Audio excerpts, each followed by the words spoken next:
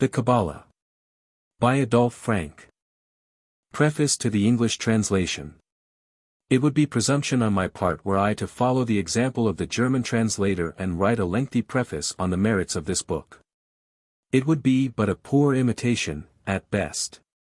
Anyone willing to take the trouble to study the biography of the author and his German translator will admit that the devotion to impassionate philosophy of the one and the intimate acquaintance with Talmudic lore and Jewish religious philosophy of the other justly grant them undisputed authority to speak on the subject treated of in this work, and entitle them to a respectful hearing by all those desiring an unalloyed exposition of the Kabbalah.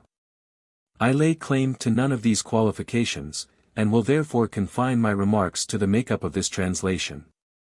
My efforts have been directed primarily to a popularization of the subject treated here, and I have therefore avoided, as much as possible, any complicated phrases or obscure expressions often met with in works treating subjects of this or similar nature.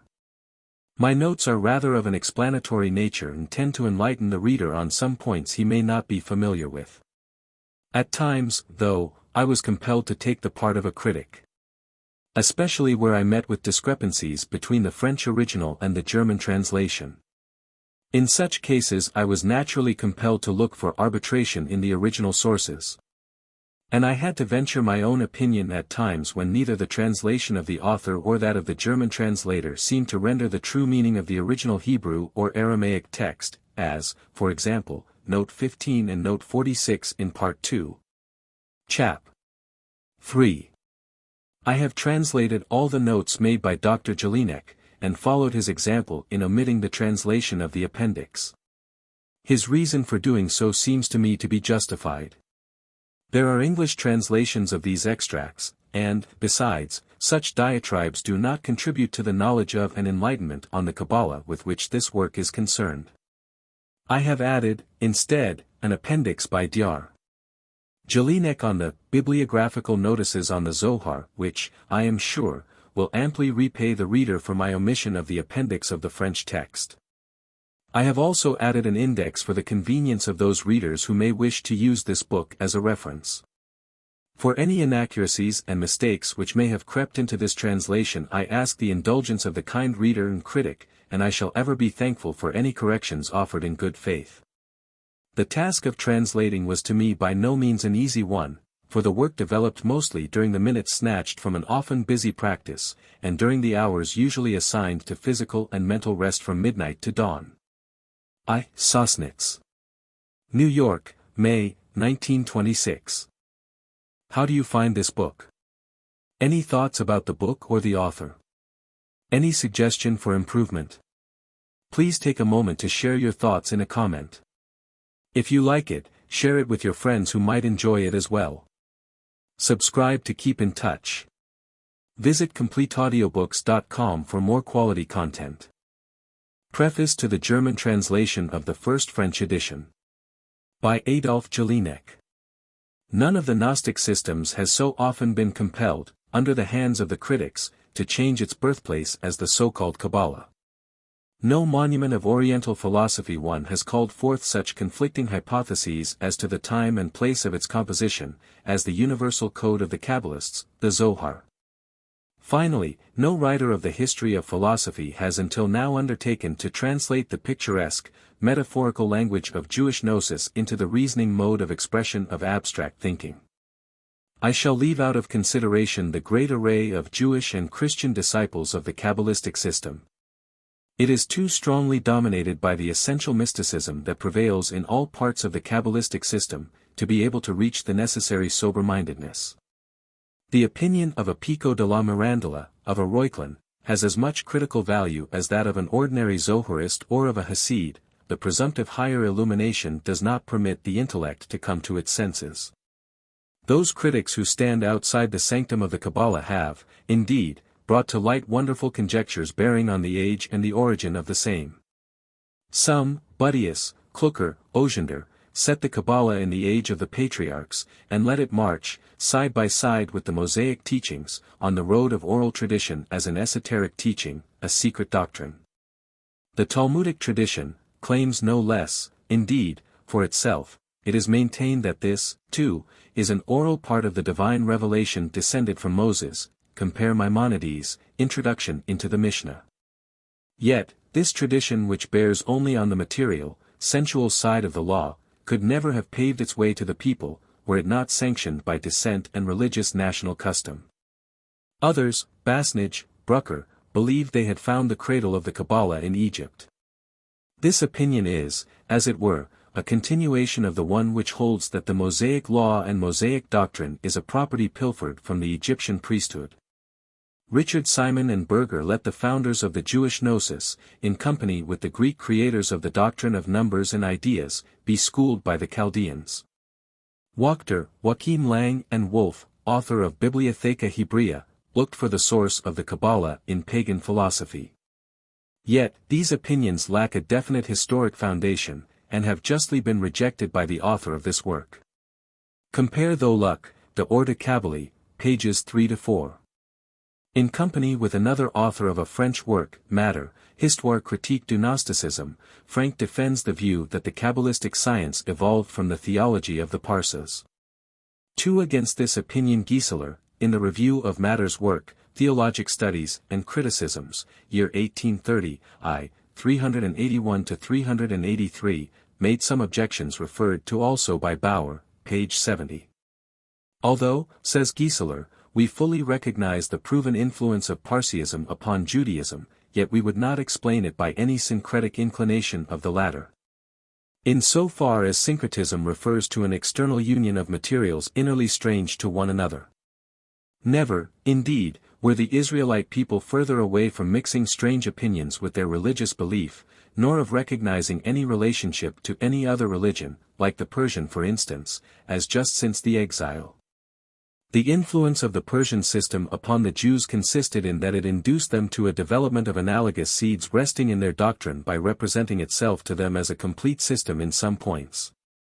At which the Persian doctrine development, unknown to them, surely helped to influence as a pattern. It is always the more developed doctrinal system which acts upon the less developed one, even when the latter places itself to the former in the most decided contrast. We first take side with Massoud against Buddius by denying the pre-Christian origin of the Kabbalistic philosophy. The exegetic quibblings which developed later into the so-called Kabbalah Symbolica are older, it is true. But we are obliged to doubt that the philosophic system of the Kabbalists originated from such early times, because neither Josephus nor Philo mention it. Because the system of Philo relates to the Kabbalistic system evidently as the earlier to the later, and because the historical traces of the Kabbalah are so very young. Accordingly, we cannot consider the Kabbalah, which, by the way, does not seem to us of such close relationship to the Zoroastrian system, as a source of the Christian Gnosis. It is indisputable that the Jews resisted the invasion of strange opinions into their religious belief, especially since the exile. Yet, it can be proven to the contrary, that they looked for and found in the Bible every wisdom otherwise unknown to them or not indicated therein by clear words. Philo endeavored to prove in the scriptures the wisdom of all peoples. The Talmudists, are Gamaliel, are Joshua ben Hananiah, are Johanan in the name of our Simeon ben Yohai, are Meir, are Joshua son of Levi, are Chia son of Aba in the name of our Johanan, Mar Sutra, Rabina, are Ashi, see Babel. Talmud, Tract. Sanhedrin, last chap, demonstrated the resurrection from the Bible, the entire line of Jewish religious philosophers, from Saadia the Fayyumite to Dr. Hirsch of Luxembourg, have piled upon the Bible strange elements in the endeavor to view it in the light of the prevailing philosophy of the times. The influence of the Persian system upon the Jews must appear further on more powerful than any other. With the first cessation of political independence of the Jewish state, with the first exile, the Jewish spirit awakened. Doubts arose, problems were created, the solution was attempted. The most important questions of the when and how of the genesis of beings, of the destiny of the universe were not satisfactorily answered by the simplicity of the Mosaic records. On the other hand, though, they clung still closer to the old belief. A new change of ideas took place in Babylon. Every conflict with previous conceptions could be avoided by the use of the Kabbalah Symbolica. And what doctrine could better be brought in accord with the Mosaic tradition than the Persian? Johansen, The Cosmogenic Views of the Hindus and Hebrews, Altona, 1833, was really in earnest when he represented the Mosaic cosmogony as a system of emanation. The Hindu designation of God before the creation of the world by Svajambhu and Tad, as given by Johansen, page 10, is, in fact, found with the Kabbalists in the explanation of the I am that I am. The Kabbalists who retained this term had to shrink from the new and dangerous ideas easily exposed to misinterpretation, and which underwent considerable modifications at his hands and under the influence of Judaism. And it is only natural that the Kabbalistic doctrine, just because it is so similar to the Persian, should have become a secret instruction, did not press itself forward, and was known to only a few during its first stage. It originated gradually, however, and stayed free of the Greek elements that influenced Philo. With reference to the not very clear relationship of the Kabbalah to Parsiism, this counts as a merit of the Kabbalistic system. The Kabbalah is not a copy of Zoroastrianism as Mr. Matter maintains but rather an evolution of the latter connected with various modifications. The question of the origin and age of the Kabbalah is most closely connected with the inquiry as to the time and place of the composition of the Zohar. This question does not seem to us to have been sufficiently answered. The Zohar, in its entire range, contains no less than an uniform system. 3 repetitions are often found there, passages are met with which have been borrowed from the Talmud and Midrash, the language is of various coloring. 4. And because the system developed gradually, there must of necessity be found therein graduations. From the Zohar, then, we are to be shown what doctrines formed its original elements, how it developed under the hands of various teachers. What elements of other writings are found therein, in short, a criticism of the entire Zohar according to its individual passages would have to be given. This we shall attempt in a future work, The Composition of the Zohar.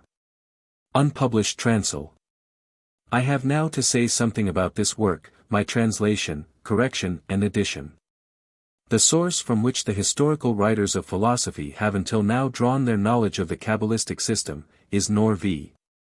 Rosenrotha's Kabbalah Denudata. From this rich and voluminous work, though, as Molitor, The Philosophy of History, 2:9, judges, the reader will get only a hazy inkling but not a clear and distinct conception of the Kabbalah. The real philosophic value of the Kabbalah is, on the whole, neglected in Rosenrotha's work. Molitor's erudite work, Philosophy of History or On the Tradition, does not contain, as yet, in the 3 volumes which have appeared at this writing, an objective representation of the Kabbalistic system.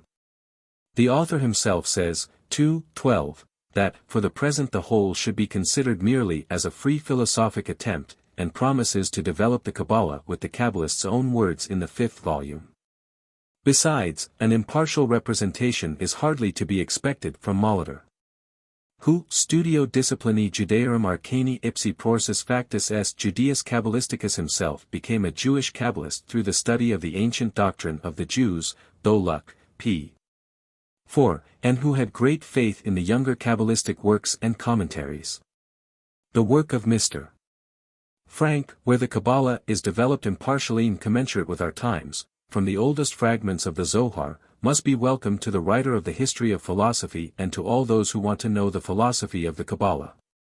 The investigation on the age of the Kabbalah, the authenticity of the Kabbalistic main works, as well as the investigation on the relationship of the Kabbalistic system to other systems of philosophy and religion, is also given here for the first time in detail and complete. In the translation of the French original I have endeavored to render its contents faithfully. The translated passages from the Sepher Yetzirah, the Zohar and the Talmud and the New Hebraic works I have always compared with the originals. The Spanish quotations from Jacob Abendana's translation of the Kuzari by Judah Halevi, as well as the Appendix, have been omitted. The first ones are of no use to the German reader, the latter contains only a translation of Solomon Maimon's report on the sect of the Hasidim, see Maimon's biography, Part 1, ch.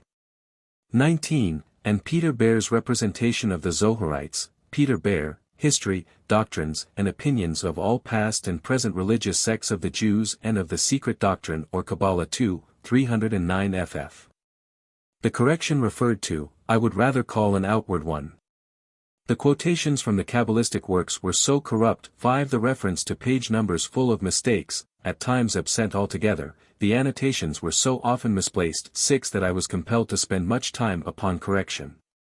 Believe me, it is only necessary to look at the folio volume of the Zohar, edition Sulzbach, to see that it is no small trouble and loss of time to look there for a given passage. Yet, in carefully comparing the translation with the original, other corrections will be found which I have not expressly indicated by a footnote. Thus, for example, there is nothing more contrary to the spirit of Kabbalism than to translate with law, loy. To the allegoric method of the Kabbalah even the law is so familiar as to lose its inherent rigidity. The annotations and the appendix make up the addition. For the completion of the biographic notes on the Zohar, I have made use, besides the Kabbalah Denudata, also of Die Gottesdienstliche Vorträge der Juden, Devotional Sermons of the Jews, by Zunes, the book by Mosahaji, and the 7th volume of the New Hebrew Annual.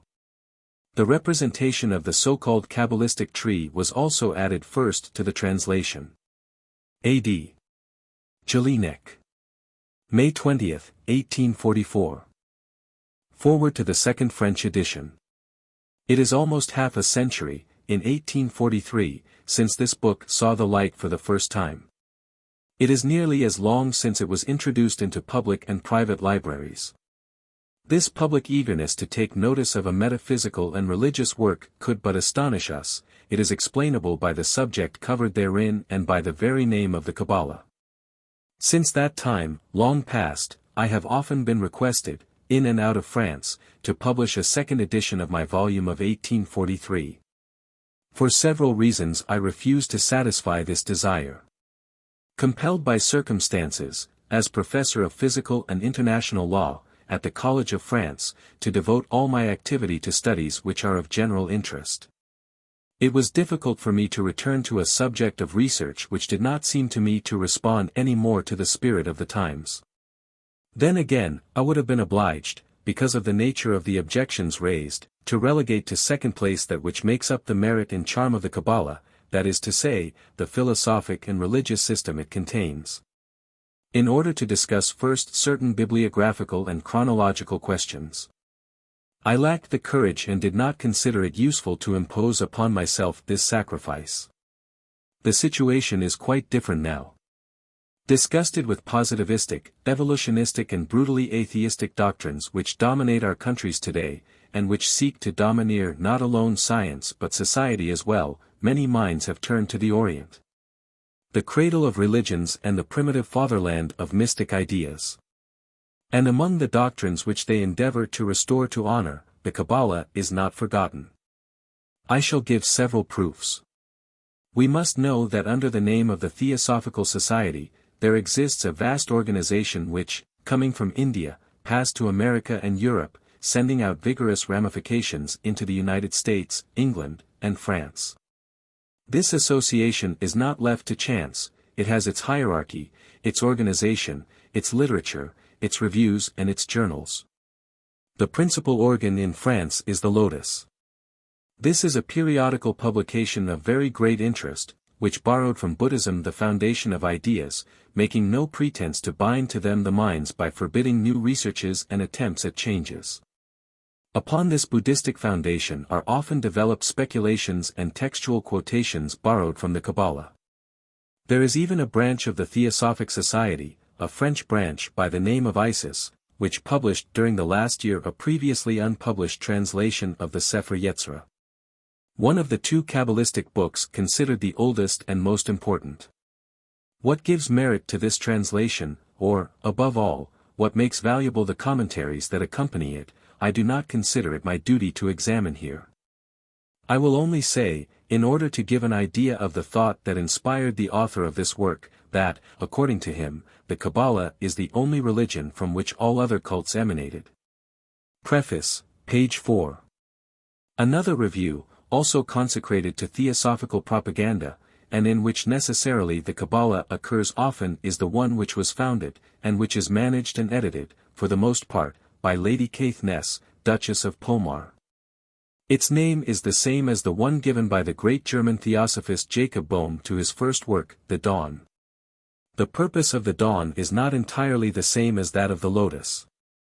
Buddhism does not hold their first rank to the detriment of Christianity, but with the aid of an esoteric interpretation of sacred texts, the two religions are brought in accord and presented as the common source of all other religions. This esoteric interpretation is surely one of the principal elements of the Kabbalah, but this also is made to contribute in a direct manner, under the name of Semitic theosophy. I do not undertake to guarantee the correctness with which it is expounded. I limit myself to point out the lively preoccupation of which it is the object in the very curious work of the Duchess of Pomar. Why not speak also of the magazine Initiation, although it is no more than 4 months in existence?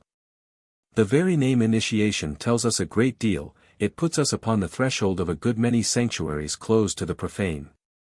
And this young review, which, in fact, bears upon its cover the title, Philosophic and Independent Review of the Higher Studies, is dedicated exclusively to science, or, at least to matters of research, to subjects of curiosity and conjectures. Suspected most in the eyes of established science and even in the eyes of that public opinion which passes as an organ of common sense. Among these figure, in a general manner, theosophy, occult sciences, hypnotism, Freemasonry, alchemy, astrology, animal magnetism, physiognomy, spiritualism, etc., etc.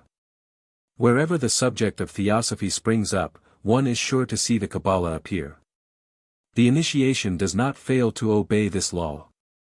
The Kabbalah, the sacred Kabbalah, as she calls it, is dear to her. She appeals often to its authority. But one notices, particularly in its second number, an article from the pen of Mr. René Cale, on the Kingdom of God, by Albert Jowney, where the doctrine of the Zohar, the most important of the two Kabbalistic works, serves as basis to a Christian Kabbalah formed from the ideas of St. Martin, styled the unknown philosopher, the unconscious renovator of the doctrine of origins. That which Abbot Roca proposes in one of the first numbers of the Lotus is also a Christian Kabbalah. I shall be permitted also not to pass entirely in silence the Swedenborgian journals which appeared lately in and out of France, especially the General Philosophy of the Students of Swedenborg's books. 7. But the Church of Swedenborg, or the New Jerusalem, although represented by its adepts as one of the most important forms of theosophy, can surely not join the Kabbalah simply because it leans upon an esoteric interpretation of sacred books. The results of this interpretation and the personal visions of the Swedish prophet resemble but little, barring a few exceptions, the teachings contained in the Kabbalistic books the Zohar and the Sepher Yetzirah. I shall rather stop to consider a recent work of great erudition, a doctor's thesis presented not long ago to the Faculty of Sciences of Paris, which did not receive the measure of attention of which it is worthy, Essay on Egyptian Gnosticism. Its Development and its Egyptian Origin, by M. E. Amelino, Paris, 1887. This dissertation, written for an entirely different purpose, demolishes entirely the criticism which sees in the Kabbalah nothing but fraud hatched in the head of some obscure rabbi of the 13th century and continued after him by unintelligent and unscientific imitators. Amelino discovers for us in the fathers of Gnosticism, who were absolutely unknown in the 13th century, mainly in Saturninus and Valentine, a system of theogony and of cosmogony identical to the one of the Zohar. And not only are the ideas alike, but the symbolical form of language and the manner of argumentation are also the same. 8. In the same year in which Mr. Amelino, by his doctor's thesis, delivered at Sorbonne, avenged the Zohar from the attacks delivered against it by the skepticism of our times, another German scholar, Mr. Epstein, restored to the Sepher Yetzirah, also a target for the objections of modern criticism, a part at least of its great antiquity. Although he does not permit it to go back to Akiba, and still less to the patriarch Abraham, he establishes, at least, through decisive reasoning, that it is not any later than the 4th century of our era. 9. This is something already.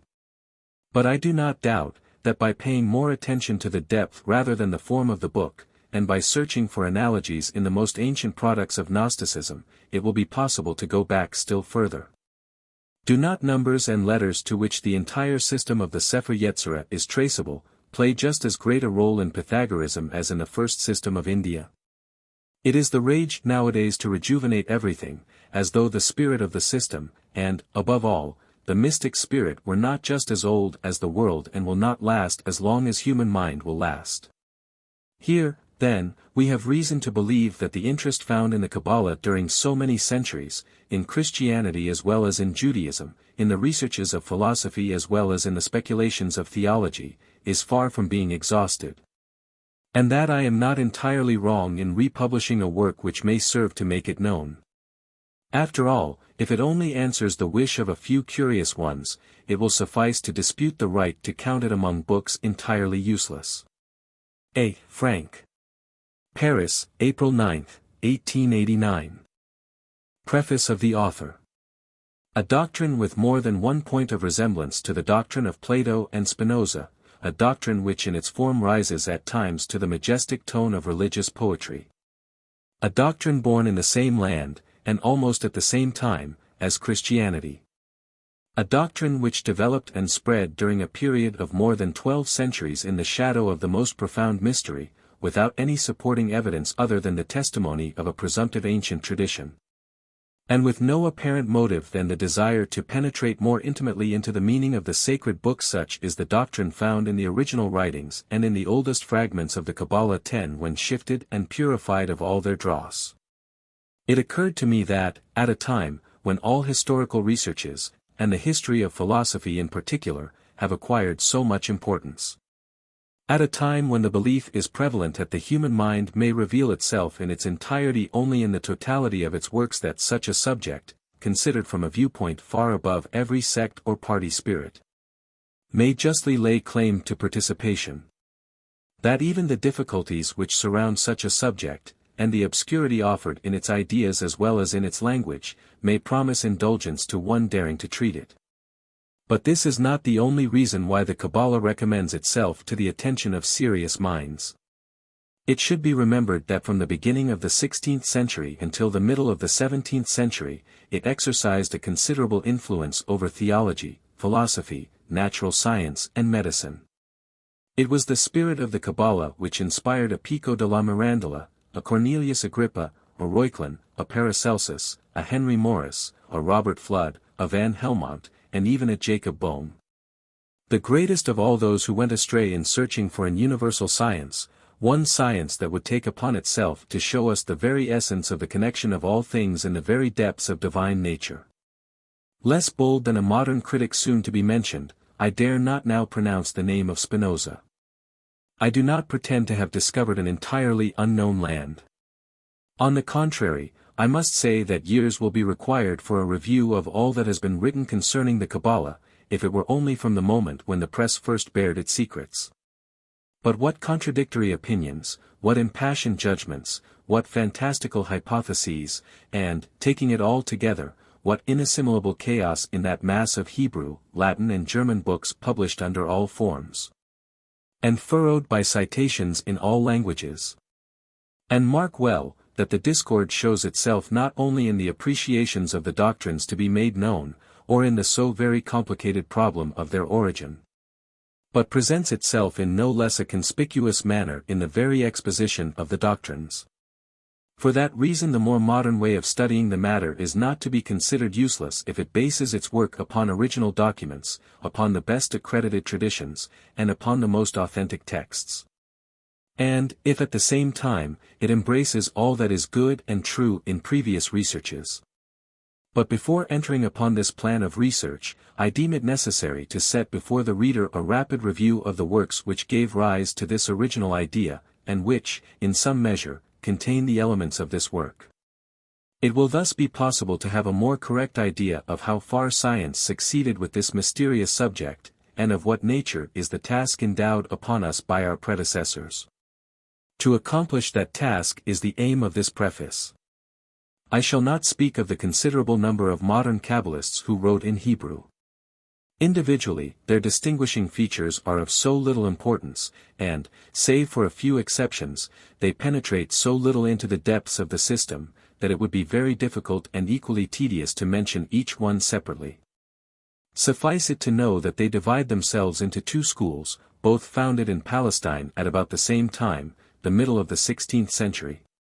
One was founded by Moses Cordero, 11, the other by Isaac Luria, 12, who was regarded by a few Jews as the forerunner of Messiah. Notwithstanding the superstitious veneration which these two instilled into their students, both were but commentators who lacked the gift of originality. Cordero, at least, kept close to the meaning of the original writings, although not entering deeply into their spirit. While Luria almost always deviated from the true text in order to give free rein to his reveries which, in reality, were dreams of a diseased mind. Igri son mia vana. I need not say which of the two I have consulted most frequently. But I cannot refrain from remarking that the prevailing opinion places more importance with the latter. I shall set aside those writers who made but a passing mention of the Kabbalah, writers like Richard Simon, 13 Burnett, archaeologic philosophe. Ch4, and Huttingen, 14, or those who, confining their researches to biography, bibliography and history proper, do no more than indicate the sources where to look, as, for instance, to Wolff, 15, to Basnage, 16, and to Bartolacci. 17. In a word, to writers who are content to sum up, sometimes to repeat what others have said. To the latter class belong, as far as our subject is concerned, the authors of the Introduction to the Philosophy of the Hebrews, 18, and the modern historians of philosophy who more or less copied Brucker. As Brucker himself put under contribution the more Neoplatonic and Arabic than the Kabbalistic dissertations of the Spanish Rabbi Abraham Cohen Herrera.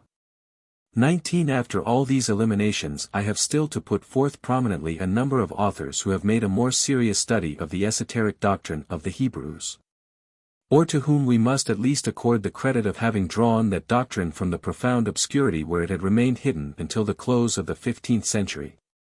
The first who revealed to Christian Europe the name and the existence of the Kabbalah, was a man who, despite the deviations of his ardent imagination, despite the dashing ardor of his enthusiastic mind, and perhaps even because of the force of these brilliant defects, gave vigorous impulsion to the ideas of his century, we mean Raymond Lullis, Raymundus Lullis.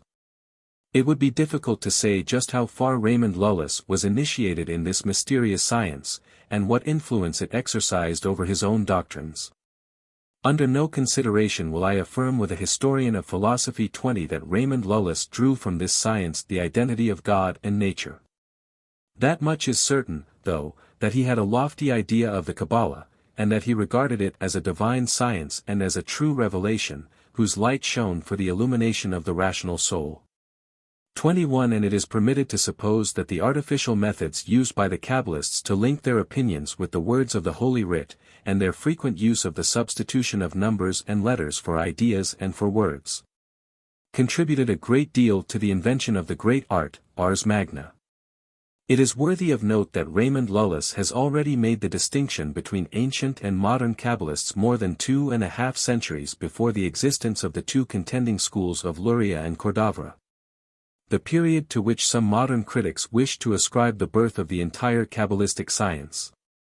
22.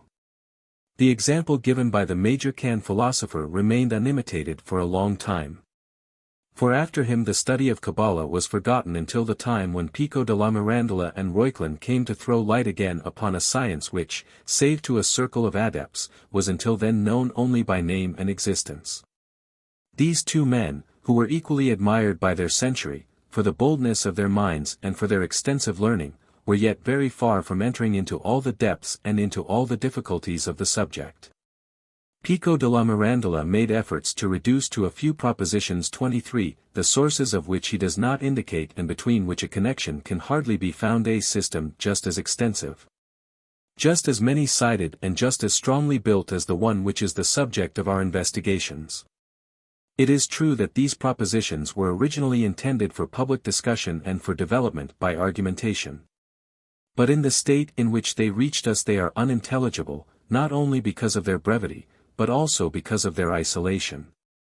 And it is surely not in a few far-fetched digressions, scattered haphazardly through works of the most diverse character, that one would hope to find the unity, the development or the proofs of truth which we have a right to demand from a work of such importance. The other one was not carried so far away by his imagination, he was more systematic and more lucid, but he was less learned and, unfortunately, had not the gift of drawing from the richest sources which were most worthy of his confidence. No more than the Italian author who, though born after him, was in advance of him on this road 24 did Reuchlin cite his authorities. But it is easy to recognize in him the scant critical spirit of Joseph of Castile 25 and not of the spurious Abraham ben Dior 26, a commentator of the 14th century, who mingled Aristotelian ideas and all that he knew of the Greek traditions as interpreted by the Arabians, with his Kabbalistic knowledge. Besides, the dramatic form adapted by Reuchlin is neither precise nor serious enough for such a subject. And it is not without vexation that one sees him graze the most important questions in order to establish, by means of a few indefinite analogies, an imaginary affiliation between the Kabbalah and the doctrine of Pythagoras. Reuchlin contended that the founder of the Italian school was a disciple of the Kabbalists, to whom he owed not only the foundation but also the symbolical form of his system as well as the traditional character of his teachings. Whence arise those subtleties and perversions which equally disfigure the two orders of ideas that one endeavors to mingle. Of the two works which have established Reuchlin's fame, only one, De Arte Kabbalistica, published in Haguenau, 1517, folios, contains an ordered exposition of the esoteric doctrine of the Hebrews, the other, De Verbo Mirifico, which, in fact, was the first published 27 is only an introduction to the first volume. This introduction, however, is conceived from a personal viewpoint, although it appears to be a simple development of a more ancient idea. It is in this book that the author, under pretense of defining the names consecrated to God, gives free course to his mystical and venturesome spirit. It is there that he makes efforts to prove in a general manner, that all religious philosophy, whether of Greece or of the Orient, originated in the Hebrew books. And it is here that he lays the foundation for that which later on is called the Christian Kabbalah.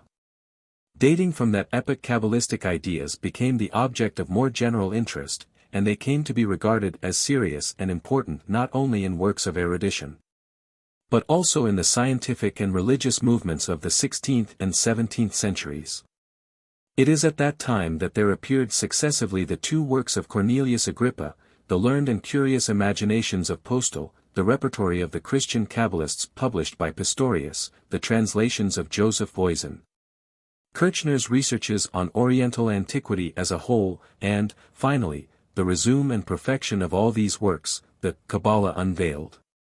In Cornelius Agrippa we find a dual personality, one, the author of De Occulta Philosophia, published in Cologne in 1533 and 1531, the enthusiastic defender of all the reveries of mysticism, the impassionate adept of all the fantastic arts. And the other, the discouraged skeptic who deplores the uncertainty and the vanity of the sciences. 28 It is certainly not the first personality, as one might suppose, which rendered the most service to the study of the Kabbalah. On the contrary, by losing sight of the metaphysical side of the system, i.e., of its very essence and real source, and by adhering solely to its mystic form, developing the latter to its ultimate consequences astrology and magic, he contributed not a little in turning away from the Kabbalah the grave and serious minds.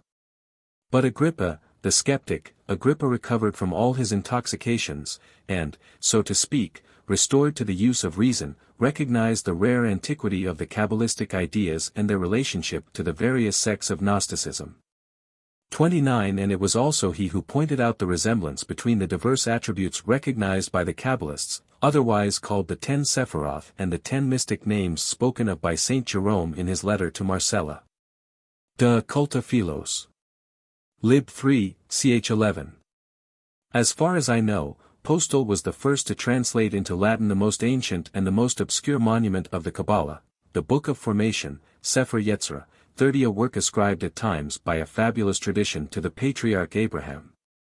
At times even to Adam himself. As far as can be judged from this translation, which is as obscure as its text, it appears to us in general to be faithful. But nothing useful can be gathered from the commentaries which follow the text and in which the author, simulating the apostle of some new religion, uses his wealth of erudition to justify the deviations of an unruly imagination. Postal is also credited with an unpublished translation of the Zohar which we have searched for in vain among the manuscripts of the Royal Library. Pistorius has set for himself a more useful and a more modest aim. He endeavored to unite in one single collection all the writings published on the Kabbalah or imbued with its spirit, but for unknown reasons he stopped his work when it was but half done. Of the two enormous volumes which were originally to comprise the work, one was devoted to all the Kabbalistic books written in Hebrew, and, consequently, under the influence of Judaism.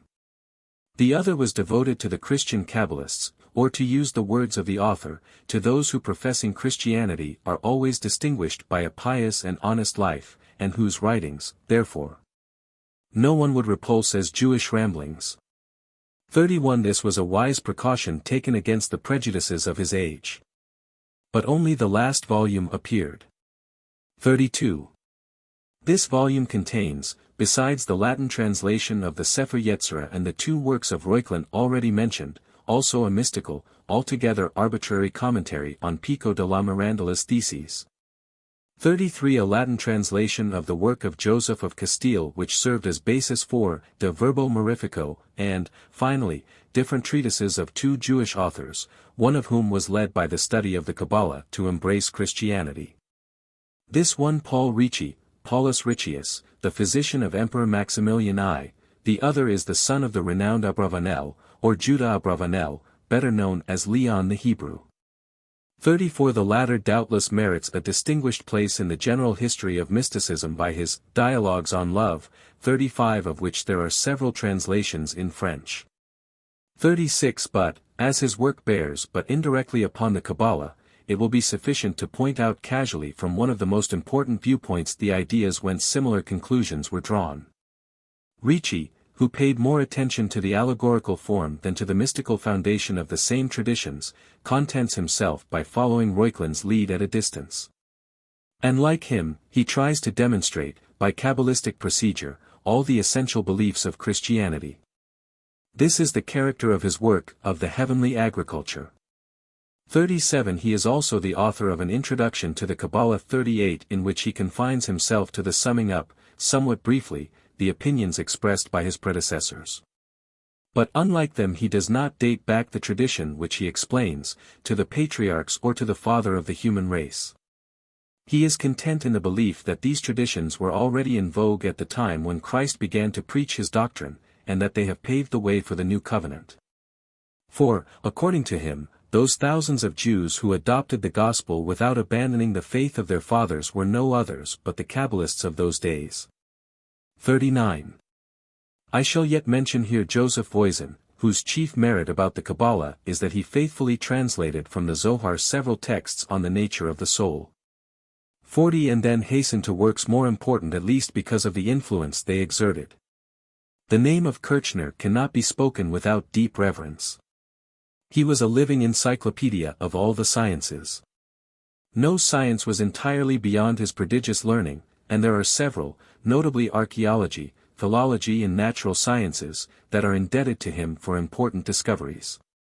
But it is also known that this remarkable scholar did not shine through those qualities which go to make up the critic and the philosopher, and that at times he exhibits even uncommon credulity. Such is the character he shows all through his exposition of the doctrines of the Kabbalists. 41 Thus, he does not doubt for a moment that the Kabbalah was first brought to Egypt by the patriarch Abraham, and that from Egypt it spread gradually through the remainder of the Orient, mingling with all the religions and all the systems of philosophy. But, while conceding this imaginary authority and this fabulous antiquity, he despoils the work of its real merits. The profound and original ideas, the bold creeds the Kabbalah contains, and the striking views it darts into the foundations of every religion and morality, escape entirely his feeble perception, which is struck only by the symbolical forms, the use and misuse of which seem to exist in the very nature of mysticism. The Kabbalah exists for him only in this gross envelope with its thousands of combinations of numbers and letters, its arbitrary ciphers, and, finally, its more or less fantastic procedure by means of which it forces the sacred script to lend such meaning as to find access to minds rebellious to all authority save the Bible. The facts and the texts which I have brought together in this volume aim to destroy this strange point of view and, therefore, I shall not dwell upon it any longer. I will say only that Kirchner, just like Reuchlin and Pico della Mirandola, knew but the works of the modern Kabbalists, the majority of whom halted midway on the road to wisdom at the dead letter and senseless symbols. On the subject occupying us, there is today no work more complete, more exact and more worthy of respect due to much labor and sacrifice, than that of Baron of Rosenroth or The Kabbalah Unveiled. 42 There are precious texts in that book which are accompanied by generally faithful translations, among them the most ancient fragments of the Zohar, the most important work of the Kabbalah. And where there are no texts it gives extensive analyses and very detailed tables. It contains also either numerous extracts or entire treatises from modern Kabbalists, a kind of dictionary which prepares us more for the knowledge of things than of words. And, finally, under pretext, and perhaps in the sincere hope of converting the adepts of the Kabbalah to Christianity, the author collected all the passages of the New Testament which show any resemblance to their doctrine. Yet, there must be no illusion as to the character of this great work. Like its predecessors it does not throw any more light on the origin, the transmission or the authenticity of the most ancient monuments of the Kabbalah. In vain, too, will one look there for a regularly ordered and complete exposition of the Kabbalistic system. It contains only such material which, perforce, must enter into a work of this nature. And, even when considered from this single point of view, it is not beyond the lash of criticism. Although much too severe in some of his expressions, Buddy was not unjust when he said, "It is an obscure and confused work in which the necessary and the unnecessary, the useful and the superfluous, are thrown together pell-mell in the same chaos." 43. With a better choice, his work might have been richer and less extensive. In fact, why did he not leave the dreams of Henry Morris, which have nothing in common with the mystic theology of the Hebrews, in their proper place, that is in the collected works of this author? And I would say the same of the pretended Kabbalistic work of Herrera. This Spanish rabbi, remarkable for his philosophical erudition, was not content to substitute the modern traditions of the school of Isaac Luria 44 for the true principles of the Kabbalah. But he found also the secret of disfiguring these principles by mingling with them the ideas of Plato, Aristotle, Plotinus, Avicenna and Pico della Mirandola, in short, all that he knew of the Greek and Arabian philosophy. Modern historians of philosophy have taken chiefly Herrera for their guide in the interpretations of the Kabbalah, probably because of the didactic order of his dissertations and the precision of his language. And as such a guide has been accepted, no wonder that quite recent origin has been ascribed to this science, or that it was looked upon as a faint imitation, a badly disguised plagiarism of the other well-known systems. Finally, since the author of the Kabbalah Denudata was not willing to adhere to the most ancient sources and to acquaint us through more numerous quotations with the originality and interesting facts hidden in the Zohar. Why this predilection for the commentaries of Isaac Luria, which no one in possession of his reason can stand reading? Would not the sacrifices and the laborious vigils which, by the author's own avowals, it cost him to bring to light those sterile chimeras, have been better employed upon the long chain of Kabbalists still too little known, beginning at Saadia around the 10th century, and ending with the 13th century at Nachmanides? In this way, by including all the traditions composing the Zohar, we would have had before our eyes the entire chain of Kabbalistic traditions, starting with the moment when they were first written down until the point when their secret was completely violated by Moses de Leon. 45 Had this task been too difficult, it would, at least, have been possible to have devoted some space to the esteemed works of Nachmanides. 46 The defender of the celebrated Moses Hen Maimon, and whose Kabbalistic knowledge inspired admiration so intense that it was said to have been brought to him by the prophet Elijah from heaven. Despite its gaps and its numerous imperfections, Rosenrotha's conscientious labor will stand forever as a monument of patience and erudition, and it will be consulted by all who will want to know the products of thought among the Jews, or by those who wish to observe mysticism in all its forms and in all its results. It is owing to his deeper knowledge of the Kabbalah, that this doctrine has ceased to be studied exclusively either as an instrument of conversion or as an occult science. It has taken a place in philosophical and philological research, in the general history of philosophy and in rational theology, which has attempted by its light to expound some of the difficult passages of the New Testament. The first whom we see taking this direction is George Wachter, theologian and distinguished philosopher, who, because of the independence of his mind, was falsely accused of Spinozaism. And who was the author of an attempt to reconcile the two sciences to which he had consecrated equal devotion. 47 Wachter's attention was first turned to the Kabbalah in this way. A Protestant of the Confession of Augsburg, seduced by this system to which he was otherwise a stranger, converted himself publicly to Judaism. Discarded his real name, Johann Peter Spieth, and took the name of Moses Germanus. He foolishly challenged Wachter to imitate him and engaged with him in a correspondence from which sprang a little book entitled Spinozaism in Judaism. Amsterdam, 1699, 12 mo, in German. The book does not throw much light upon the nature or upon the origin of the Kabbalistic ideas, but it raises a question of the highest interest: was Spinoza initiated in the Kabbalah, and what influence did this doctrine exert upon his system? Until then it was the almost general opinion among scholars that there is quite a close affinity between the most important points of the science of the Kabbalists and the fundamental dogmas of the Christian religion. Wachter undertook to demonstrate that these two orders of ideas are separated by an abyss.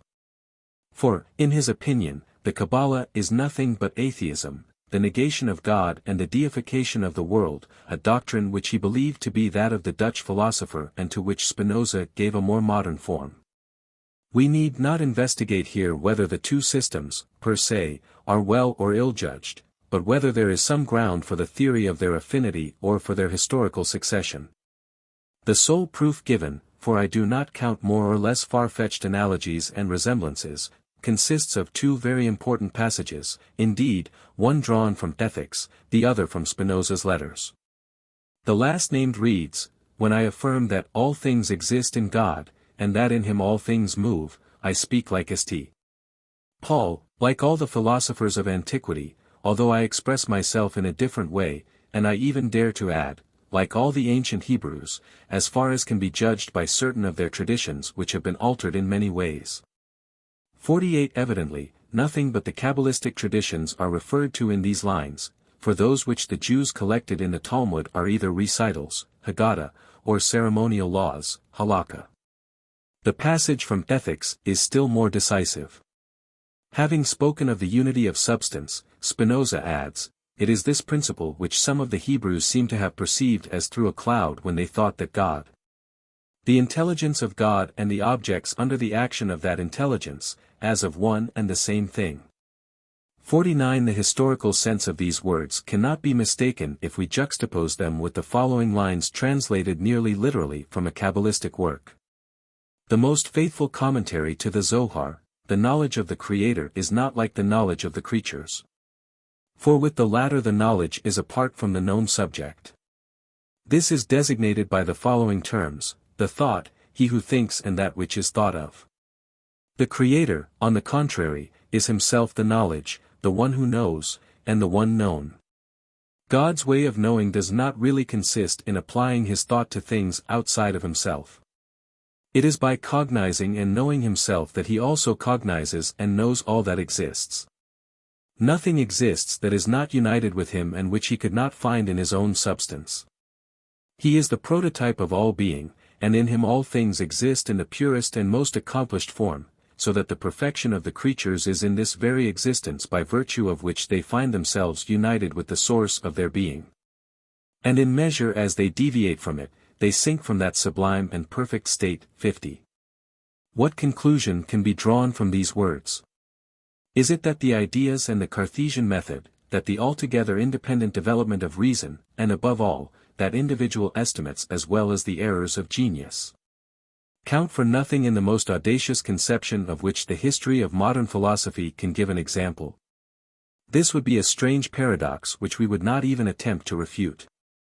Moreover, it is easy to see by the very citations given as authority, that Spinoza had but a very summary and uncertain idea of the Kabbalah, the importance of which he could have recognized only after the creation of his own system.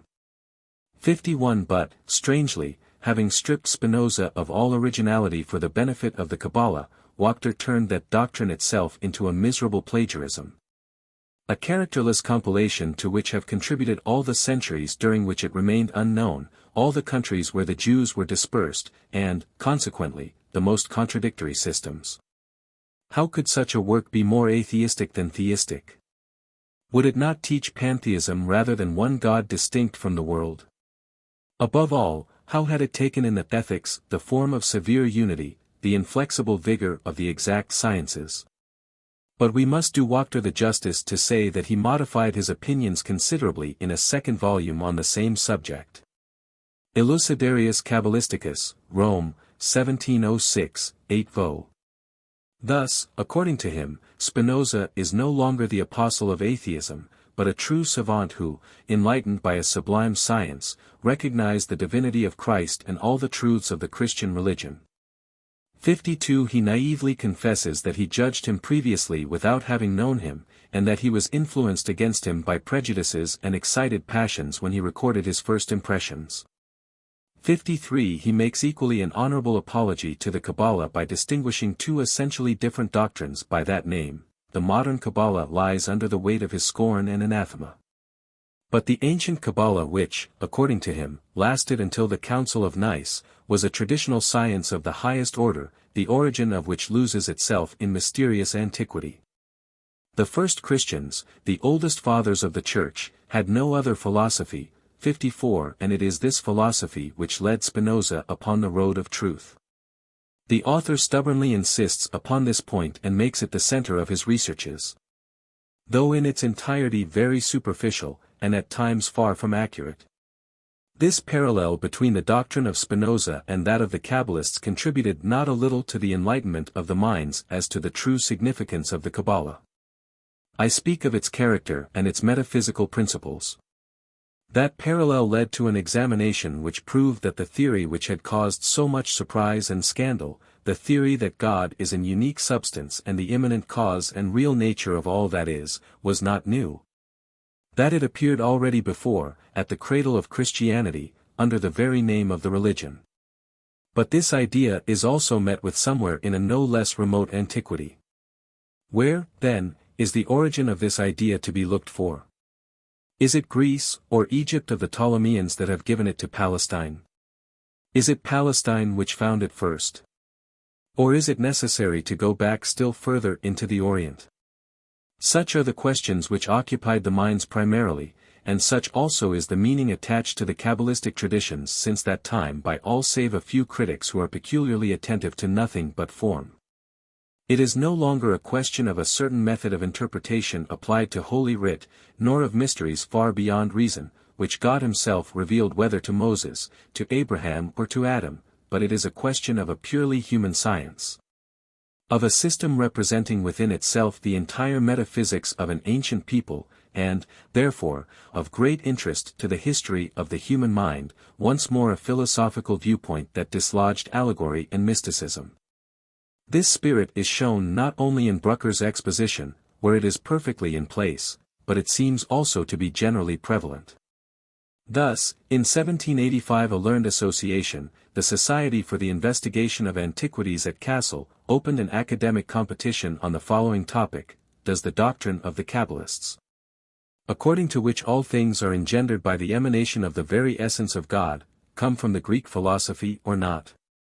Unfortunately, the answer was much less sensible than the question. The work which carried off the prize, very little known and not deserving to be known, certainly does not cast any new light upon the very nature of the Kabbalah and what concerns the origin of this system. It contents itself with reproducing the most defaced fables.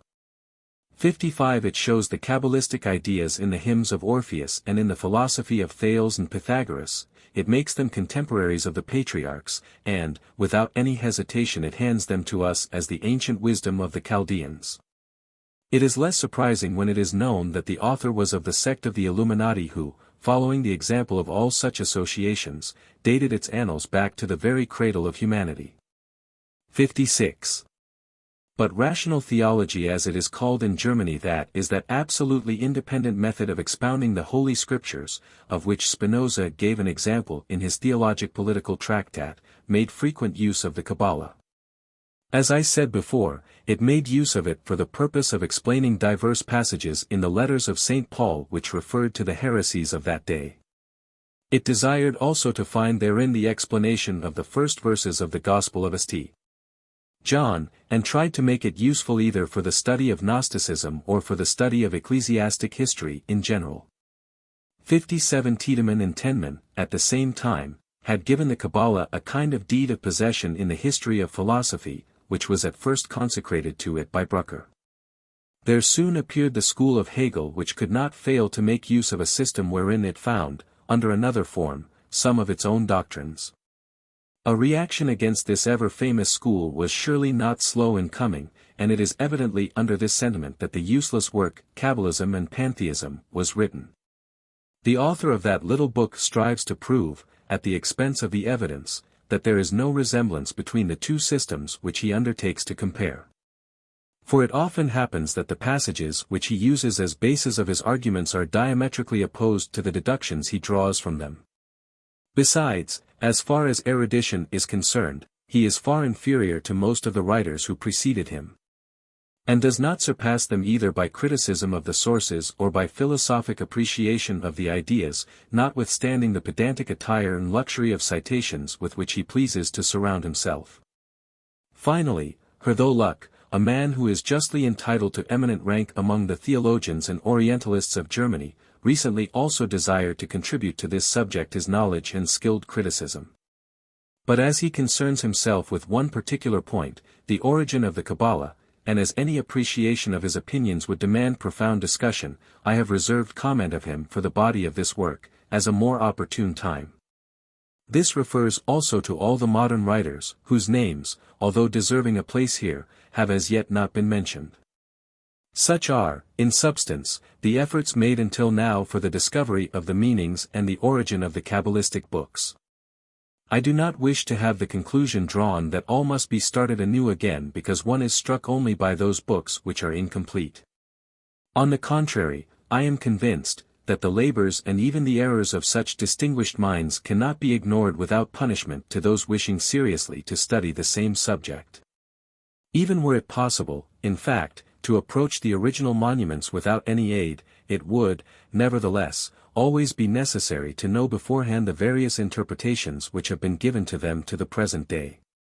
For each one of these correspond to a viewpoint well founded in itself, but which becomes faulty when one sticks to it exclusively. Thus has the Kabbalah to corroborate what has just been said and to sum up briefly the foregoing been accepted by some who had in view only its allegorical form and mystical character, with mystic enthusiasm as an anticipated revelation of Christian dogmas. Others took it as an occult art, struck by the strange figure, the queer formulas under which it loves to hide its real intention, and by the relations it incessantly establishes between man and all parts of the universe. Others, finally, took hold above all of its metaphysical principles and tried to find therein an antecedent, either honorable or dishonorable, of the philosophy of their times. It is easy to understand that with partial and incomplete studies governed by various prejudices, one can find all this in the Kabbalah without necessarily contradicting the facts. But, in order to have an exact idea and to find the place which it really holds among works of intelligence, it should be studied neither in the interest of a system, nor in the interest of a religious belief. On the contrary, one will endeavor for the sake of truth only, to furnish to the general history of human thought some elements as yet too little known. This is the aim I desire to reach in the following work, for which I spared neither time nor research. A.D. Franck. Introduction. Although one finds in the Kabbalah a complete system on things of a moral and spiritual order, yet it cannot be considered either as a philosophy or as a religion. I mean to say, it rests, apparently at least, neither upon reason nor upon inspiration or authority. Like most of the systems of the Middle Ages, it is the fruit of the union of these two intellectual powers. Essentially different from religious belief, under the power, and one can say, under the protection of which, it was born, it introduced itself, thanks to peculiar forms and processes, unnoticed into the minds.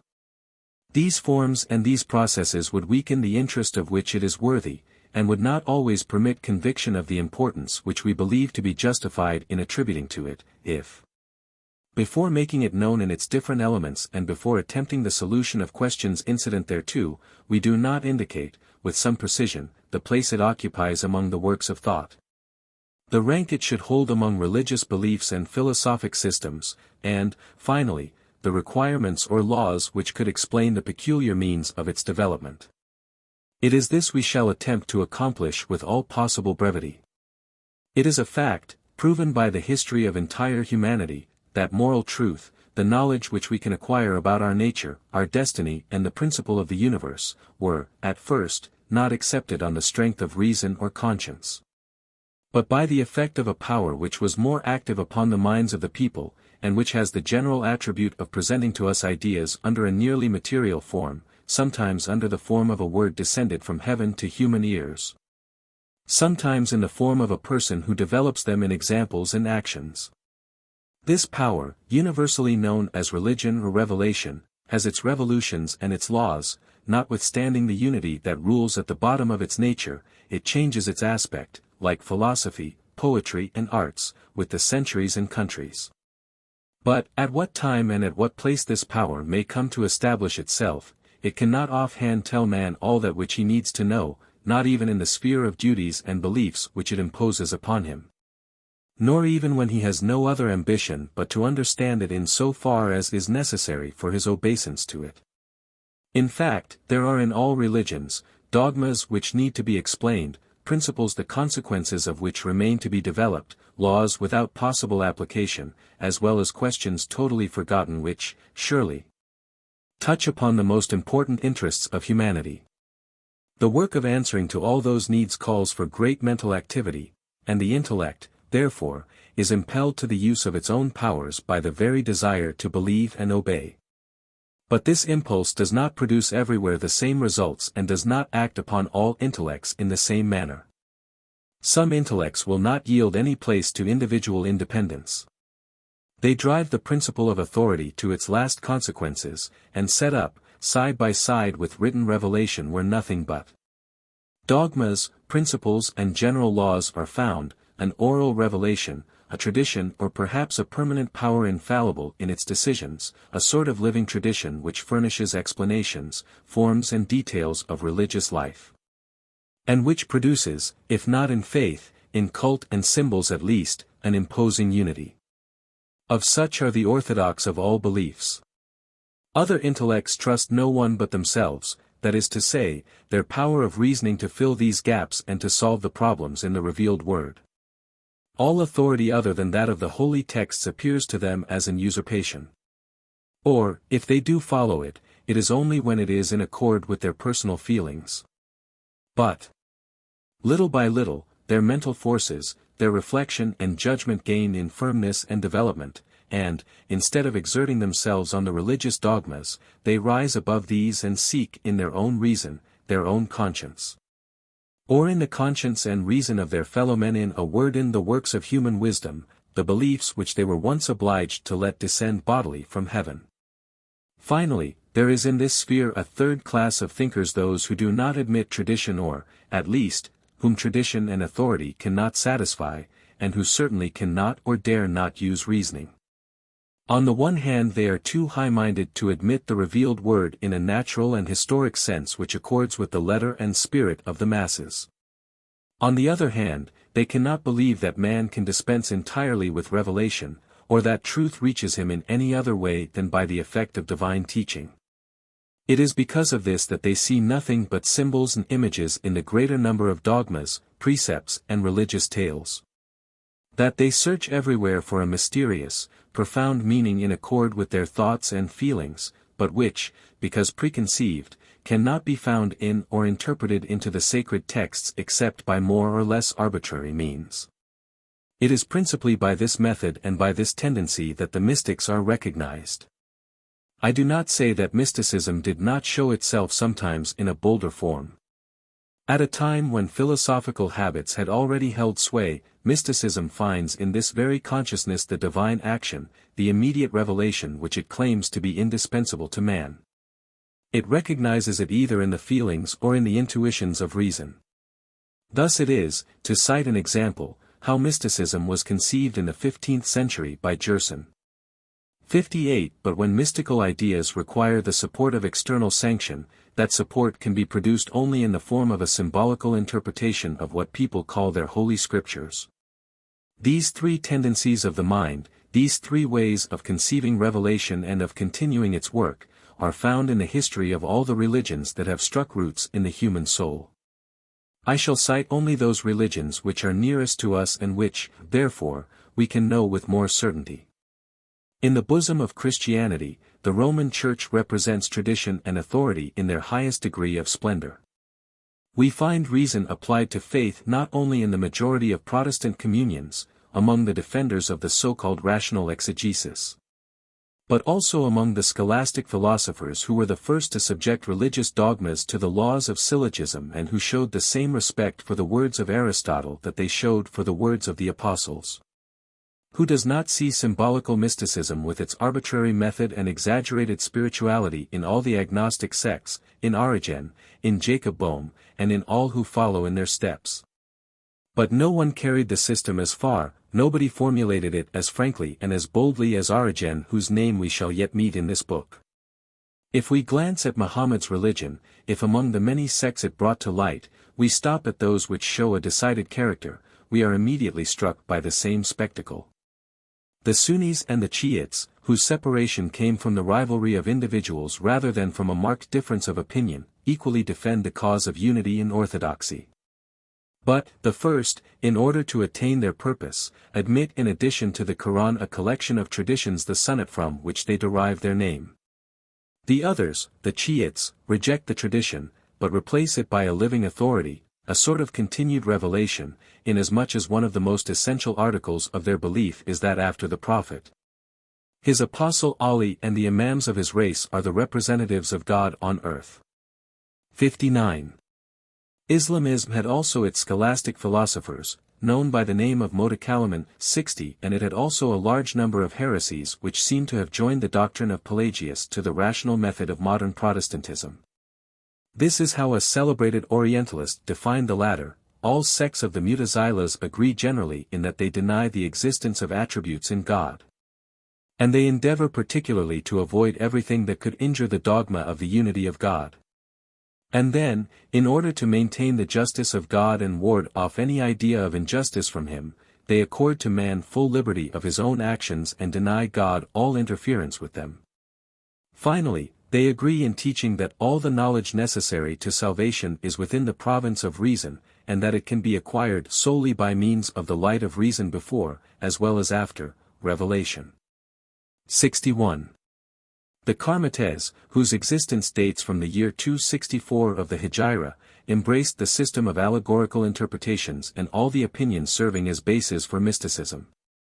If we are to believe the author already quoted, who does nothing more than translate the words of an Arabian historian, they called their doctrine the science of the inner faculties, and which consists in turning the precepts of Islamism into allegories and in substituting things founded on imagination for external observance, as well as allegorizing verses of the Quran and giving them forced interpretations. There is more than one point of resemblance between this doctrine and the doctrine which we aim to make acquaintance with. 62. Finally we come to Judaism, from whose breast, nourished by its spirit and its essence, sprang the two rival creeds already cited. We have intentionally reserved the last place for Judaism, because it leads us naturally to our subject. Besides the Bible, Orthodox Jews recognize traditions which receive from them the same respect as the precepts of the Pentateuch. At first transmitted from mouth to mouth and scattered everywhere, then collected and edited by Judah the Holy 63 under the name of Mishnah.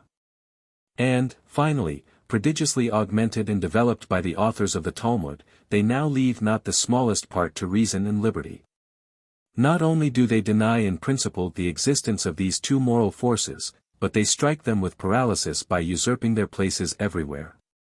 They cover all actions from the expression of exalted moral and religious feeling to the vilest functions of animal life. They have counted, regulated and weighed everything in advance. It is despotism of every day and of every instant against which one is inevitably compelled to fight with trickery if he does not want to substitute a higher authority in its place.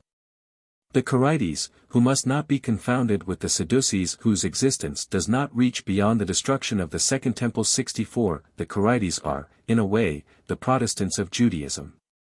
They reject, apparently, the tradition and pretend to recognize nothing but the Bible, I mean the Old Testament, for the explanation of which reason seems to them to be sufficient.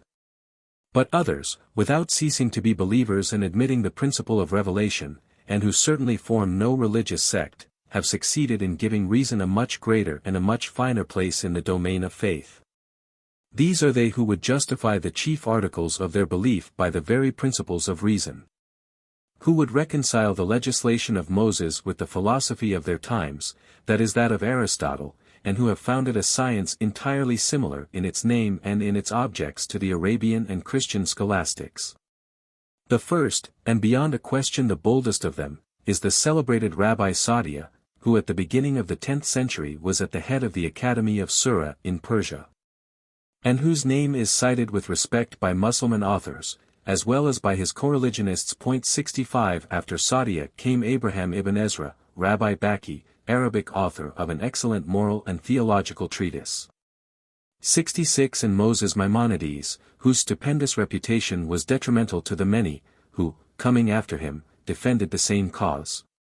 Those among the Jews who saw in the law only a gross exterior under which was hidden a mysterious meaning, much higher than the historical, literal meaning, divided themselves into two classes.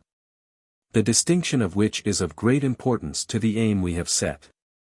To one class, the inner, spiritual meaning of the scriptures was a philosophical system somewhat favorable, it is true, to mystic exaltation, but drawn from a source entirely foreign. It was, in short, Plato's doctrine a little exaggerated, as it was later on in the school of Plotinus, and mingled with ideas of Oriental origin. This is the character of Philo and all those who are customarily called Hellenizing Jews, because, mixed among the Greeks of Alexandria, they borrowed from the latter their language, their civilization, and such of their philosophic systems as could best reconcile with the monotheism and religious legislation of Moses. 67. The others obeyed the impulse of their intelligence only. The ideas they introduced into the sacred books, in order to make it appear that they had found them there, and then to pass them on in the shadow of mystery, it is true, and under the protection of revelation, these ideas are entirely their own, and constitute a system truly original and truly grand which resembles any other system, whether philosophical or religious, only in that it comes from the same source, in that it was called forth by the same causes, in that it responds to the same needs, in short, in that it rests upon the general laws of the human mind. These are the Kabbalists 68 whose opinions must be drawn from original sources to be known and justly appreciated, because, later, cultured minds supposed that they honored them by mixing them with the ideas of the Greeks and Arabians. Those, who through superstition remained strangers to the civilization of their times, gradually abandoned the deep speculations of which they were the result, and conserved only the very gross means originally designed to disguise their boldness and depth. First of all we shall try to determine near what time we find the Kabbalah fully formed, in what books it was preserved for us, how these books were formed and transmitted to us, and, finally, what foundation we can lay upon its authenticity.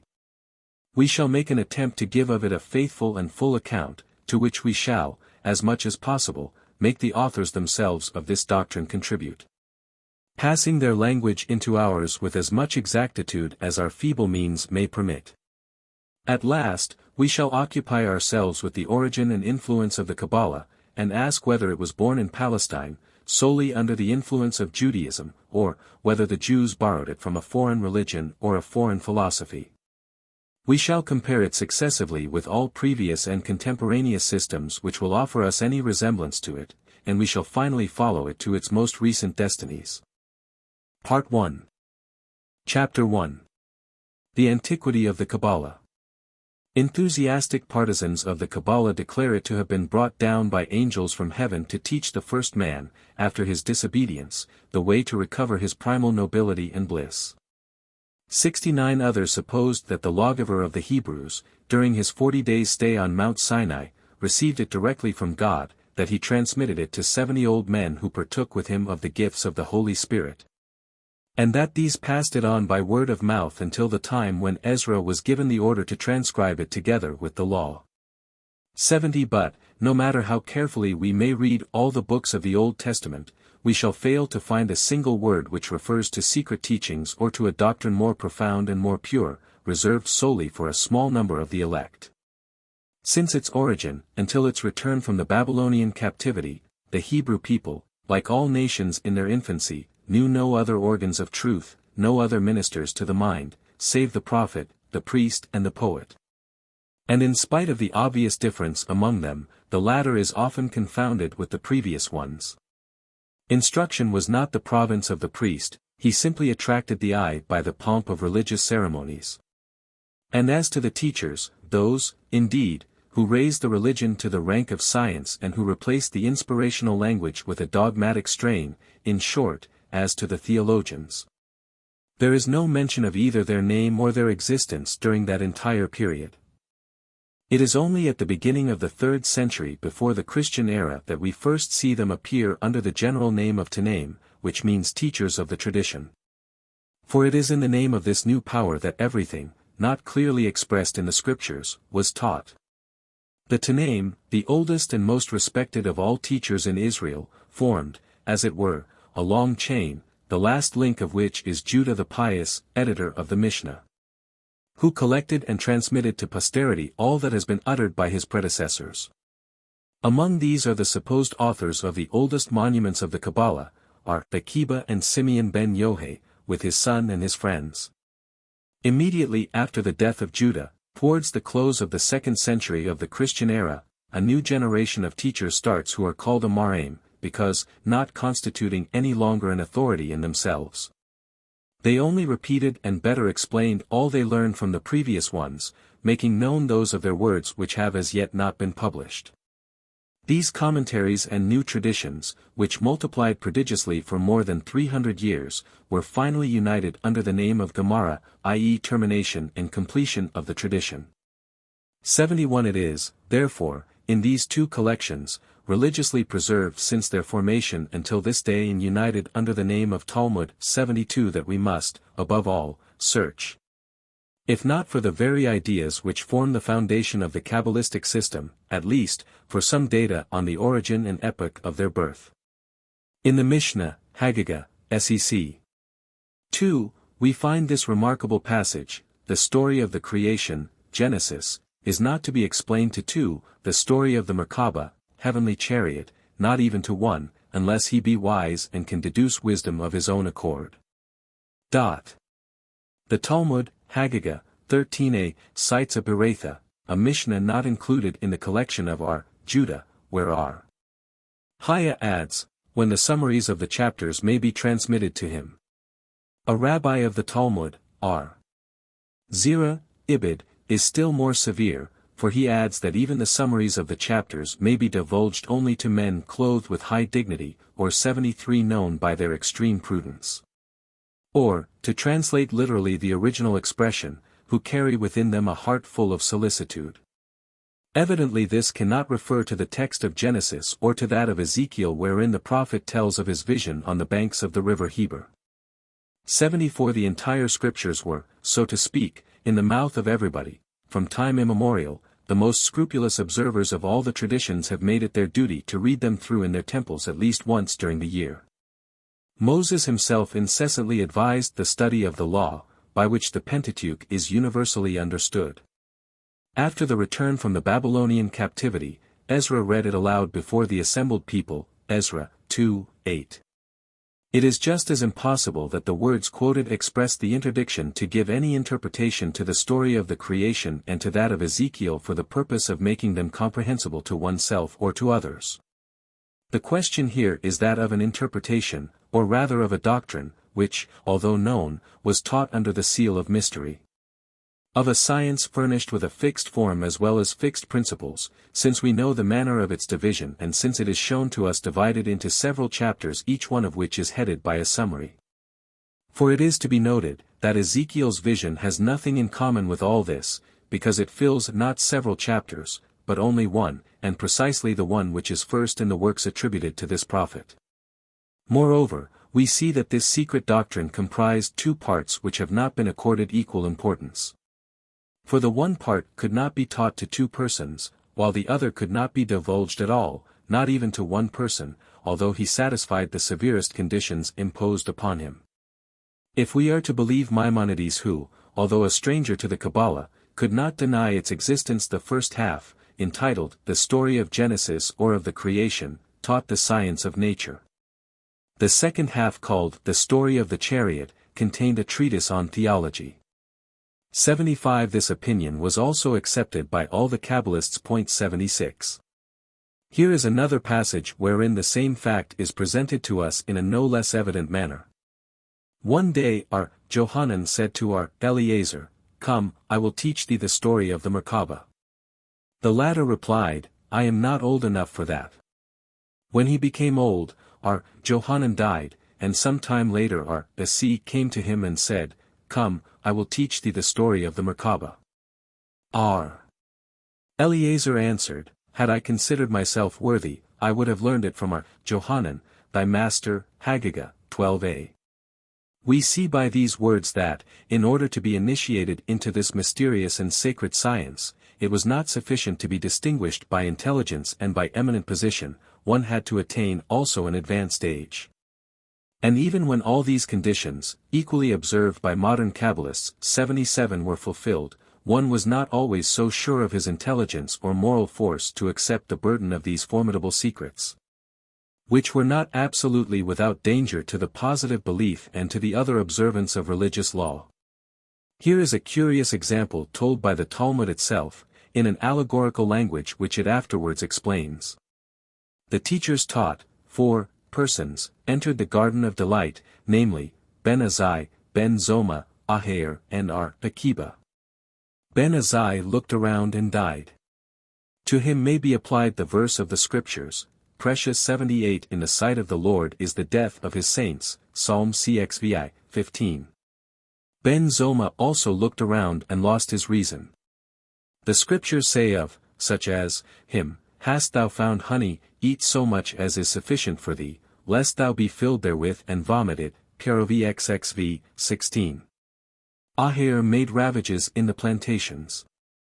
Akiba entered in peace and came out in peace. 79.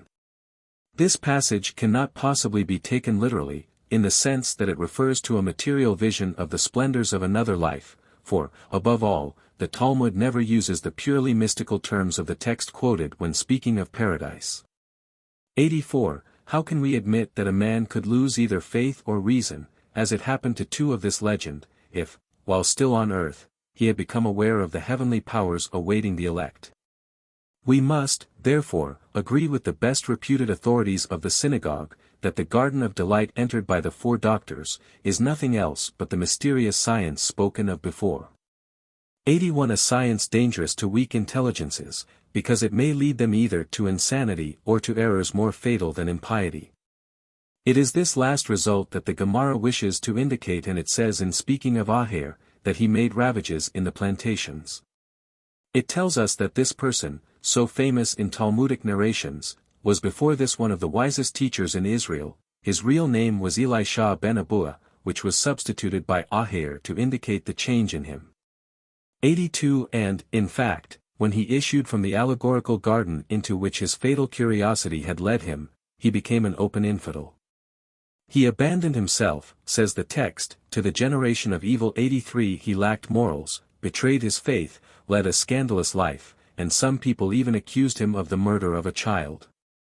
Where, really, is his first error to be found? Whither have his researches into the most important secrets of religion led him? The Jerusalem Talmud plainly states that he recognized 2 supreme principles. 84. And the Babylonian Talmud, from which we have taken the whole of this story, gives us to understand the same thing. It informs us that when Aher saw in the heavens the power of Metatron, the angel next to God. 85. He exclaimed, "Perhaps there are, far be it, 2 supreme powers." 86. We need not dwell too long upon this portion of our subject, for we must cite other, more significant facts. Yet, we cannot refrain from remarking that the angel, or rather the hypostasis called Metatron, plays a very great part in the Kabbalistic system. It is he, properly speaking, who governs this visible world. He reigns over all the spheres swinging in space, over all the planets and celestial bodies, as well as over all the angels who conduct them. For above him is nothing but the intelligible forms of the divine essence, and spirits, so pure, that they cannot exercise any immediate action over material things. It has also been found that his name, interpreted in numbers, is no less than the synonym of the Almighty. 87. The Kabbalah is undoubtedly, as we shall soon prove, much further removed from dualism than from that which is nowadays called in a neighboring country, the doctrine of absolute identity. Yet, is not the allegorical way in which it separates the intelligible essence of God and the ruling power of the world able to explain to us the error indicated by the Gemara? Our last citation, drawn from the same source, and accompanied by Maimonides' reflections, will, I hope, complete the demonstration of this capital point, that a certain philosophy, a religious metaphysics was, so to speak, orally taught among some of the Tanaim, or the most ancient theologians of Judaism. The Talmud informs us that in earlier days 3 names were known as the expressions of the idea of God, namely, the famous Tetragrammaton, or the name of 4 letters, and 2 names foreign to the Bible. One of these 2 names was composed of 12 letters, the other of 42. The first, though forbidden to the majority, circulated freely enough inside the schools. The wise men, the text says, taught it once a week to their sons and to their disciples. 88. The 12-lettered name was originally still more widely known. It was imparted to everybody. But when the number of the impious multiplied, it was entrusted to the most reticent among the priests, and these tried to make it inaudible by the singing of their brethren, the priests. 89. Finally, the name composed of 42 letters was looked upon as the most holy of the mysteries. 90. It was taught only to the one who was discreet, of ripe age, neither high-tempered, nor immoderate, nor stubborn, and who was gentle in his associations. 91. He who has been instructed in this secret, adds the Talmud, and guards it with vigilance and a pure heart, may count on the love of God and on the favor of men. His name inspires respect, his knowledge is protected against oblivion, and he finds himself heir to 2 worlds, the world we now live in and the world to come. 92. Maimonides very ingeniously remarks that there is no name composed of 42 letters in any language, and that this would be still more impossible in the Hebrew language where the vowels are not part of the alphabet. He, therefore, thought himself justified in concluding that the 42 letters formed several words, each one of which expressed a definite idea or a fundamental attribute of the Supreme Being, and when taken all together, they formed the true definition of the divine essence. 93. The statement, continues the same author, that the name just spoken of embraced a study in itself, and that the knowledge thereof was entrusted to the wisest only, undoubtedly means that, in order to define the essence of God, the peculiarity of God and of things in general would either have to be better elucidated or further developed. This is surely also the case with the 4-lettered name. For, how is it possible to suppose that a name so frequently met with in the Bible, and to which the Bible itself gives the sublime definition of ego sum kasum, was kept a secret which was imparted once a week by the wise men into the ears of a few chosen disciples? That which the Talmud calls the knowledge of the names of God, concludes Maimonides, is, therefore, nothing but a small part of theology or metaphysics, and it is for this reason that it has been said to be proof against oblivion. For oblivion is not possible to ideas which have their seat in active intelligence, that is, in reason. 94. It would be difficult not to yield to these reflections, recommended no less by the common sense of the freethinker, as well as by profound science and the generally recognized authority of the Talmudists.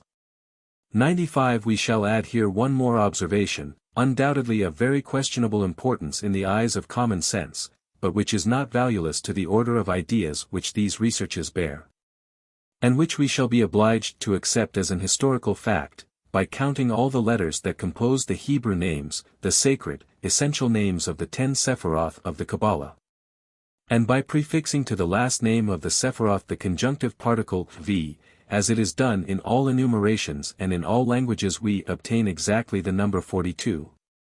Is it not, therefore, possible to think that this is the thrice holy name which even to the elite of the wise men was tremblingly confided? We would also find therein the full justification for all the remarks made by Maimonides. Here are the names and the figures which indicate the number of their letters. 5, 5, 3, 3, 5, 5, 5, 4, 4, 3. For, first of all, these 42 letters do not really form one name, as usually accepted, but several words. Then again, each one of these words expresses, in the opinion of the Kabbalists at least, an essential attribute of the divinity, or, what is the same thing to them, one of the necessary forms of existence.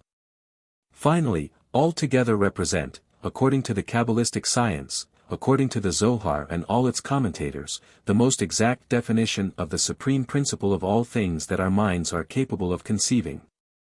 As such a concept of God is separated by an abyss from common belief, all precautions taken to prevent it from leaving the circle of initiates is very well understood. We certainly shall not insist upon this point, the importance of which, to say it again, we in no way exaggerate. We are satisfied for the moment to have shown, even to the evidence, the general result of the passages quoted. At the time, then, when the Mishnah was edited, there existed a secret doctrine on the creation and the divine nature. The manner of its studying division was agreed upon, and its name excited a kind of religious terror even among those who could not have known it. But, for how long had it existed?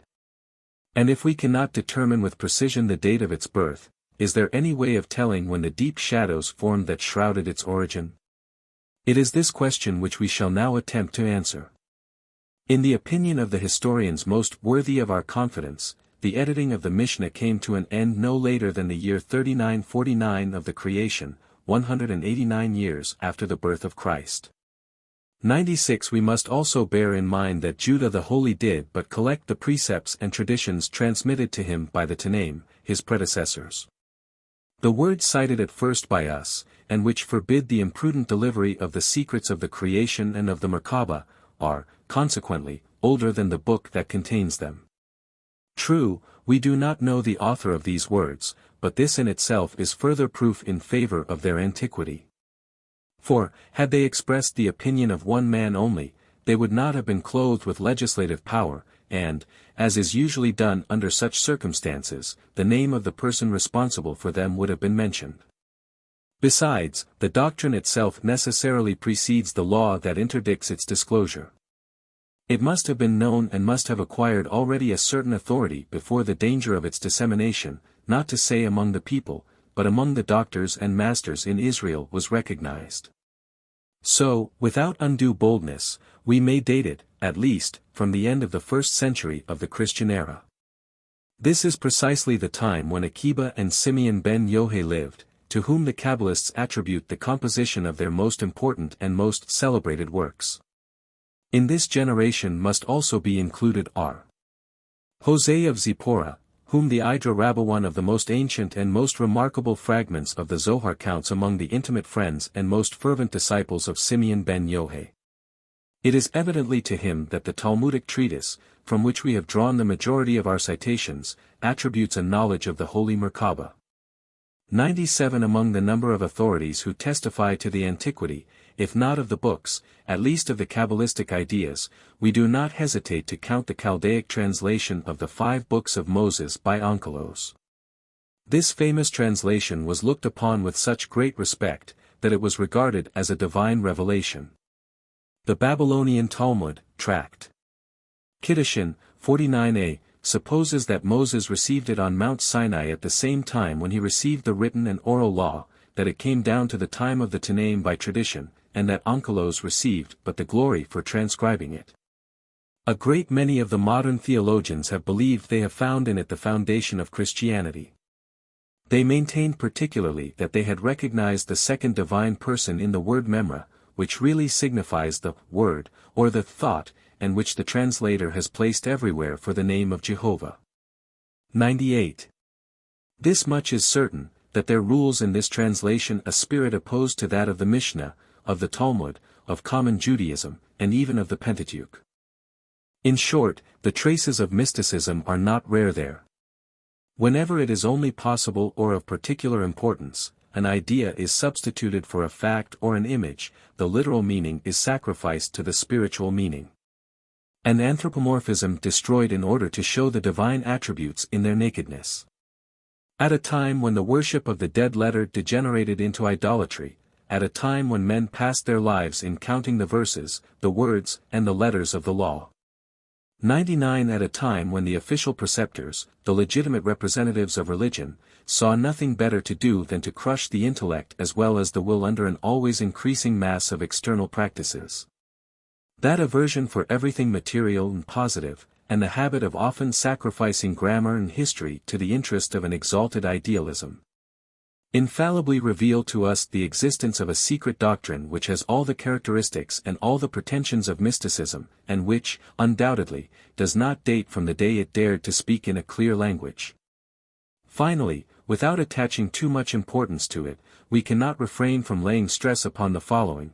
We have already remarked, that in order to attain their aims and to introduce, in some manner, their own ideas into the very terms of the revelation, the Kabbalists resorted at times to more or less irrational means.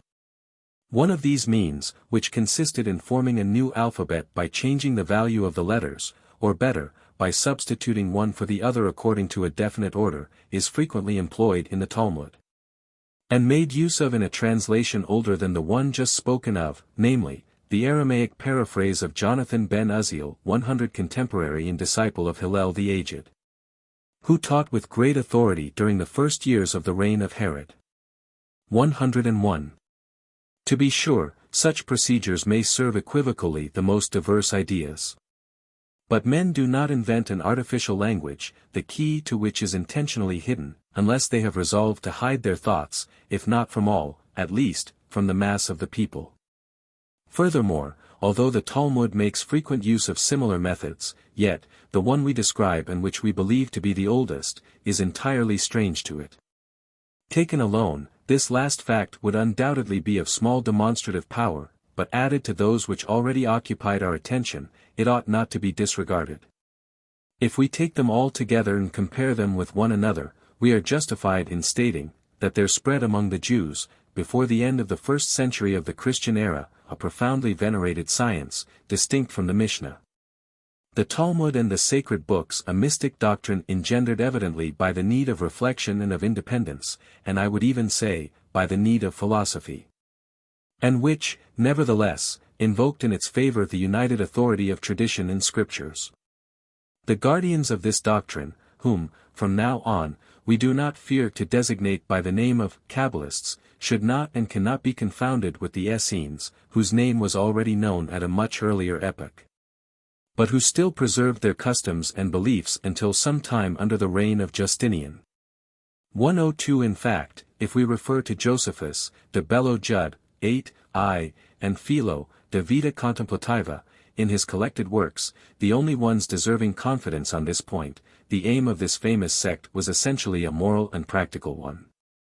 It endeavored to make dominant among men the kind of equality and brotherly love which was later on taught with such glitter by the founder and apostles of Christianity. The Kabbalah, on the other hand, was, according to the oldest testimonies brought by us, entirely a speculative science, which claimed to unveil the secrets of the creation and of the divine nature. The Essenes formed an organized society, very similar to the religious communities of the Middle Ages. Their outer life reflected their feelings and their ideas, and, besides, they admitted into their midst all those who distinguished themselves by a pure life, not excepting even women and children. The Kabbalists have always shrouded themselves in mysterious darkness, from the time of their first appearance to the time when the press betrayed their secret. At rare intervals, and with the greatest precaution, they opened their portals halfway for some new adept who was always chosen only from among the select minds, and whose advanced age warranted his discretion and wisdom.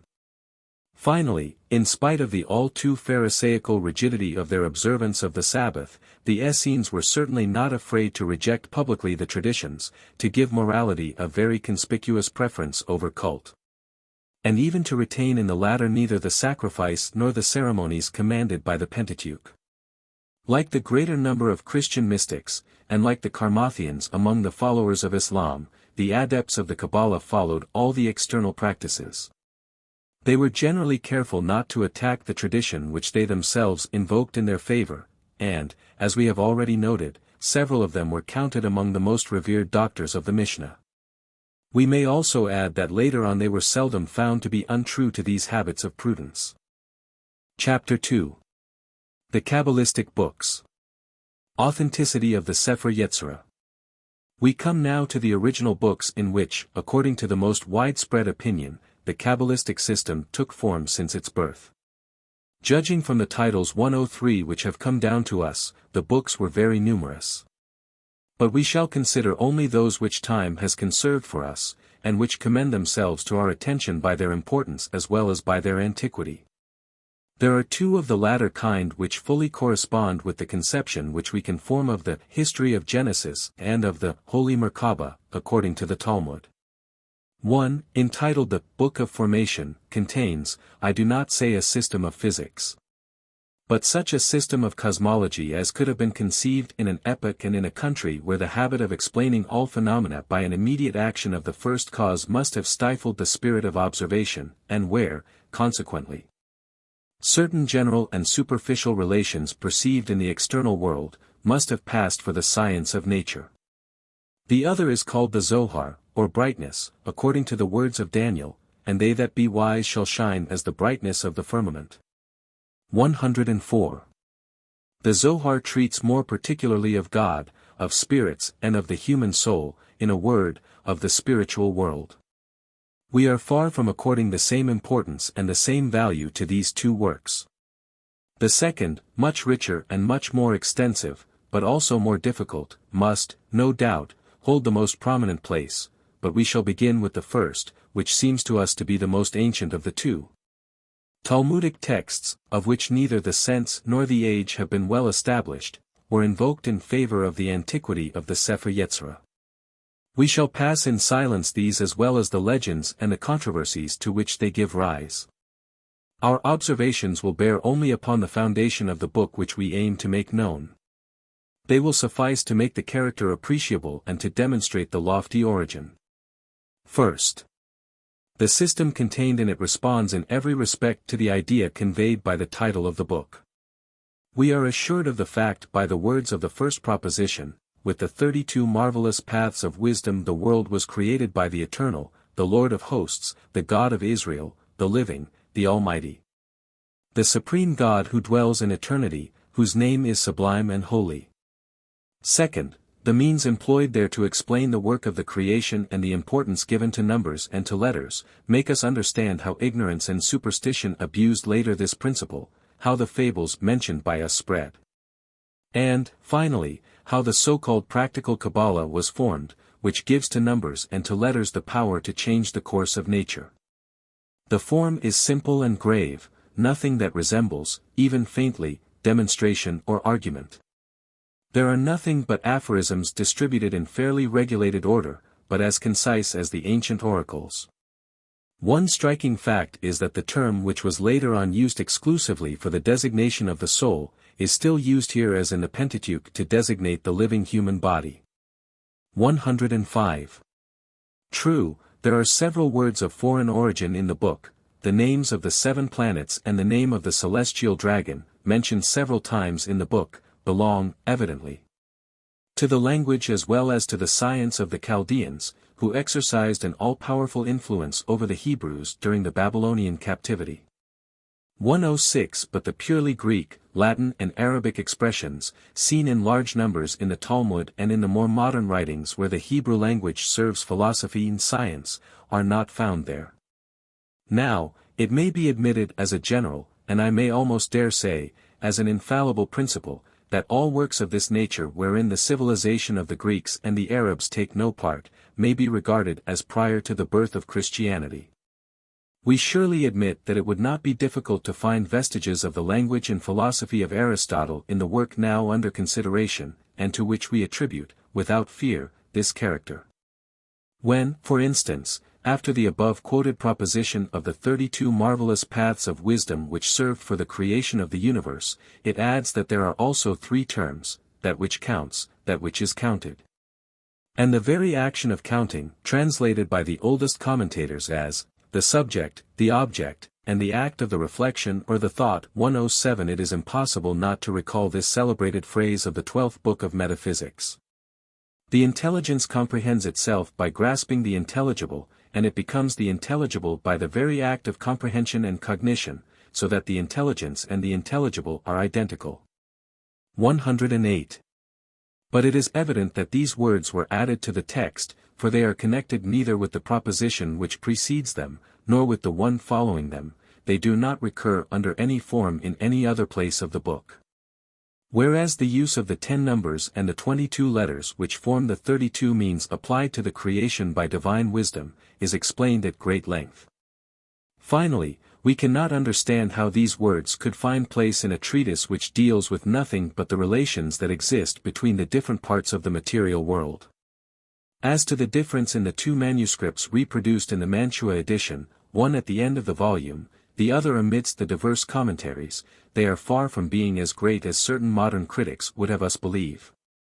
109. After an impartial and detailed comparison, it is found to be based entirely upon some unimportant variants such as may be met with in all works of great antiquity, which suffered, by this very fact, during several centuries from the inattention or from the temerity of commentators. In fact, in both are found not only the same foundation and the same system considered from a general point of view, but also the same division and the same number of chapters, placed in the same order and devoted to the same subject matter. What is more, the same ideas are expressed in the same terms. But we do not find any more that perfect similarity in the numbers and places of the diverse propositions which, under the name of Mishnah, so clearly distinguish one from another. Here repetitions, there abbreviations, here united what is separated elsewhere. Finally, one appears also more explicit than the other, not alone in the words, but in the meanings as well. We do not know, and consequently cannot cite, more than one passage where the last difference is visible, at the end of the first chapter where it is the question of enumerating the principles of the universe which correspond to the 10 numbers. One manuscript very simply says that first of all comes the Spirit of the living God. The other adds that this Spirit of the living God is the Holy Spirit which is, at the same time, Spirit, Voice and Word. 110. Doubtless this idea is of the greatest importance. But it is not lacking in the manuscript here. It is not so clearly formulated. It constitutes, as we shall soon prove, the basis and the result of the entire system. Moreover, the Book of Formation was translated and explained in Arabic at the commencement of the 10th century, by Rabbi Saadia, a high methodical and wise mind, who considered it one of the most ancient and one of the first monuments of the human mind. 111. Without according any exaggerated value to this testimony, we shall add that all the commentators who succeeded him during the 12th and 13th centuries, expressed the same conviction. Like all works of a very remote epoch, the one under consideration also lacks the title as well as the name of the author. But it closes with these strange words, and when our father Abraham had considered, examined, fathomed and grasped the meaning of all these things, the Master of the universe manifested himself to him, called him his friend, and entered into an eternal covenant with him and his posterity. Abraham then believed in God, and that was counted unto him as a work of justice, and the glory of God was called upon him, for it is to him that these words apply, I have known thee before I formed thee in the womb of thy mother. This passage cannot be considered as a modern invention. With only a few alterations it exists in the 2 texts of the Mantua edition, and it is found in the oldest commentaries. It is our opinion that in order to give more interest to the Book of Formation, it was supposed, or it was desired to have others suppose, that the things contained in the book were precisely those observed by the first patriarch of the Hebrews, and which gave him the idea of a God, one and all-powerful. There exists, besides, a tradition among the Jews, according to which Abraham had great astronomical knowledge, and that he raised himself to the idea of the true God solely by observing the spectacle of nature. The words quoted above, nevertheless, have been interpreted in a most gross material way. Abraham himself was taken as the author of the book wherein his name is mentioned with religious respect. Moses Betril's commentary on the Sepher Yetzirah begins thus: "It was Abraham, our father, peace be upon him, who wrote this against the wise men of his time who were incredulous concerning the principles of monotheism." This is, at least, what R. Saadia, the memory of the just be blessed, believes in the first chapter of his book entitled The Philosopher's Stone. I give his own words: "The wise men of Chaldea attacked Abraham, our father, in his belief."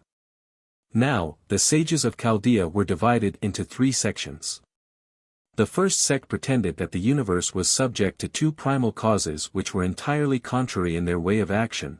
One was busy destroying what the other produced. This opinion is that of the dualists who rest their theory on the principle that there can be nothing in common between the author of good and the author of evil. The second sect admitted three primal causes. As the two contrary principles, of which we have spoken, reciprocally paralyze each other, and as nothing can be accomplished in this manner, they recognized a third, deciding, principle. The third sect, finally, confessed no other God but the Son, in which it recognized the sole principle of life and death. See Sepher Yetzirah, Mantua edition, page 20, 21. Notwithstanding such an imposing and universally respected authority, the opinion just noted has not even one adherent nowadays.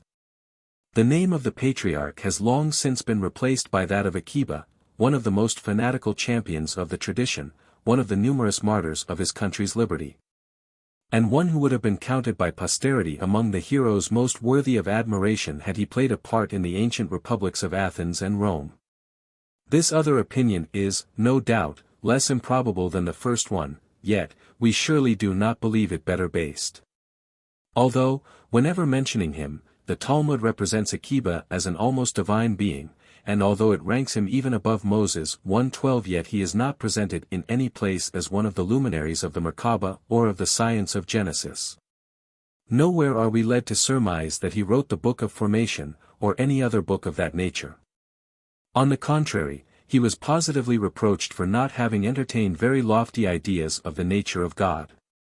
Until when, Rabbi Akiba, said Rabbi Jose the Galilean to him, until when will you continue to profane the divine majesty? 113 The enthusiasm he inspired was caused by the importance he accorded to the tradition, by the patience with which he knew how to draw from the tradition's rules for all actions of life. 114 By the zeal with which he taught during a period of 40 years, and, perhaps, also by the heroism of his death. The 24,000 disciples attributed to him do not bear out the fact that the Mishnah forbade to divulge even the least important secrets of the Kabbalah to more than one person. Several modern critics have fancied that two different works were known under the same title, Sepher Yetzirah, one attributed to the patriarch Abraham, has long since disappeared, the other, much more modern, is the one conserved for us. This opinion is founded upon gross ignorance. Morin, author of Biblical Exercises, 115 borrowed it from a chronicler of the 16th century, who, speaking of Akiba, said, Akiba is he who drew up the Book of Formation in honor of the Kabbalah. But there is another Book of Formation composed by Abraham, to which Rabbi Moses ben Naaman, abbreviated, Ramban, wrote a great and marvelous commentary. 116. This commentary, written at the close of the 13th century, but printed in the Mantua edition several years after the chronicle just cited, 117 evidently relates to the book now in our hands. Most of the expressions of the text are faithfully preserved therein, and it is evident that it was not read by the historian whose words we have cited. Besides, the first who wrote the name of Akiba instead of the name of Abraham was a Kabbalist of the 14th century, Isaac de Lattes, who in his preface to the Zohar asked, who permitted Rabbi Akiba to write the book which has been orally transmitted since Abraham. 118 These words, which we have tried to preserve faithfully, are evidently contrary to the distinction which we wish to destroy, and, yet, this distinction rests, in the last instance, on that authority only. So the author of the Book of Formation is as yet not discovered, nor is it we who are to rend the veil which hides his name. We even doubt whether this is possible with the feeble elements at our disposal. But the uncertainty on this point to which we are condemned, does not always reach the propositions which we think to have demonstrated and which, if need be, may suffice to satisfy the purely philosophical interest which we must look for in these matters. Chapter 3. The Authenticity of the Zohar. A much more lively interest, but also more serious difficulty follow the literary monuments still to be considered by us. The Zohar, or the Book of Brightness, is the universal code of the Kabbalah. Under the modest form of a commentary on the Pentateuch, it touches, with absolute independence, upon all questions of a spiritual nature, and, at times, it rises to the height of doctrines which even in our day the strongest intellect may be proud of. But it is very far from always maintaining the same heights. Very often it sinks to a language, to sentiments and to ideas which betray the lowest degree of ignorance and superstition. Side by side with the virile simplicity and naive enthusiasm of the biblical times, we find names, facts, informations and habits which set us amidst an epoch of the earliest Middle Ages. This inequality in form as well as in thought, this fantastic mixture of characters which differentiate the very widely separated times, and, finally, the almost absolute silence of the two Talmuds, and the lack of positive documents until the close of the 13th century, have given rise to the most divergent opinions upon the origin and the author of this book. We shall present them according to the most ancient and the most faithful witnesses. We shall then attempt to judge them before rendering a decision on this difficult question. All that has been said, all that is still generally thought nowadays of the formation and of the antiquity of the Zohar, is summed up impartially by two authors whom we have already cited several times. The Zohar, says Abraham ben Solomon Zacuto, in his Book of Genealogies, 119, the Zohar, whose rays illumine the world, 120, and which contains the most profound mysteries of the law and of the Kabbalah, is not the work of Simeon ben Yohai, although it has been published under his name. But it was edited by his disciples according to his words, and his disciples themselves confided the care of the continuation of their task to other disciples. Written as were the words of the Zohar by men who had lived long enough to know the Mishnah and all the opinions and precepts of the oral law, they are, for that reason, all the more in harmony with the truth. This book was not discovered until after the death of Rabbi Moses ben Naaman and of Rabbi Asher, who knew of it. 121. Rabbi Gedaliah, author of the famous chronicle, The Chain of Tradition. 122 expresses his opinion on the same subject in the following words: toward the year 5050 of the creation, 1290 Christian era, there were different persons who claimed that all the parts of the Zohar written in the Jerusalem dialect, the Aramean dialect, were composed by Rabbi Simeon ben Yohai. But all those written in the sacred language, pure Hebrew, ought not to be attributed to him. Others affirm that Rabbi Moses ben Naaman, having discovered the book in the Holy Land, sent it to Catalonia, whence it passed to Aragon and fell into the hands of Moses de Leon. Finally, several people have thought that Moses de Leon, who was a learned man, had drawn all these commentaries from his own imagination, and that he published them under the name of Rabbi Simeon ben Yohai and his friends, in order to derive great benefit therefrom from the learned quarters. It is added that he acted thus because he was poor and crushed by burdens. 123, as far as I am concerned, adds the same author, I hold that all these opinions are baseless, and I believe, to the contrary, that Rabbi Simeon ben Yohai and his pious association did really say all these things and many more. But it may be that they were not properly drawn up in those days, and after they have been dispersed in several portions for a long time, they were finally collected and put in order. This is not astonishing, for it was thus that our master, Judah the Pious, edited the Mishnah, the different manuscripts of which were at first scattered to the four corners of the earth. In like manner Rabbi Ashi also composed the Gemara. We see by these words, to which modern criticism has not added much of a decisive character, that the question we are now considering has already been solved in 3 different ways. Some maintain that, barring a few passages written in Hebrew which do not exist nowadays in any edition or in any known manuscript, 124 the Zohar pertains entirely to Simeon ben Yohei.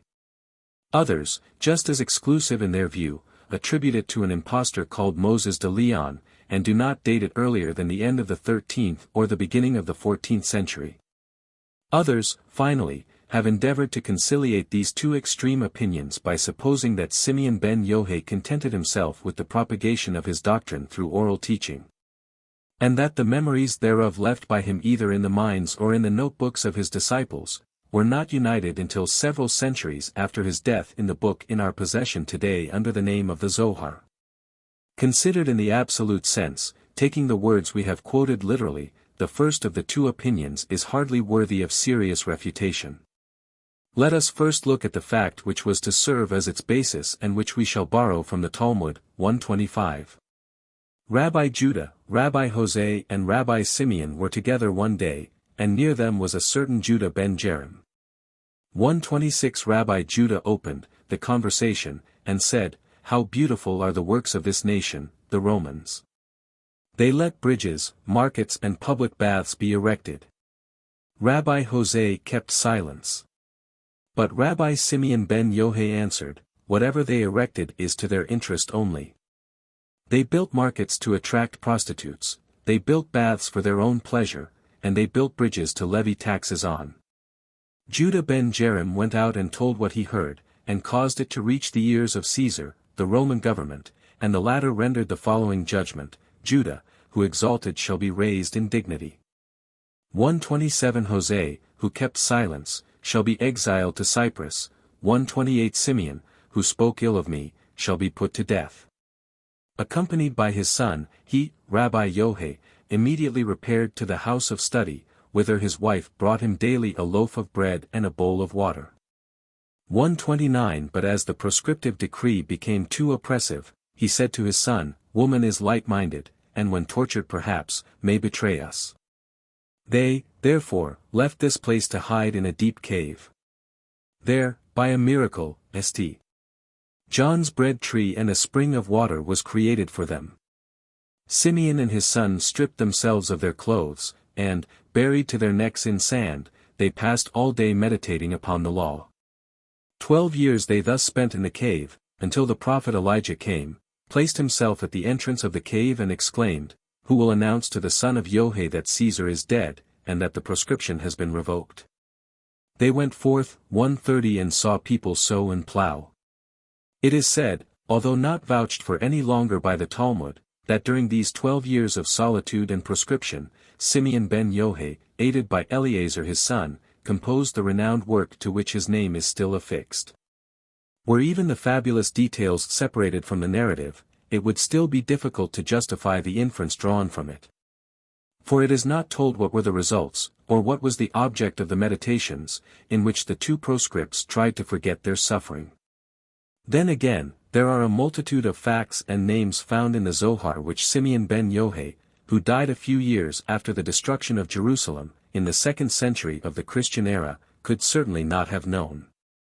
For instance, how could he have spoken of the 6 portions into which the Mishnah is divided, when the latter was written nearly 60 years after his death? 131 How could he have mentioned the authors and the procedure of the Gemara which commences at the death of Judah the saint, and ends only 500 years after the birth of Christ?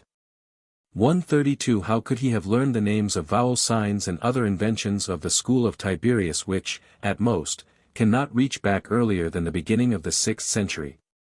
133. Several critics have suggested that under the name of the Ishmaelites the Zohar refers to the Mohammedan Arabs who are so designated in all the writings published by modern Jews. The following passage, in fact, makes it difficult to deny that interpretation. The moon is at the same time the sign of good and the sign of evil.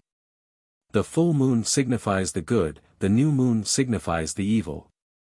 As it holds equally the good and the evil, the children of Israel and the children of Ishmael have alike taken it as the rule of their calculations. 134 If an eclipse takes place during the full moon, it is not a good omen for Israel. If, on the contrary, the eclipse takes place during the new moon, an eclipse of the sun, it is a bad omen for Ishmael. Thus are verified the words of the prophet, Is.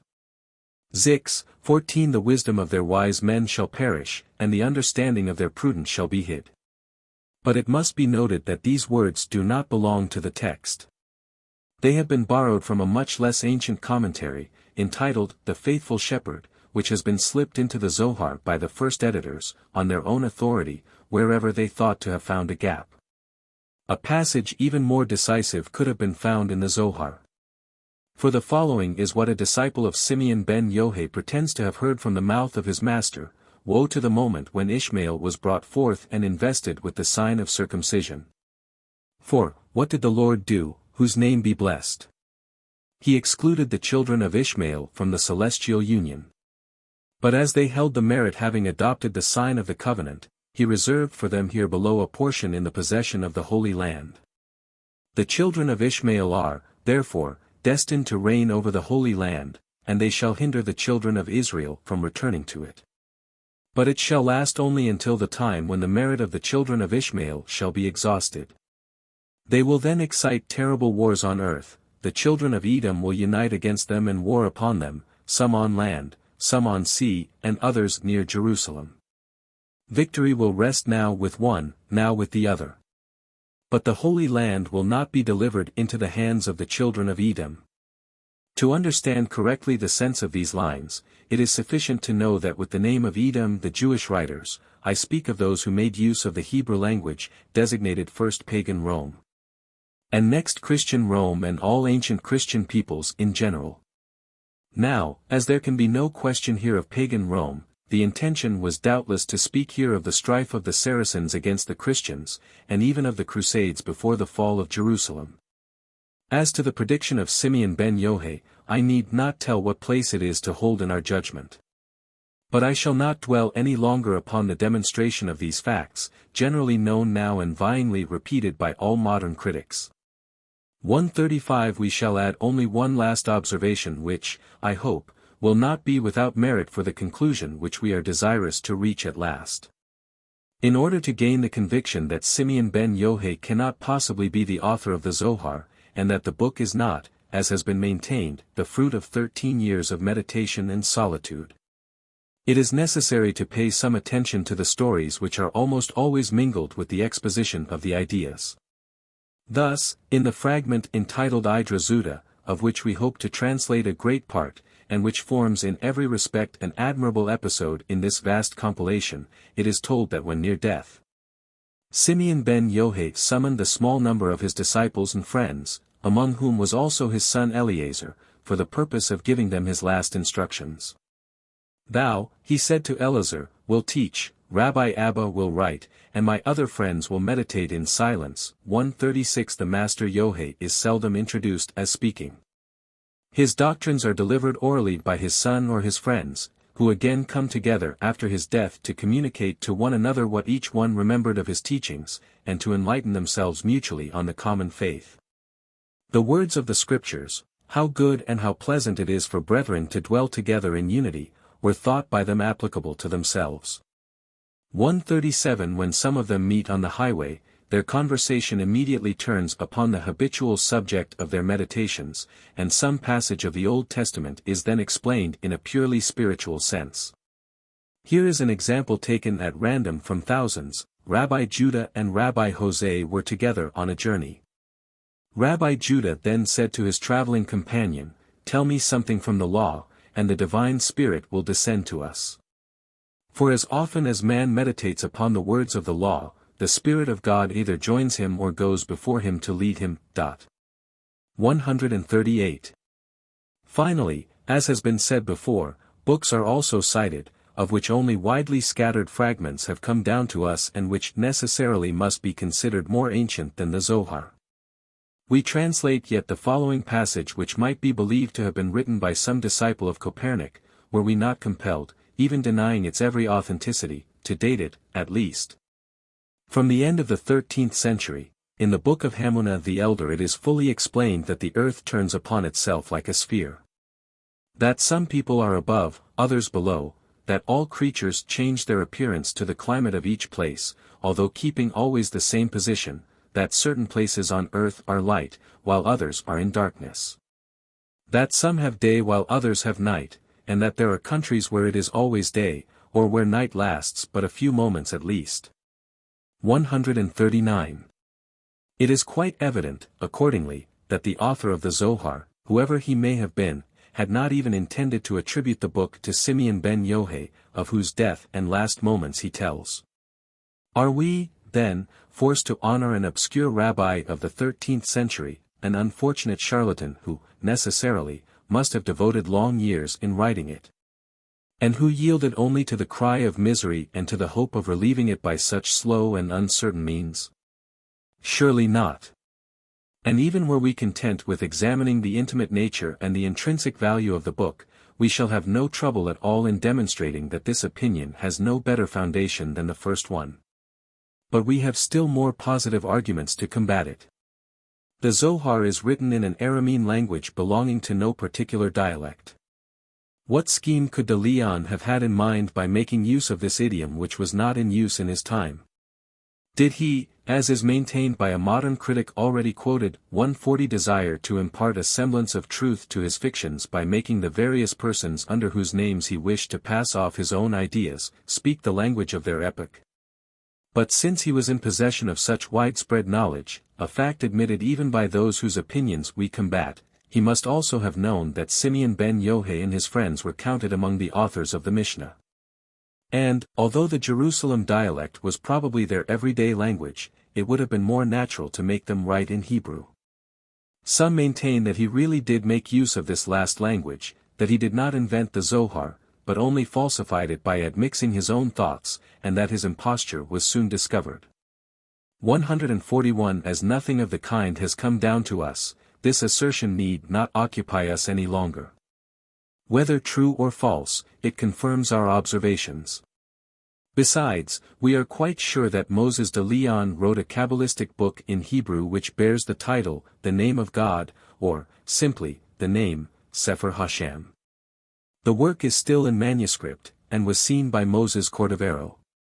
142. From the few passages that he quotes, it is evident that it was a very detailed and, frequently, a very subtle commentary on some of the most obscure points of the doctrine taught in the Zohar. The following is an example. What are the different channels, i.e., the influences, the mutual relations that exist between all the Sephiroth, and which channels conduct the divine light, or primordial substance of things, from one Sephirot to another? Is it possible that the same man, who at first had written the Zohar in the Chaldeo-Syrian dialect, be it to add interest by the difficulty of the language, or to make his thoughts inaccessible to the common people, would then consider it necessary to explain, to further develop in Hebrew, and place within reach of everybody, that which, at the cost of so much labor and trouble, he had hidden in a language almost forgotten even by the scholars themselves? Shall we say, that by such means he was still more certain of putting his readers on the wrong scent? Indeed, it is too much trickery, too much time, patience and effort spent for the miserable aim which he is accused of having placed for himself. The combinations are too learned and too complicated for a man who has been accused, both of the most stupid contradictions and the grossest anachronism.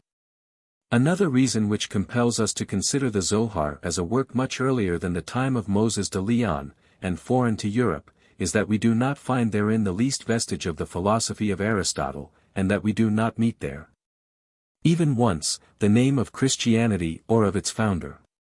143. It is known, though, that Christianity and Aristotle exercised absolute authority in Europe in the 13th and 14th centuries. How, then, can we admit that a poor Spanish rabbi would have written in those fanatical days on religious subjects, in a language which could not betray him, without lodging some complaint against Christianity, which the Talmudists and later writers attacked so frequently, and without being subject, like Saadia, Maimonides and all those who followed the same path, to the inevitable influence of the peripatetic philosophy? Were we to read all the commentaries on the Book of Formation which we possess nowadays, were we to glance at all the philosophic and religious monuments of that epoch and of several centuries previous, we shall find everywhere the language of the organum and the influence of the stagirite. 144. The absence of this character is a fact of incontestable importance.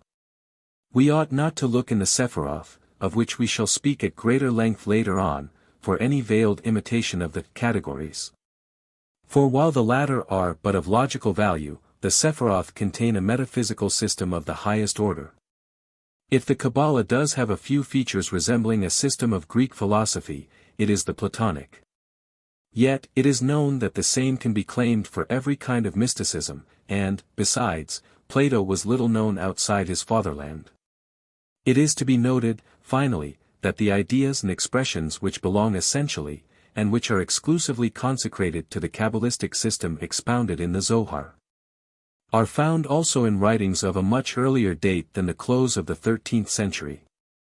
Thus, according to a writer whom we had already occasion to mention, Moses Botrel, one of the commentators of the Sepher Yetzirah, the doctrine of emanation, as understood by the Kabbalists, was known to Saadia.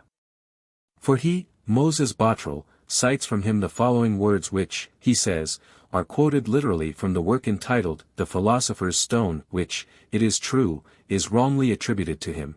O thou man who drawest from the cisterns at the source, 145, guard thyself, when tempted, to reveal something of the belief of the emanation, which is a great mystery in the mouth of all the Kabbalists.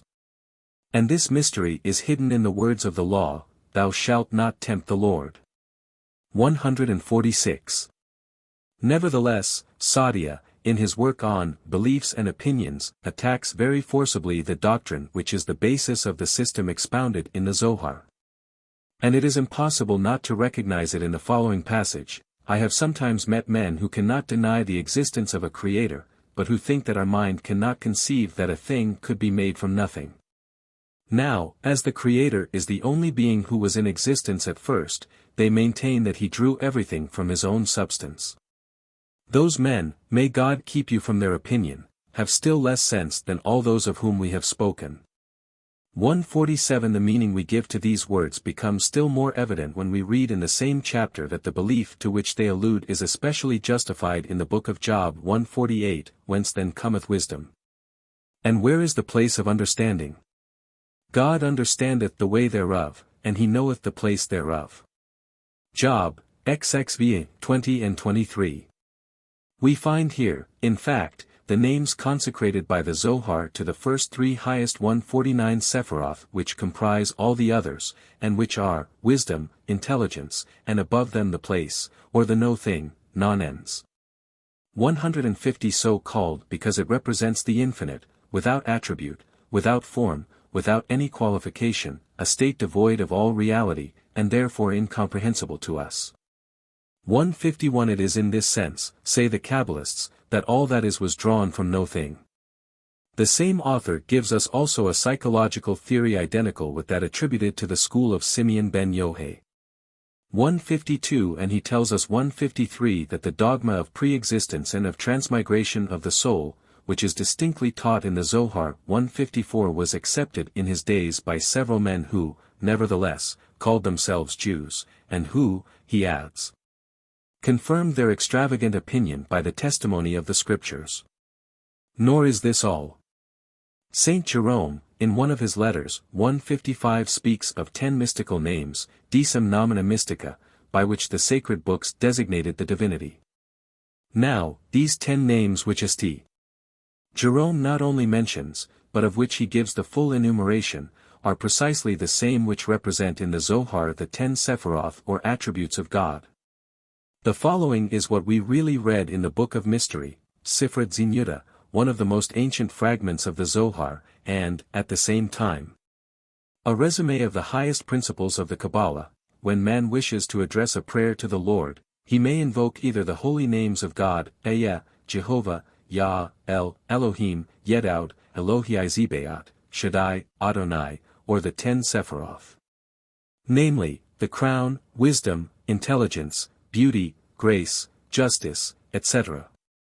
All Kabbalists agree on the principle that the 10 names of God and the 10 Sephiroth are one and the same.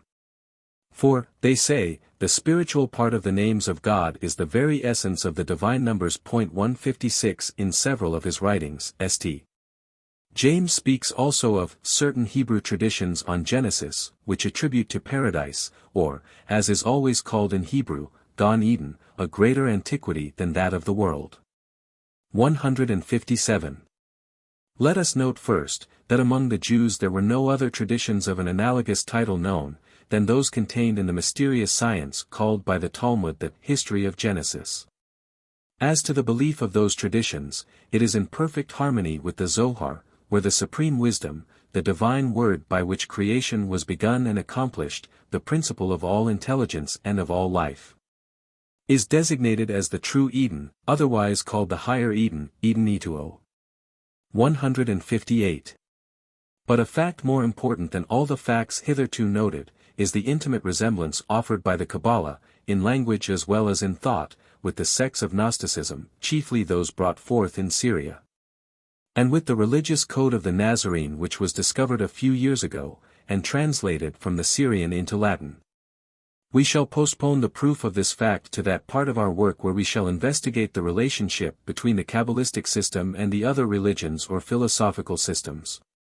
Here we shall only point out that the doctrines of Simon the Magician, Elxate, Bardesanes and Valentine, are known to us only by fragments scattered through the works of a few of the Fathers of the Church, as in those of Irenaeus and Clement of Alexandria.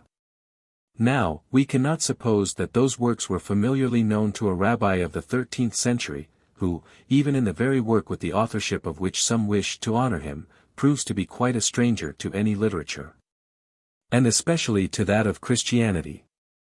We are, therefore, forced to admit that Gnosticism borrowed a great deal, if not precisely from the Zohar as we know it today, at least from the traditions and from the theories contained therein. We shall not separate the hypothesis which we just refuted from the one which presents to us the Kabbalah as an imitation of the mystic philosophy of the Arabs, and dates its birth sometime during the reign of the Caliphs, at the earliest, near the beginning of the 11th century, at the epoch when the philosophy of the Mussulmans first showed traces of mysticism. 159 This opinion, long ago expressed as a mere conjecture in the Memoirs de l'Académie des Inscriptions, Memoirs of the Academy of Inscriptions, 160 has recently been resuscitated by Mr. Tholuck, who lent to it the support of his rich erudition. In a preliminary memoir in which he investigated the influence the Greek philosophy may have exercised over the philosophy of the Mohammedans. 161 The learned Orientalist comes to the conclusion that the doctrine of the emanation was known to the Arabs simultaneously with Aristotle's system. For the latter reached them through the commentaries of Themistius, Theon of Smyrna, Aeneas of Gaza and Johann Philoponus, in short, with the ideas of Alexandria, expressed, surely, in a very incomplete form. This germ, once deposited in the breast of Islamism, developed rapidly into a vast system which, like the system of Plotinus, raised enthusiasm above reason, and, after making all beings spring from the divine substance, proposed to man, as the last step of perfection, a reunion with it through ecstasy and annihilation of self. It is this, half Arabic, half Greek mysticism, that Tholuck would have us admit as the true and only source of the Kabbalah. 162 To that end he begins by attacking the authenticity of the Kabbalistic books, above all, that of the Zohar, which he regards as a compilation dating from the end of the 13th century, although he accords greater antiquity to the Kabbalah itself. 163 After having established this point beyond doubt, as he believes, he undertakes to demonstrate the close resemblance of the ideas contained in those books to those which form the substance of Arabian mysticism. Mr. Tholuck has advanced no argument against the authenticity of the Kabbalah which we have not already refuted. We shall stop only at the last and, undoubtedly, the most interesting part of his work. But here we are forced to anticipate somewhat and enter into the very foundation of the Kabbalistic system and into some consideration bearing upon its origin. We shall not complain if this will give us some diversion from the rather dry research which occupies us at this moment.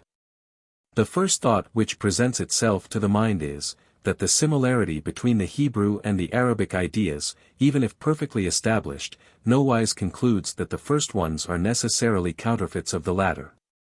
Is it not possible that both departed, by different channels, though, from one common source, much older than the Mussulman philosophy, much older even than the Greek philosophy of Alexandria. And Mr. Tholuck must really admit that, as far as the Arabians are concerned, they knew the philosophy of Alexandria not at all from its real sources. The works of Plotinus, of Jamblichus and of Proclus never reached them, and none of these had ever been translated either into Arabic or Syrian. And of the works of Porphyrius, they possessed only a purely logical commentary, the introduction to the treatise of the categories. 164. On the other hand, is it probable that at the time of the Mussulman invasion no trace was left of the ideas of ancient Persia and of the philosophy of the Magi, so famous throughout antiquity under the name of the wisdom of the Orient? And that they took no part in the intellectual movement which made the reign of the Abbasides so famous? 165. We know that Avicenna wrote a book on the Oriental wisdom. By what right, then, dare some affirm, upon the strength of a few rare citations of a more modern author, that this book was but a collection of Neoplatonic thoughts? 166. When Mr. Tholuck directs our attention to the following passage of Al-Ghazali, 167, know, that between the physical world and the one of which we just spoke, there exists the same relation as between our shadow and our body. 168. How is it that he does not remember that the Zoroastrians, members of one of the religious sects of ancient Persia, used those same terms and the same comparison to formulate the fundamental principle of their belief? 169. As to the Jews, the whole world knows that from the time of their captivity until the time of their dispersion they continued their relations with what they called the land of Babylon. We will not dwell upon this point, which is to be considered at length later. We will only say that the Zohar positively quotes the Oriental wisdom, that wisdom, it says, known to the children of the East since the first days, 170, and from which it cites an example in perfect accord with its own doctrines. It is evident that the reference here made has no bearing upon the Arabians whom the Hebrew writers invariably call the children of Ishmael, or the children of Arabia. A contemporaneous foreign philosophy, a recent product of the influence of Aristotle and his Alexandrian commentators, could not have been spoken of in such terms. The Zohar would not have dated it from the first ages of the world, nor would it have presented it as a legacy transmitted by Abraham to the children of his concubine, and by those to the nations of the Orient. 171. But we need not make use even of this argument, for the truth is that Arabic mysticism and the principles taught in the Zohar strike us by their differences rather than by their similarities. While these bear exclusively upon a few general ideas, common to all species of mysticism, the others cast a glow mainly upon the most essential points of the metaphysics of both systems, and leave no room for doubt that they were of different origins. Thus, to bring out the most important of the differences, we draw attention to the following: the Arabian mystics, recognizing in God the unique substance of all things and the immanent cause of the universe, teach that he reveals or manifests himself under three different aspects. First, in the aspect of unity or of absolute being, in the heart of which there rests as yet no distinction. Second, the aspect in which the objects of which the universe is composed begin to differentiate themselves in their essence and in intelligible forms, and to show themselves as present before the divine intelligence. The third divine manifestation is the universe itself, it is the true world, God become visible. 172. The Kabbalistic system is far from showing such simplicity. True, it also presents to us the divine substance as the unique substance, the inexhaustible source from which all life, all light and all existence flow eternally. But instead of three manifestations, three general forms of the infinite being, it recognizes at once the 10 Sephiroth which divide themselves into three trinities, and then unite in one single trinity and one supreme form. Considered as a whole, the Sephiroth represent only the first degree, the first sphere, of existence, that which is called the world of emanation. Below these there are still to be found, each apart and offering an infinite variety, the world of pure spirit, or the world of creation. The world of spheres or of the intelligences directing them, called the world of formation, and finally, that lowest degree called the world of work, or the world of action. 173. The Arabian mystics recognize also a collective soul, from which all the world-animating souls emanate, a generating spirit whom they call the Father of Spirits, the Spirit of Muhammad, the source, model and substance of all the other spirits. 174. An attempt has been made to find the pattern of the Adam Kadmon, the celestial man of the Kabbalists in this thought. But what the Kabbalists designate by that name is not only the principle of intelligence and of spiritual life, but it is also something which they regard as above and as below the spirit. It is the totality of the Sephiroth, or the world of emanation in its entirety, from the being in his most abstract and most intangible character, the degree called by them the point or the non-being, to the constituent forces of nature. Not a trace of the idea of metempsychosis, which holds so important a place in the Hebraic system, can be found in the beliefs of the Arabians. In vain do we also search in their works for those allegories met with in the Zohar. For that constant appeal to tradition, for those bold personifications which multiply by endless genealogies genealogias interminatus as est. Paul says 175 and for those gigantic and fantastic metaphors which are so well compatible with the spirit of the ancient Orient. At the end of his work, Tholuck himself, whose frankness equals his science, retreats from the thought which first misled him, and concludes, as we also may conclude, that it is entirely impossible to consider the Kabbalah as derived from the mystic philosophy of the Arabians.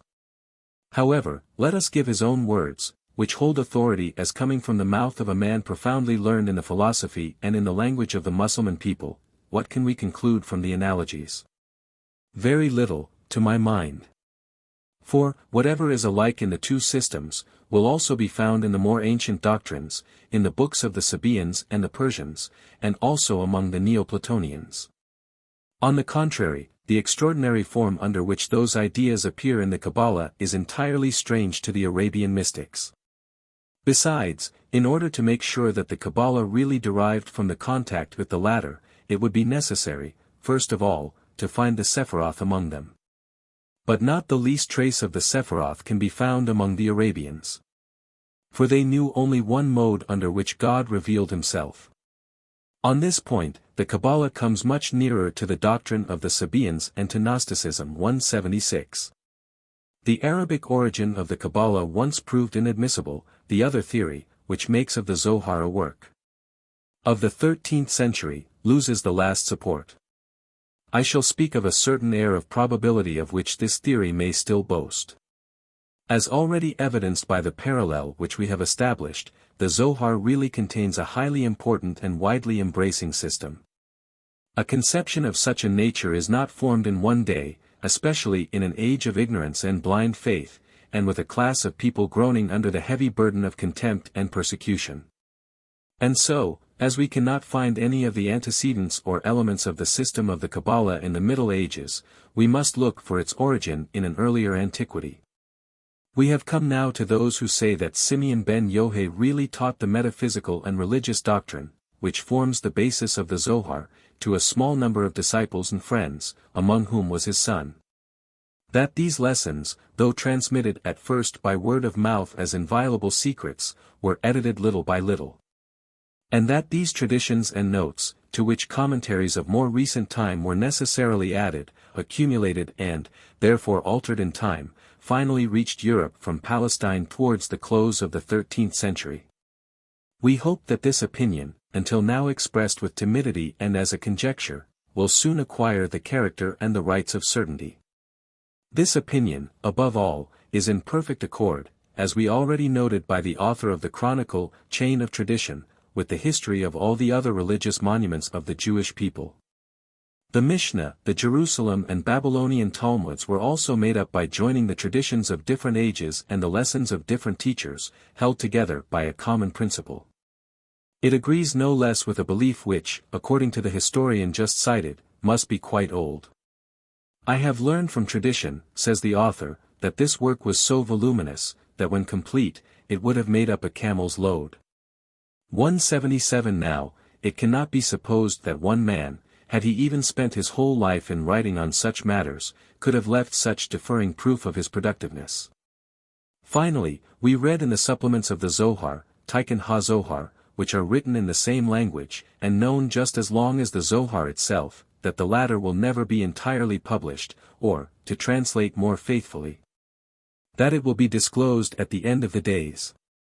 178. If we now examine the book itself for the purpose of searching therein, without prejudice, for some light on its origin, we must soon notice, by the inequality of style 179 and lack of unity, not in the system, it is true, but in the exposition, method, application of general principles and, finally, in the consideration of details, that it is utterly impossible to ascribe it to one person. Not to multiply unimportant examples, and not to insist upon facts of language which no translation can preserve, just as it is impossible to tear certain plants from their native soil without killing them. We shall limit ourselves to indicating rapidly the different principles which separate three fragments already mentioned from the rest of the work. Namely, the Book of Mystery, Sefer Yetzirah, generally considered as the most ancient. The Great Assembly, Idra Rabbah, where Simeon ben Yohai is shown in the midst of all his friends. And, finally, the Lesser Assembly, Idra Zutta, where Simeon, on his deathbed after having been preceded to the grave by 3 of his disciples, gives his last instructions to the surviving. These fragments which, because of the great distance between them, seem to us at first sight lost in this immense collection, form, nevertheless, a perfectly coordinated whole in the progress of events as well as in the ideas.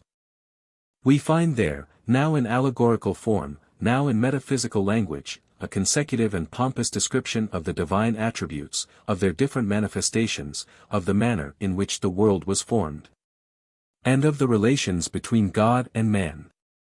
Never are there the heights of speculation left to descend to the external and practical life, to recommend the observation of the law or the ceremonies of religion. Never can we find there a name, a fact, or even an expression which could make us doubt the authenticity of these pages, in which originality of form enhances the value of the lofty thoughts. It is always the teacher who speaks, and who uses no other method but that of authority to convince his listeners. He does not demonstrate, he does not explain, he does not repeat what others have taught him. But he affirms, and every word spoken by him is received as an article of faith. That character is especially noticeable in the Book of Mystery, which is a substantial, though very obscure, summary of the entire work. 180. It may be said of it also, Decebat quasi auctoritatem habens, he taught as though he had authority. The mode of procedure in the rest of the book is different. Instead of continued exposition of one order of idea, instead of a freely conceived plan persistently followed, in which the sacred texts invoked by the author as testimony follow his own thoughts, we find there the incoherent and disorderly course of a commentary.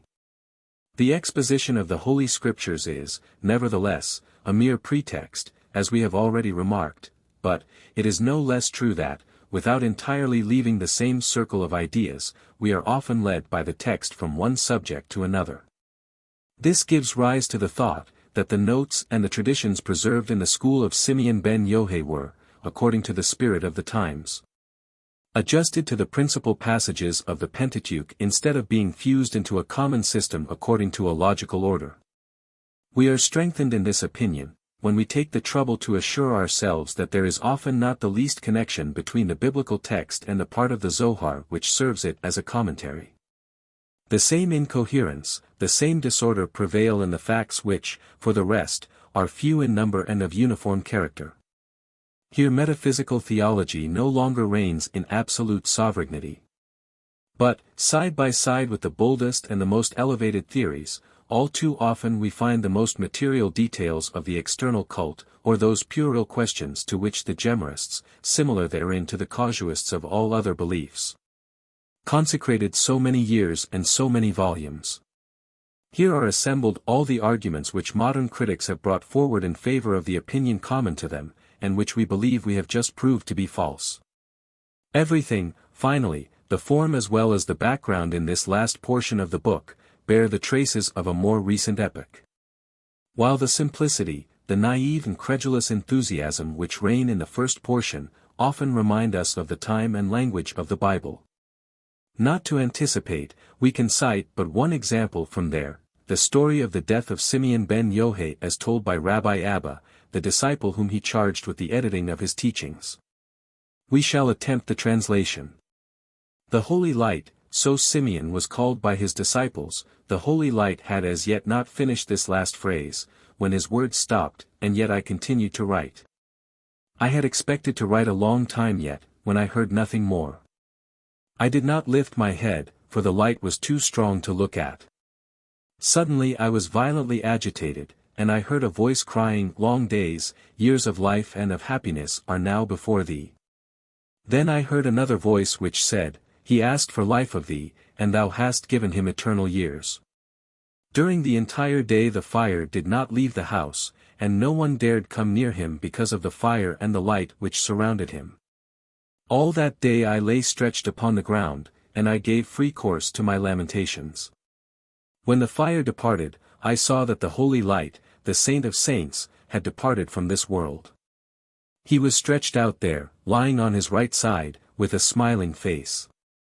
His son Eleazar arose, took his hands and covered them with kisses, but I would have gladly eaten the dust that his feet had touched. Then all his friends came to weep for him, but none of them could break the silence.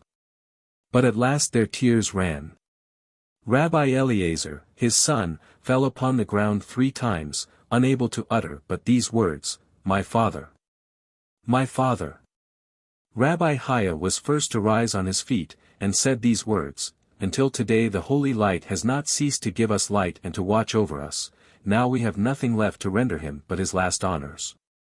Rabbi Eleazar and Rabbi Abba arose to put upon him his death garments. Then all his friends met in tumult around him, and from all the house exhaled perfume. He was stretched upon his bier, find none but Rabbi Eleazar and Rabbi Abba took part in that sad duty. When the bier was carried away, they saw him on high and a brilliant light shone before his face. Then they heard a voice which said, "Come and assemble to the nuptial feast of Rabbi Simeon." Such was Rabbi Simeon, son of Yohai, for whom the Lord gave glory to himself each day. In this world and in the world to come his part is lovely.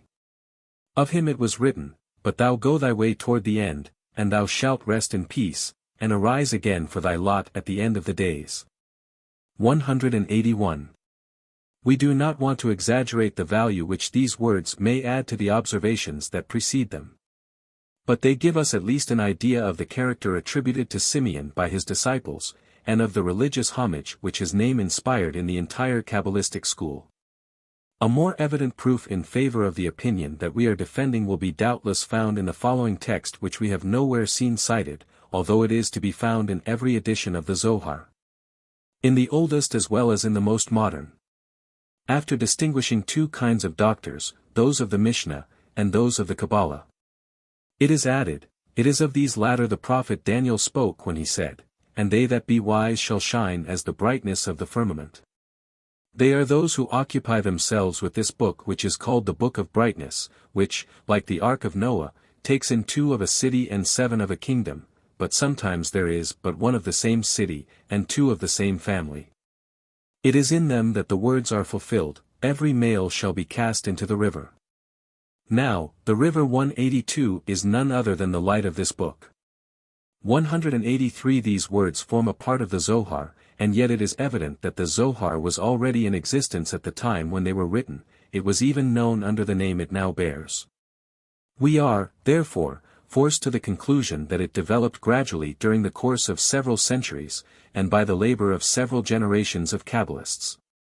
Here is the substance, as the translation would require too much space of another passage very precious in all respects, and by which we want to show especially that long after the death of Simeon ben Yohai his doctrine was preserved in Palestine where the Master lived and taught, and that emissaries were sent from Babylon to collect some of his words.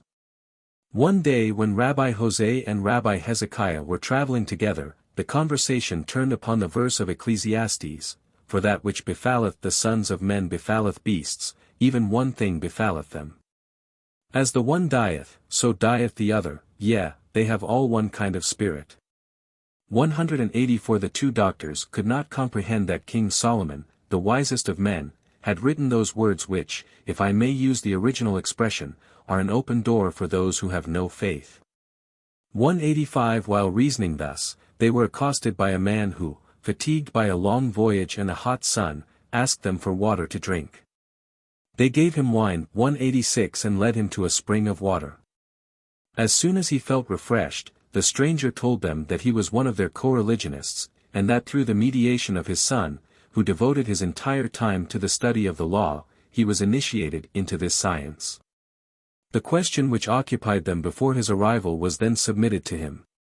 For the aim we wish to reach here, it is useless to tell how the stranger solved the question. We only want to say that he was actively applauded and that they permitted him to part very reluctantly.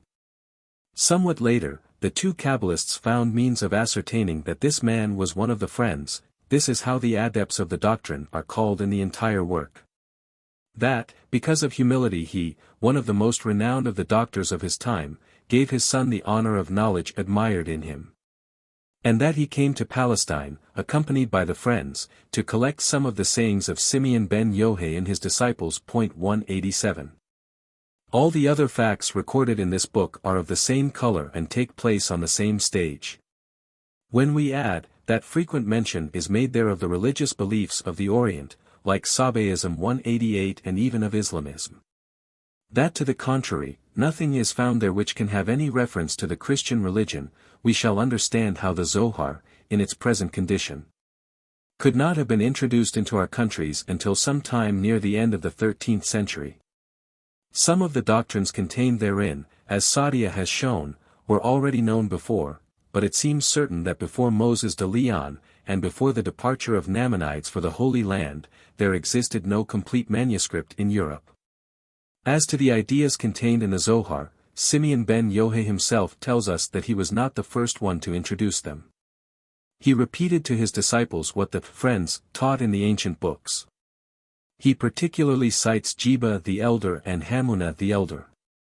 And at the moment when he is about to reveal the greatest secrets of the Kabbalah, he expresses the hope that the shade of Hamunah will come to listen to him, followed by a procession of 70 of the just.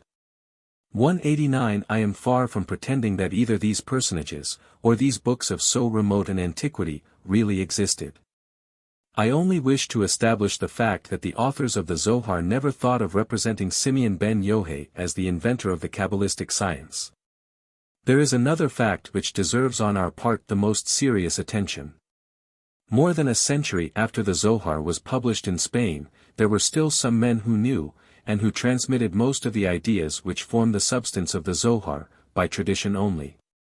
Of such was Moses Botrel, who, in 1409, as he himself tells us, 190 expresses himself on the Kabbalah and on the precautions to be taken in teaching it. The Kabbalah is nothing other than a more pure and a more holy philosophy. Only that the language of philosophy is not the same as that of the Kabbalah. 191 It is so named because it proceeds, not by reasoning, but by tradition. And when the master has developed these matters for his disciple, that disciple must not have too much confidence in his wisdom. He is not permitted to speak of this science if not formally authorized first by the master. This right, namely, to speak about the Merkabah, will be accorded to him when he has given proof of his intelligence, and if the seed deposited in his breast, has borne fruit. On the contrary, it will be necessary to recommend silence to him, if he is found to be but an extrinsic person, and if he has, as yet, not reached the degree of those who distinguish themselves by their meditations. See Botrel's commentary, Phol. 87b. Apparently, the author of these lines did not seem to know the Zohar even by its name, as the name is not mentioned a single time in any part of his work. On the other hand, he cites a large number of very ancient writers, nearly all of whom belong to the Orient, like Rabbi Saadia, Rabbi Hai and Rabbi Aaron, head of the Babylonian Academy. Sometimes he tells us also of the things he learned orally from the mouth of his master. So it cannot be supposed that he drew his Kabbalistic knowledge from the manuscripts published by Namanides and Moses de Leon. Still, the Kabbalistic system, of which Simeon ben Yohai may be considered at least the most illustrious representative, was preserved and propagated, after as well as before the 13th century, by a multitude of traditions which some were pleased to write down, while others, more faithful to the method of their ancestors, guarded them religiously in their memory. Only such traditions as took birth from the 1st century until near the end of the 7th century of the Christian era, are found in the Zohar. In fact, we cannot date, I would not say the compilation, but the existence of these traditions, so very similar or closely connected to one another by the spirit animating them from an epoch less remote. For at that time they already knew of the Merkabah, which is nothing more, as we know, than that part of the Kabbalah to which the Zohar is specially consecrated, and Simeon ben Yohai himself tells us that he had predecessors. It is equally impossible for us to consider its birth in an age nearer to us, for we know of no fact which authorizes such a conclusion. The insurmountable difficulties encountered in the opinions differing from ours, thus become positive facts which confirm our opinions, and which should not be counted as the last among the proofs of which we have made use. There still remain 2 more objections to be refuted. It has been asked how the principle which is the basis of our present-day cosmography, or the system of Copernic, so clearly summed up in a passage we have translated above, could have been known at the remote time from which we date the origin of the principal element of the Kabbalistic system. We answer that, in any case, admitting even that the Zohar is nothing but an imposture of the close of the 13th century, this passage was known before the birth of the Prussian astronomer. Again, the ideas contained in that passage were already spread among the ancients, for Aristotle attributes them to the school of Pythagoras. Nearly all those, he says, who assume to have studied the sky in its entirety, claim that the earth is at the center, but the philosophers of the Italian school, otherwise called Pythagoreans, teach the contrary. In their opinion, the center is occupied by fire, and the earth is only a star, the circular movement of which around that center produces light and day. 192. In their attack against philosophy, the first fathers of the Church did not regard it as a duty to spare that opinion which is, in fact, irreconcilable with the cosmological system taught in Genesis. It is, said Lactantius 193, an absurdity to believe that there are men who have the feet above their heads, and that there are countries where everything is upside down, where the trees and the plants grow from above down. We find the germ of this error among the philosophers who claim that the earth is round. 194 St. Augustine expresses himself on the same subject in very similar terms. De Civitate Dei, lib 16, ch. 9. Finally, even the most ancient authors of the Gemara had knowledge of the antipodes and of the spherical form of the earth, for we read in the Jerusalem Talmud, Avodah Zarah, ch. 3, that while overrunning the earth to conquer it, Alexander the Great learned that it was round, and it is added that for this reason Alexander is represented with a globe in his hand. But even the fact which was thought to hold an objection against us, serves as proof, for during the entire duration of the Middle Ages, the true system of the world was barely known and the system of Ptolemy 195 reigned undivided. It is also astonishing to find precisely in that part of the Zohar which is to be considered the most ancient, medical knowledge which seems to betray a familiarity with quite recent civilization. For example, the Idra Rabbah, or the portion entitled The Great Assembly, contains these remarkable lines which may be believed to have been taken from some modern treatise on anatomy, in the interior of the skull. The brain is divided into 3 parts, each one of which occupies a distinct place. It is covered, besides, with a very thin veil, and then with another, tougher, veil. By means of 32 channels, these 3 parts of the brain ramify into the entire body along on either side. They thus embrace the body from all sides and spread out in all its parts. 196.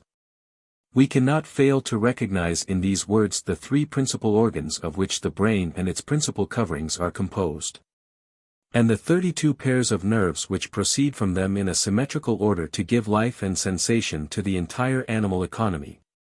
We must note, though, that, compelled to submit to a mass of religious precepts relating to their food, and obliged to observe the different states and different constitutions of the animals for fear of eating of that which the law declares unclean, the Jews were early stimulated, by the most potent of forces, to the study of anatomy in natural history. Thus, the Talmud counts generally the perforation of the covering of the brain, among the affections which may befall the animal, and so forbids the use of its flesh. But there is a condition upon which opinions are divided. According to some, the prohibition is only valid when both coverings are perforated. According to others, it is sufficient when the perforation is found in the tough covering, dura mater, only. 197 others, finally, are content with a dissolution of the continuity in the two interior cerebral coverings. 198 In the same treatise the spinal marrow, 199 is also spoken of, and the diseases peculiar to it. We wish to add, that since the middle of the 2nd century there were professional physicians among the Hebrews. For it is told in the Talmud, Baba Meziah, 85b, that Judah the Pious, the editor of the Mishnah, suffered for 13 years from an affection of the eye, and that his physician was Rabbi Samuel, one of the most zealous defenders of the tradition. A man who, besides medicine, occupied himself with astronomy and mathematics. It was said of him that the paths of the heavens were as well known to him as the streets of his native city. 200. Here we close and, no doubt, it is time to end these purely bibliographical observations and, what we would call, the external history of the Kabbalah. The books we have had under examination are not, as enthusiasts have confidently affirmed, of either supernatural origin or of prehistoric antiquity. Neither are they, as a skeptical, superficial critic still assumes, the product of imposture conceived and consummated in sordid interest, the work of a hunger-driven charlatan devoid of all ideas and convictions, speculating in gross credulity. Once more to repeat, these two books are the product of several generations. Whatever may be the value of the doctrines contained in them, they will always be worthy of preservation as a monument to the long and patient effort of intellectual liberty in the heart of a people and a time when religious despotism made the most use of its power. But this is not the only claim to our interest. As we have already said, and as we shall soon be convinced, the system they contain is, in itself, by reason of its origin and of the influence it exercised, a very important factor in the history of human thought. Part 2. Chapter 1. The doctrine contained in the Kabbalistic books. Analysis of the Sepher Yetzirah. Despite the credulity of some and the skepticism of others, the two books which we have recognized as the true monuments of the Kabbalah will alone furnish us the necessary material for the exposition of this doctrine. Only on rare occasions, when compelled by absolute necessity of the obscurity of the text, shall we have the commentaries intervene.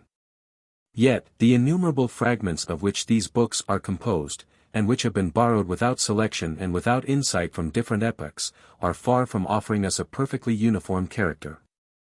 Some develop only the mythological system, the most essential elements of which are to be found already in the book of Job and in the visions of Isaiah.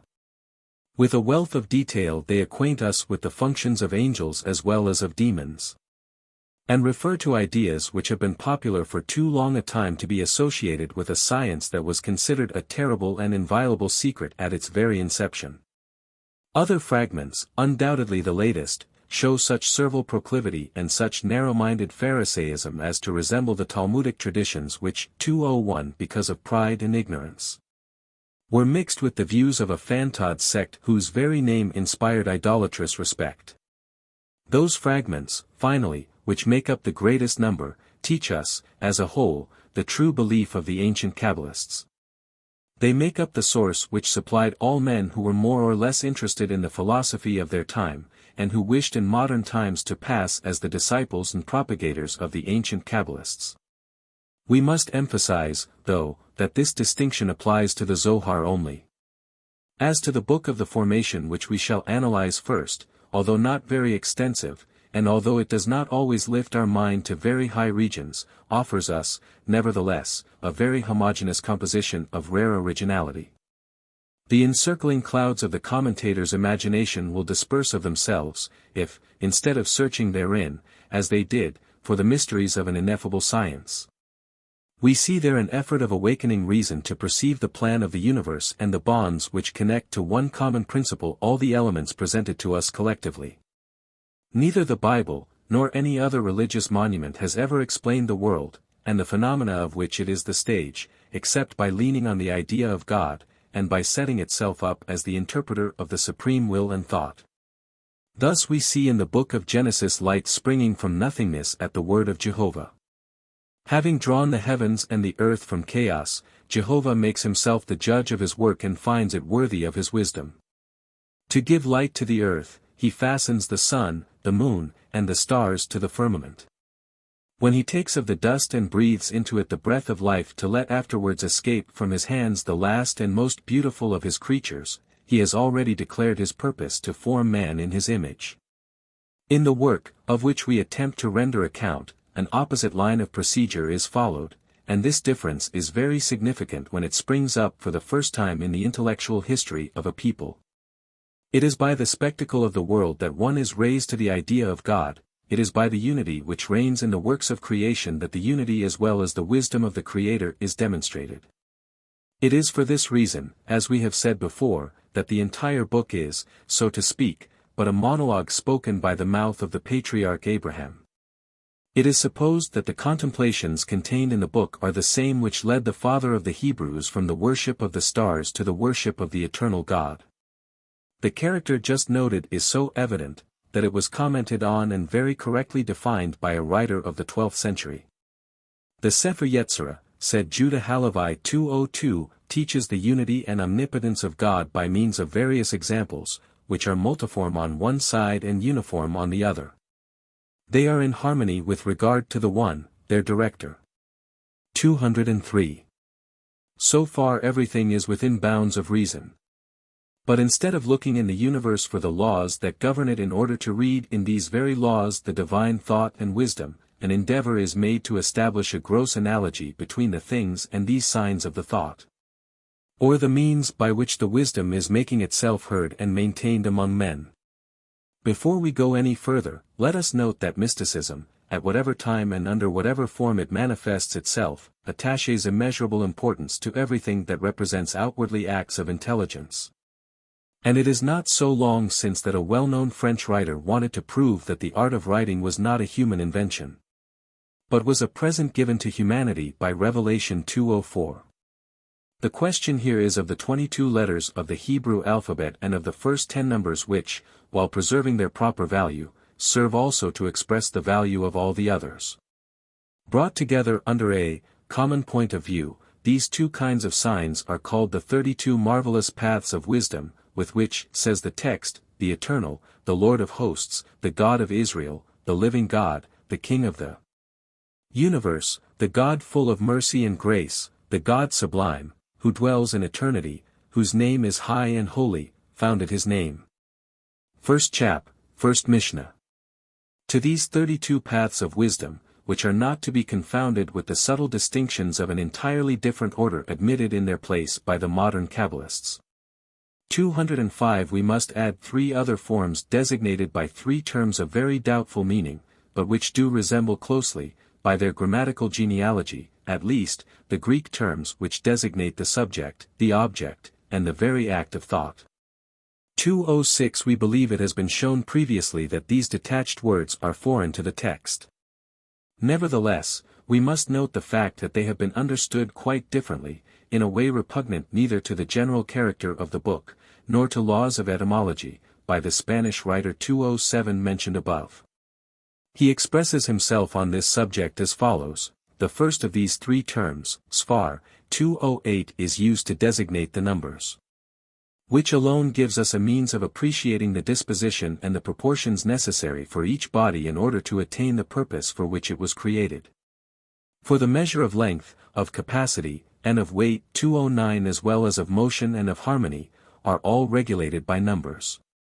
The second term, Sepher, signifies the word and the voice.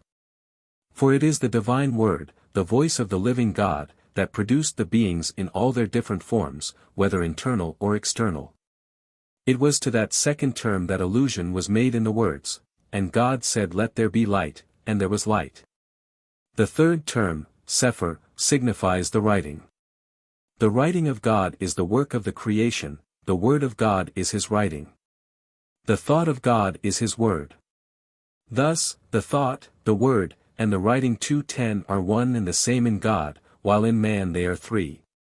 211 This interpretation has the merit that, while ennobling It also characterizes well this strange system that confounds the idea with the generally known symbols in order to make the idea somewhat visible in the total as well as in the different parts of the universe. Under the name of Sephiroth, which play such a prominent part elsewhere but which appear here for the first time in the language of the Kabbalah, the 10 numbers, or the abstract enumerations are first taken notice of. 212 They are represented as the most general and therefore as the most essential form of all that is, and if I may use the expression, as the categories of the universe. Thus, according to the ideas interpreted by us, we must always meet with the number 10 when searching from any viewpoint for the first elements or the invariable principles of the world. There are 10 Sephiroth, 10, and not 9. 10, and not 11, try to understand them in your wisdom and in your intelligence. Exercise constantly on them your researches, your speculations, your knowledge, your thought and imagination, place all things upon their principle, and re-establish the Creator on his base. 213 In other words, the divine action as well as the existence of the world equally shape themselves to the eyes of the intelligence under this abstract form of 10 numbers. Each one of which represents some infinity, whether that of space, of time, or of some other attribute. This, at least, is the meaning which we attach to the following proposition: to the 10 Sephiroth there is no end, either in the future or in the past, either in good or in evil, either in height or in depth, either in the east or in the west, either in the south or in the north. 214 It must be noted that the different aspects under which the infinite is considered here, are few no more, no less. This passage, therefore, teaches us not only the general character of all the Sephiroth, but we see herein to what elements and principles they correspond. And as these different viewpoints, although opposite 2 to 2, nevertheless belong to one idea, to one infinite, it is added, 215, the 10 Sephiroth are like the 10 fingers, 216 5 against 5, but amidst them is the link of unity. Ch. I. Prop. 3. The last words give us the explanation as well as the proof of all the preceding. Without exactly deviating from the relations presented by the external things, this conception of the Sephiroth bears, nevertheless, an eminently abstract and metaphysical character. Were we to subject it to a strict analysis, we would find therein, subordinated to the infinite and to absolute unity, the ideas of time, space, and of a certain unchangeable order without which there is neither good nor evil even in the sphere of the senses. But here is a somewhat different enumeration, which in appearance, at least, assigns a greater share to the material elements. We will confine ourselves to the translation. The first of the Sephiroth, 1, is the Spirit of the living God, blessed be his name, blessed be the name of the one who lives in eternity. The Spirit, the voice, and the Word, that is the Holy Ghost. 2 is the breath proceeding from the Spirit, 217 in it are graven and carved the 22 letters which form, nevertheless, but one single breath. 218.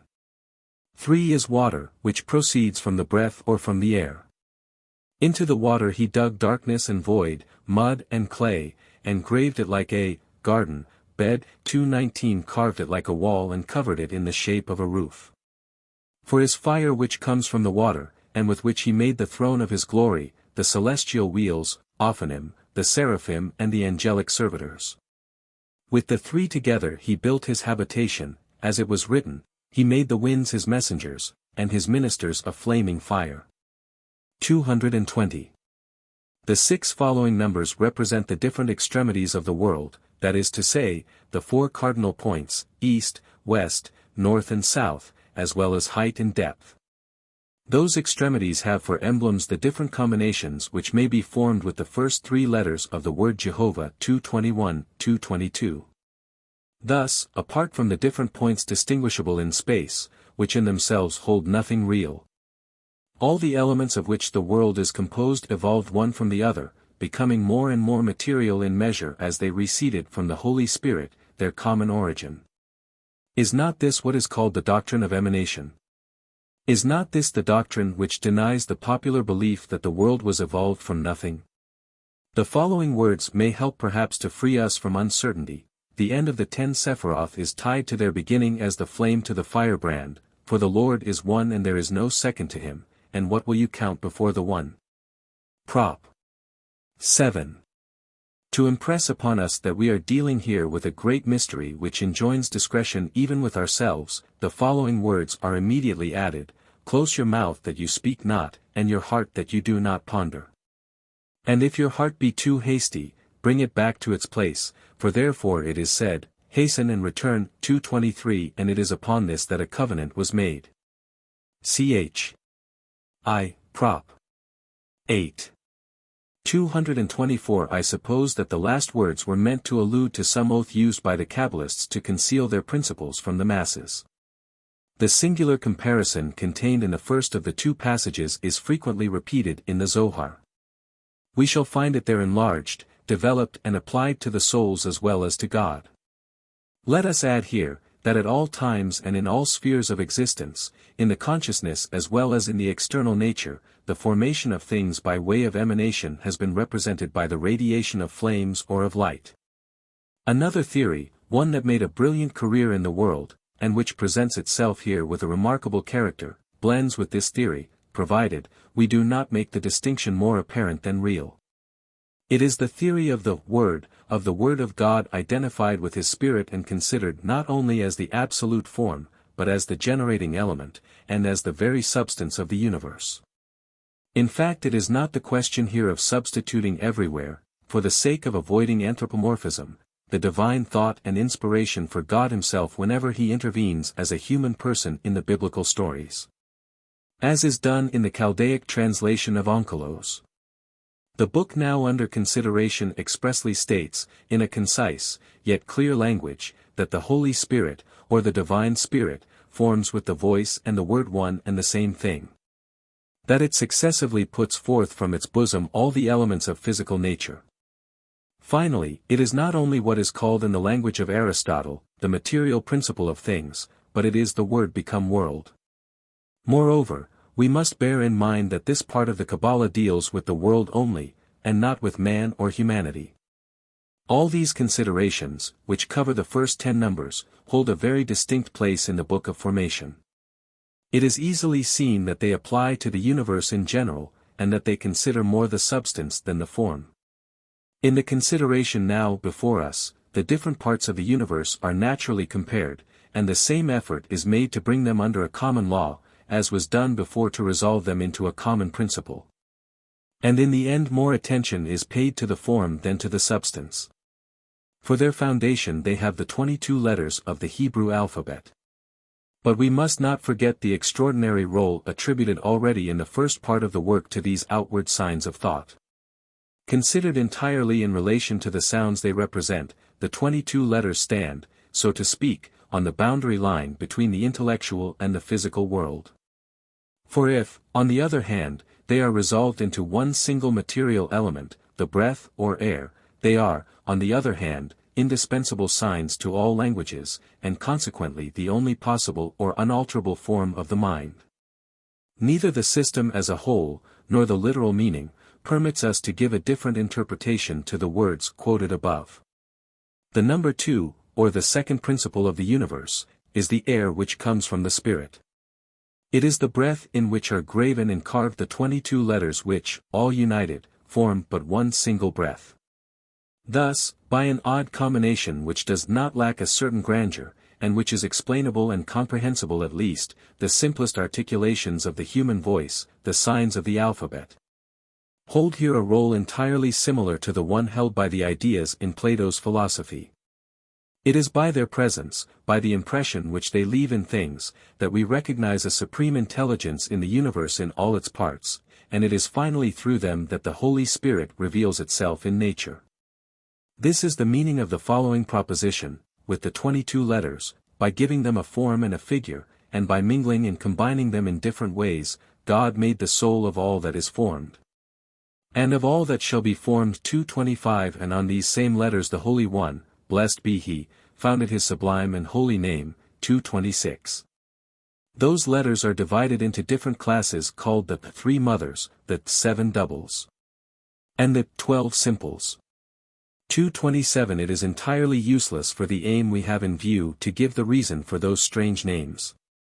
228. Moreover, the function of the letters is wholly encroached by the division that we have noted, and by the numbers resulting from the division, or, to speak more clearly, an attempt is made to find, per phase et nephas, whether right or wrong. The numbers 3, 7 and 12 in the three regions of nature. 1. In the general composition of the world, 2. In the division of the year, or in the distribution of time of which the year is the principal unit, and 3. In the structure of man. Although not stated explicitly, we find here the idea of the macrocosm and of the microcosm, or the belief that man is only the image, and, so to speak, the summary of the universe. In the general composition of the world the mothers, that is to say, the number 3, represent the elements, which are, water, air and fire. Fire is the substance of the heavens, by condensation water becomes the substance of the earth. Finally, between these two antagonistic principles is air, which separates and reconciles them by dominating them. Ch 3, Prop. 4, b. The same sign recalls the principal seasons in the division of the year, summer, which responds to fire. Winter, which in the east is generally marked by rains or by the predominance of water, and the temperate season which is formed by the union of spring and autumn. The same trinity, finally, is seen in the formation of the human body, in the head, the heart or breast, and the belly or stomach. These are, if I am not mistaken, the functions of the different organs which a modern physician has called, the tripod of life. Ch 3, Prop. 7. The number 3 seems here, as in all other mystical combinations, to be such an indispensable form that it is taken also as the symbol of the moral man in whom is discernible, according to the original expression, the scale of merit. The scale of culpability, and the tongue of the law decides between the two. 229. By the 7 doubles are represented the contraries, or at least such things of this world which may serve two opposite ends.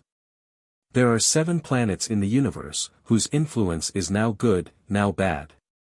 There are 7 days and 7 nights in the week, there are 7 gates in the human body, the eyes, the ears, the nostrils, and the mouth, and, finally, the number 7 is also the number of the happy or unhappy events which may affect a man.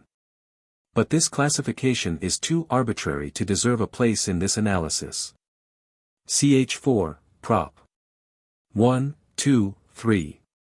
The 12 simples, of which we yet have to speak, respond to the 12 signs of the zodiac, to the 12 months of the year, to the principal parts of the human body, and to the most important attributes of our nature.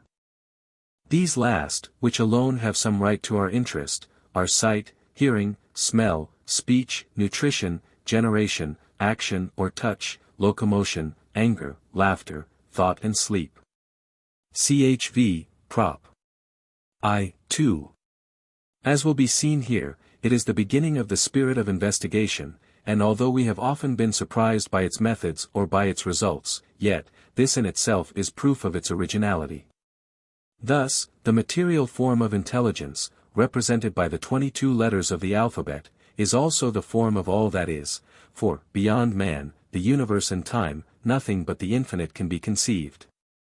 These 3 things are also called the faithful witnesses of truth. Ch 6, Prop.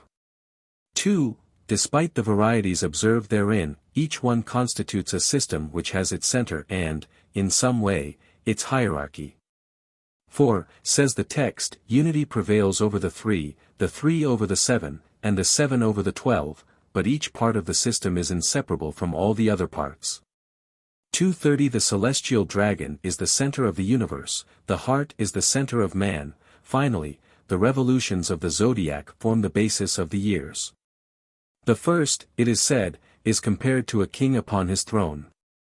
The second to a king among his subjects, the third to a king in war. 231. We believe that this comparison was meant to indicate the perfect regularity reigning in the universe, and the contrasts which exist in man without destroying his unity. In fact, it is added that the 12 principal organs which form the body of man are aligned one against another, as in order of battle. 3 of them serve love, 3 produce hatred, 3 give life, and 3 summon death. 232 Thus evil confronts good, and from evil comes forth evil only. Prop. 9. But immediately the remark is made that one cannot be understood without the other.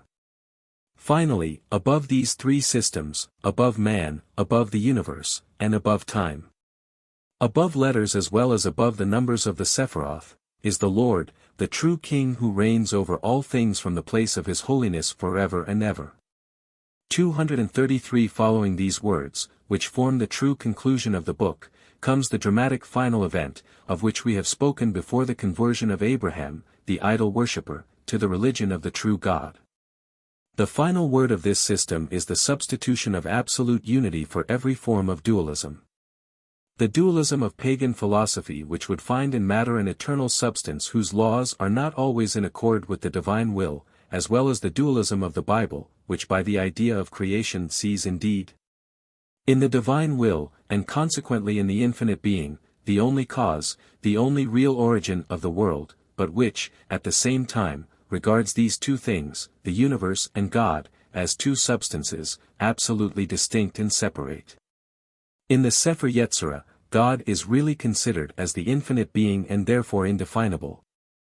God, in the full extent of his power and of his existence, is above, but not outside, extra, of the letters and numbers, that is to say, not outside of the principles and of the laws which we distinguish in this world.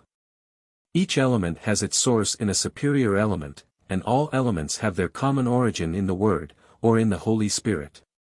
It is in the Word also that we find the invariable signs of thought which repeat themselves in some way in all the spheres of existence, and through which all that is becomes an expression of the same design. And that Word itself, the first of the numbers, the most sublime of all the things we can count and define, what else is it but the most sublime and the most absolute of all the manifestations of God, that is, the supreme thought of intelligence. Thus, in the highest sense, God is both the matter and the form of the universe. And not only is he that matter and that form, but nothing exists, or can exist, outside, extra, of him. His substance is at the bottom of everything, and therefore all bear his imprint, and all are symbols of his supreme intelligence. This bold deduction, apparently so audacious and strange to the underlying principles, is the basis of the doctrine set forth in the Zohar.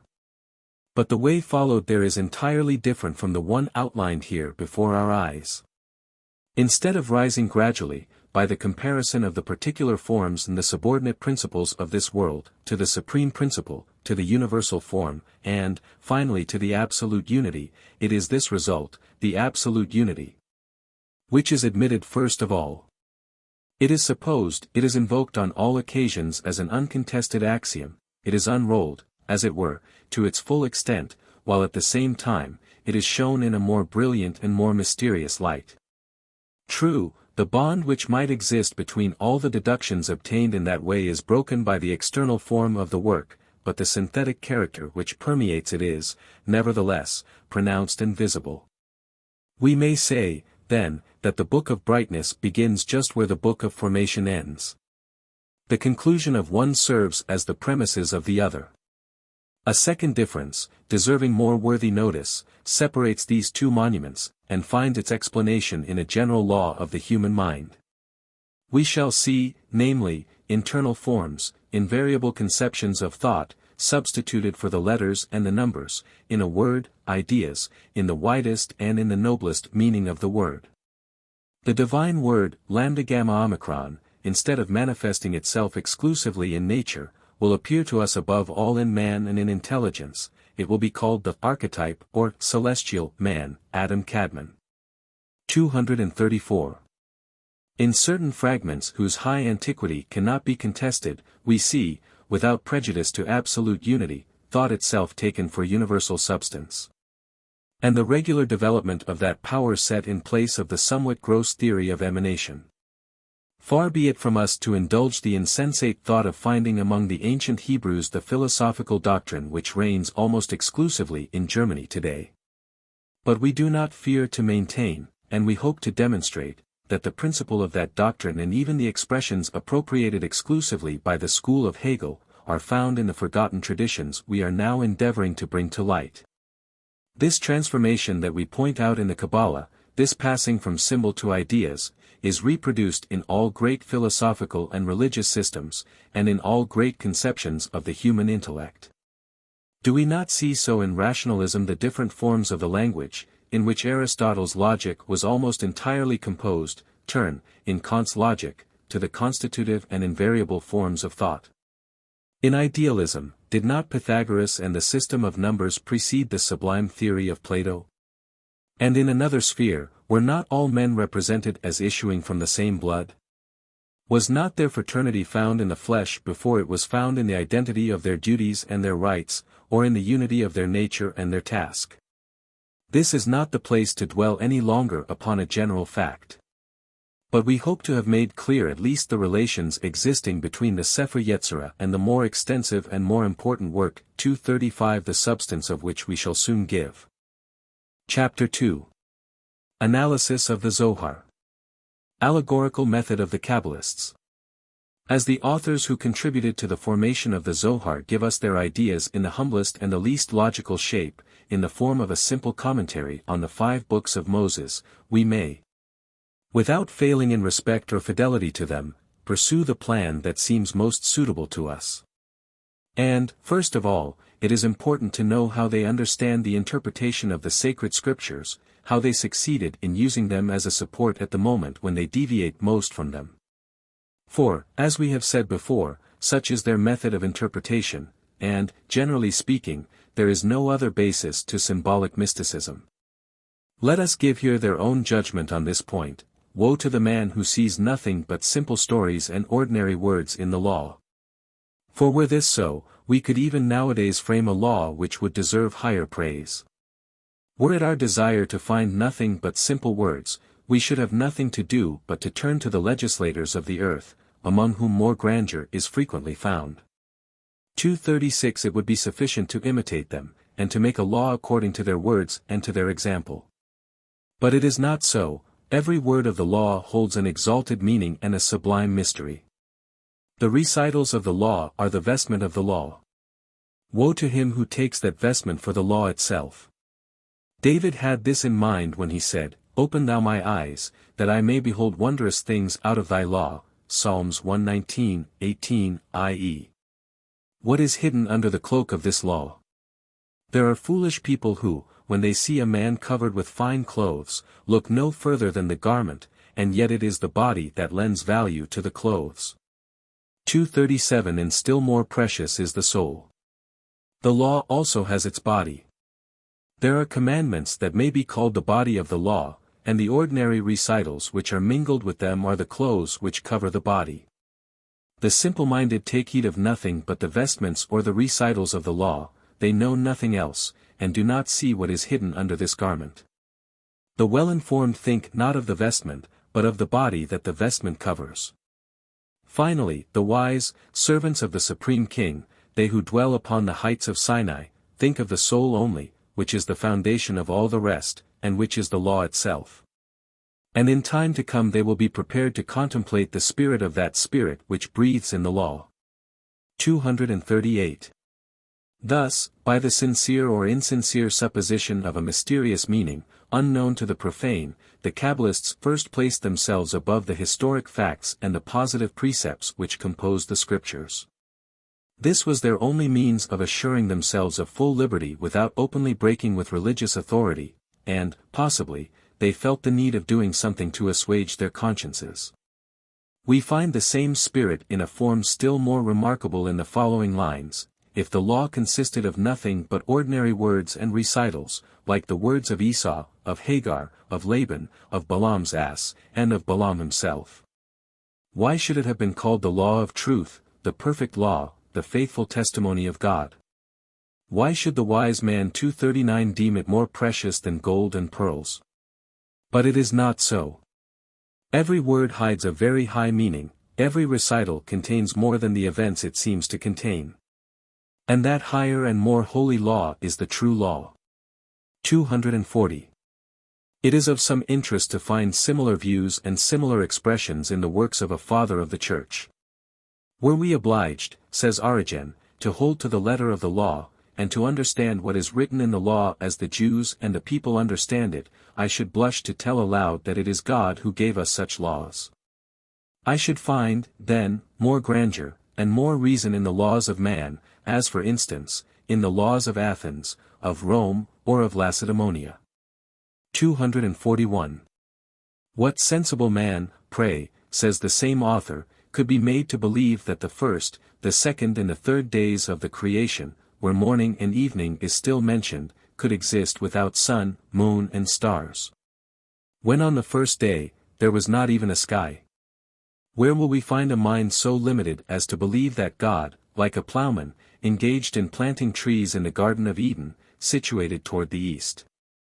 That one of the trees was the tree of life, and that another tree could give the knowledge of good and evil? I think that no one could hesitate to regard these things as parables under which are hidden mysteries. 242. Finally, he also admits the differentiation between an historical, a legislative or moral meaning, and a mystical meaning. But instead of using the clothes that cover us as a simile, he compares the first to the body, the second to the soul, and the last to the spirit. 243. In order to establish, at least, certain apparent relations between the sacred word and these arbitrary interpretations, the ancient Kabbalists sometimes resorted to artificial means very rarely met with in the Zohar, but which have taken up considerable space and authority with the modern Kabbalists.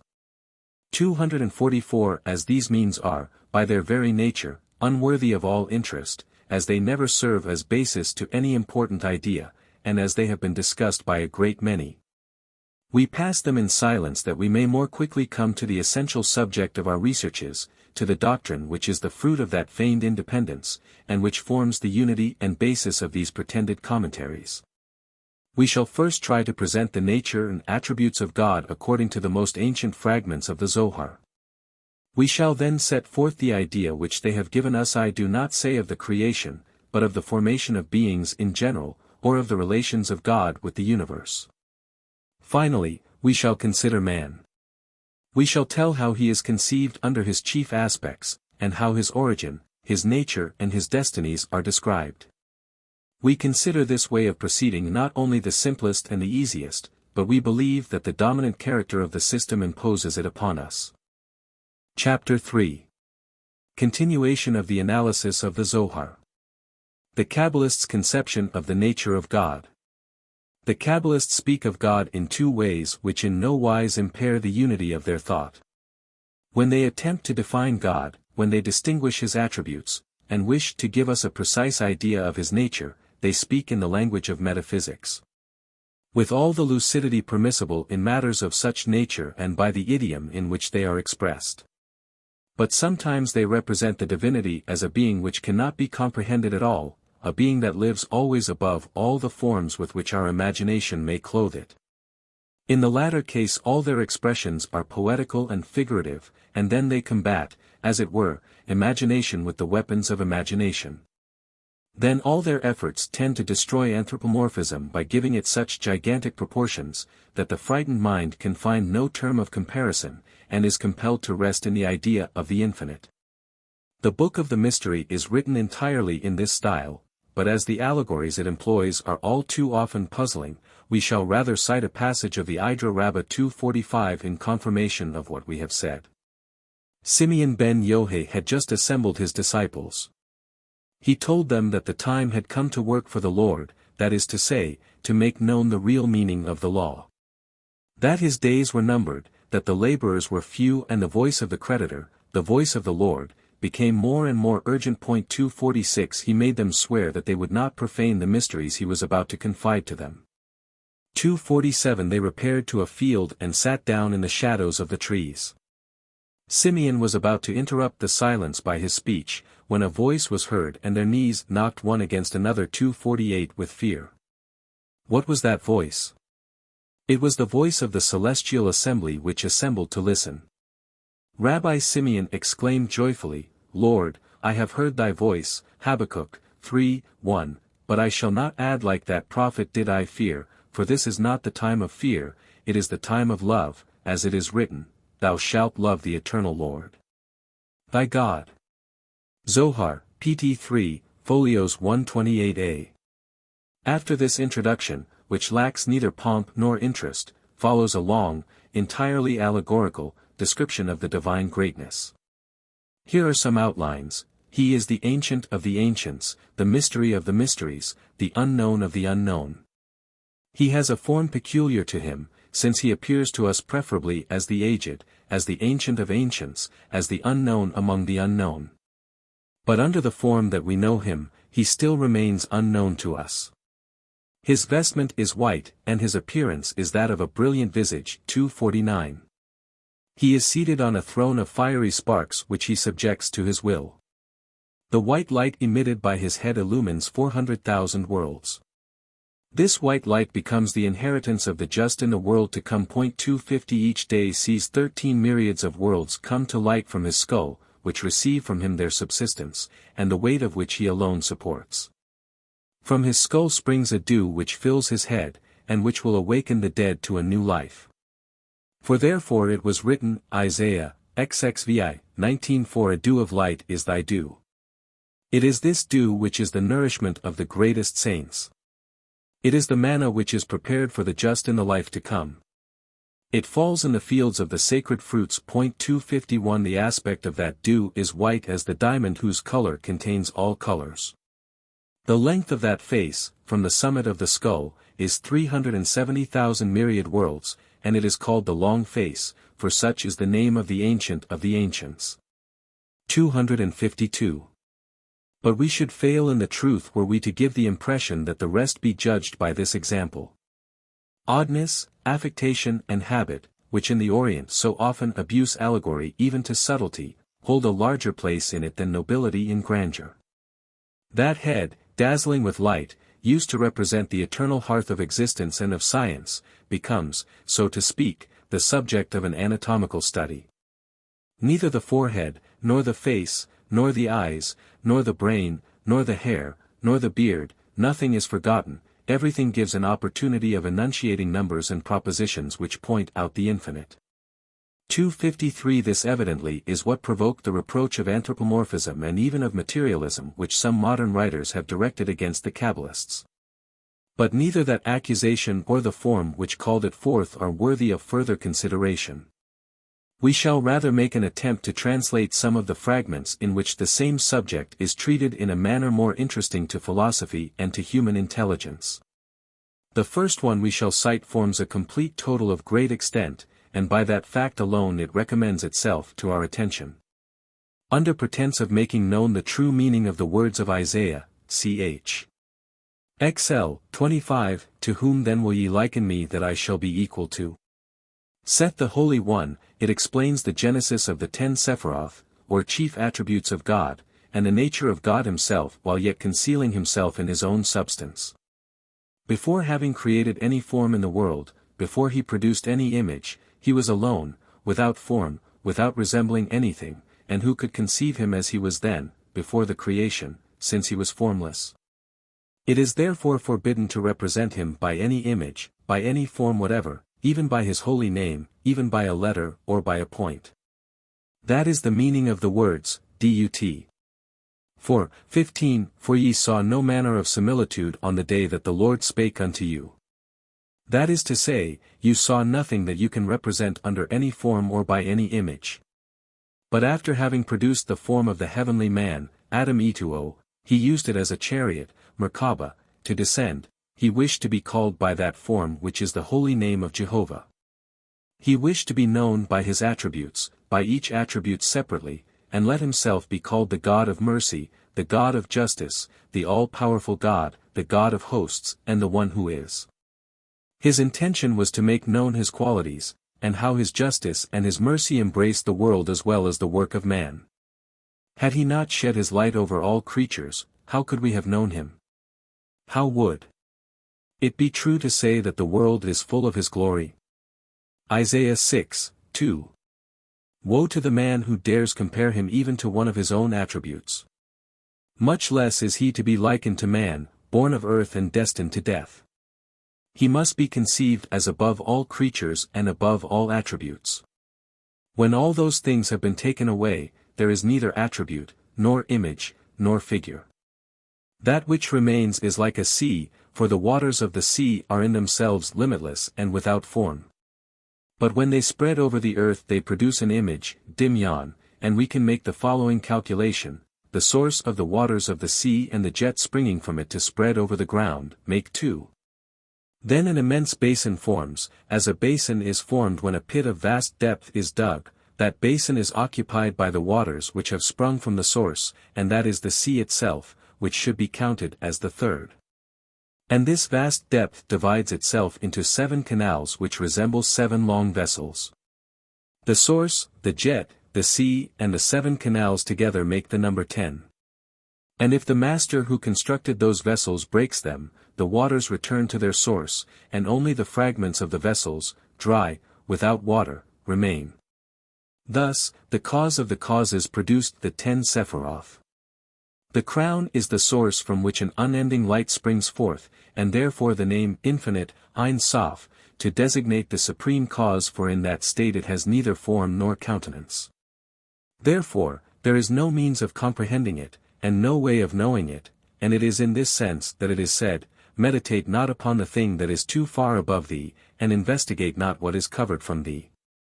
254 Then a vessel comes into existence, as restricted in dimensions as a point as the letter, Yod, in which, nevertheless, the divine light penetrates. This is the source of wisdom, it is wisdom, by virtue of which the supreme cause takes the name of the all-wise God. After which it constructs a great vessel like the sea, called the intelligence, whence the name of God the intelligent. We must know, however, that God is good and wise by virtue of himself, for wisdom does not deserve its name because of itself, but because of him who is wise, and who produces wisdom from the light emanated from him. Neither is intelligence conceivable by itself, but through him who is the intelligent one, and who replenishes it from his own substance. He need only to withdraw to let it dry out entirely. In this sense we should also understand the following words, Job 14:11, the waters run off from the sea and the river faileth and drieth up. Finally, the sea is divided into 7 branches, and from these result the 7 precious vessels called mercy or grandeur, justice or strength, beauty, triumph, glory, kingdom, and the foundation or basis. 255 For that reason he is called the great or the merciful, the strong, the magnificent, the God of victory, the Creator to whom belongs all glory, and the foundation of all things. This last attribute sustains all the others, as well as all the worlds. Last of all, he is also the King of the universe, for all things are in his power.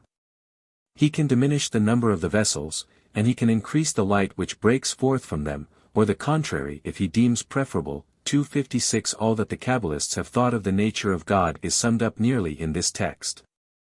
But even in the minds most familiar with metaphysical systems and questions, this text must leave some confusion. On the one hand it should be followed by quite wide developments. On the other hand, it would be well to present each one of the principles confined therein under a more substantial and more precise form. In order to attain this double aim without compromising historical truth, and without fear of substituting our own thoughts for those whose spokesmen we wish to be, we shall reduce the foregoing passage to a small number of fundamental propositions, each one of which will be elucidated, and at the same time justified by other extracts from the Zohar. 1. God is, before all else, the infinite being. He can therefore not be considered as the totality of the beings, nor as the sum of his own attributes. But without these attributes and without the effects which result from them, that is to say, without a definite form, it is never possible either to comprehend or to know him. This principle is quite clearly expressed when it is said that before the creation God was without form, resembling nothing, and that in this state no intelligence could conceive him.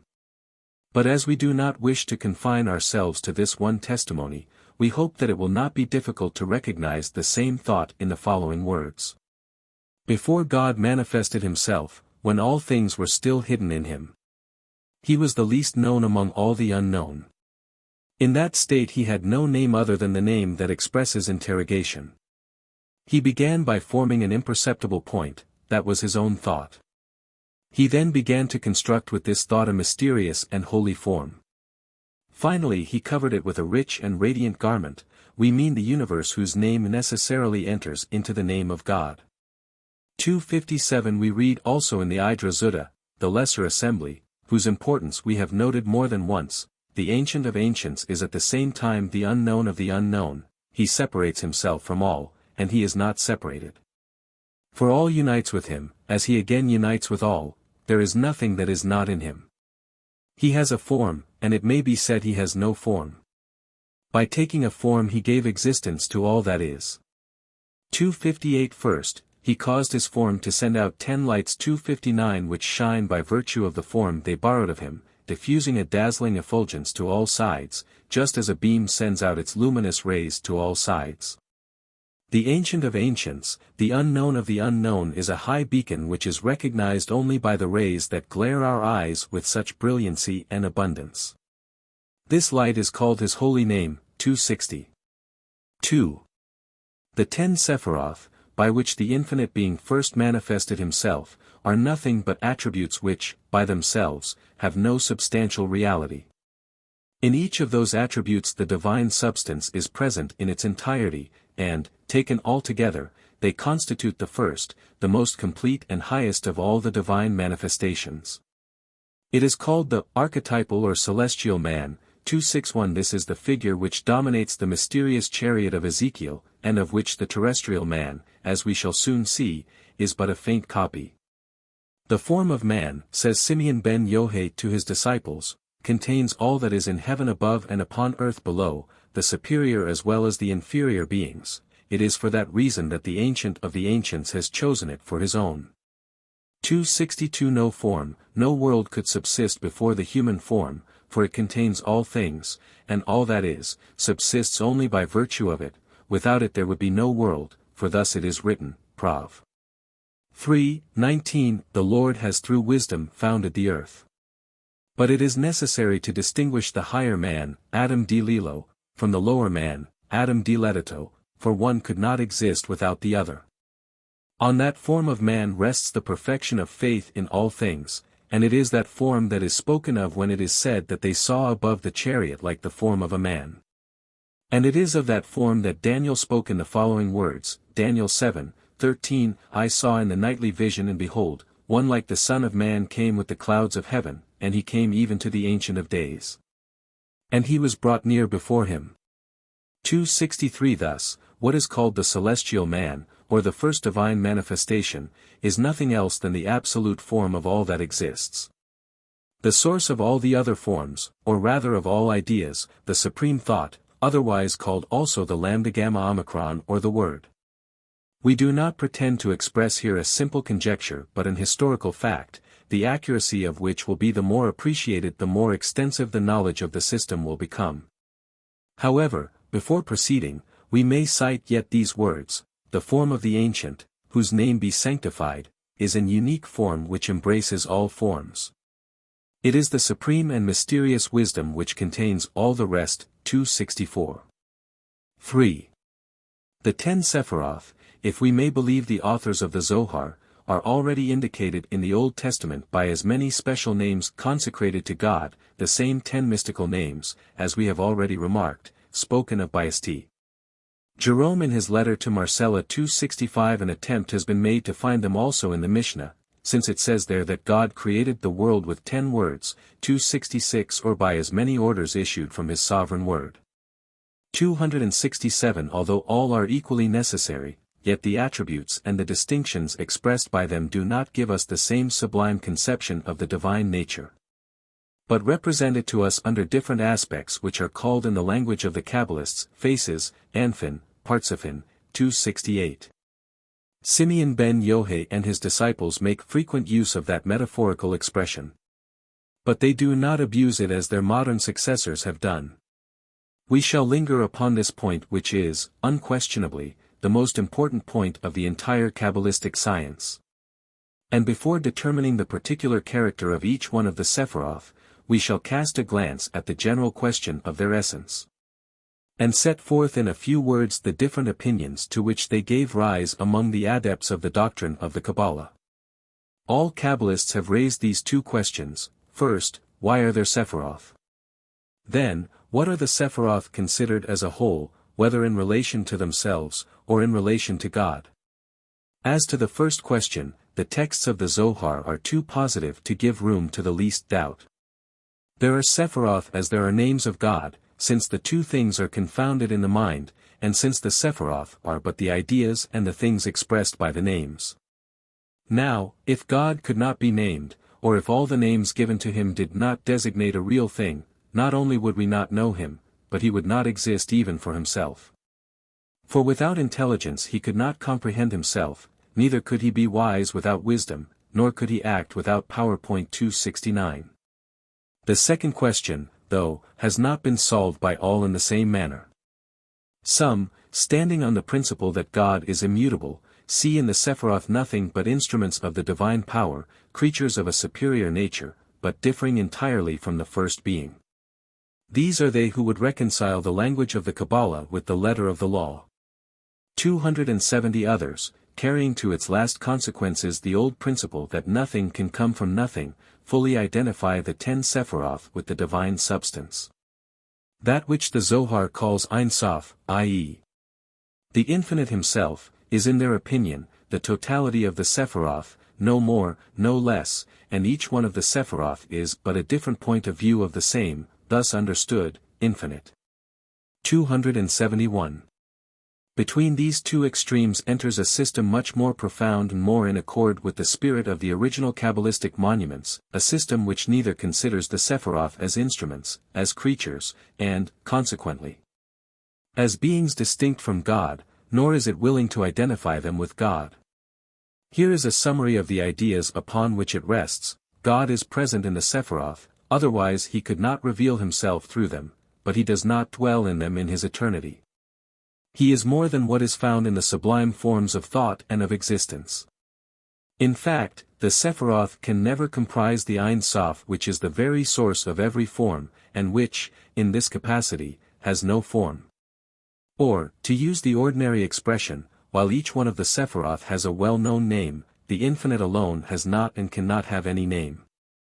God remains, therefore, the ineffable, the incomprehensible, the infinite being, high above all the worlds that reveal to us his presence, even the world of emanation. By this reasoning they believe to escape the reproach of disregarding the divine immutability. For the 10 Sephiroth may be compared to 10 vessels of different forms, or to glasses of different colors. Whatever vessel we wish to measure with the absolute essence of things, it remains always the same, and the divine light, like the light of the sun, does not change its nature with the medium through which it passes. Let us add that these vessels and these mediums have in themselves no positive reality, they have no existence of their own. They simply represent the limits within which the supreme essence of things has confined itself, the different degrees of obscurity with which the divine light desired to veil its infinite brightness, so it may be viewed. Whence the desire to recognize in the Sephiroth two elements, or rather, two different aspects, one, purely external and negative, representing the body, the so-called vessel, Kali. The other internal, positive, which represents the spirit and the light. Thus they could speak of broken vessels 272 which let the divine light escape. This point of view adopted by Isaac Luria 273 as well as by Moses Cordovera 274 and presented with much logic and precision by the latter, is the one, to say it again, which we regard as the most exact historically. And we shall rest thenceforth upon it with entire confidence as the basis of all the metaphysical part of the Kabbalah. Having established this general principle on the authority of the texts and of the most valued commentaries, we must indicate now the particular role of every Sephiro and the different manners of the grouping of all the Sephiroth by trinities and by persons. The first of the highest of all the divine manifestations, in a word, the first Sephiro, is the crown, Kether, so named by the very reason of the place assigned to it above all the others. It is, says the text, the principle of all principles, the mysterious wisdom, the highest of all crowns with which all diadems and crowns are adorned. 275 It is not the confused totality, formless, nameless. That mysterious unknown that preceded all things, even the attributes, that, Ein Sof. It represents the infinite as distinguished from the finite, its name in Holy Writ signifies I am, Ayah, because it is the absolute being. The being considered from a point of view where analysis cannot penetrate, where qualifications are not possible, but where they are all united in the indivisible point. On that ground the first Sephiro is also called the primitive point, or simply the point, Nkudo Shana, or Nkudo Shudo. When the unknown of the unknown wished to manifest himself, he first produced one point, 276. As long as this luminous point did not depart from his bosom, the infinite was as yet completely unknown, and shed no light at all. 277. It is that which the later Kabbalists have explained as an absolute concentration of God in his own substance, Tzimtzum. It is this concentration which has brought forth space, the primitive air, Avir Kadmon, which is not a true void, but a certain degree of light inferior to the creation. But for the very reason that God retired within himself, he is distinct from all that is finite. 278. Limited and determined, and for the very reason that it cannot be told yet what he is designated by a word which signifies, not. No thing, non-being, ein. They name him thus, says the Idra Zutta, because we do not know, and because it cannot be known what was in that principle, beginning, because it is unattainable for our limitations, yes, even for wisdom. 279, 280. We must remark that we find again the same idea, even the same expression, in one of the greatest and most famous systems of metaphysics of which our epoch can boast to posterity. Everything begins, says Hegel, by the pure state of being, a wholly indeterminate, simple and immediate thought, for the true beginning can be nothing else. But that pure being is only the purest abstraction. It is an absolute negative term which may be called the non-existent. 281 if conceived in an immediate manner. Finally, to return to our Kabbalists, the mere idea of being, or of the absolute, considered from the point of view which we take, constituted a complete form, or to use the usual term, a head, a face. They call it the white head Risho Havro, because all colors, that is to say, all ideas, all determined modes are blended in that form, or the ancient, Atika, because it is the first of the Sephiroth. But, in the last case, we must take care not to confound it with the ancient of ancients, Atika Datikin, that is to say, with the Ein Sof himself, before whom the most dazzling light is but a shadow. But it is most generally designated with the singular name of long face, Varich Anfin, undoubtedly because it contains all the other qualifications and all the intellectual and moral attributes of which, by the same reasoning. That small face is formed, Zir Anfin. 282. The first, says the text, is the ancient, seen face to face. It is the supreme head, the source of all light, the principle of all wisdom, and can be defined only by unity. 283. From the bosom of this absolute unity, distinct from the various forms and from all relative unity, go forth, as parallels, two principles, opposite in appearance but inseparable in reality. One, male or active, which is called wisdom, chachma, the other passive, or female, is designated by a word which it is customary to translate by intelligence, bina. All that exists, says the text, all that has been formed by the ancient, whose name be sanctified, can exist only by a male and a female. 284. We shall not insist upon this general form which we shall meet frequently as we proceed. We believe, though, that in this instance it applies to the subject and to the object of intelligence which was not possible to express more clearly in an eminently poetical language. Wisdom is also named the Father. For it is said, wisdom engenders all things. By means of 32 marvelous ways by which it is diffused through the universe, it imposes a form and measure on all that is.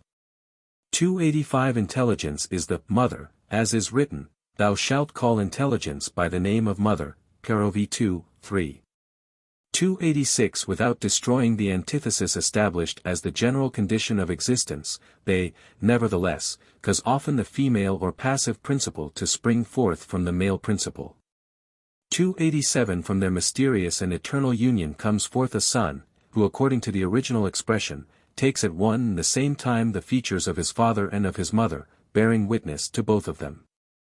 This son of wisdom and intelligence, called also, because of double inheritance, the firstborn is knowledge or science, deity.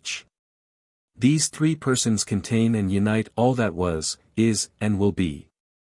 But they are, in their turn, reunited in the white head, in the Ancient of Ancients, for all is He, and He is all and in all. 288 At times He is represented with three heads which form but one head, and at times He is compared to the brain which, without losing its unity, is divided into three parts, and by means of 32 pairs of nerves spreads into the entire body. As divinity spreads into the universe by means of the 32 ways of wisdom. The Ancient, whose name be sanctified, exists with three heads which form but one head only, and that head is the most exalted among the most exalted things. And because the Ancient, whose name be blessed, is represented by the number 3, all the other lights, the other Sephiroth, which receive light from Him, are also comprised in the number 3. 289. In the following passage the terms of that Trinity are somewhat different. We see there the Ein Sof Himself, but, on the other hand, we do not find there intelligence, no doubt because it is but a reflex, a certain expansion or dimension of the Logos which is called here wisdom. There are three heads sculptured one in the other, and one above the other. One head is the secret, hidden wisdom which is never unveiled. The mysterious wisdom is the supreme principle of all other wisdom. Above that first head is the Ancient, whose name be sanctified, the most mysterious of all the mysteries. Finally, comes the head which dominates all the other heads, a head which is not a head. No one knows nor can know what that head contains, for it joins neither science nor our understanding. Because of that, the Ancient, whose name be sanctified, is called the No Thing, in 290. Thus, unity in being, and Trinity in intellectual manifestations or in thought. This is the exact summing up of what we have just said.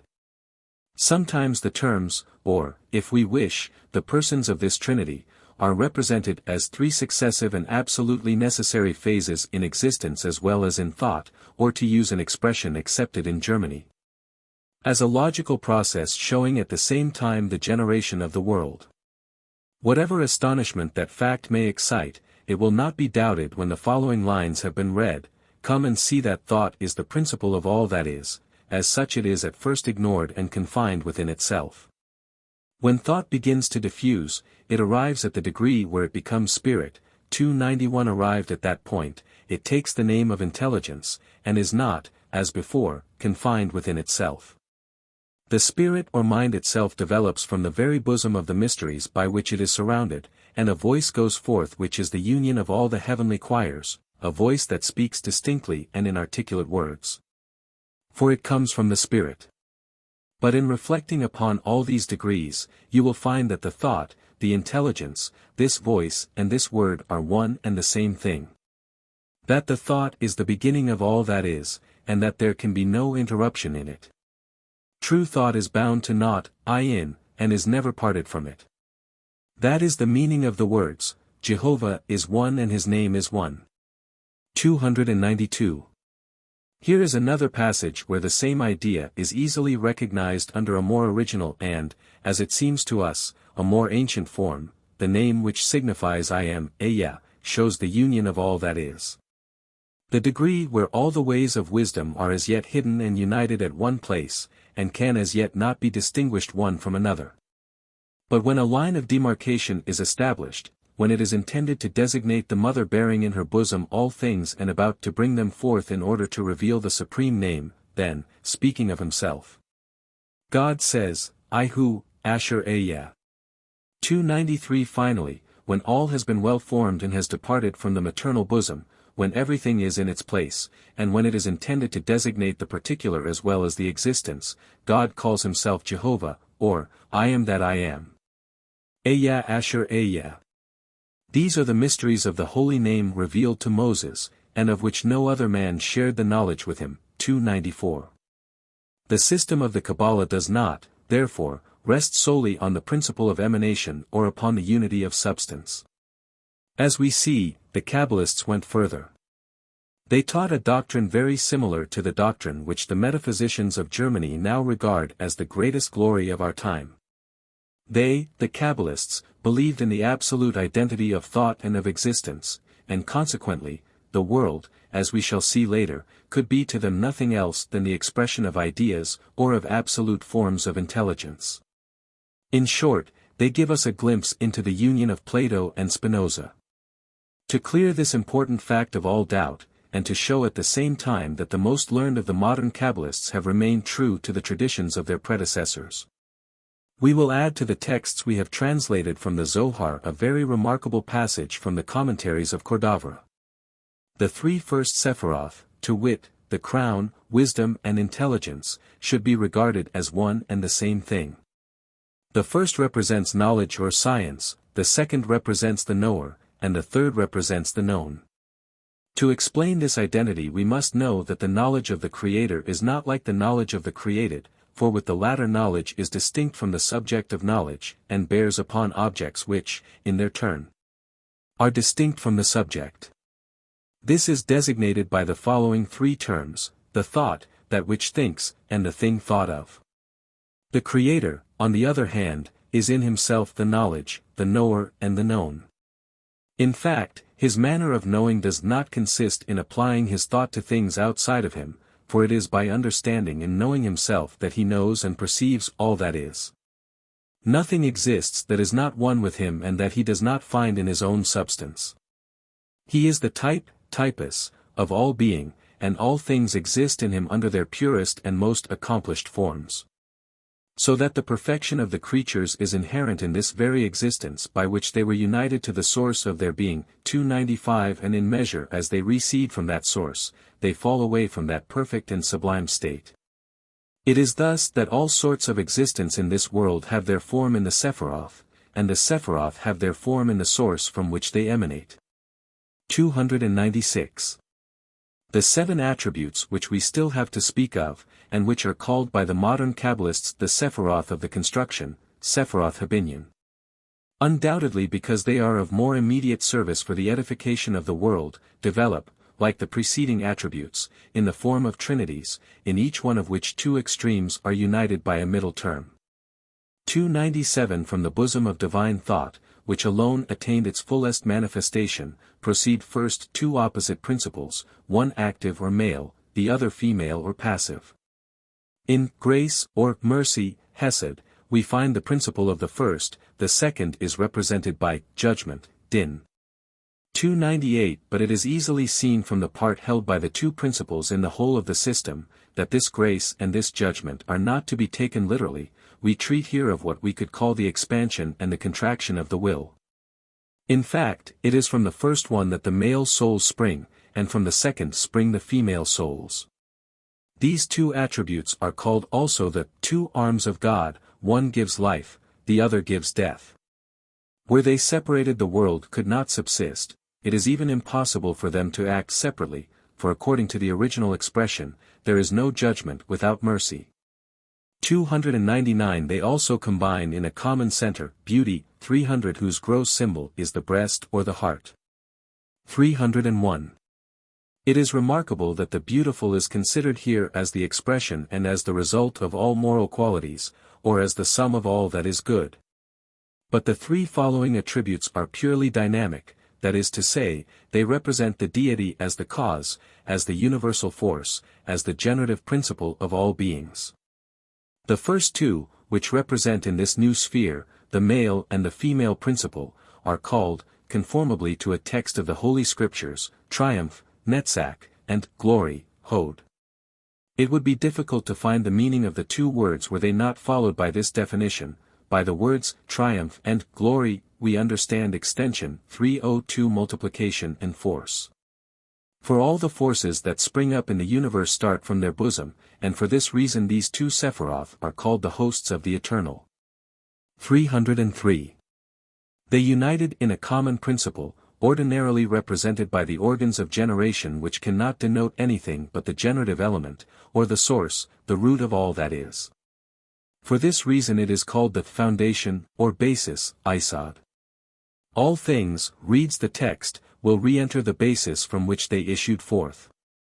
All the marrow, all the sap, all the power is gathered in that place. All existing forces issue from it by the organ of generation. These three attributes also form but one single face, one single aspect of the divine nature, represented in the Bible by the God of hosts. 304 As to the last of the Sephiroth, or kingdom, Maketh, all Kabbalists agree that it does not express any new attribute, but simply the harmony which exists between all the other attributes and their absolute rule over the world.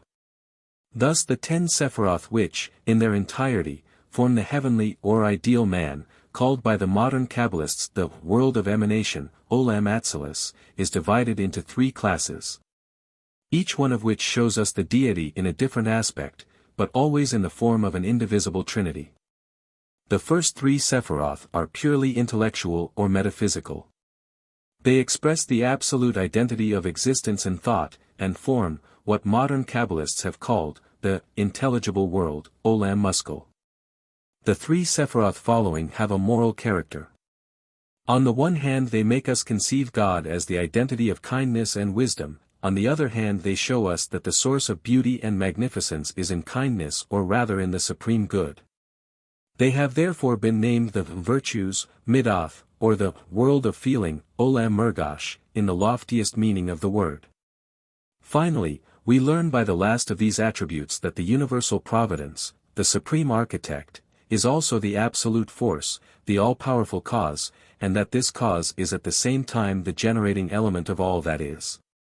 These last Sephiroth constitute the natural world, or nature in its essence and in its principle, Natura Naturans, Olam Hamutba. 305. How and in what terms these different aspects are brought back to unity, and consequently to a supreme trinity, the following passage will show, in order to acquire the knowledge of a holy unity. We must examine the flame which rises from a fireplace or from a lighted lamp. We see then, at first, 2 kinds of light, a glistening white one and a black or blue one. The white light is above and rises in a straight line, the black or blue light is beneath, and appears to be the seat of the first. Yet the 2 lights are so closely united that they form one single flame only. But the seat formed by the blue or black light is, in its turn, attached to the wick which is still under it. The white light never changes, it always remains white. But several shades are distinguished in the lower light. The lower light takes, moreover, 2 opposite directions. Above it is attached to the white light, and below it is attached to the burning matter, but this matter continually consumes itself, and constantly rises towards the upper light. It is thus that all that is joins again to the one unity. 306 To dispel all doubt as to the meaning of this allegory, we may add that is it found, almost literally reproduced, in another part 307 of the Zohar, to explain the nature of the human soul which also forms a trinity. A feeble image of the Supreme Trinity. This last species of trinity which explicitly comprises all the others, and which sums up the entire theory of the Sephiroth, plays also the most important part in the Zohar. Like the preceding trinities, it is represented by 3 terms only, each one of which has already been represented as the highest manifestation of one of the lower trinities. Among the metaphysical attributes it is the crown. Among the moral attributes it is beauty, among the inferior attributes it is kingdom. But what is meant by the crown in the allegorical language of the Kabbalists? It is the substance, the one and absolute being. What is beauty? It is, as the Idra Zuta expressly says, the highest expression of moral life and of moral perfection. As an emanation from intelligence and mercy, it is often compared to the Orient, to the sun whose light is reflected equally by all earthly objects, and without which all would return to darkness. In a word, it is the ideal. Finally, what is kingdom? It is the permanent and immanent action of all the Sephiroth combined, the actual presence of God in the creation. This idea is fully expressed by the word Shekinah, one of the surnames of the kingdom. The true terms of this new trinity are, accordingly, the absolute, the ideal and the immanent face, or also, the substance, the thought and the life, that is, the uniting of the thought with the object. They constitute what is called the middle column, Amud Adam Siso, because in all the figures customarily used to represent the Sephiroth they are placed in the center, one above another, in the form of a vertical line or column. As may be expected of what we already know, these three terms also become so many faces or symbolical manifestations. The crown does not change its name, it is always the long face, the Ancient of Days, the Ancient whose name be sanctified, Atikakdisha. Beauty is the Holy King, or simply the King, Malkokdisha, and the Shekinah, the Divine Presence in things, is the Matrona, or Queen, Matronitha. When the one is compared to the sun, the other is compared to the moon, because the moon borrows all the light by which it shines from a higher place, from a degree immediately above her. In other words, real existence is only a reflection or image of ideal beauty. The Matrona is also called Eve, for, says the text, Eve is the mother of all things, and everything that exists here below, nurses from her breast and is blessed through her. 308 The King, and the Queen, commonly called also the Two Faces, do Partsophin, 309 form together a pair whose task is to pour forth constantly upon the world new grace, and through their union to continue the work of the creation, or, what is more, to perpetuate the work of the creation. But the mutual love which impels them to this work, bursts forth in two ways, and produces consequently fruits of two kinds. Sometimes it comes from above, going from the husband to the wife, and from there to the entire universe.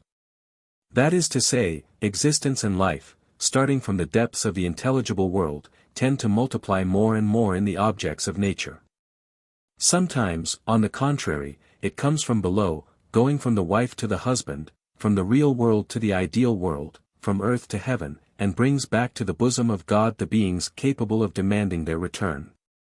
The Zohar itself offers us an example of these two modes of generation in the circular course run by the holy souls. The soul, considered in its purest essence, has its root in intelligence, I mean the supreme intelligence where the forms of the beings begin to differentiate themselves one from another, and which is really the universal soul. From there it passes, if it is to be a male soul, by the principle of grace or expansion, if it is to be a female soul, it impregnates itself with the principle of judgment or concentration. Finally, it is brought forth into the world where we live by the union of the king and the queen, who, as the text reads, are to the generation of the soul, what man and woman are to the physical generation, the generation of the body. 310 By this road the soul descends to earth. Now, here is the way the soul returns to the bosom of God, when adorned with all the virtues, it has fulfilled its mission and is mature for heaven, it rises of its own impulse, by the love it inspires as well as by the love it experiences.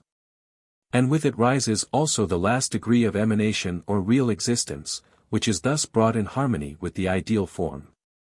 The king and the queen unite anew, impelled by another cause and for another purpose than the first. 1.311 In this manner, says the Zohar, life is drawn simultaneously from above and from below. The source is renewed and the sea, always refilled, distributes its waters to every place. 312. The union may take place accidentally while the soul is still chained to the body. But there we touch upon ecstasy, mystic rapture, and the dogma of reversibility, of which we have decided to speak elsewhere. We believe, however, that our exposition of the Sephiroth would be incomplete without the mention of the figures which have been used to depict them to the eye. There are three principal figures, of which two at least are sanctioned by the Zohar. One shows the Sephiroth in the form of 10 concentric circles, or rather of 9 circles traced around a point which is their common center. The other represents the Sephiroth as the human body. The crown is the head, wisdom, the brain. Intelligence, the heart, the trunk and the breast, in short, the middle column, is the symbol of beauty, the arms are the symbols of grace and judgment, the lower parts of the body express the remaining attributes. It is upon these wholly arbitrary tales, carried to their last exaggeration in the Tikkunim, the supplements to the Zohar, that the practical Kabbalah and the claim to combat bodily ills with the different names of God 313 are mostly founded. Besides, this is not the first time that ideas have been gradually smothered even by the grossest symbols, and thoughts replaced by forms at the decadence of a doctrine.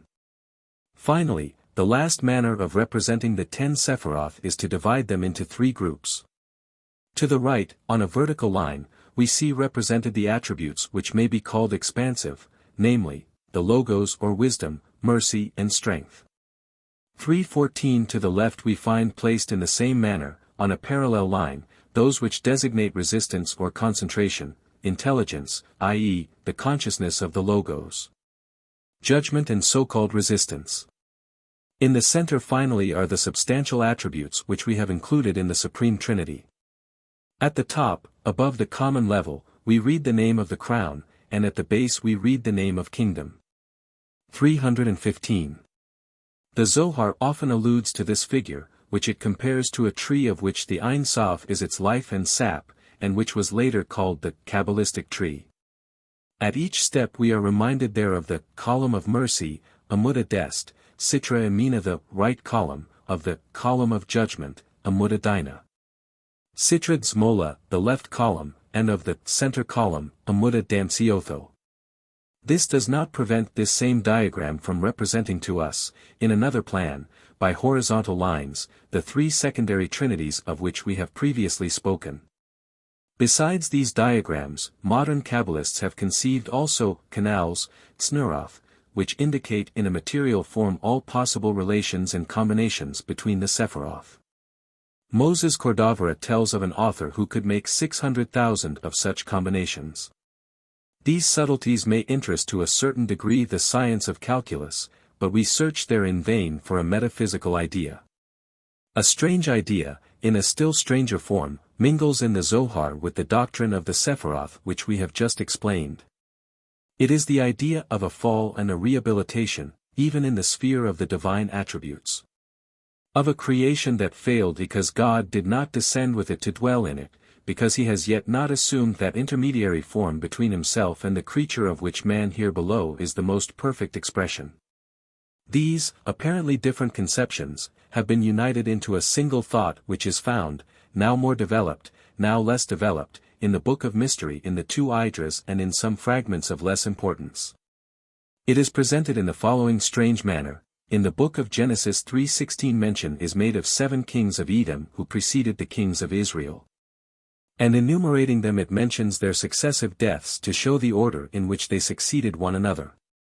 The authors of the Zohar took hold of this text, which in itself is foreign to such an order of ideas, to fasten to it their belief in a kind of revolution in the invisible world of the divine emanation. By the kings of Israel, they understand the 2 forms of absolute existence which are personified in the king and the queen, who, by dividing absolute existence for the sake of our feeble intelligence, represent the true essence of being.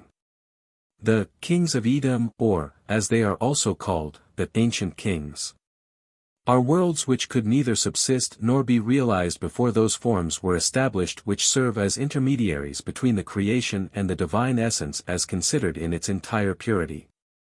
However, we believe that the better way of expounding without impairing this obscure portion of the system, would be to cite some fragments that refer to it and which explain themselves reciprocally. Before the Ancient of Ancients, the most hidden among the hidden, had prepared the forms of the kings and the first diadems, there was neither limitation nor end. He, therefore, took to sculpturing and tracing these forms in his own substance.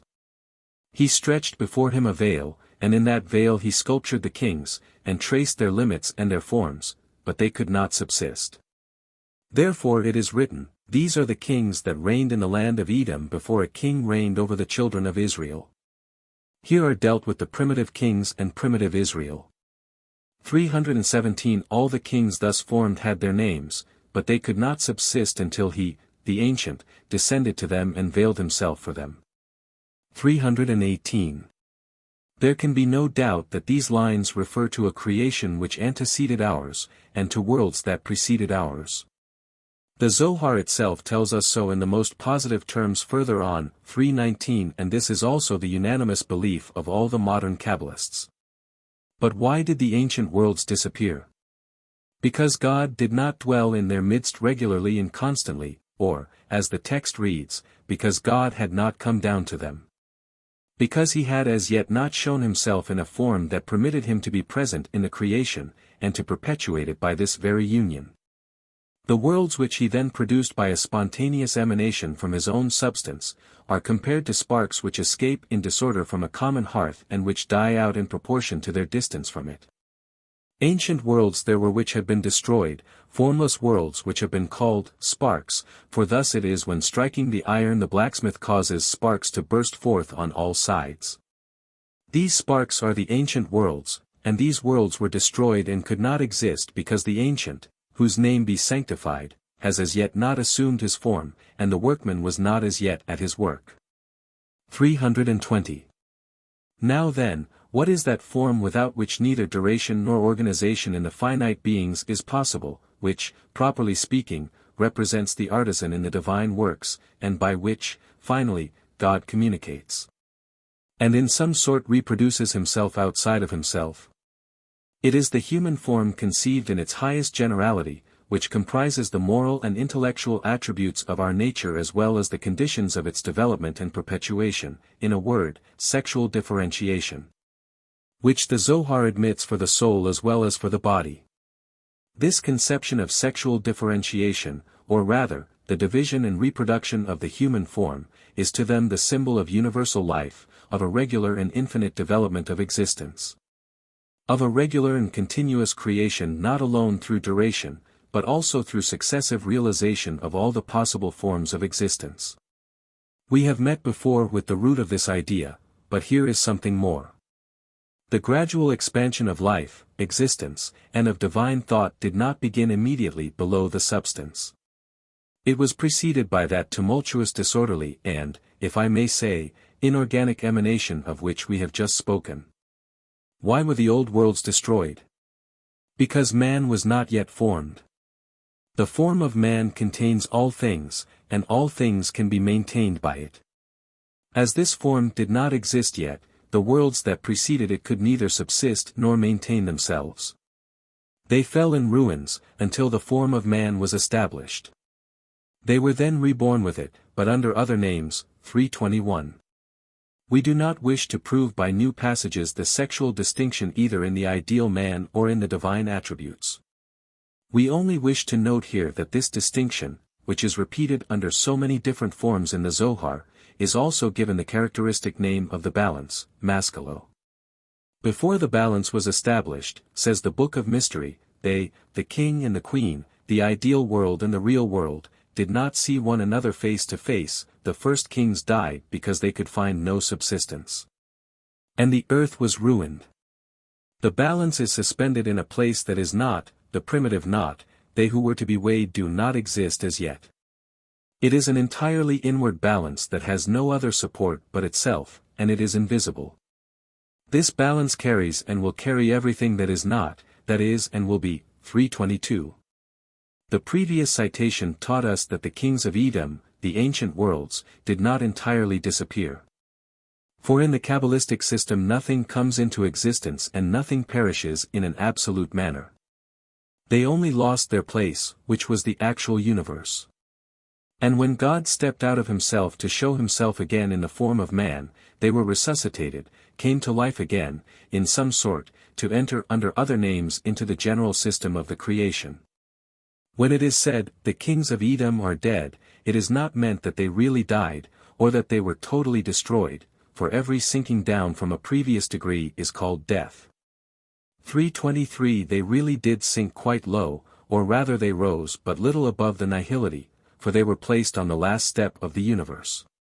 They represent the purely passive existence, or, to use the expression of the Zohar, judgment without mercy, a place where all is sternness and judgment. 324 Or where all is feminine without any masculine principle, that is, a place where everything is resistance and inertia as in matter. For that reason also they were called the kings of Edom, because Edom was the opposite of Israel who represents mercy, life, spiritual and active existence. Taking most of these expressions literally, we may say with the modern Kabbalists, that the ancient worlds became a place of chastisement for crime. And that from their ruins came forth those malevolent beings who serve as instruments for divine justice. The idea would remain unchanged thereby, for, as we may convince ourselves further on, the punishment of guilty souls consists, according to the Zohar, where metempsychosis plays such a great part, precisely in a rebirth into the lowest degree of the creation, and in submitting more and more to the bondage of matter.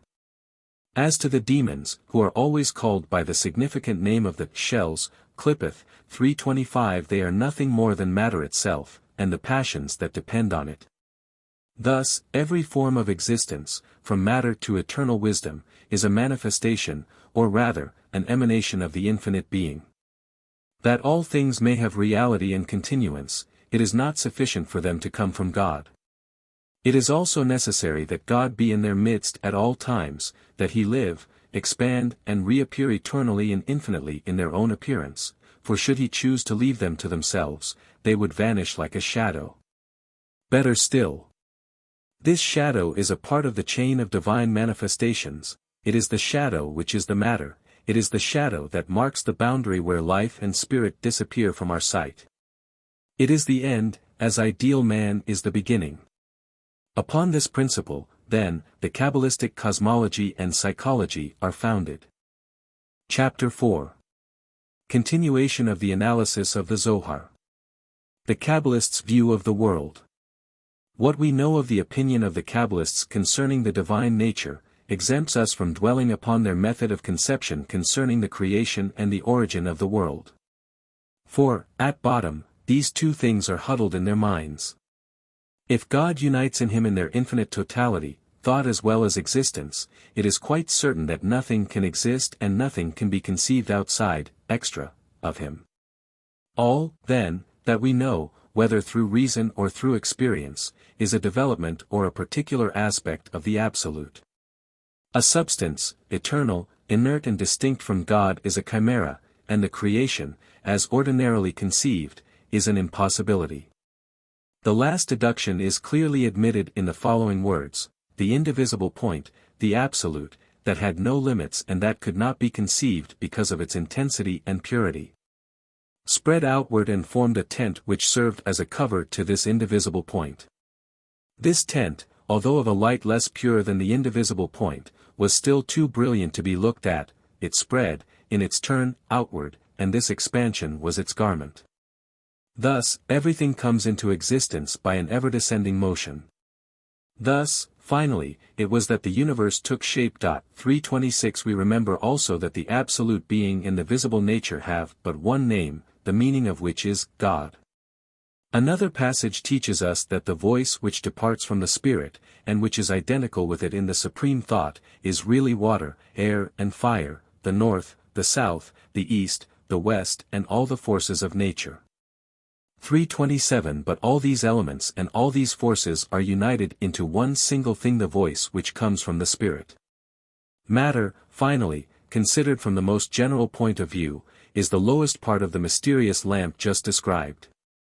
With such a viewpoint, the Kabbalists claim to remain true to the popular belief that by the power of the divine word alone the world came forth from nothing. But we know already that the last word, nothing, had quite another meaning for them. This point in their doctrine is very clearly shown by one of the commentators of the Sepher Yetzirah. When it is maintained that all things were called forth from nothingness, it is not meant nothingness in its proper sense, for something can never come from nothing. But what is meant here is the no thing that cannot be conceived either through its cause or through its essence. In short, it is the cause of causes. It is what we call the primitive no thing, ein Kadmon, because it antecedes the universe, and by this we mean not alone material objects, but also the wisdom on which the world was founded. If we now inquire for the essence of wisdom and how it stays in the no thing or in the supreme crown, no one will be able to answer this question, for in the no thing there is no distinction and no manner of existence. Nor do we understand any better how wisdom is united with life. 328 All Kabbalists, ancient and modern, thus explain the dogma of the creation. But, consistent with themselves, they also admit the second part of the adage, ex nihilo nihil. 329 They believe just as little in absolute annihilation, as in a creation commonly understood. Nothing, says the Zohar, is lost in the world, not even the vapor that comes from our mouths. Like everything else it has its place and its destination, and the Holy One, blessed be He, makes it cooperative with His works. Nothing falls into a void, not even the words and voice of man, for all things have their place and their destination. 330. These words were spoken by an unknown old man, in the presence of several disciples of Yohei, and the latter must have recognized in them one of the most important articles of their faith. For they hastened to interrupt by the following words, "Oh, what have you done, old man? Would it not have been better to keep silent? For now, there you are, carried away on an immense sea without sail or mast. Do you want to rise? You cannot do it. And if you would descend, there is a bottomless abyss to meet you." 331. They cited to him the example of their master who, being at all times reserved in his expressions, never ventured upon the sea without providing for a safe return. In other words, he hid his thoughts under the veil of allegory. However, later on the same principle is stated quite frankly: all things of which this world consists, the spirit as well as the body, will return to the principle and to the root from which they came. 332. He is the beginning and the end of all the degrees of the creation. All these degrees are marked with his seal, and he can be designated by unity only. He is one despite the innumerable forms that clothe him. 333. If God is at once the cause and the substance, or, as Spinoza would express himself, the immanent cause of the universe, it necessarily follows that the latter is the masterpiece of supreme perfection, wisdom and goodness. To convey this idea the Kabbalists made use of a very original expression which several of the modern mystics, Boehme and St. Martin among them, frequently used in their works. They called nature a blessing, and they considered as a very significant fact that the letter by which Moses began the story of the creation, Bereshith, 334, is also the first letter in the word blessing, Bracha. 335. Nothing is absolutely bad, nothing is accursed forever, not even the archangel of evil or the venomous beast, Havyabesha, as he is sometimes called, is accursed definitely.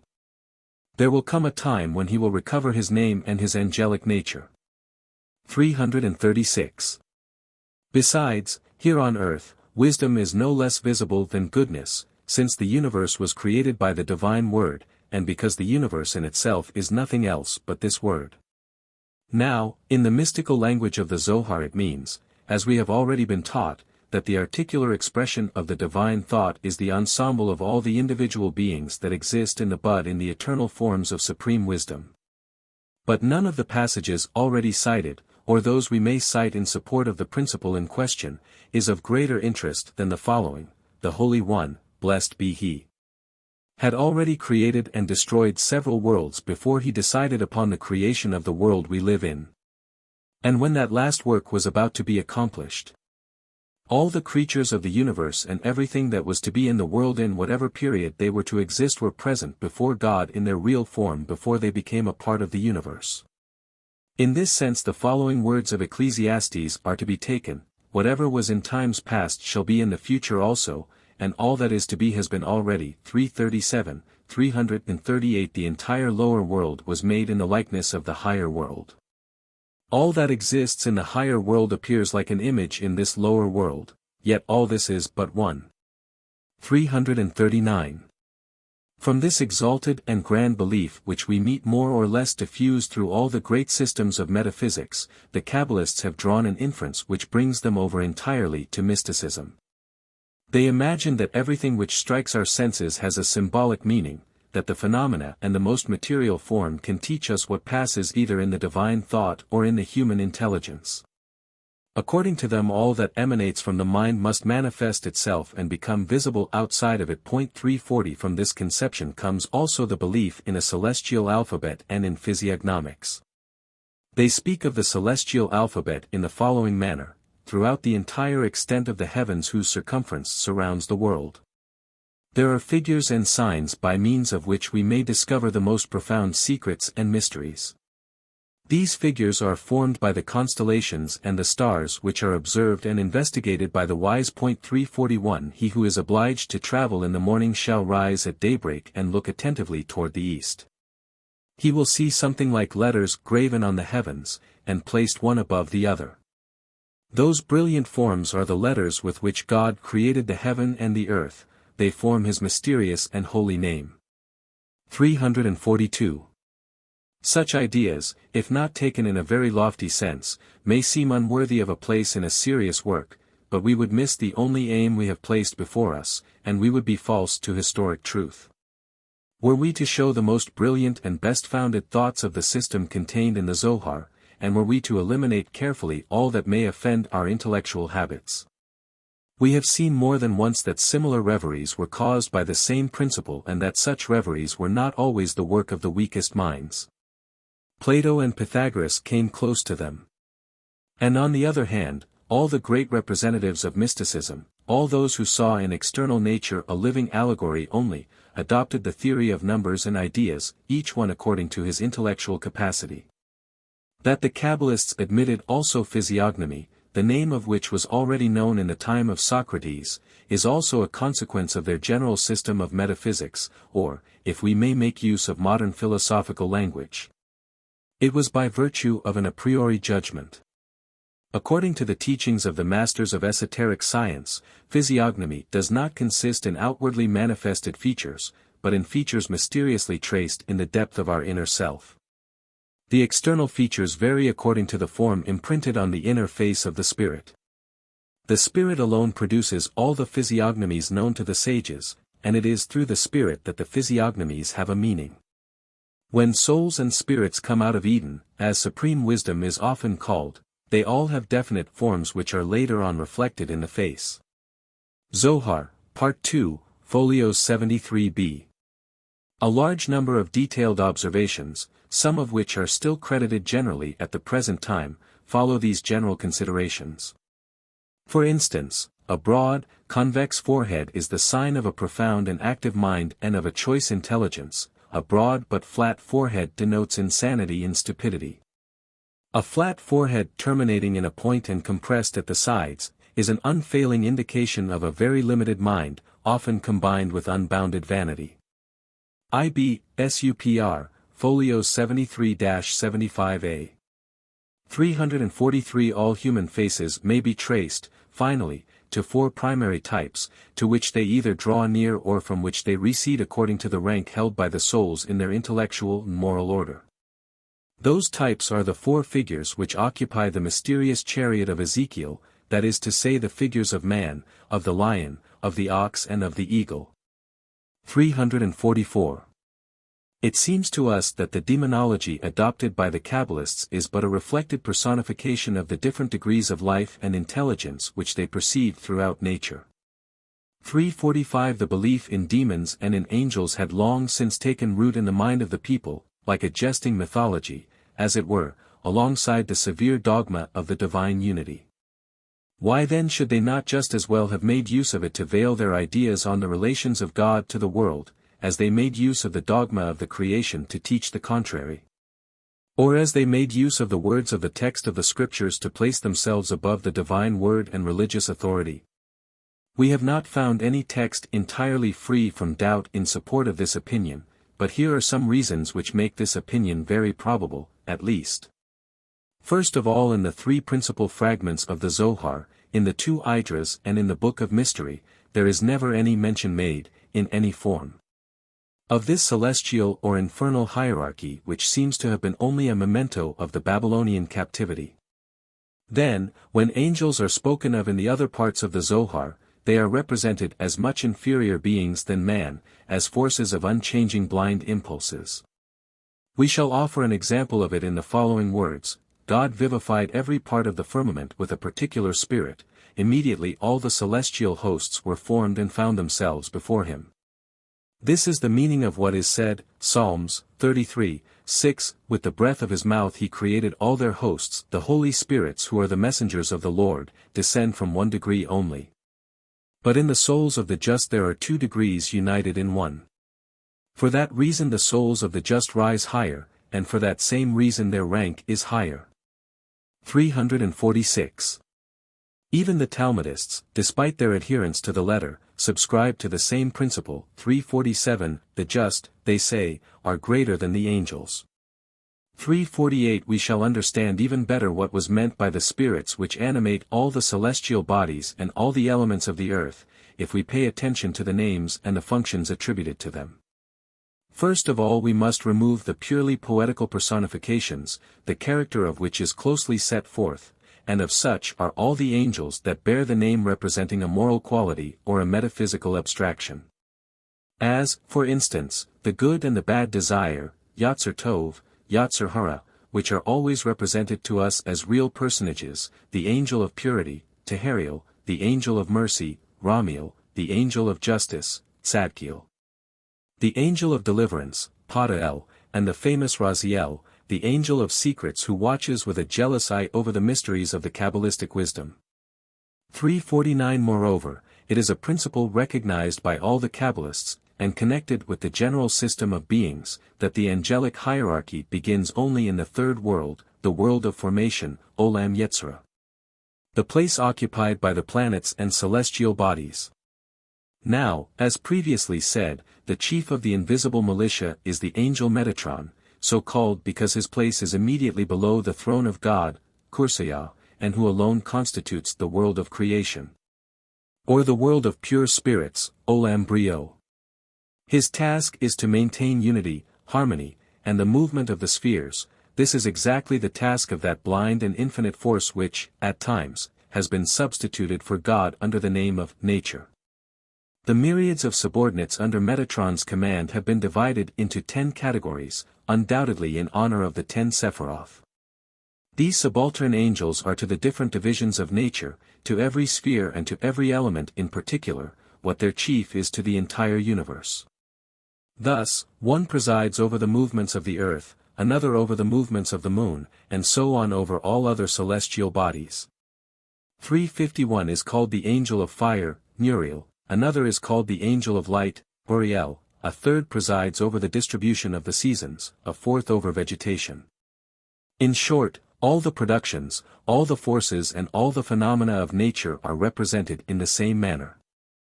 The purpose of this allegory becomes quite evident when the infernal spirits are under consideration. We have already called attention to the general name given to all the forces of this order. The demons, according to the Kabbalists, are the grossest and most imperfect forms, the shells, of existence. In short, everything that denotes absence of life, of intelligence and of order. Like the angels, they form 10 Sephiroth, 10 degrees where darkness and impurity thicken more and more, as in the circles of the Florentine poet. 351, 352. The first, or rather the first 2 degrees, are nothing else but the state in which Genesis represents to us the earth before the work of the 6 days, that is to say, absence of all visible form and of all organization. 353 The third is the seat of darkness, the same darkness which in the beginning covered the face of the abyss. 354 Then follow what are called the 7 tabernacles, Sheba Hikols, or so-called hell, which shows us in a systematic outline all the disorders of the moral world and all the torments consequent to them. There we see every passion of the human heart, every vice and every weakness personified in a demon who becomes the tormentor of those who have been led astray by these faults. Here lust and seduction, their anger and violence, further on gross impurity, the demon of solitary debauches, elsewhere crime, envy, idolatry and pride. The 7 infernal tabernacles are divided and subdivided ad infinitum. For every kind of perversity there is something like a special kingdom, and thus the abyss unfolds itself gradually in all its depth and immensity. 355 The supreme chief of that world of darkness who bears the scriptural name of Satan, is called in the Kabbalah, Samel, that is to say the angel of poison or of death. And the Zohar states positively that the angel of death, evil desire, Satan and the serpent which seduced our first mother, are one and the same thing. 356 Samel is also given a wife who is the personification of vice and sensuality, for she calls herself the chief prostitute or the mistress of debauches. 357 But ordinarily they are united into one single symbol called simply the beast. If we wish to reduce this demonology and angelology to the simplest and most general form, we find that the Kabbalists recognized in each object of nature, and consequently in all nature, two very distinct elements. 1. An inner incorruptible which reveals itself to the intelligence exclusively, and which is the spirit, the life or the form. The other, a purely external and material element that has been made the symbol of forfeiture, of curse and of death. They may have said, as a modern philosopher, and a descendant of their race said, omnia, quambis diversis gradibus, animata tamen sunt. All, no matter how different a grade, is still animated. Spinoza, Ethics. Chapter 5. Continuation of the analysis of the Zohar. View of the Kabbalists on the human soul.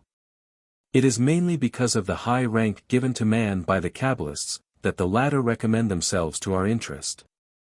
And the study of their system becomes of great importance to the history of philosophy as well as to that of religion. For dust thou art, and unto dust shalt thou return, is said in Genesis 3:19.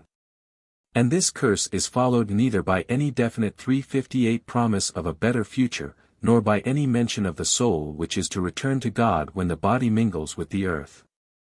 According to the author of the Pentateuch, the model of wisdom in Israel, the author of Ecclesiastes, has bequeathed the following strange comparison to posterity 359, for that which befalleth the sons of man, befalleth the beasts.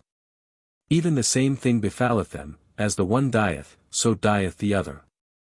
ECL 2:19.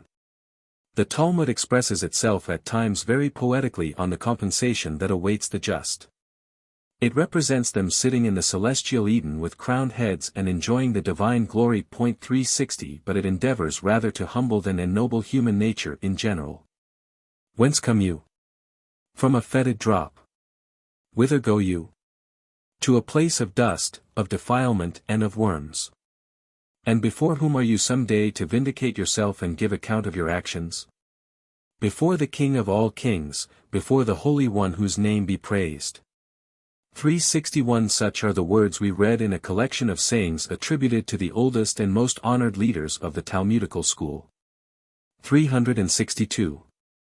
In quite a different language the Zohar tells us of our origin, of our future destiny and of our relations to the divine being. Man, it says, is both the summary and the highest expression of creation. For this reason he was not created until the sixth day. As soon as man appeared, everything was completed, the higher world as well as the lower world, for all is summed up in man, he unites all form. 363 But he is not only the image of the world, of the universality of beings including the Absolute, he is also, and above all, the image of God as considered in the totality of these infinite attributes.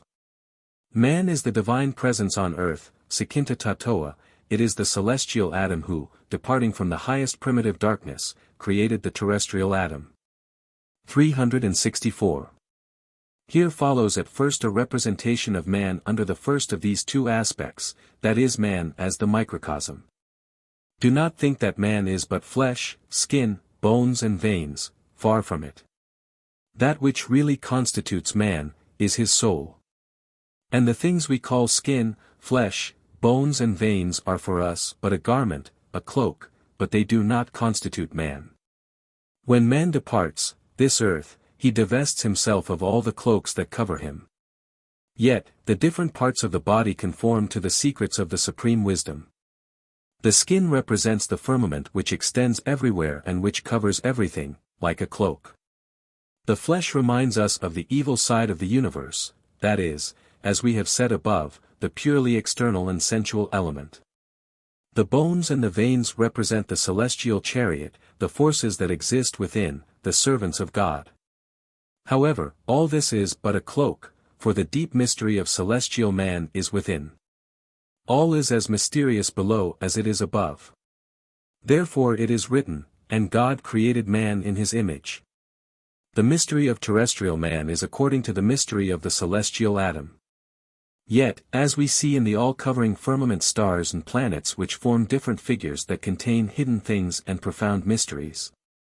So there are on the skin that covers our body certain figures and lines which are the planets and stars of our body. All these signs have a hidden meaning and attract the attention of the wise who can read the face of man. Zohar, Part 2, 76a. Man makes even the most ferocious animal tremble by the sole power of his external form and by the intelligence and grandeur that reflects in his features.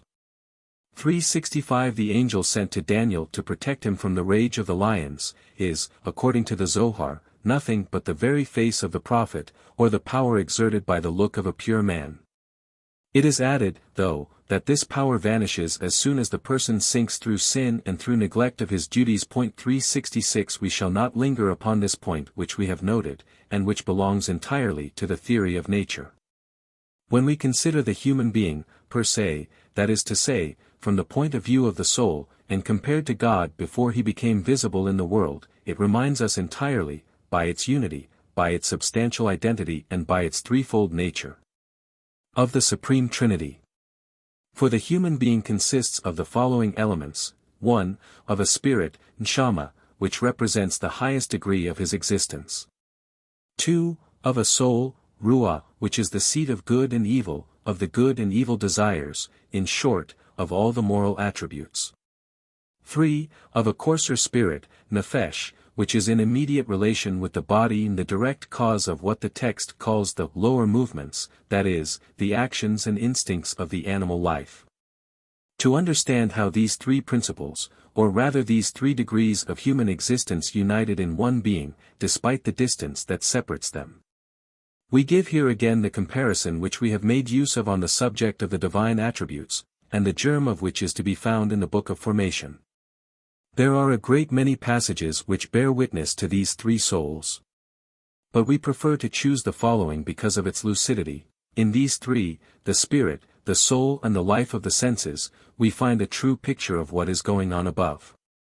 For all these three make up but one being, where all is joined in unity. The life of the senses has no light of its own. For this reason it is closely connected to the body which it supplies with the necessary enjoyments as well as food. We may apply here the following words of the sage: she gives provision to her household, and a task to her maidens. Parov XXI, 15. The house is the body that is nourished, and the maidens are the members of the body who obey. Above the life of the senses is the soul, which subdues it, rules it and supplies it with as much light as it needs.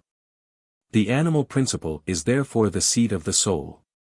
Finally, above the soul is the spirit, by which it is ruled in turn, and which illumines it with the light of life. The soul is illumined by this light, and is entirely dependent upon the spirit. After death, the soul finds no rest, and the gates of Eden are closed to her until the spirit had risen to its source, to the Ancient of the Ancients, to replenish everlastingly from him, for the spirit always ascends to its source. 367. Each of these three souls, as is easily foreseen, has its source in a different degree of the divine existence. The supreme wisdom, also called the celestial Eden, is the only source of the spirit. The soul, according to all the commentators on the Zohar, springs from the attribute which unites in itself judgment and mercy, that is to say, from beauty. And lastly, the animal principle, which never rises above this world, has no other basis but the attributes of strength contained in that kingdom. Besides these three elements, the Zohar recognizes also another element of quite an extraordinary nature, the origin of which will reveal itself in the course of this work.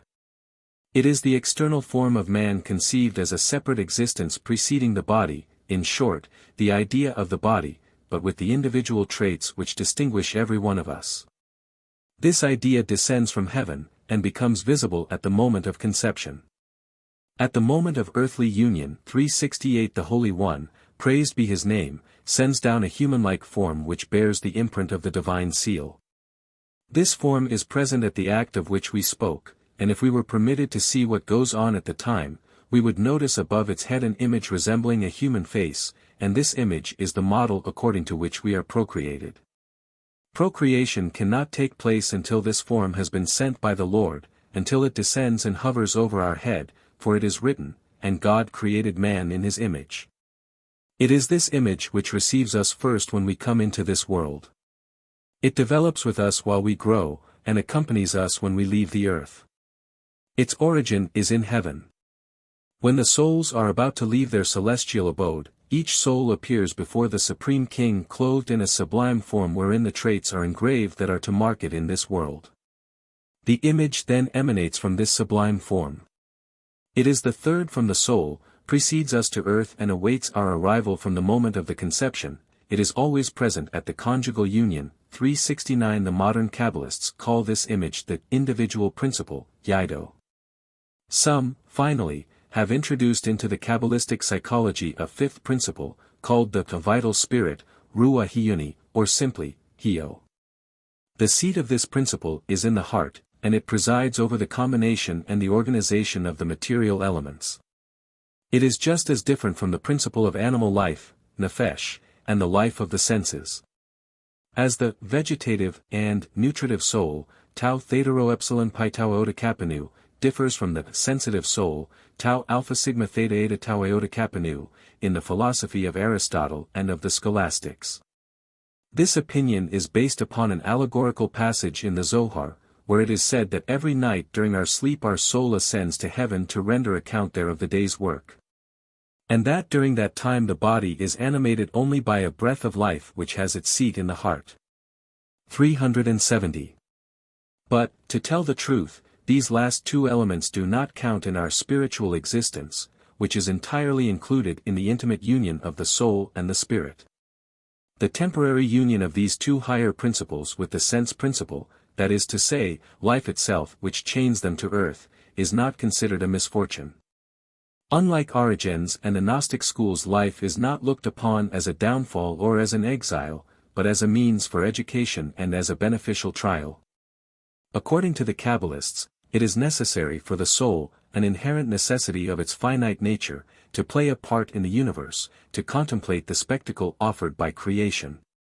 In order to attain self-consciousness and consciousness of its origin.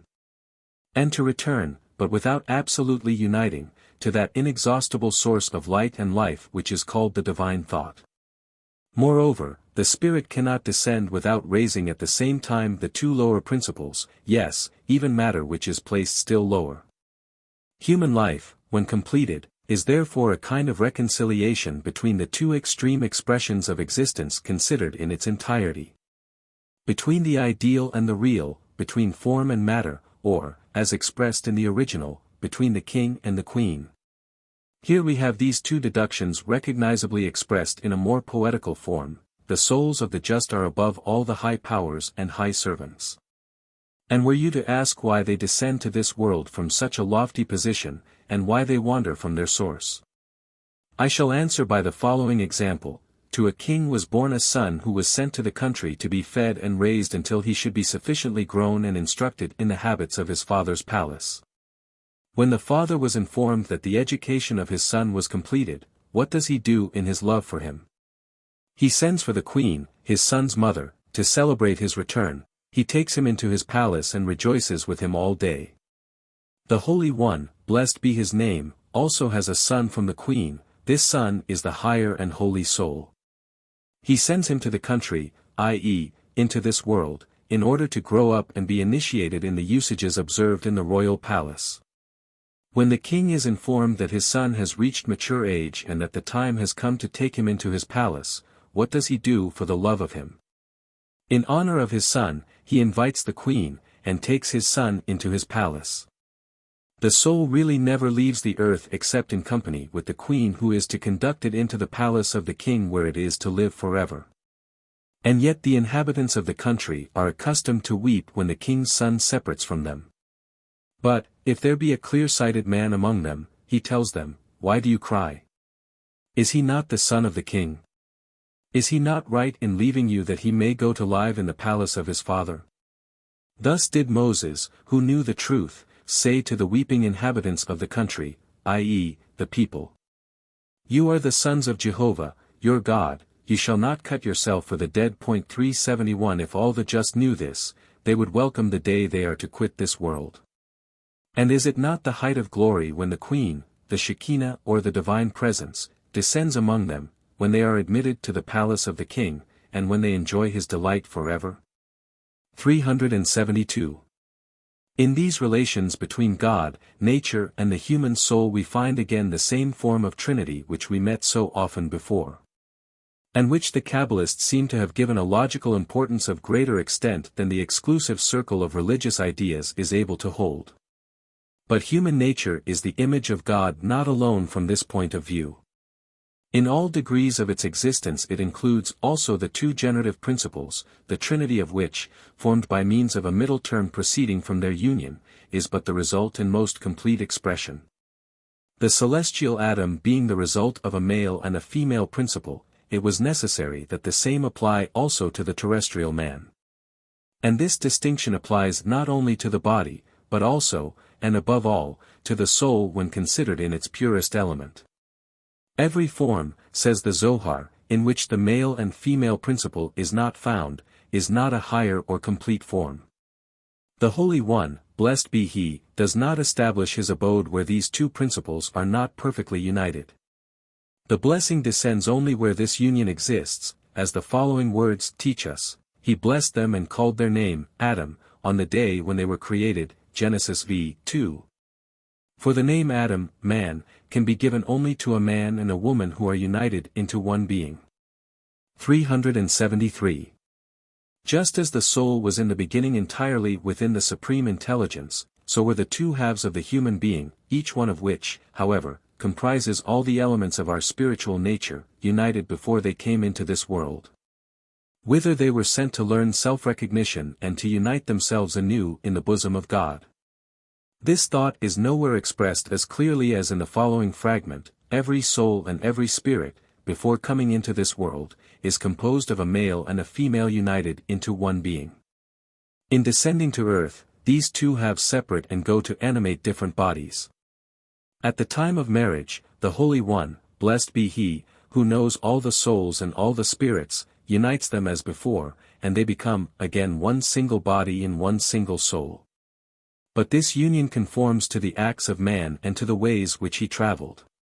If he is pure and acts godly, he will enjoy a union which resembles completely the one that preceded his birth. 374. The author of these lines may have heard of the androgyne of Plato, for the name of this imaginary being is well known in the ancient traditions of the Hebrews. 375. But how far inferior to the Kabbalists did the Greek philosopher remain on this point? We may be permitted to remark that the question under consideration here, and even the principle by which it is solved, are not unworthy of a great metaphysical system. For if man and woman are two equal beings by their spiritual nature and by the absolute laws of morality, they are far from being alike in the natural direction of their faculties. And we have reason to agree with the Zohar that sexual distinction exists for the body as well as for the soul.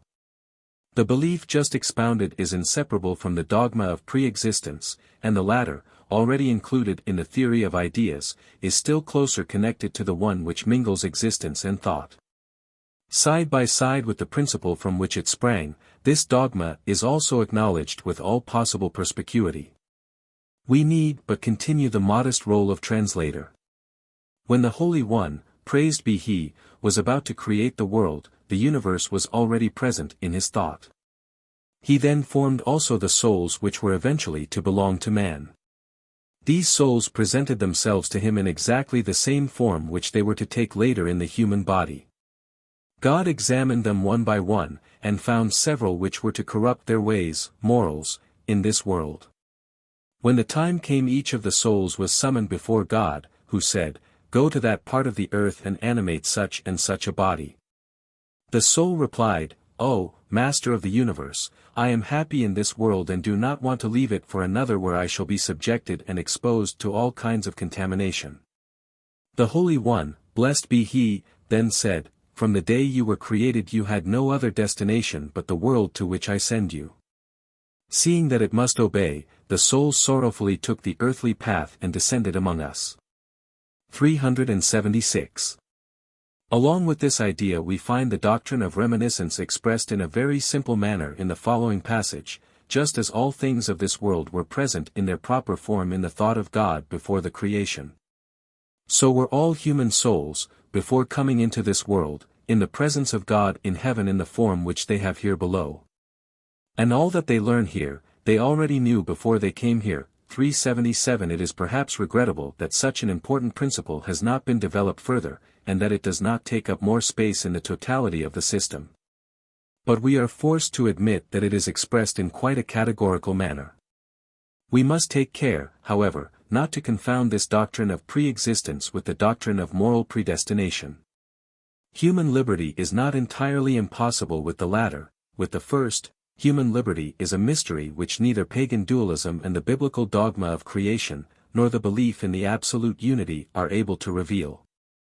This mystery is formally acknowledged by the Zohar. If the Lord, said Simeon ben Yohei to his disciples, if the Holy One, blessed be he, had not put into us the good and the evil desire which the Scriptures call light and darkness, there would be neither merit nor guilt for the created man, man proper. Then, why is it so? Demanded the disciples. Were it not better if there were neither reward nor punishment? No, answered the Master, it is well that man is created as he is, and all that the Holy One, praised be he, created, was necessary. The law was made for the sake of man, but the law is a cloak for the Shekinah. Without man and without the law, the divine presence, Shekinah, would be like a pauper who has no cloak to cover himself with. 378. In other words, the moral nature of man, the idea of good and evil, which cannot be conceived without liberty, is one of the forms under which we are forced to picture the absolute being. True, we have been told previously that God knew the souls, before their coming to this world, which were to desert him later on, but freedom does not suffer thereby. On the contrary, it only commences then, and even the spirits which have been liberated from the bondage of matter can, according to the following words of the Zohar, abuse liberty. All those who do evil in this world have begun already in heaven their estrangement from the Holy One, praised be he. They threw themselves into the entrance of the abyss and anticipated the time of their coming to earth. Thus were the souls before they came among us. 379. It is precisely for the purpose of reconciling liberty with the destination of the soul, and of giving man the means of expiating his faults without banishing him forever from the bosom of God, that the Kabbalists adopted and ennobled the Pythagorean dogma of metempsychosis. Like all individual beings, it is necessary that the souls return also to the absolute substance from which they departed. But to attain that purpose they must develop all perfections, the indestructible germ of which is hidden in them, and through many trials they must attain self-consciousness and consciousness of their origin. If they did not fulfill these conditions in a previous life, they begin a second, and after this a third life, passing always into new conditions where the acquisition of the lacking virtues depends entirely upon themselves. We may stop this exile whenever we wish, but nothing prevents us from continuing it forever. All souls, says the text, are subject to the trials of transmigration, and man does not know the ways of the Holy One, blessed be he. He does not know that he is called to judgment entering this world as well as after leaving it. He does not know the many transformations and the many secret trials he has to pass through. The number of souls and spirits which enter this world and do not return to the palace of the heavenly King. Man does not know that the souls undergo revolutions similar to those of a stone thrown from a sling. The time has finally come when these secrets must be divulged. 380. To these words, so fully in accord with the metaphysics of the Zohar, details are added which reveal at times the most poetic imagination which offers no interest for the history of philosophy and adds nothing to the system we are endeavoring to understand. Although not unworthy of Dante's genius and of being incorporated in his immortal work, we only wish to note that, according to St. Jerome, the transmigration of the soul was taught for a long time among the early Christians as an esoteric and traditional doctrine which was to be divulged to a small number of the elect only, abscondite quasi in fovius viperarum versari. E quasi hereditario malo surcire in paucis. 381 Origen considered the doctrine as the only possible explanation of such biblical accounts as the prenatal scuffle between Esau and Jacob, of Jeremiah's appointment while still in his mother's womb. And a host of others which would accuse the heavens of iniquity were they not justified by the good or evil actions of a pre-existing life. To remove all doubt as to the origin and the true character of this belief, the Alexandrian priest takes care to add that it is not the metempsychosis of Plato which is at issue here, but quite a different and much loftier theory. 382. To help us regain heaven, modern Kabbalists have conceived another remedy, besides so-called metempsychosis, which is offered to our weakness by divine grace. They are of the opinion that since the souls lack the power to fulfill separately all the precepts of the law, God unites them into one life, so that, like the blind and the lame, they may complete each other.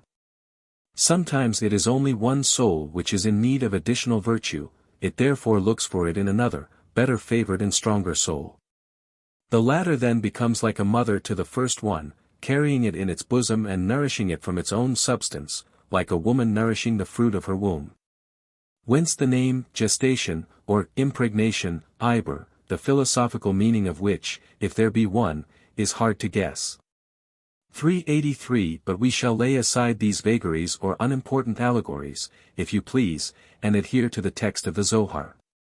We know that the return of the soul to the bosom of God is the end of, as well as the compensation for, all the ordeals of which we have spoken. However, the authors of the Zohar did not stop there. The union which causes such inexpressible joy to the Creator as well as to the created is to them a natural fact, the principle of which rests in the very constitution of the soul. In short, they endeavored to explain that doctrine by a psychological system which we find, without exception, at the bottom of all the theories fathered by mysticism.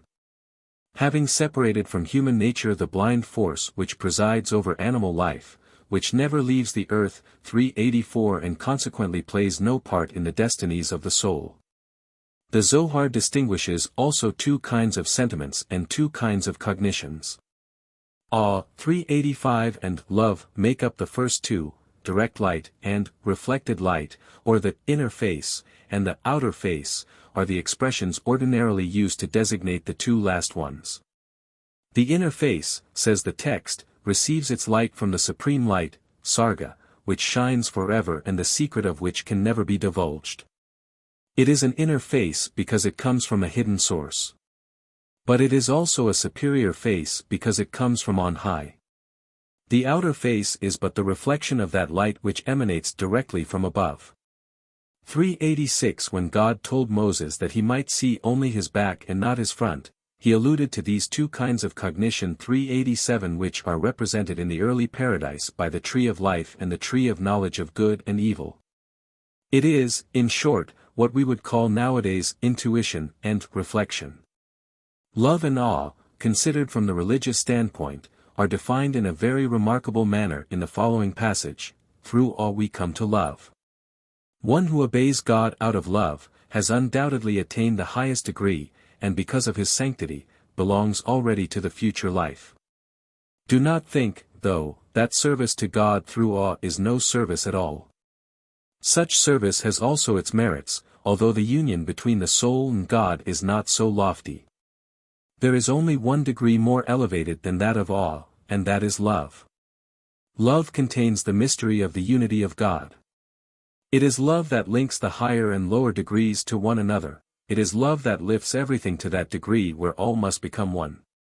This is also the secret of the words, "Hear, O Israel, the eternal our God is one God." 388. We understand offhand that the spirit, when it has reached the highest degree of perfection, knows neither reflection nor awe. Its blissful existence, which is all intuition and love, has lost its individual character. Without interest, without activity, and without returning to itself, it cannot separate itself from the divine existence. In the following passage that kind of existence is represented from the viewpoint of intelligence. Come and see, when the souls have arrived at the place which is called the treasure of life, they enjoy that brilliant light, whose source is in the highest heaven, and the splendor of the light is so great that the souls would not be able to bear it were they not clothed with a cloak of light. It is only because of this cloak that they can look into that dazzling hearth which illumines the seat of life. Moses himself could approach to look at it only after discarding his earthly cloak. 389. If we wish to know how the soul unites with God through love, we must listen to the words of an old man who has been entrusted by the Zohar with the most important part after Simeon ben Yohai. In one of the most mysterious and most exalted parts of heaven there is a palace of love, Hikal Ava. The most profound mysteries are there. There are all souls well beloved by the celestial King, the Holy One, praised be He, together with the holy spirits with whom He unites by kisses of love, Nshikin Dreamo. 390 It is by virtue of this idea that the death of the righteous is called the kiss of God. 391 This kiss, says distinctly the text, is the union of the soul with the substance from which it springs. 392. The same principle will explain to us why all the interpreters of mysticism venerate so highly the tender, but often profane, expressions met within the Song of Songs. My beloved one belongs to me, and I belong to my beloved one, said Simeon ben Yohai before dying. 393 And it is especially noteworthy that this quotation closes also Gerson's treatise on mystic theology. 394 Notwithstanding the surprise that may be caused by placing the justly celebrated name just mentioned and the great name of Fenelon alongside the names which figure in the Zohar, we shall have no trouble to show that it is impossible to find in the Considerations on Mystic Theology, and in the Explanations of the Maxims of the Saints anything but this theory of love and contemplation, of which we have endeavored to show the most salient features. Let us present the last deductions which no one admitted with such frankness as the Kabbalists. There is one degree among the 7 degrees of existence, which are also called the 7 tabernacles, 395 which is called the All-Saint, where all the souls unite with the Supreme Soul and mutually complete themselves. There, all return to unity and perfection. Everything unites into a single thought which spreads over and completely fills the universe. But the foundation of this thought, the light that is hidden within, can never be grasped or known. We may grasp only the thought that emanates from it.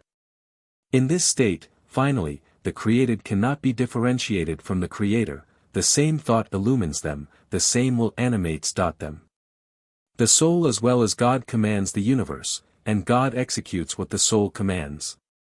396. To close this analysis we must show in a few words the opinion the Kabbalists have of a traditional dogma which, while of secondary consideration in their system, is of the greatest importance in the history of religions. The Zohar mentions more than once the fall and the curses which the disobedience of our first parents brought down upon human nature. It teaches us that, in yielding to the serpent, Adam called down death upon himself, upon his posterity and upon entire nature. 397 Before his sin Adam was more powerful and more beautiful than the angels. If he had a body at all, it was not of that vile matter of which our bodies are made, he shared none of our needs and none of our sensual desires. He was enlightened by a higher wisdom which the divine messengers of the highest rank were condemned to envy. 398. We cannot say, however, that this dogma is the same as the dogma of original sin. In fact, if we consider only the posterity of Adam, we do not deal here with a crime which no human virtue is able to expunge, but with a hereditary misfortune, with a terrible punishment which extends into the future as well as into the present. The pure man, says the text, is in himself the real sacrifice which may serve as an expiation, the righteous is therefore the sacrifice and expiation of the universe. Part 1, Folios 65a, Sect. Noah. They even go so far as to represent the angel of death as the greatest benefactor in the universe. For, they say, the law was given to us as a protection against him, on his account the righteous will inherit those sublime treasures which are reserved for them in the life to come. 399 However, this old belief in the fall of man, which is so positively taught in Genesis, is ably set forth in the Kabbalah as a natural fact, just as the creation of the soul has been explained previously. Before Adam sinned he obeyed only the wisdom whose light shines from above, he had as yet not separated himself from the tree of life. But when he yielded to the desire of knowing the things here below and to descend to them, he was tempted by them, he became acquainted with evil and forgot the good, he separated himself from the tree of life. Before they committed this sin, they heard the voice from on high, they were in possession of higher wisdom and retained their sublime and luminous nature. But after their sin, they did not understand even the voice from below. 400. We fail to see how the opinion just expressed can be opposed when we are taught that Adam and Eve, before they were beguiled by the subtleness of the serpent, were exempt not only from the need of a body, but did not even have a body. That is to say, they were not of the earth. Both were pure intelligences, happy spirits like those dwelling in the abode of the elect. This explains the scriptural text where they are represented as nude during their state of innocence, and when we are told by the writer of sacred history that God clothed them in coats of skin. He meant to say that God provided them with bodies and the faculty of sensation, so they might be able to inhabit this world to which they were drawn by an imprudent desire, or by the desire to know good and evil. We give here one of the numerous passages where this idea, adopted also by Philo and by Origen, is expressed in a very clear manner. When our forefather Adam inhabited the Garden of Eden, he was clothed, as all are in heaven, with a cloak of the higher light.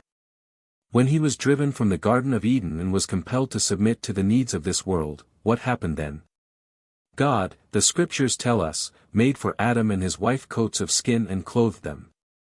For before this they had coats of light, of that higher light used in Eden. The good actions accomplished by man on earth draw upon him a part of that higher light which shines in heaven. It is this light which serves him as garment when he is to enter into another world and appear before the Holy One, whose name be praised. Thanks to this garment he is able to taste the bliss of the elect, and to look into the luminous mirror. For O one, that it may be perfect in all respects, the soul has a different garment for each of the two worlds it is to inhabit, one for the earthly world, and one for the higher world. 402. On the other hand, we know already that death, which is but sin itself, is not an universal curse, but solely a voluntary evil. It does not exist for the righteous who unites with God by a love kiss. It strikes only the wicked who leaves all his hope behind in this world. The dogma of original sin seems to have been adopted rather by the modern Kabbalists, principally by Isaac Luria, who believed that all souls were born with Adam, and that they all formed one and the same soul. He, therefore, regarded them all equally guilty of the first act of disobedience.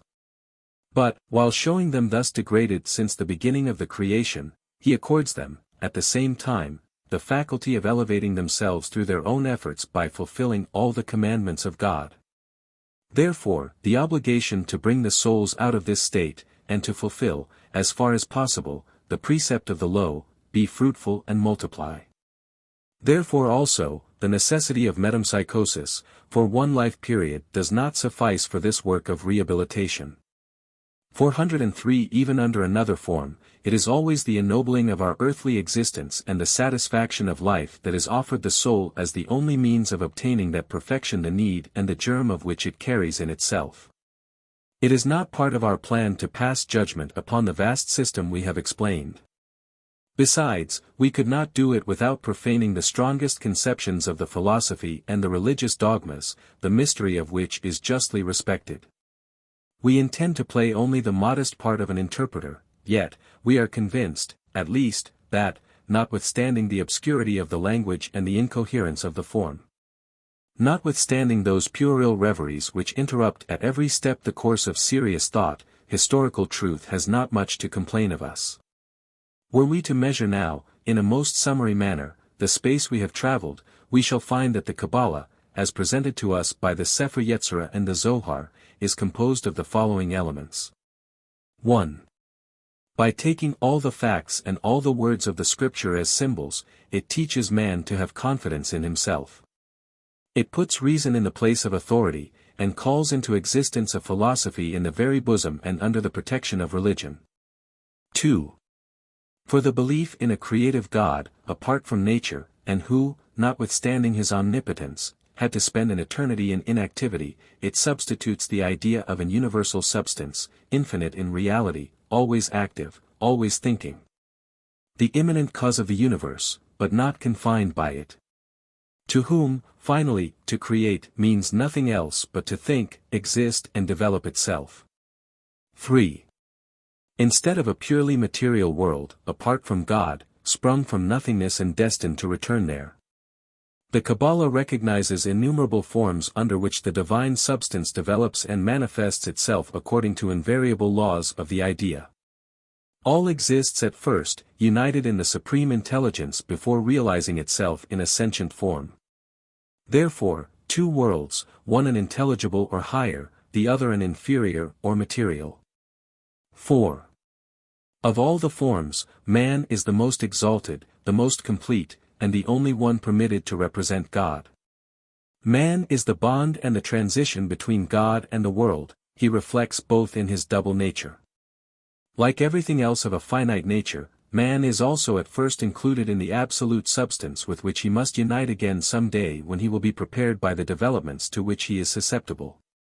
But we must differentiate the absolute form of man, the universal form of man, from the particular man which is, more or less, a faint reproduction of the other. The first one, commonly called the celestial man, is entirely inseparable from the divine nature, it is its first manifestation.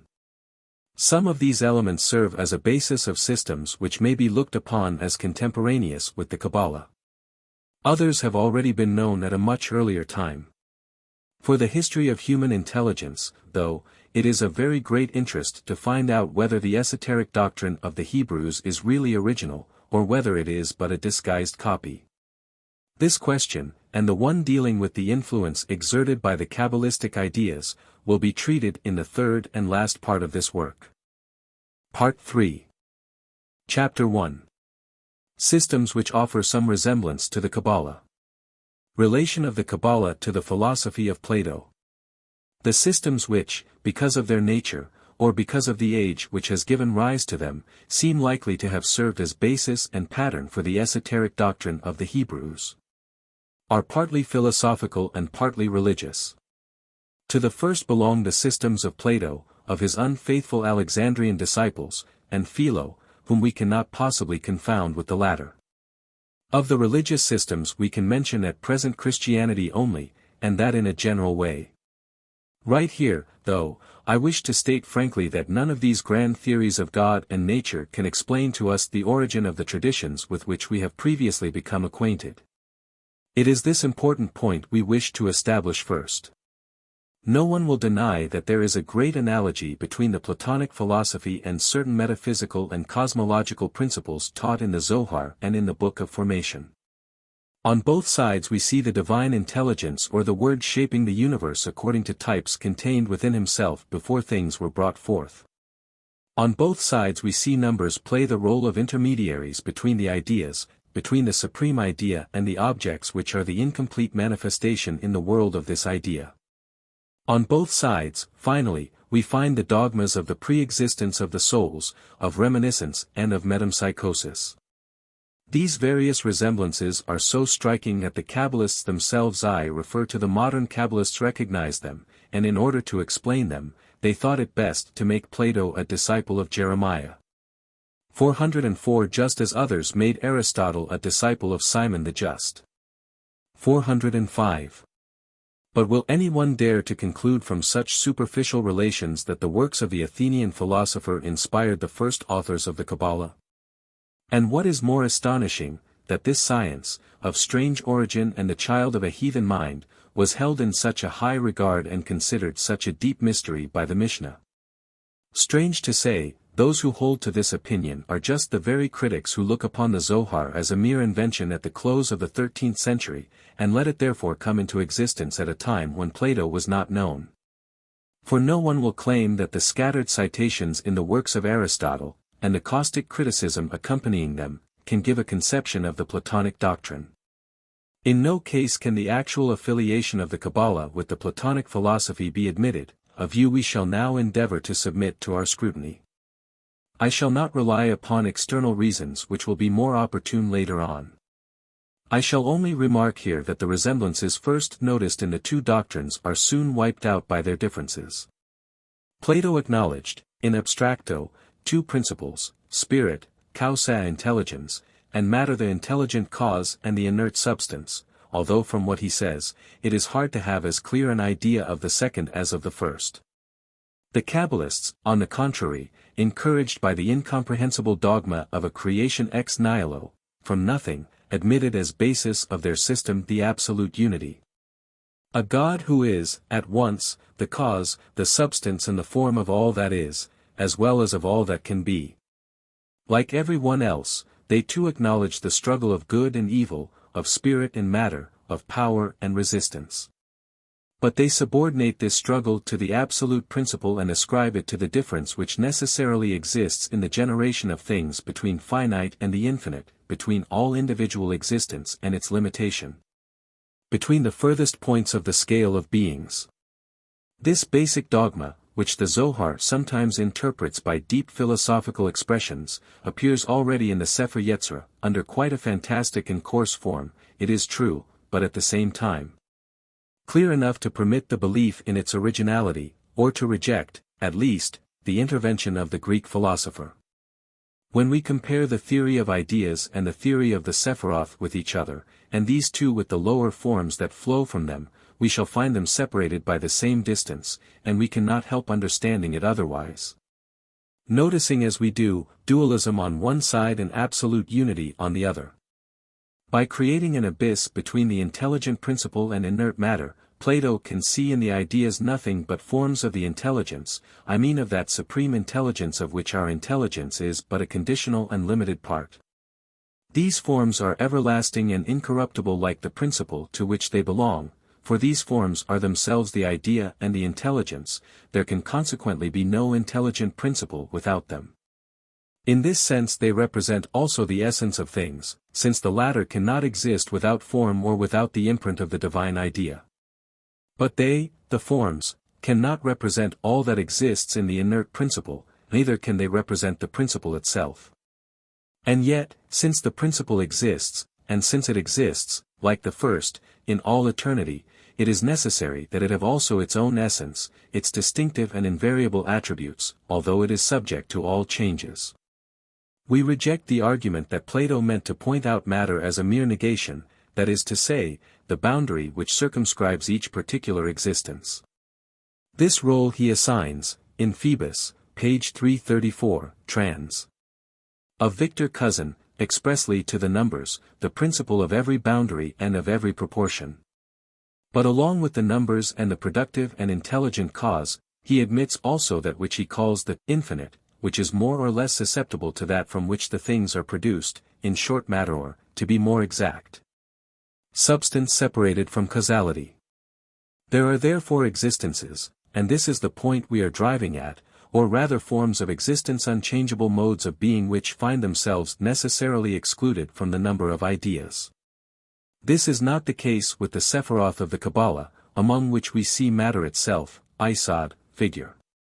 The Sephiroth represent both the forms of existence and those of the idea, the attributes of the inert substance, that is to say, of the passivity or the resistance as well as the forms of the intelligent causality.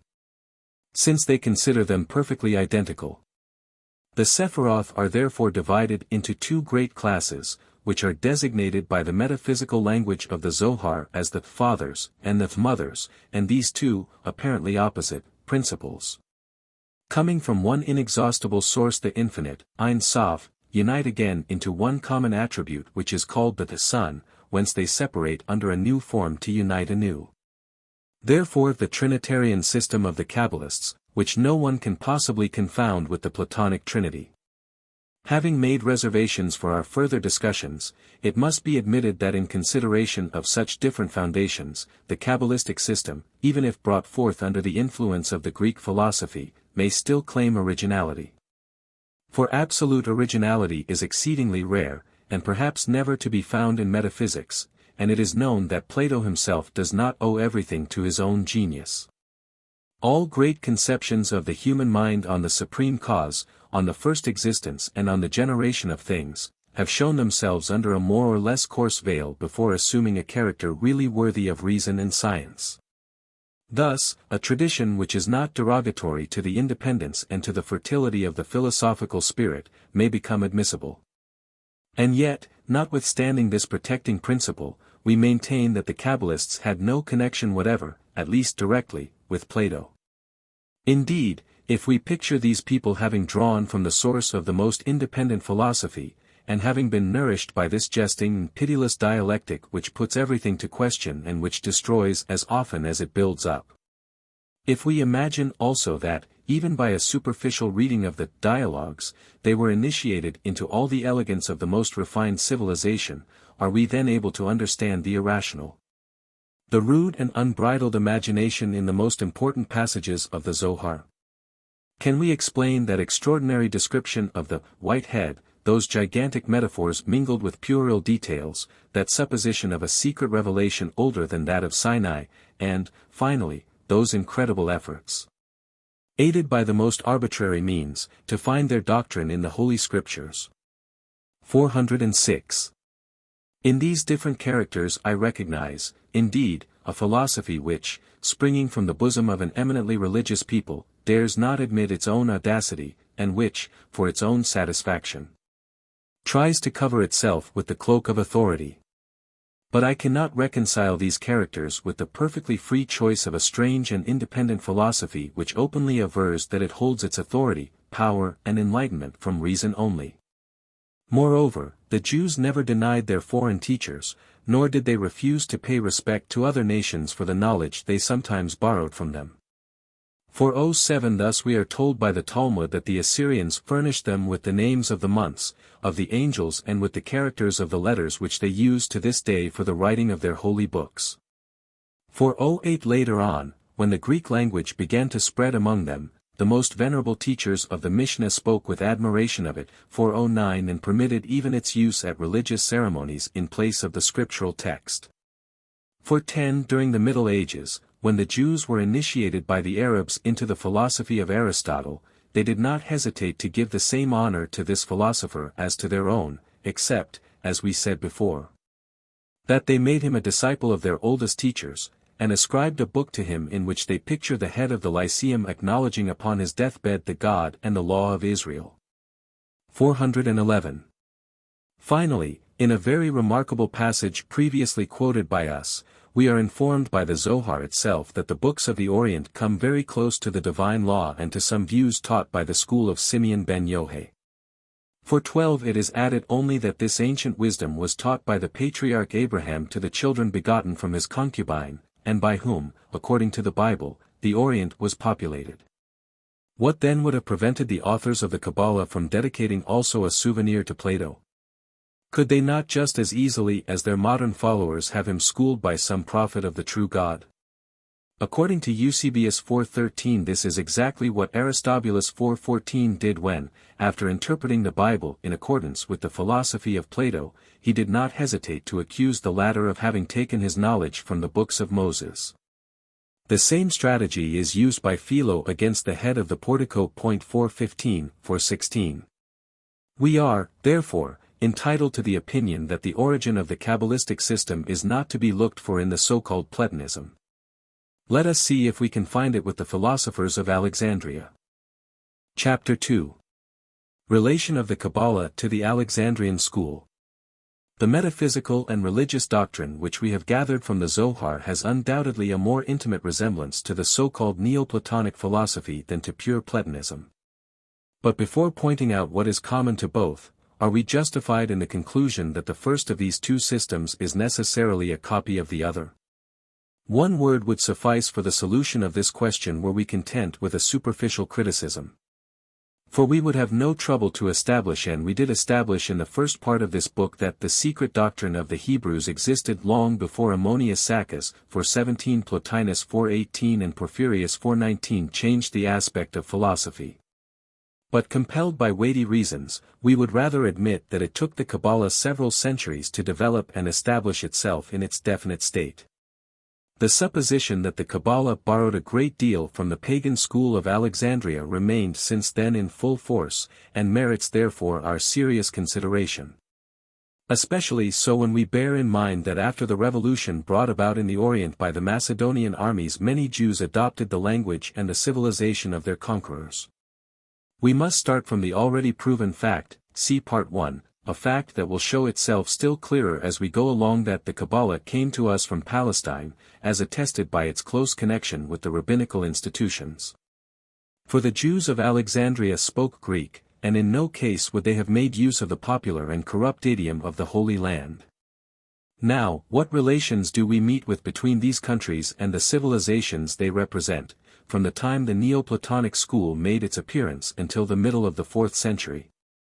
A period during which Judea witnessed the dying of its last schools, of its last patriarchs, and of the last sparks of its intellectual and religious life. For 20 had the pagan philosophy penetrated the Holy Land during this lapse of time, it would naturally imply the intervention of the Alexandrian Jews, to whom during a course of several centuries the principal monuments of the Greek civilization were as familiar as the holy books, a fact borne out by the Septuagint and the example of Aristobulus. But the Alexandrian Jews had so little communication with their Palestinian brethren that they completely ignored the rabbinical institutions which played such a great role with the latter, and which, for more than 2 centuries before the Common Era, were already deeply rooted in them. For 21 when the works of Philo, the Book of Wisdom, and the last book of the Maccabees, both of which flowed from an Alexandrian pen, are scrutinized carefully, we find no mention there of any of the names which stand in Judea for the most sacred authority, as that of the high priest Simon the Just, the last representative of the great synagogue. 422 and those of the Tanaim who succeeded him in veneration by the people. We never find there even an allusion to the famous disputes of Hillel and Shammai, for 23 nor to the different customs which were collected later in the Mishnah, and which attained legal power. In his work, Life of Moses, for 24 Philo does mention an oral tradition which has been preserved by the elders of Israel, and which was usually studied with the text of the scriptures. But this tradition, even if not accidentally invented to interweave at pleasure fables in the life of the Hebrew prophets, has nothing in common with the traditions which form the basis of the rabbinical cult. It reminds us of the Midrashim, or those popular, unauthoritative legends which abound in Judaism at every epoch of its history. The Palestinian Jews, again, were no better informed of what happened with their scattered brethren in Egypt. They knew only from hearsay the pretended version of the Septuagint which dates from a much earlier epoch than the one holding our attention at present. They eagerly accepted the fable of Orestes 425 which harmonized so well with their national self-love and with their inclination to the marvelous. For 26 not a word is found in the Mishnah and in the 2 Gemaras which would be applicable either to the philosopher Aristobulus, to Philo, or to the author of the apocryphal books mentioned before. Still more surprising is the fact that the Talmud never mentions either the Therapeuti for 27 or even the Essenes for 28, for 29 although the latter were already well established in the Holy Land during the life of the historian Josephus. Such silence can be explained only by the origin of these 2 sects and by the language they employed for the transmission of their doctrines. Both were brought forth in Egypt, and probably kept up the use of the Greek language, even upon the soil of their religious fatherland. The silence of the Talmud, especially with regard to the Essenes, would otherwise be still more unexplainable. For, according to Josephus, these sects were known already during the reign of Jonatas Maccabeus, 150 years before the Christian era. 430. Can we possibly believe that the Jews of Palestine knew much more of what was going on in the pagan schools, equally distant? While they were so ignorant of matters pertaining to their own brethren, some of whom they could justly have been proud of. We have already said that they held the Greek language in high esteem, but were they sufficiently familiar with it to enable them to follow the philosophic trend of their time? We are perfectly justified in doubting this. For, above all, we find neither trace nor mention in either Talmud 431 or Zohar of any monument of the Greek civilization. How, then, is it possible to understand a language when the works it produced are not known? Then again, we learn from Josephus himself, 432, who was born in Palestine, and who spent most of his life there, that this famous historian required help for the writing, or rather, for the translating of his works into Greek. At another place in his works 433 he expresses himself still more explicitly on this subject, applying in general to his compatriots what he says of himself. He then adds that the study of languages is looked upon in his country as a profane occupation, worthy rather of slaves than of free people. And that, finally, Only those are held there in great esteem and called savants who are very highly proficient in the knowledge of the religious laws of the Holy Scriptures. And yet Josephus belonged to one of the most distinguished families. Of royal blood and of priestly rank, no one was more fit to be initiated in all the knowledge of the land, in the religious knowledge as well as in that which prepares one of noble birth for a political life. In devoting himself to the profane studies, the author of the Jewish Antiquities, and of the Jewish War, was not subject to the same scruples as his compatriots who remained true to their country and to their belief. 434. Admitting even that the Greek language was much more cultivated in Palestine than we are justified in thinking, we are still far from drawing any conclusion therefrom upon the influence of the Alexandrian philosophy. For the Talmud makes a clear distinction between the Greek language and, what it calls the Greek science, for 35, Greek science for itself, Greek language for itself. As much as the first was respected and honored, so much was the latter execrated. The Mishnah which, as a collection of legal decisions, expresses itself very concisely, confines itself to prohibiting the bringing up of children in Greek learning. It adds, however, that this interdiction was carried out during the war with Titus. 436. The Gemara, though, is more explicit, and sets that interdiction at an earlier date. The following, it says, has been taught us by our masters: during the war which raged between the Hasmonean princes, Hyrcanus laid siege to Jerusalem, and Aristobulus was the besieged. 437. For 38 a chest full of coins was lowered every day along the outer wall, and in exchange thereof the animals required for sacrifices were sent up. 439. Now, in the camp of the besieger there was an old man who was at home in the Greek learning.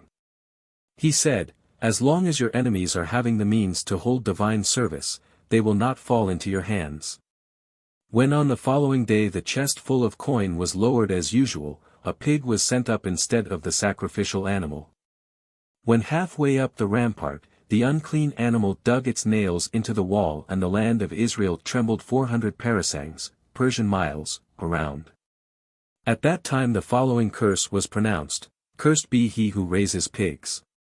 Cursed be he who imparts Greek learning to his children." 440.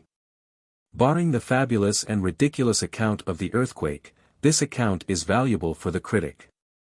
The gist is apparently true, for it is also found in Josephus' Jewish Antiquities, Volume 14, ch. 3. According to him Hyrcanus' men promised to give to the besieged sacrificial animals at 1 drachma per head, but when the money was delivered they refused to send the animals. This was considered by the Jews as doubly odious, for, according to Josephus, it violated not only the sworn trust in man, but it struck in some way God himself. When we add to it the very probable new circumstance that the priests saw coming into the holy place an animal so utterly disgusting to them instead of the impatiently expected sacrifice, we can see the measure of blasphemy and perjury overflowing. Now then, who was responsible for such a crime? Where are we to look for the first impulse? Surely with those who neglected the law of God for the wisdom of other nations. Whether or not this accusation be well founded, is of little importance. Whether the anathema, justified or caused by that accusation, was pronounced during the Hasmonean War or during the War of Titus, is of still less importance to us. What does interest us, though, and what seems to us also beyond doubt, is the fact that Greek learning was looked upon in Palestine as a source of impiety, and constituted in itself a double sacrilege, no matter what degree it attained there. No sympathy, no alliance, therefore, could take place between those who were suspected of it and the founders and keepers of rabbinical orthodoxy. In the name of Rabbi Judah, who heard from an older teacher Samuel, the Talmud really gives us the following words of Simon, the son of Gamaliel, who played such a beautiful part in the Acts of the Apostles: "There were 1,000 children in the home of my father. 500 studied the law, and 500 were instructed in Greek learning. Today only myself here and the son of my father's 441 brother in Asia 442 remain." To this objection the Gemara responds with, "An exception is made with the family of Gamaliel because it was close to the royal court." 443. Let us note, besides, that the entire passage is far from offering the same character as the previous one. We do not deal here with a general tradition for 44 but with a simple hearsay of an individual witness who is already far removed from the source. For 45 Gamaliel's character, as pictured by tradition, is best distinguished from that of the other teachers of the law by his very attachment to the orthodox wing of Judaism and by the general respect he inspired, mu omicron delta iota delta sigma kappa alpha lambda omicron tau mu iota omicron sigma pi alpha nu tau tau lambda alpha. 446. It will be seen that such sentiments are not easily compatible with the accusation of impiety made against the Hellenists. For 47 what is more, this patriarch of the synagogue, quite aged already at the time of the apostles, had been dead a long time when the school of Alexandria was founded. Finally, since the house of Gamaliel was an exception, the fact, whatever it may be, should have disappeared with the cause, and we really do not find later the least trace of it. Offsetting this obscure and uncertain text, we find another text which is in perfect accord with the strict terms of the Mishnah. Ben Doma asked his uncle Rabbi Ismail, having studied all of the law, may I also study Greek science? The teacher cited the following verse to him, the hook of the law shall not quit thy mouth, and thou shalt ponder over it day and night. Now then, he added, find an hour which is neither day nor night, and I shall permit you to devote it to the study of Greek science. 448. The hypothesis that the Alexandrian philosophy found disciples among the teachers of Judea is totally overthrown by the passages previously quoted, and we do not know of any other, which justify our opinion that they did not even know the word. Philosophy. 449. Indeed, how can that old man who advised Hyrcanus to use against the enemy the exigencies of the cult his own cult be considered a philosopher? Such a policy would be worthy rather of a Machiavelli. How can philosophy be counted among the attainments necessary for the admission to the court of Herod? When we consult the oldest and most celebrated commentator, our Solomon bar Isaac 450, Rashi 451, our opinion is confirmed. By Greek science, he says, the Talmud understands a scholastic language spoken by the courtiers and not understood by the people in general. 452. This explanation, although very sensible, is perhaps a little narrow. But, to be sure, the doubtful expression to which it refers cannot designate 453 anything but a certain general culture, or rather, a certain intellectual liberty brought about by the influence of Greek literature. While the religious traditions of the Jews show such hatred towards any wisdom coming from the Greeks, it is evident from the following passage with what enthusiasm, with what adoration and with what superstitious fear they speak of the Kabbalah. Our teacher 454 Yohanan ben Zakkai 455 once took to the road, mounted on an ass and accompanied by Rabbi Eliezer ben Arak. The latter asked ben Zakkai to teach him a chapter of the Merkabah. Did I not tell you, answered our teacher, that it is forbidden to expound the Merkabah even to one person unless he be wise and can deduce wisdom of his own accord? 456 Then permit me at least, replied Eliezer, to repeat in your presence what you taught me of this science.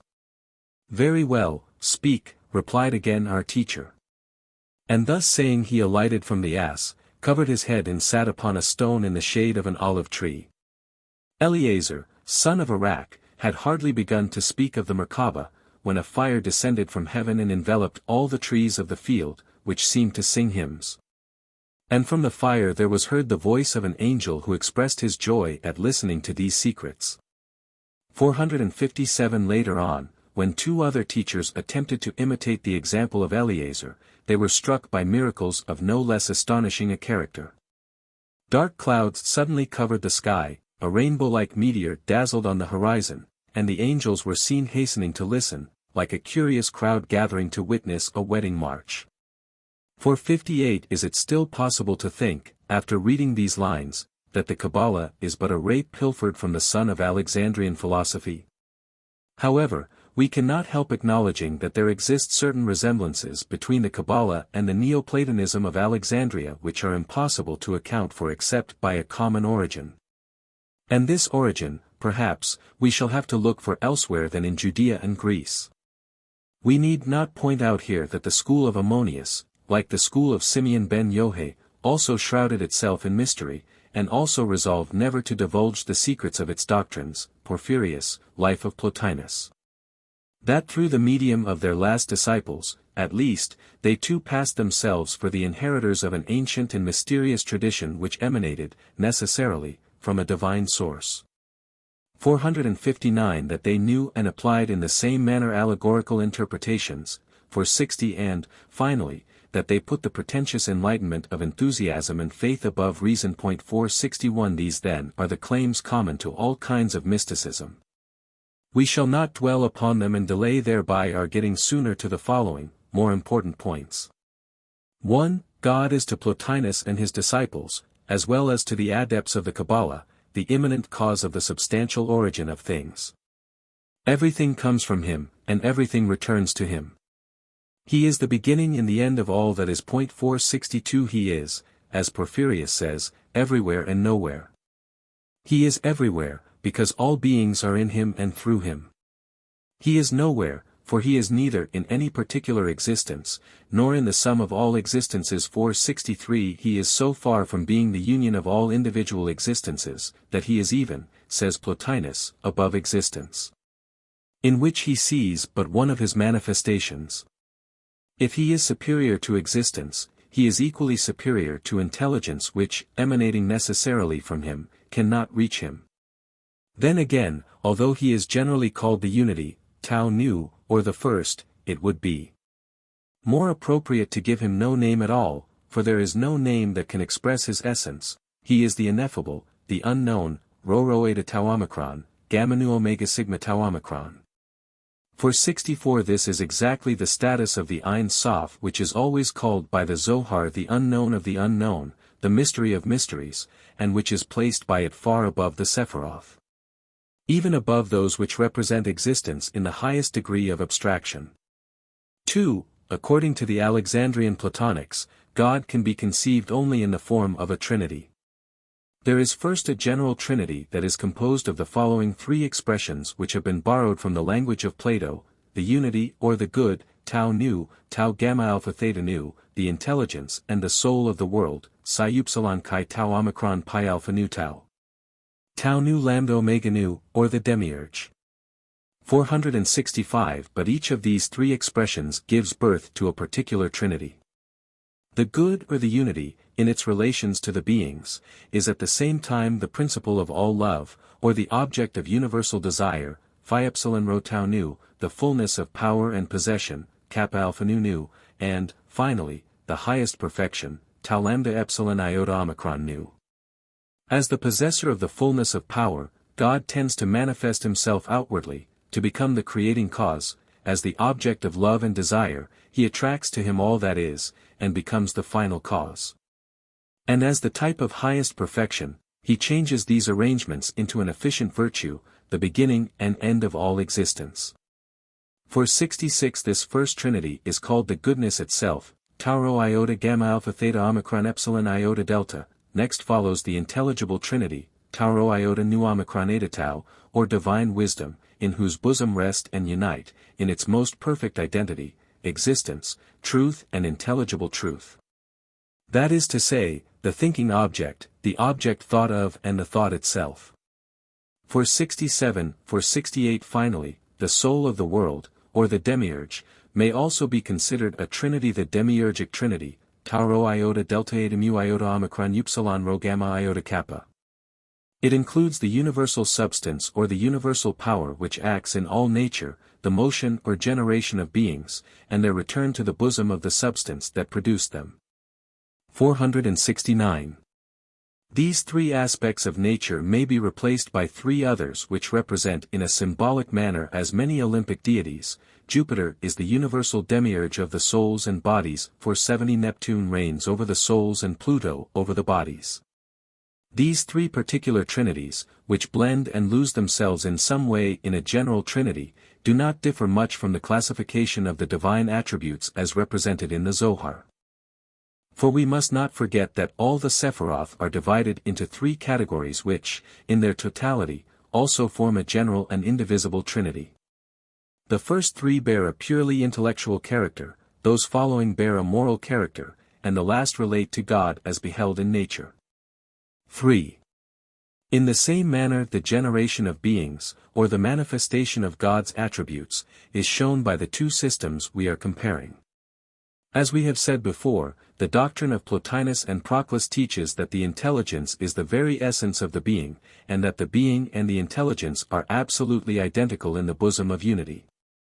It therefore follows that all existences of which the world is composed, and all the aspects under which we may consider them, are but the development of the absolute thought, or a kind of a creative dialectic which produces simultaneously light.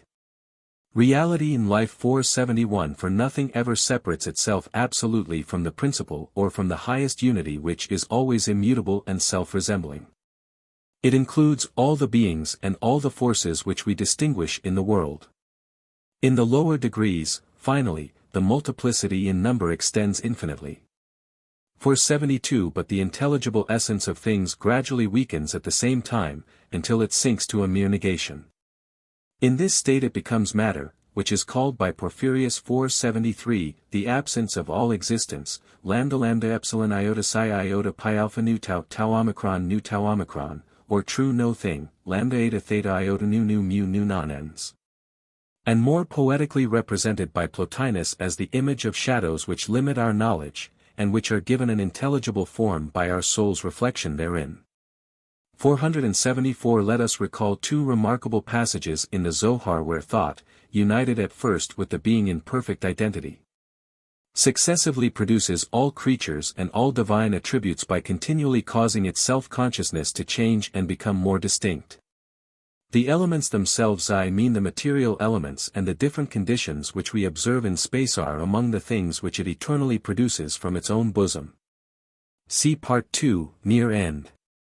All the metaphors, therefore, which represent the supreme principle of things as a source of light which emanates, inexhaustibly and eternally, rays of light that reveal its presence in all conditions of infinity, are not always to be taken literally, whether met with in the Hebrew or in the Alexandrian doctrine. Light, says Proclus expressly, Theol, secund. Plato, live. 2, ch. 4, is here nothing else but the intelligence or the participation of divine intelligence, omicron delta nu lambda lambda omicron sigma tau tau phi mu epsilon tau omicron iota sigma alpha tau theta epsilon alpha pi rho I epsilon omega. The inexhaustible source from which it flows unceasingly, is the absolute unity which unites in its bosom the being and the thought. 475. It would be useless to repeat here, for the sake of the Neoplatonic school, all we have said in the analysis of the Zohar about the human soul and its union with God through faith and love. All mystic systems necessarily agree on this point, for it may be regarded as the basis, the very foundation of mysticism. We shall now choose this hasty parallel by asking whether it is really possible to explain such deep and continuous resemblances in a train of thought, which is hardly accessible to most intelligences, by the identity of human faculties, or by the general laws of thought. On the other hand, we believe to have sufficiently demonstrated that the teachers of Palestine could not have drawn from the Greek civilization, a civilization so accursed and so anathematized by them, a science of greater importance even than the study of the law. With due respect to the critic, we cannot even admit that the Greek philosophers could have made profitable use of the Jewish tradition. For, while Numenius and Longinus speak of Moses, while the author of the Egyptian Mysteries, 476 whoever he may have been, admits angels and archangels into his theological system, it is probably because of the version of the Septuagint, or because of the relations that exist between these three philosophers and the Hellenistic Jews of Egypt. It would be absurd to draw the conclusion that they were initiated in the formidable mysteries of the Merkabah. We are, therefore, to inquire yet whether there exists an older doctrine from which, unknown to each other, both the Kabbalistic system as well as the so-called Alexandrian Platonism, sprang. There is no need of leaving the capital of the Ptolemies for this purpose. For right in the bosom of the Jewish nation we find a man who may be judged in different ways, it is true, but who always enjoys splendid fame. 477 A man who is generally looked upon by the historians of philosophy as the true founder of the Alexandrian school, while by some critics and by most of the modern historians of Judaism he is considered the inventor of Hebrew mysticism. This man is Philo. It is, then, his system, as far as there may be one, that we shall now make the object of our investigation, and endeavor to discover in his opinions and in his numerous writings the first traces of the Kabbalah. I say, Kabbalah, only, for the relations of Philo to the pagan philosophical schools which have been founded after him, will become apparent of themselves. Besides, no matter how worthy of interest the origin of this philosophy may be in the present work, it need but be of secondary consideration. Chapter 3. Relation of the Kabbalah to the doctrine of Philo. Without repeating what has been said before of the relative isolation of the Jews of Palestine and those of Egypt, we may add that Philo's name is never mentioned by the Jewish writers of the Middle Ages. Neither Saadia 478 nor Maimonides 479, neither their later disciples nor the modern Kabbalists, have dedicated any monument to him, and even now he is barely known among those of his coreligionists who are strangers to the Greek literature. For 80 we shall not linger, though, upon these external facts, the importance of which we do not wish to exaggerate. As we have hinted before, we shall look for the solution of our problem in our philosopher's own opinions, which have been made clear by the labors of modern criticism. 481. There is nothing in the writings of Philo that can possibly be called a system. Incongruous opinions in disorderly juxtaposition I refer to the symbolic interpretation of the Holy Scriptures serve a most arbitrary method. All the elements of this chaos which are held together by one common bond, the innate desire of the author to demonstrate in the Hebrew writings the presence of the highest and purest in the wisdom of other nations, may be divided into two big classes. The elements of one class have been borrowed from the philosophic systems of Greece, systems which are not irreconcilable with the fundamental principles of any moral or religious teaching, like that of Pythagoras, Aristotle and Zeno. 482, but above all that of Plato, whose language and ideas make up the first sketch, so to speak, in all the writings of the Hebrew philosopher. The elements of the other class visibly betray, by the contempt they instill for reason and science, by the impatience with which they precipitate in some manner the human soul into the bosom of the infinite, their foreign origin, and can come only from the Orient. This dualism of the Philonic ideas is of the greatest importance, not only for the problem we are to solve, but for the history of philosophy in general. And we shall first of all endeavor to determine it definitely, at least, on the points most salient and most worthy of our interest. When speaking of the creation and of the first principles of beings, of God and of his relations to the universe, Philo has evidently two doctrines in mind, doctrines that can never be brought in accord by any effort of logic. One doctrine is simply the dualism of Plato as taught in Timaeus, the other reminds us at once of Plotinus and the Kabbalah. We shall take up the first doctrine which, singularly, is placed in the mouth of Moses, the legislator of the Hebrews, says our author in his treatise on the creation. 483 recognized two equally necessary principles.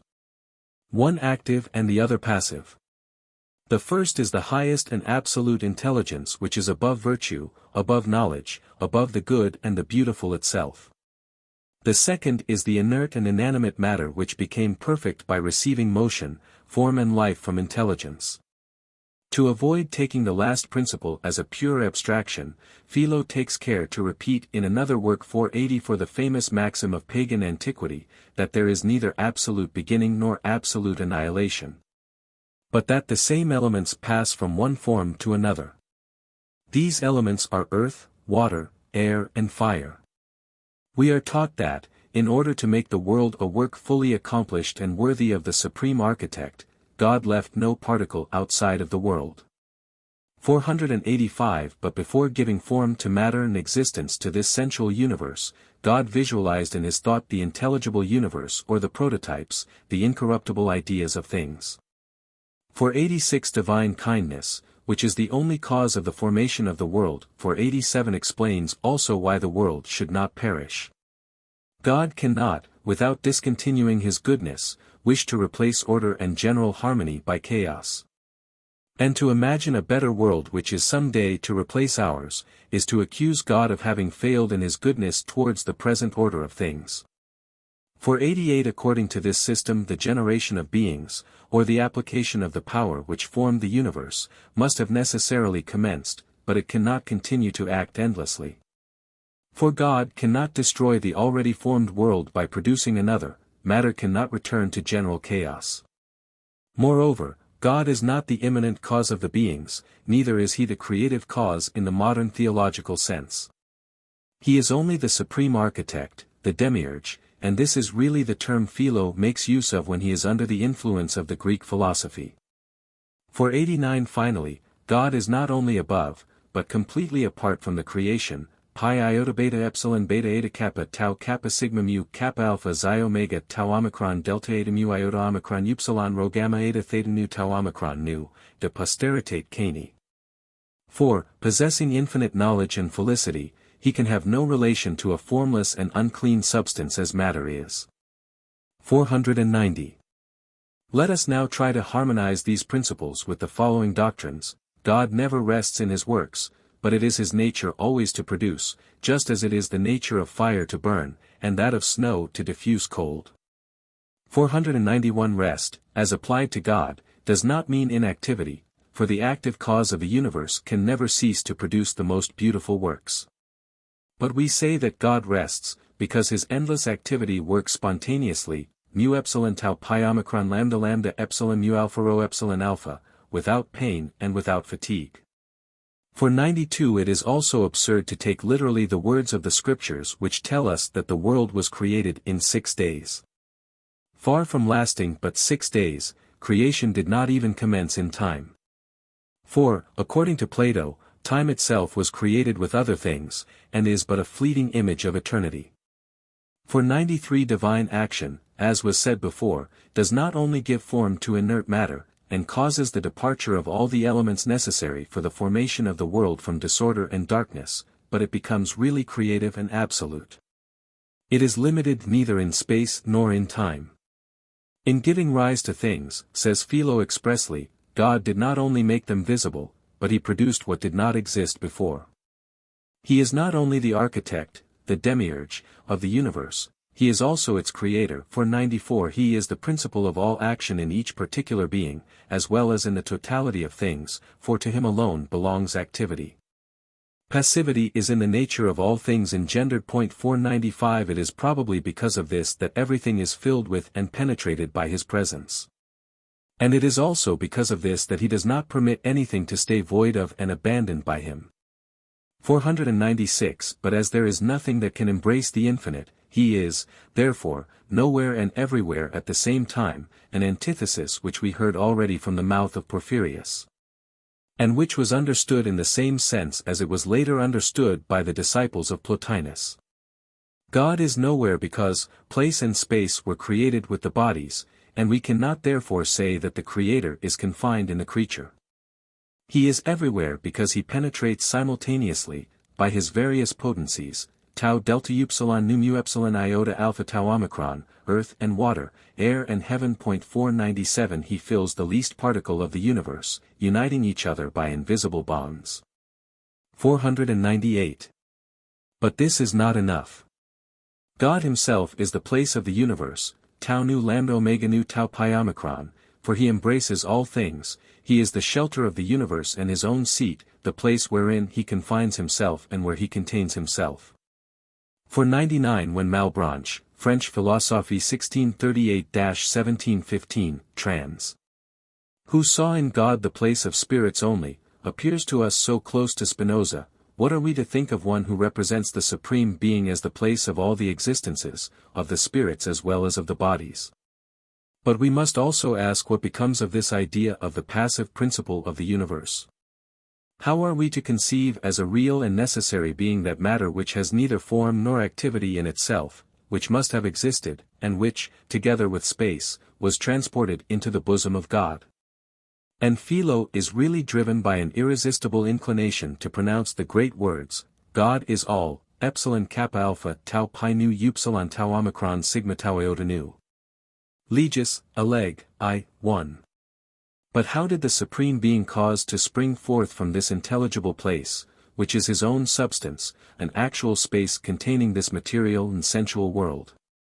How did he, who is all activity and all intelligence, produce passive and inactive beings? The mementos of Greek philosophy are here entirely stifled by the language and the ideas of the Orient. God is the purest light, the prototype and source of all light. He sheds around him innumerable rays of light, all intelligibles, which no creature can behold. 500 But his image is reflected in his thought, in his logos, and it is by this image alone that we can comprehend him. 501 Here we see already a first manifestation, or, as is generally said, a first emanation of divine nature. 4. When the Platonic reminiscence of Philo make way to other influences, the divine word becomes with him a real being, a person or a hypostasis, as it was later said in the Alexandrian school. Of such nature is the archangel who commands all celestial armies. 502. But our philosopher does not stop at this point. From this first logos, ordinarily called the most ancient, Pyro Epsilon Sigma Beta Tau Alpha Tau Omicron, the firstborn of God, which represents in the absolute sphere the thought, lambda gamma omicron nu delta iota theta epsilon tau omicron, there emanates another which represents the word, lambda gamma omicron pyro omicron phi omicron rho iota kappa. That is to say, the creative power, the manifestation of which is the world. When we read in Genesis that a river went forth from Eden to water the garden, it means that the generic goodness is an emanation of the divine wisdom which is the Word of God. 503 The author of this universe should be called both the architect as well as the father of his work. Supreme wisdom we shall call the mother. It is with supreme wisdom that God united in a mysterious manner to make the generation of things operative. Impregnated with the divine germ, supreme wisdom gave birth, in pain and at the appointed time, the only well-beloved Son whom we call the world. It is for this reason that a sacred writer presents to us wisdom as speaking of itself in the following manner: Of all the works of God I was the first to be formed, time was not yet when I already existed. For everything that is engendered must naturally be younger than the mother and the nurse of the universe. 504. There is a passage in Timaeus where we meet with nearly the same language, but with the vast difference that the mother and nurse of all things is a principle entirely apart from God. It is the inert and formless matter. 505 The quoted passages remind us more of the ideas and the usual expressions of the Zohar. There, too, God is called the eternal light. There, too, the generation of things is metaphorically explained by the gradual darkening of the rays emanating from the divine center, and by the union of God with himself in his diverse attributes. Springing from the bosom of God to give life to the universe, supreme wisdom is also represented by the river which went forth from the earthly paradise. The two logi, finally, remind us of the Kabbalistic principle that the world is nothing but the Word of God, that his word or his voice is his thought become visible, and that his thought, finally, is himself. Another picture, often drawn in the principal work of the Kabbalah, shows us the universe as a cloak or garment of God. Now then, we have here the same in the following words of Philo: the Supreme Being is surrounded by a dazzling light which envelopes him like a rich cloak, and the most ancient word covers itself with the world as with a garment. 506. Two ways of speaking of God result also from this twofold theory on the nature and birth of things in general when he is considered for himself, in his proper essence and independent of the creation. Sometime he is the supreme reason of things, the active and efficient cause of the universe, nu omicron, tau delta rho alpha sigma tau rho iota omicron nu alpha tau iota omicron nu, the most general idea, tau gamma epsilon nu iota kappa tau alpha tau omicron nu, legis, alleg, 2, the intelligible nature, nu omicron eta tau phi sigma iota. To him alone belongs liberty, knowledge, joy, peace and happiness, in short perfection. 507 Sometime he is represented higher even than perfection in all possible attributes. Nothing can give us an idea of him. Neither virtue nor knowledge, neither beauty nor goodness. 508 Not even unity.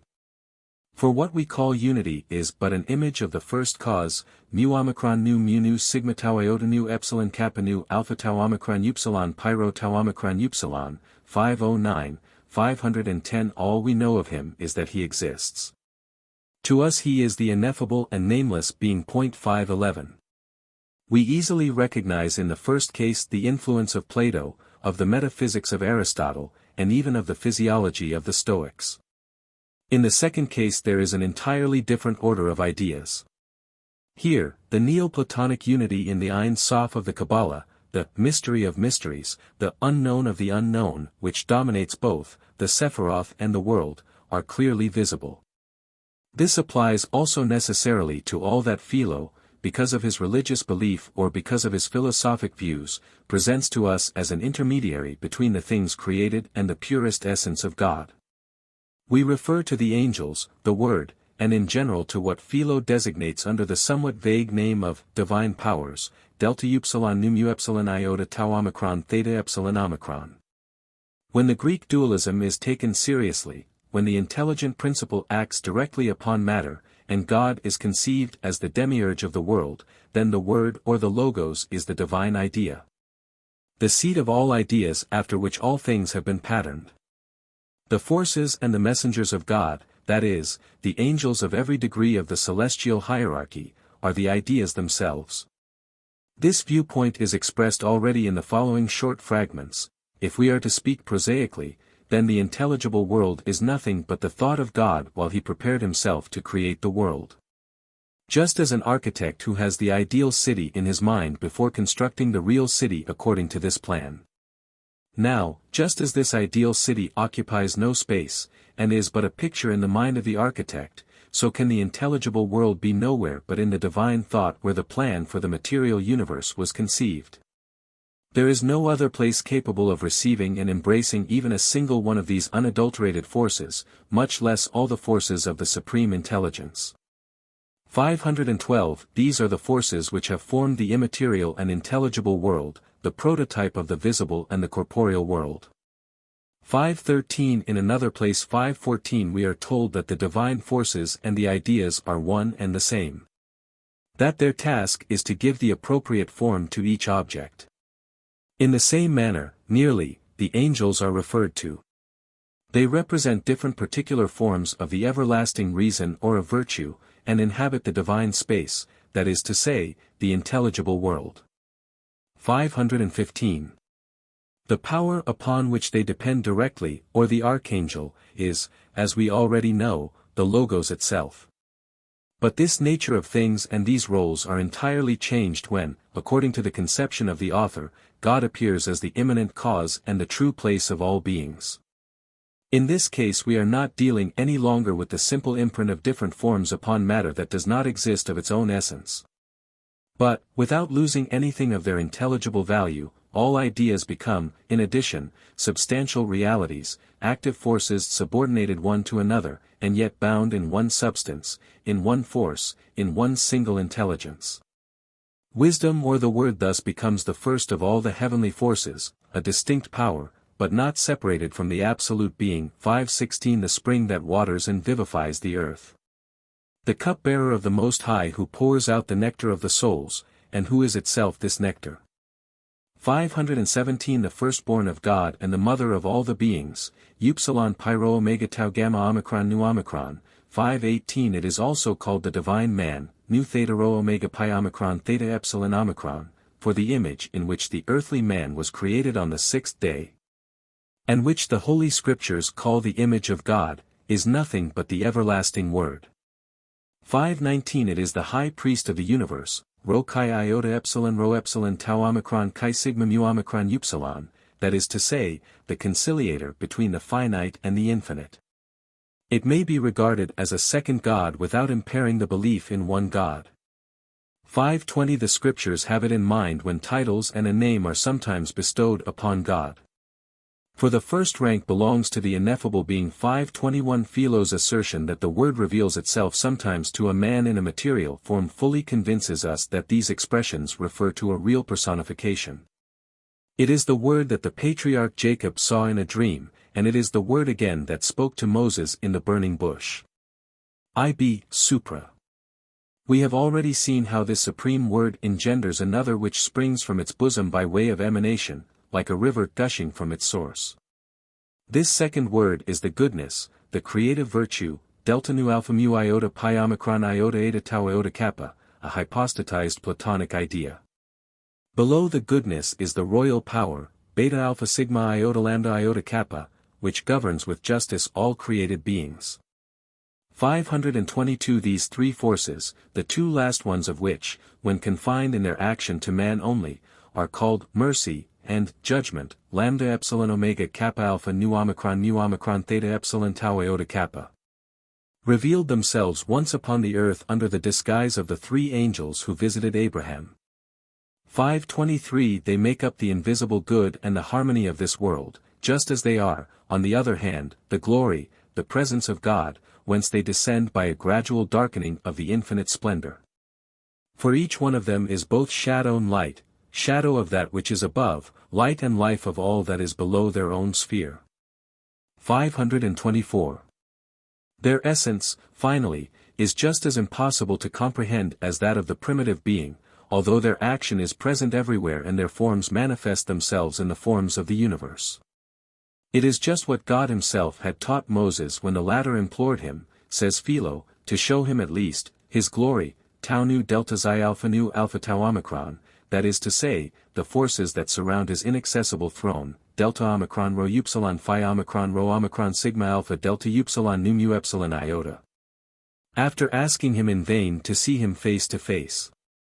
525 The angels which we just saw described as ideas representing different kinds of virtue, are not only personified after the manner of poets and biblical writers, but they are also looked upon as souls floating in ether and sometimes uniting with souls inhabiting human bodies.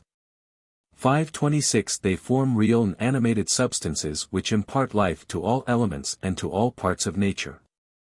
Proof of it is the following passage which we shall translate. The beings designated by the philosophers of other nations as demons, are called by Moses angels.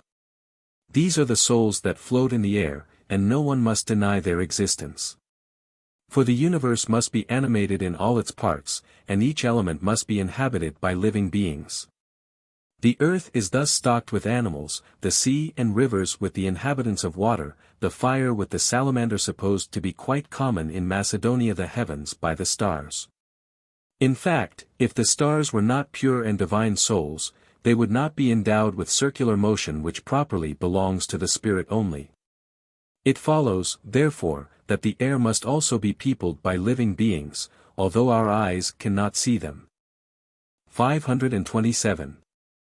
Philo's syncretism shows itself most plainly, and the twofold direction to which he commits himself, notwithstanding his lively predilection for Oriental ideas, is most easily seen, when he comes to speak of man. Thus, unlike Plato, he is not content with seeing the pale imprint of the eternal ideas in material things. But he even maintains that without the help of the senses we can never rise to higher cognition, that without the spectacle of the material world we cannot even suspect the existence of an immaterial and invisible world. 528 He then declares the influence of the senses to be absolutely harmful, and commands man to sever all connections with them and to take refuge within himself. He creates an abyss between the rational, intelligent soul, which alone is privileged to constitute man, and the sentient soul from which our organs borrow life as well as the knowledge appropriate to them. This soul resides, as Moses said, in the blood. 529 While the other is an emanation, an inseparable reflection of divine nature, pi sigma pi alpha sigma mu alpha omicron delta iota rho epsilon tau nu. Pi alpha gamma alpha sigma mu alpha theta epsilon alpha phi sigma epsilon omega. 530. This exaggerated viewpoint does not prevent him from retaining the Platonic opinion which recognizes in the human soul three elements, the thought, the will and the passions. 531 In innumerable places he insists upon the necessity of preparing for wisdom by what he calls encyclical sciences, gamma kappa kappa lambda iota omicron pi alpha iota delta epsilon alpha, gamma kappa kappa lambda iota alpha theta mu alpha tau alpha, that is to say, by oratory and those sciences which produce that outward culture so dear to the Greeks. Our mind, he says, must be fed with this mundane knowledge before it can aspire to higher science, just as our body must be fed with milk before it can bear more substantial food. 532 Anyone neglecting to acquire these must succumb in this world as Abel succumbed to the blows of his fratricidal brother. In another place he teaches entirely to the contrary. the word and the outward appearance is to be scorned, just as the body and the senses are to be scorned, that we may live in the intelligence and in the contemplation of the naked truth only. God's command to Abraham to leave his country, his family and the house of his father, means that man must break away from his body, his senses, and the word. For the body is but part of the earth where we are forced to live. The senses are the servants and the brothers of the thought, and the word, finally, is but the cover and, in some measure, the dwelling place of the intelligence which is our real father. De Somnius, L. 1. The same thought is symbolically reproduced in a more expressive manner by Hagar and Ishmael. This, rebellious servant and her son, who were so ignominiously driven from the house of their master, represent the encyclical knowledge and the sophism it begets. It is hardly necessary to add that anyone aspiring to a higher level of the spiritual world must imitate the Hebrew patriarch. 533 But does the soul, when fully retired in the intelligence, find there, at least, self-satisfaction and the means of arriving through its own efforts to truth and wisdom? Had Philo answered this question in the affirmative, he would have gone beyond the doctrine of Plato. For in Plato's estimation only he is truly wise who entirely renounces body and senses, and labors hard all his life to learn how to die. Fedon, ad init. But our Alexandrian philosopher oversteps this boundary. For, besides the knowledge borrowed from reason, besides the enlightenment given by philosophy, he is also in need of enlightenment and of higher knowledge, emanating directly from God, and given to intelligence as a favor, a mysterious gift. When we read in the Scriptures, he says, that God spoke to man, we are not to believe that a material voice reverberated the air, but that the human soul had been illumined by the purest light. In this manner only can the divine word address itself to man. Again, when the law was promulgated on the Mount Sinai, it is not said that a voice was heard, but, according to the text, a voice was seen by all the people assembled. You have seen, says Jehovah, that I spoke to you from heaven above. 534 Since a miracle is explained, it cannot refer here to rational knowledge or to a mere contemplation of ideas but to a revelation mystically understood. We shall give the same meaning to another passage where the possibility of grasping God himself through direct manifestation, pi alpha tau omicron alpha tau nu kappa alpha tau alpha lambda alpha mu beta nu epsilon iota nu, is admitted, instead of rising to him by the contemplation of his works. In this state, adds our author, we understand at a glance the essence of God, his word and the universe. 535 He recognizes faith, pi sigma tau iota, which he calls, the queen of virtues, tau nu rho epsilon tau nu beta alpha sigma iota lambda, as the most perfect of all goodness, the cement that unites us with divine nature. 536 It is faith that is represented in the story of Judah and Tamar. For as he united himself with her without lifting the veil that covered her face, so does faith unite us with God. Philo shows the same hesitation when speaking of human liberty as when explaining the nature and origin of our knowledge. At times the Stoic doctrine that man is free triumphs, the laws of necessity which govern without exception all other creatures, do not exist for man. This free choice, then, which is his privilege, imposes upon him at the same time the responsibility for his actions. Only thus is man alone among all other beings capable of virtue, and hereby alone are we justified in saying that God, in his desire to manifest himself in the universe through the idea of goodness, found no more dignified a temple than the human soul. 537 But it is easily seen that this theory, so true and wise, contradicts certain general principles previously expounded, as the unity of substance, the formation of beings by way of emanation, and even the Platonic dualism. Our philosopher has also no scruples in deserting this theory for opposite views, and it is readily noted that he finds himself there more at ease, and that he unfolds there much better the wealth of his half-Oriental style and the resources of his natural genius. He takes there from man his free choice as well as his moral responsibility. The evil we attribute to ourselves as the one generally reigning in this world, is the inevitable fruit of matter. 538 Or the work of inferior forces which took part with the divine logos in the formation of man. The good, on the contrary, belongs to God alone. It is really because it does not suit the Supreme Being to participate in evil, that he called for subordinate workers to cooperate with him in the creation of Adam. But all the good in our actions and in our thoughts must be attributed to him alone.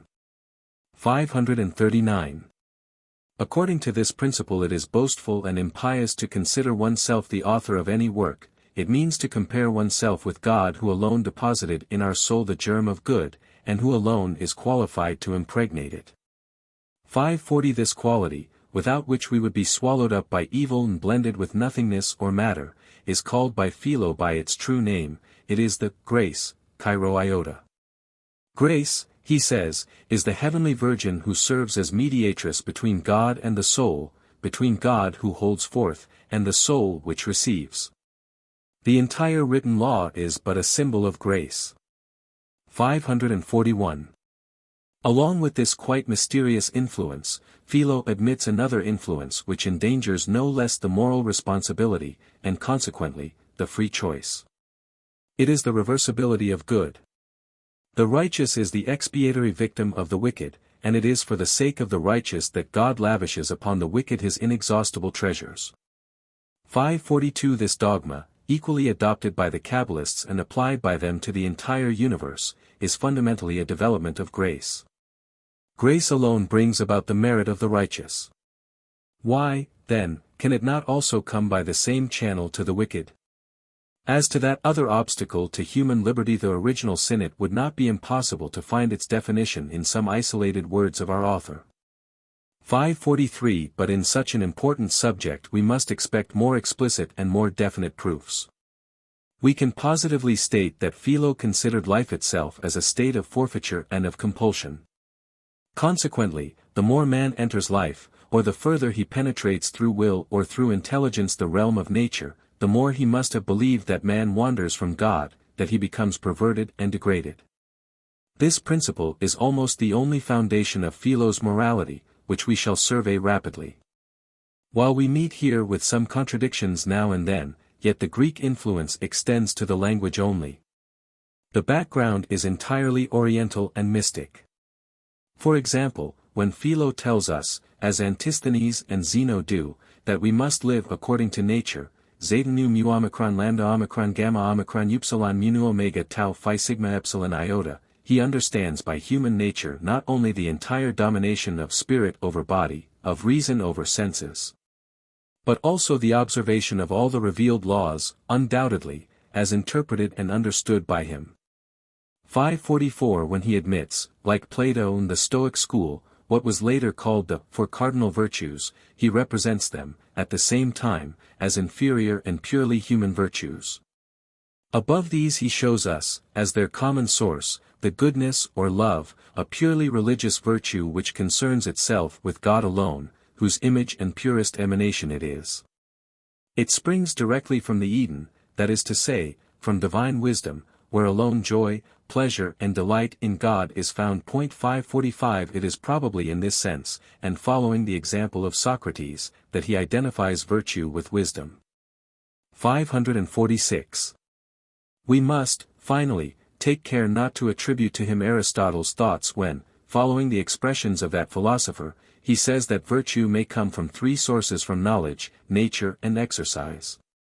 547. True science and wisdom, according to Philo, is not the one which results from a natural development of our intelligence, but the one given to us by the grace of God. According to the Greek philosopher, it is nature itself that drives us towards the good. According to Philo, there are in man two entirely contrary natures which combat each other, and one of which must necessarily succumb. Thenceforth both are in a state of violence and restraint which does not permit them to remain at rest.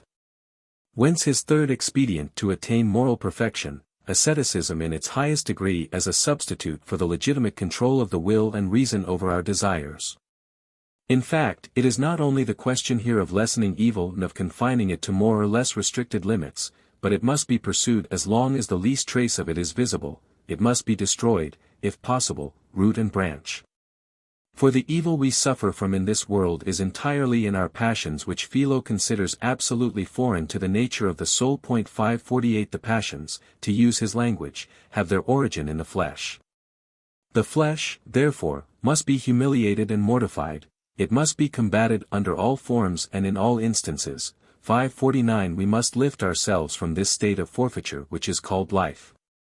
We must regain liberty in the very bosom of that prison which we call body by absolute indifference to all perishable possessions. 550. As this state of misery is the purpose and result of marriage, the latter is considered by Philo, without being openly condemned, as a humiliating necessity from which the select souls, at least, ought to liberate themselves. 551 These, approximately, are the principal characteristics of the ascetic life, more so conceived and shown to us by Philo, than he has seen it realized by the sect of the Therapeutics. But the ascetic life is only a means. Its aim, that is to say, the aim of morality itself, the highest degree of perfection, of happiness and of existence, is the union of the soul with God through total forgetfulness of itself, through enthusiasm and through love. Here are some passages which we may believe to have been borrowed from some mystic of modern times. Oh, my soul! If you desire to inherit heavenly gifts, it is not only necessary, as our first patriarch did, to leave the land you inhabit, that is to say, your body, the family you were born in, that is to say, the senses, and the house of your father, or the word. You must also avoid yourself that you may be outside of you, like those Carabants who are intoxicated with divine enthusiasm. For the inheritance of heavenly blessing is only there where the soul, full of enthusiasm, does not live any more in itself, but plunges with delight into divine love and, attracted, ascends towards its Father. Cos rerum divinarum hers sit.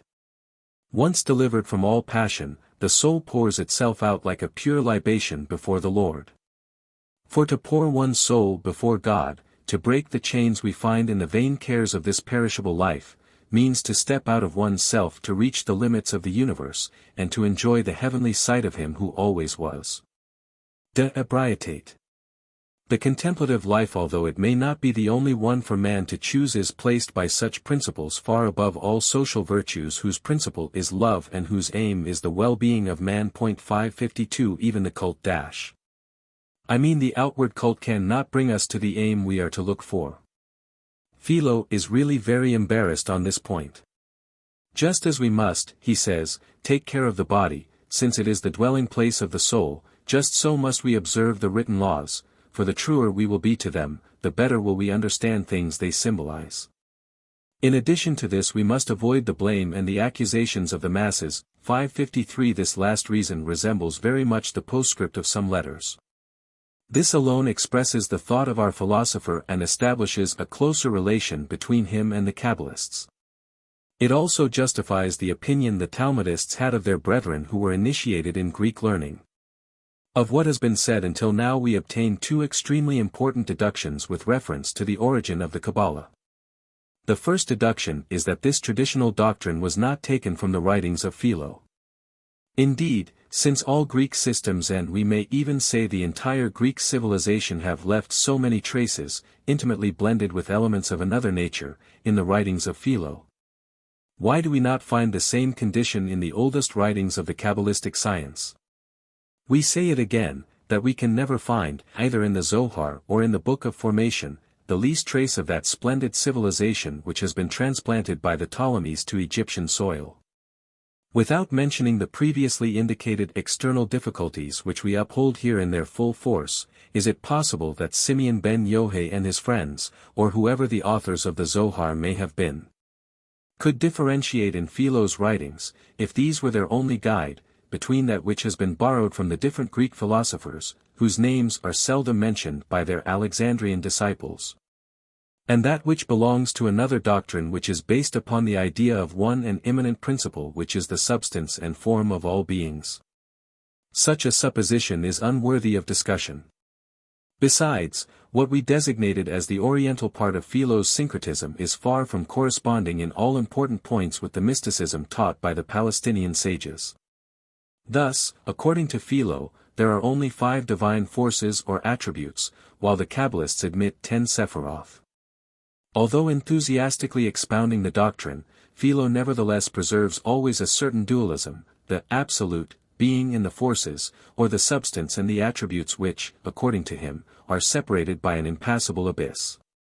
The Kabbalists look upon the Sephiroth as diverse boundaries within which the absolute principle of things circumscribes itself, or as vessels, to use their own mode of expression. The divine substance, they add, need only withdraw, and these vessels would break and waste.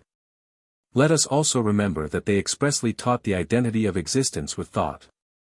Philo, who is unconsciously dominated by the idea, of Plato and Anaxagoras, that matter is a principle distinct from God and everlasting as he, is naturally led to consider life a forfeiture and the body a prison.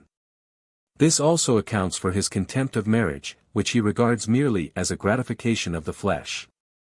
The Kabbalists, on the other hand, although agreeing with the scriptures that in the first days of the creation, when he was not ruled by sensual passions, man was happier than now, still look upon life in general as a necessary trial. As a means through which finite beings like we may elevate themselves to God, and unite with him in boundless love. Marriage to them is not only the symbol, but the beginning, the first condition of this mysterious union. They carry marriage into the soul and into heaven. It is the fusion of two human souls by mutual completion. The interpretative system, finally, which Philo applies to the Holy Scriptures, although basically identical with that of the Kabbalists, could not, however, have served as a pattern to the latter. Philo was surely not entirely ignorant of the language of his fathers, but we can easily prove that he had only the Septuagint version before him, the version that was used also by all the Alexandrian Jews. His mystic interpretations are based mainly upon the expressions of this translation and upon a purely Greek etymology. 554 Now, then, what is to become of those ingenious procedures used in the Zohar, whose force is entirely destroyed if not applied to the sacred language? 555 Nevertheless we admit that this difference in form would not be of such very great importance to us, if Philo and the Kabbalists were always to agree upon the choice of the texts. The scriptural passages upon which they based their philosophical system. Or, indeed, if disregarding the language, the same symbols would call forth the same ideas. But this is never so. Thus we do not find, either in the Zohar or in the Book of Formation, the least trace of those rich and ingenious allegories which we consider the sole property of the Alexandrian philosopher. No mention is made in these works of the personification of the senses in woman, of Eve, our first mother, of voluptuousness in the serpent which advised evil, of egotism in Cain, which man brought forth by uniting with Eve, that is to say, with the senses, after listening to the advice of the serpent, of the mental type in Abel, which entirely despises the body and succumbs through ignorance of mundane things, of the divine science in Abraham, of mundane science in Hagar, of virtue in Sarah, of the primitive nature of regenerated man in Isaac, of ascetic virtue in Jacob, and of faith in Tamar. All these reasons, we believe, justify our saying that Philo's writings exerted no influence whatever upon the Kabbalah. We come now to the second deduction which may be drawn from these writings, and from the character of their writer. We have seen how indiscriminately and with what disregard for sound logic Philo pillaged, so to speak, the entire Greek philosophy. What reason have we, then, to credit him with better inventiveness, more sagacity and greater depth in that part of his opinions which reminds us, at least, of the dominant principles of the Kabbalistic system? Are we not justified in thinking that he found also this part already made in certain preserved traditions of his co-religionists, and that he only trimmed it with the brilliant colors of his imagination? In this case these traditions were quite old, for Egypt must have received them from the Holy Land before the memory of Jerusalem and of the language of their fathers was entirely extinguished among the Alexandrian Jews. But, fortunately, we need not rely upon conjectures. There are facts which prove conclusively that some of the ideas we now speak of were known more than a century before the Christian era. We are assured by Philo himself, as we have said before, that he had drawn from an oral tradition which was preserved by the elders of his people. 556 Attributing to the sect of the Therapeutists the mystic books of a very remote antiquity, De Vita Contemplativa, and the use of allegorical interpretations applied without exception and without reserve to all parts of the Holy Scriptures. The entire law, he says, is to them like a living being in which the body is represented by the letter and the soul by a very deep meaning. Through the words, as through a mirror, the rational soul perceives in the latter the most hidden and the most extraordinary wonders. 557. Let us keep in mind that the same comparison is used in the Zohar, with the difference that beneath the body is put the cloak of the law by which the material deeds of the Bible are designated. And that above the soul is placed a more saintly soul, that is to say, the divine word, source of all inspiration and of all truth. But we have still older and more reliable witnesses than Philo. We shall begin with the most important of all, the famous version of the Septuagint. The Talmud already had a vague knowledge 558 of the numerous inaccuracies met with in this famous translation, yet it venerated it very highly. Modern criticism has conclusively proven that the translation was made in behalf of a system extremely hostile 559 to biblical anthropomorphism, and there we will find the germ of Philo's mysticism. 560 Thus, when the sacred text expressly states 561 that Moses, his brother and the 70 elders saw the God of Israel sitting upon a throne of sapphire, the Greek translation says that it is not God they have seen, but the place he dwells in. 562 When another prophet, Isaiah, sees God sitting upon his throne and the folds of his robe filling the temple, Isaiah 6:I, the Septuagint replaces this too material picture by the glory of God, the Shekinah of the Hebrews. 563 Jehovah really does not speak to Moses face to face, but in a vision, and it is probable that in the mind of the translator this vision was only an intellectual one. 564. Until here we see only the destruction of anthropomorphism and the desire to disengage the idea of God from the, sometimes, sublime images which put him beyond our intelligence. But here are matters more worthy of our interest. Instead of Lord Zebaoth, the God of hosts, whom the Bible represents as another Mars exciting the fury of war and himself marching into battle, 565 we find in the Greek translation not the supreme God, but the forces of which Philo speaks so much in his writings, and the Lord, the God of the forces, kappa iota omicron theta epsilon tau nu delta upsilon nu mu epsilon iota omega nu. When comparison is made to the dew born from the bosom of Aurora, 566 the anonymous translator substitutes for it that mysterious being which God brought forth from his bosom before the morning star, 567 that is to say, the Logos. The divine light which preceded the world and the stars. When speaking of Adam and Eve, the Septuagint is careful to adhere strictly to the text that God created them male and female. 568 But this twofold character, these two halves of humanity, are united in one and the same being, which is evidently the prototype man, the Adam Kadmon. 569.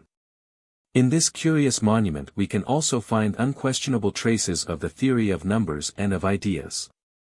For example, God is not the creator of heaven and earth in the ordinary sense of the word. He simply made them visible from the invisible state in which they were previously. 570, who created all these, asks the Hebrew prophet, who made them visible, 571 says the Alexandrian interpreter. When the same prophet represents the master of the universe commanding the stars like a numerous army, 572 our interpreter makes him say that God produced the world according to numbers. 573 While an allusion to the doctrines of Plato and Pythagoras is easily found in these diverse passages, we must not forget that the theory of numbers is also taught, although grossly, in the Sepher Yetzirah. And that the theory of ideas is absolutely inseparable from the metaphysics of the Zohar. We want to add here that an application of the Pythagorean principle is found in the first of these two monuments which is literally reproduced in the writings of Philo, and for which we shall look in vain in the works of any other Greek writing philosopher.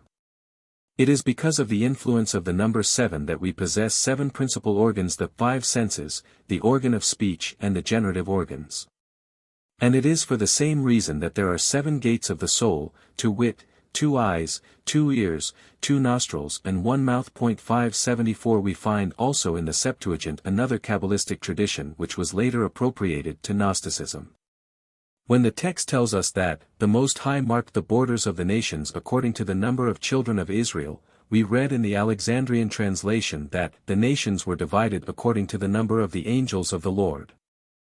575 This, apparently odd and arbitrary interpretation 576 becomes very intelligible when compared with a passage in the Zohar where we are told that there are 70 nations on earth.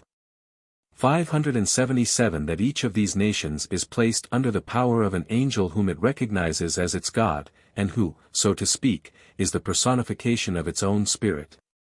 The children of Israel alone are privileged to have over them no one but the true God who had chosen them as his people. 578 We find the same tradition with another sacred writer who is just as old as the Septuagint version. 579. No doubt that the Greek philosophy which flourished in the capital of the Ptolemies exercised a great influence upon this famous translation. But we find ideas there which have evidently been drawn from another source, and which could not even have been brought forth upon Egyptian soil. For were it otherwise, that is, if all the elements pointed out by us, as the allegoric interpretations of the religious elements, the personification of the word and its identity with the absolute place, were the result of the general trend of thought of that period, in the land of which we spoke, how is it that during a lapse of 2 centuries, from the time of the last authors of the Septuagint version until Philo, not the least mention of that trend is made in the history of Greek philosophy? 580 But we have another, nearly contemporaneous monument, wherein we find the same spirit in a more definite form, and the Hebrew origin of which cannot be contested. It is the Book of Jesus, son of Sirach, commonly called Ecclesiasticus. This religious author is known to us at present only through a Greek translation which came from the pen of his grandson. In a sort of preface we are told by the latter that he came to Egypt, probably after leaving Judea, in the 38th year of the reign of Evergetes II. If we take therefore the original writer to have lived 50 years earlier, we find him 2 centuries before the Christian era. Without placing implicit faith in the testimony of the translator, who assures us that his grandfather drew only from Hebrew sources, we want to point out that Jesus, the son of Sirach, is often eulogized by the Talmud under the name of Joshua ben Sirach ben Eliezer. 581 The original text still existed at the time of Saint Jerome, and until the beginning of the 4th century Jews as well as Gentiles counted it among their sacred writings. Now then, we find in the writings of this ancient author not only the traditions of which we just spoke, but also the doctrine of the Logos or of divine wisdom nearly in the same form as it is taught by Philo and by the Kabbalists. Wisdom is, first of all, the same power as the word, or the memra of the Chaldean translators. It is the word, it went forth from the mouth of the Most High, gamma pi sigma tau mu alpha tau omicron psi sigma tau omicron upsilon xi lambda theta omicron nu. 582 It cannot be taken as a simple abstraction, as a purely logical being, for it manifests itself in the midst of its people, in the assembly of the Most High, and praises its soul, nu mu sigma lambda alpha omicron alpha tau kappa alpha upsilon chi sigma epsilon tau alpha iota, alpha nu sigma epsilon iota psi upsilon chi nu alpha tau. Ch. 24, 1. This heavenly assembly is probably composed of forces subordinate to it, for the Talmud and Zohar make frequent use of a very similar expression to convey the same thought. 583 Wisdom, thus introduced upon the scene, presents itself as the firstborn of God, for it existed already at the very beginning, when time was not yet, and it will not cease to exist in the course of ages. 584 Wisdom has always been with God, ch. 1. It is through wisdom that the world was created, wisdom alone formed the celestial spheres and descended to the depths of the abyss. Its empire extends over the waves of the ocean, over all regions of the earth, and over all the peoples and all the nations that inhabit it. Ch.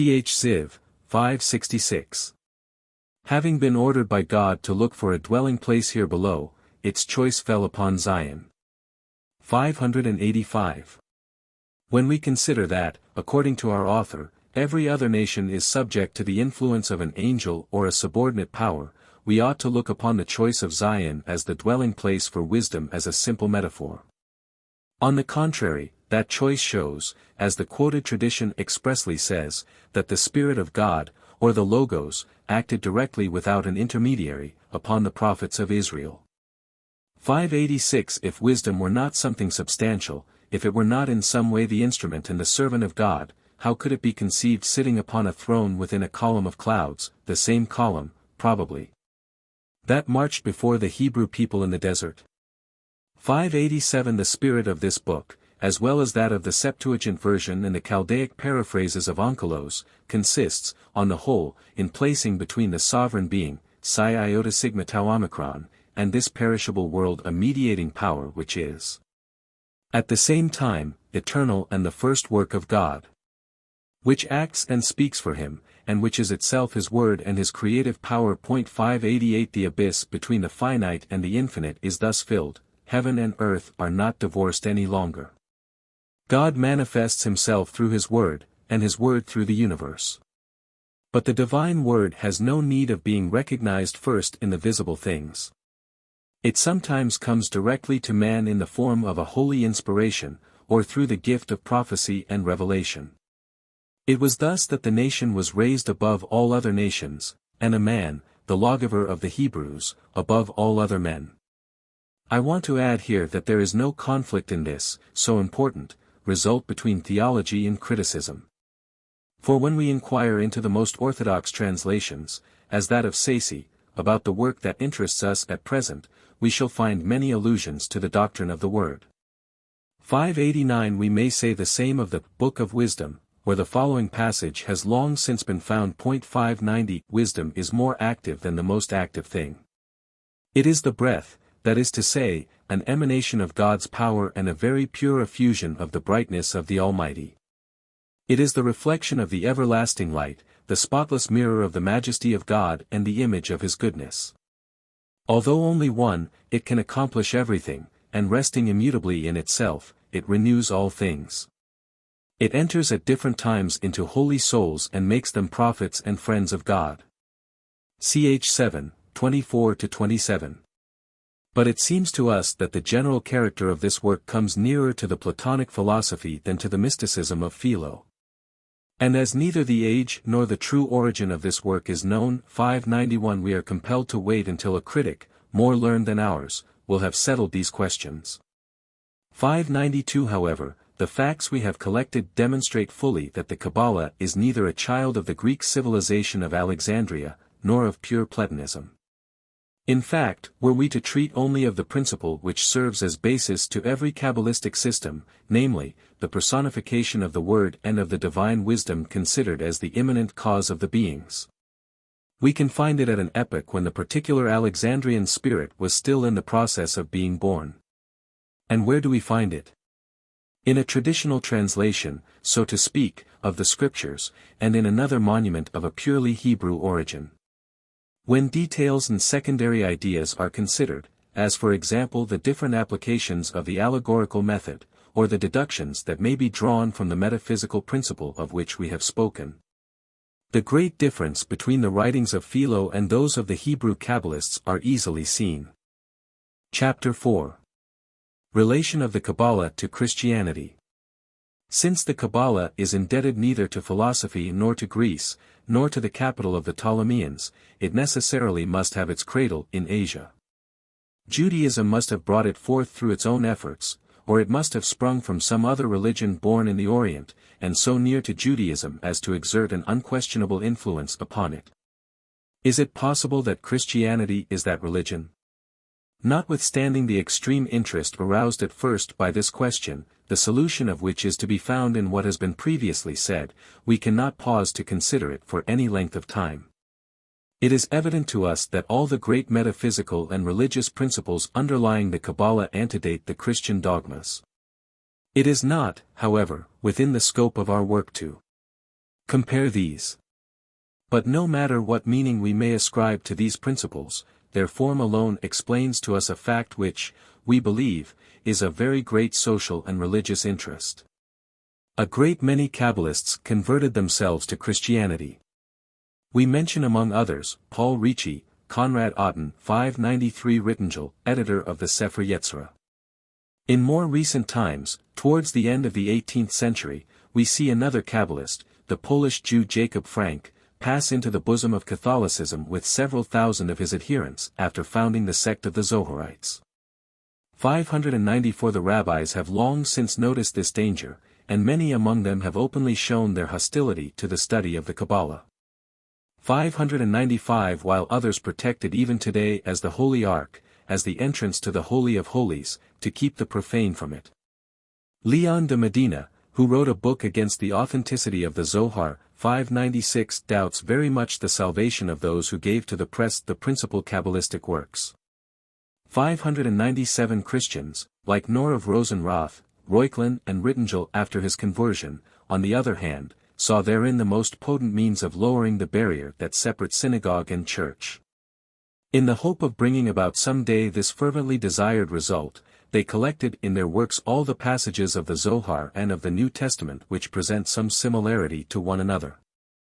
We are far from any religious polemics, and instead of following these footsteps and thus becoming their echo, we shall rather investigate whether there is anything in common between the Kabbalah and the most ancient organs of Gnosticism. We shall thus be able to ascertain whether the principles, whose influence and origin we endeavor to know, were not spread outside of Judea. Whether they did not exert their influence also upon other people who were entire strangers to the Greek civilization. And whether, accordingly, we are not justified in regarding the Kabbalah as a precious remnant of a religious philosophy of the Orient which, transplanted to Alexandria, mingled with the doctrines of Plato. And under the usurped name of Dionysius the Areopagite 598 was able to penetrate even into the mysticism of the Middle Ages. Without departing from Palestine, we first meet at Samaria, in the days of the Apostles, and probably in an advanced age, a very singular person Simon the magician, Magus. Who was this man who enjoyed such incontestable power, Acts 8:10. And such boundless admiration among his fellow citizens? 599 He may have had a base view of the motive which prompts us to divide the highest gifts with others, but he surely was not an impostor. For he looked up to the apostles and endeavored to obtain from them for money the power to impart the Holy Spirit, Acts 8:18, 19. I go still further and maintain that his authority would have been in vain were it not supported by a well-known and long-accredited idea in the minds of the people. We find this idea very clearly expressed in the supernatural role attributed to Simon. The entire people, say the Acts, from the highest to the lowest, considered him the personification of the great power of God. Hic est virtus Dei quae vocator magna, this man is the great power of God. Ibid. 10. Now St. Jerome tells us that our Samaritan prophet understood by it nothing else but the word of God, Sermo Dei, 600. In this quality he must have necessarily united in him all the other attributes. For according to the religious metaphysics of the Hebrews the word or wisdom includes implicitly the lower Sephiroth. St. Jerome also gives us as authentic the following words which Simon 601 applied to himself: I am the divine word, I possess the real beauty, I am the comforter, I am the Almighty, I am all that is in God. 602 Every one of these expressions corresponds to one of the Sephiroth of the Kabbalah, the influence of which we find again in the following fact reported by another church father, 603, Simon, the magician, who considered himself the visible manifestation of the Word, wanted to personify also its correlating female principle, it spoused the divine thought in a woman of bad repute. This strange conception, which finds no support either in the Platonic philosophy or in the Alexandrian school if the latter existed already at that time, agrees wonderfully, although at the same time disfiguring it, with the Kabbalistic system where wisdom, that is the word, represented as the male principle, has, like all other principles of the same order, its half. Its spouse, which in this case is the Sephiro that bears the name of intelligence, Bina, 604, and which has been taken by several Gnostics for the Holy Spirit, being always represented by them in the form of a woman. Among these Gnostics is the Jew Elxai, who has many traits resembling the prophet of Samaria. His name, even which he surely chose himself, suggests the role he had taken upon himself. 605 This heresiarch not only conceives the Holy Spirit as a female principle, as just remarked, but he looks upon Christ as a divine power only which clothes itself at times in a material form and whose colossal proportions he describes in minute details. 606. We remember having found in the Zohar a similar description of the white head, and that another work, very famous among the Kabbalists, the pseudonymous Alphabet of Rabbi Akiba, 607 speaks of God in nearly the same terms. Along with this manner of conceiving the Word, the Holy Spirit, and in general the divine pairs of which the Pleroma 608 is composed, we find also in the monuments left by the Syrian Bardesanes the principle of the Kabbalistic cosmogony. The unknown Father who lives in the center of the light has a Son, this is Christ, or the heavenly man. Christ again, by uniting with his companion, his spouse, which is the Holy Ghost, tau pi lambda epsilon mu alpha, produces successively the four elements, air and water, fire and earth. These elements and the external world in general are thus here, as in the Sepher Yetzirah, a simple emanation or the voice of the Spirit. Ephraim, Hymn 55, page 755. But we need not persist in painfully gathering some scattered memories in the Acts of the Apostles or in the hymns of Saint Ephraim. There is a monument of great value from which we may draw quite liberally. We refer to the Codex Nazarius 609, that Bible of purely Oriental Gnosticism. We know that Saint Jerome and Saint Epiphanius date back the sect of the Nazarenes to the time of the birth of Christ. 610 Now then, the similarity of a great many of their dogmas with the most essential elements of the Kabbalistic system is so great, that when reading them in the work just mentioned, we believe we have found some stray fragments of the Zohar. Thus, God is always called the King and the Master of the Light, he is himself the purest splendor and the infinite and eternal light. He is also beauty, life, justice and mercy. 611 All forms that we perceive in this world emanate from him. He is the creator and the architect, but no one knows his own wisdom and his own essence. 612 All creatures ask one another for his name, and they are compelled to answer that he has no name. As the King of the Light, the infinite light, he has no name that can be invoked, nor is he of a nature that can be known, we can reach him only through a pure heart, an upright spirit and a faith full of love.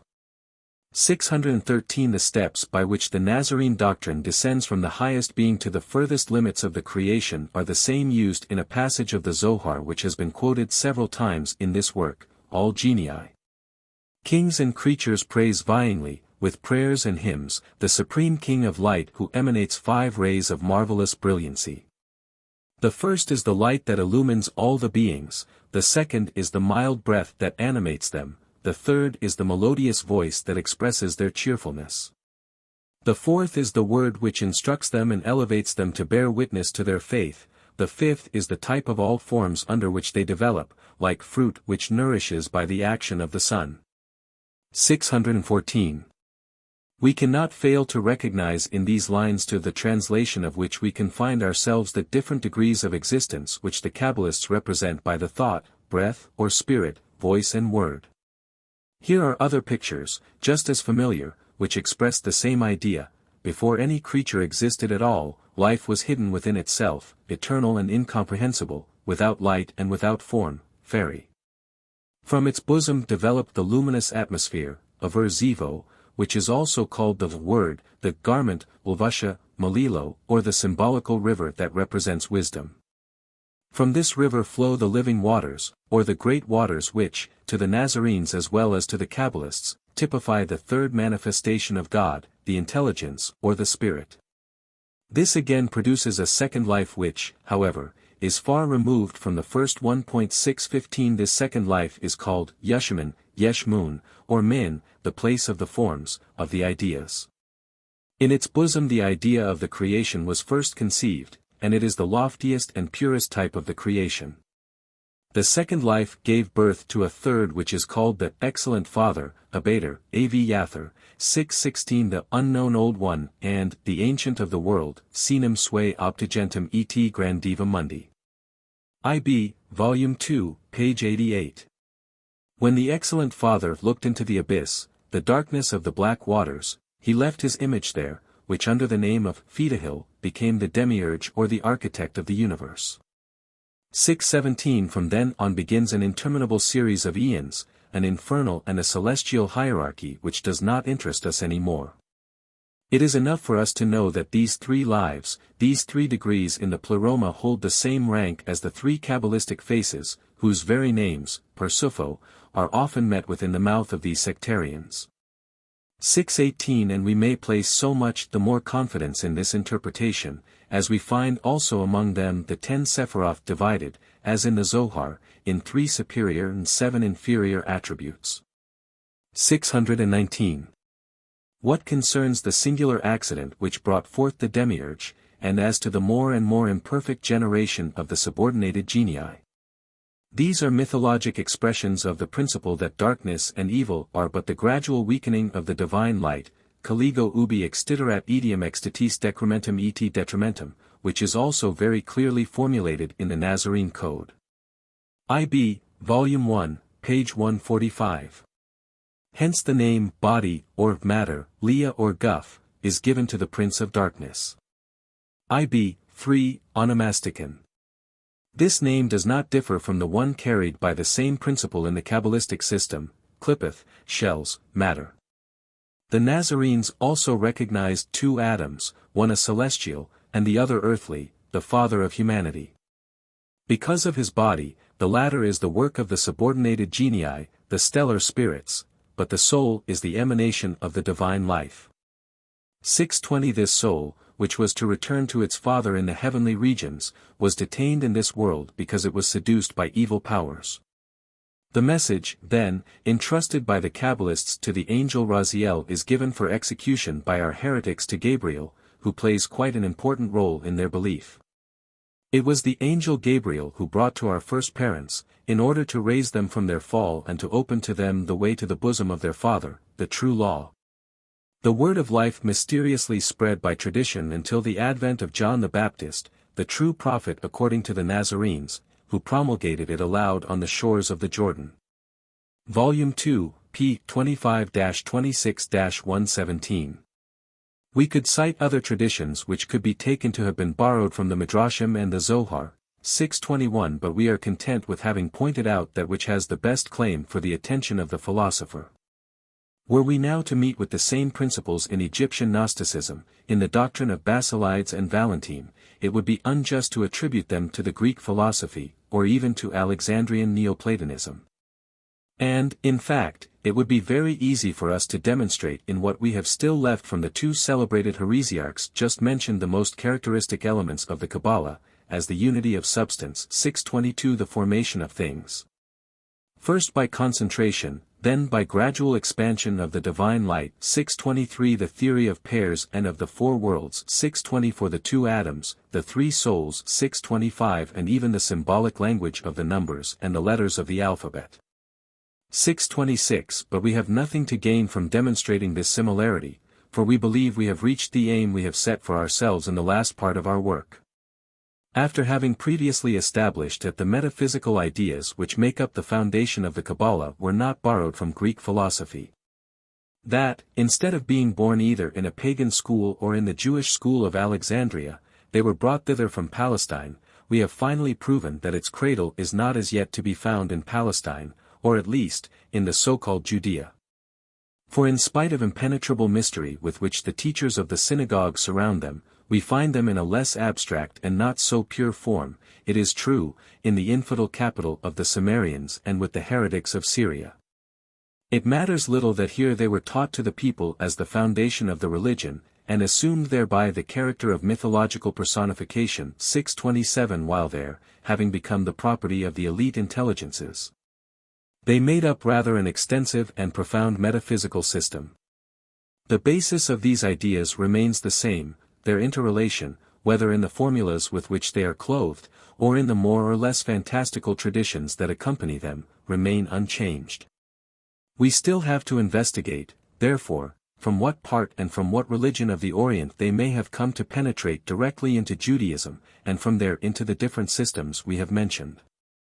It is this last step we still have to make in order to fully accomplish our task. Chapter 5. Relation of the Kabbalah to the religion of the Chaldeans and Persians.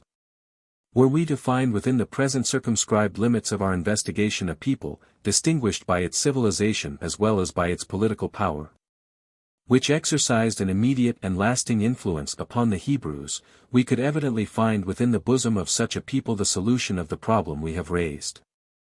We find these conditions complied with, even beyond the unreasonable demands of the critic, in the Chaldeans and Persians who were united into one nation by the arms of Cyrus and by the religion of Zoroaster. And, indeed, can we think of a more appropriate event in the life of a people that could change its moral constitution and modify its ideas and customs as the memorable exile that has been called the Babylonian captivity? Is it possible that the 70 years' sojourn of the Israelites, priests and laymen, teachers and common people, in the land of their conquerors, exerted no influence on either side? We have already cited a Talmudical passage wherein the elders of the synagogue openly acknowledged that their ancestors brought with them from the land of their exile the names of the angels, the names of the months and even the letters of the alphabet. It is impossible to suppose that the names of the months were not accompanied by certain astronomical knowledge, 628 probably of such a nature as we have met in the Sepher Yetzirah, and that the names of the angels were separated from the entire celestial and infernal hierarchy adopted by the Magi. It has also long since been noted that Satan appears for the first time in the sacred writings in the story of the Chaldean Job. 629 This rich and learned mythology, which has been adopted by the Talmud and spread in the Mishnah, constitutes also the poetical part and, if I may use the expression, the outer cover of the Zohar. But we do not wish to insist upon this long-known fact. Disregarding the Chaldeans, who left no visible or reliable trace, and who, besides, were morally and materially conquered by the Persians before the return of the Jews to the Holy Land, we shall prove the presence, if not of the most general principles, but of nearly all the elements of the Kabbalah in the Zend-Avesta and the religious commentaries depending upon it. We wish to remark, incidentally, that this vast and admirable monument which has been known to us for more than a century, at this epoch, when we so eagerly follow up all sources, did not yet render all the service to historic philosophy the true science of the human mind which the latter justly expects of it. We do not pretend to fill the gap, but we hope to show the transmission of ideas between Persia and Judea, as we have already done in part, with reference to Judea and Alexandria. We must first point out that all chronologists, whether Jewish or Christian, 630 agree that the first deliverance of the Israelites who remained captives in Chaldea since Nebuchadnezzar, Ezra, I. 1, took place during the first years of the reign of Cyrus over Babylon, 536 to 530 before the Christian era. The divergence of opinion confines itself to this very limited period. If we are to believe the calculations of Enkidu-Duparan, 631, Zoroaster had already commenced his religious mission in 549, that is at least 14 years before the first return of the captive Hebrews to their fatherland. Zoroaster was then 40 years old, the most brilliant epoch of his life had begun, and continued until 539. During these 10 years Zoroaster converted to his law the entire court and kingdom of King Gustasp, believed to have been Hystaspes, father of Darius. During these 10 years the reputation of the new prophet dismayed even the Brahmins of India, and when one of these came to the court of Gustasp for the purpose of overpowering the one he called impostor, he and all that were with him were compelled to yield to the irresistible power of their adversary. From 539 to 524, finally, Zoroaster openly taught his religion in the capital of the Babylonian Empire, which he converted entirely by connecting wisely his own teachings with the already existing traditions. 632. Is it reasonable to suppose that the Israelites, who witnessed such a revolution, and returned to their fatherland at a time when that revolution spread its most vivid brilliancy and, consequently, must have left the strongest impression upon their minds? Is it possible, I say, that they took with them no trace of it, not even in their most secret opinions and ideas? Must not the great question of the origin of evil, which until then remained untouched by Judaism, and which is, so to speak, the center and starting point of the religion of the Persians, must it not have acted powerfully upon the imagination of these people of the Orient, who were accustomed to explain everything by divine intervention and to ascend in similar problems to the source of things? It cannot be argued that because they were crushed under the weight of their misfortune they remained strangers to all that happened around them in the land of their exile. The scriptures themselves point to them with some satisfaction as being instructed in all the sciences and, consequently, in all the ideas of their conquerors, and admitted with the latter to the highest dignities of the empire. This is just the character of Daniel, Zerubbabel and Nehemiah 633, the two latter playing such an active part in the deliverance of their brethren. But this is not all. Besides 40,000 people who returned to Jerusalem under Zerubbabel, a second emigration, headed by Ezra, took place under the reign of Artaxerxes Longimanus, about 70 years after the first emigration. During this interval the religious reform of Zoroaster had time to spread to all parts of the Babylonian Empire, and to take deep root in the minds of the people. From the return to their land until the conquest by Alexander the Great, the Jews always remained the subjects of the Persian kings. And even after this event, until their total dispersion, they seem to have looked upon the Euphrates, the banks of which they once bathed with their tears, as their second fatherland when their eyes and minds turned to Jerusalem. The Babylonian synagogue arose under the civil and religious influence of the heads of captivity, Reish Glutho, and it cooperated with the one in Palestine for the definite organization of Rabbinic Judaism. 634. Wherever they found an asylum, at Sura, at Pompadata and at Nehardia, they founded religious schools which flourished no less than those of the metropolis. Among the teachers who sprang from their midst we mention Hillel the Babylonian, who died about 40 years before the advent of Christ. And who was the teacher of that Yohanan ben Zakkai who played such a great role in the Kabbalistic stories previously quoted. These same schools produced also the Babylonian Talmud, the final and most complete expression of Judaism. From the enumeration of these facts alone we may conclude that no nation exerted upon the Jews such deep influence as the Persians. That no moral power could have penetrated so deeply into their spirit as the religious system of Zoroaster with its long train of traditions and commentaries. But all doubt vanishes when we pass from the purely external relations to a comparison of the ideas which represent in the two nations the most exalted results and the very foundations of their respective civilizations. However, to avoid the suspicion that we have founded beforehand the origin of the Kabbalah upon isolated and purely incidental resemblances, we shall point out in a few words and by some examples the influence of the Persian religion upon Judaism in general, before demonstrating all the elements of the Kabbalistic system in the Zend-Avesta. Far from being a digression, this part of our research will contribute no little to the strengthening of our opinion, and I hasten to add that I do not at all intend to speak of the fundamental dogmas of the Old Testament. For, since Zoroaster himself continually refers to traditions much older than he, it is not necessary, yes, it is even not permissible from the standpoint of impartial criticism, to regard the following as having been borrowed from his doctrine, the 6 days of the creation, so easily recognized in the 6 Gehenbars. 635 The earthly paradise and the ruse of the demon who, in the shape of a serpent, kindled the revolt in the soul of our first parents. 636 The terrible punishment and the increasing forfeiture of the latter who, after having lived like angels, were obliged to cover themselves with the skins of animals, to wrest the metals from the bowels of the earth and to invent all the arts by which we subsist. 637 Finally, the last judgment with its accompanying terrors, with the resurrection in spirit and flesh. 638 All these beliefs are found, it is true, in just as explicit a form in the Bundahesh 639 and in the Zend-Avesta as in Genesis 640. But we repeat again that we are fully convinced that the source is to be looked for at a much earlier age.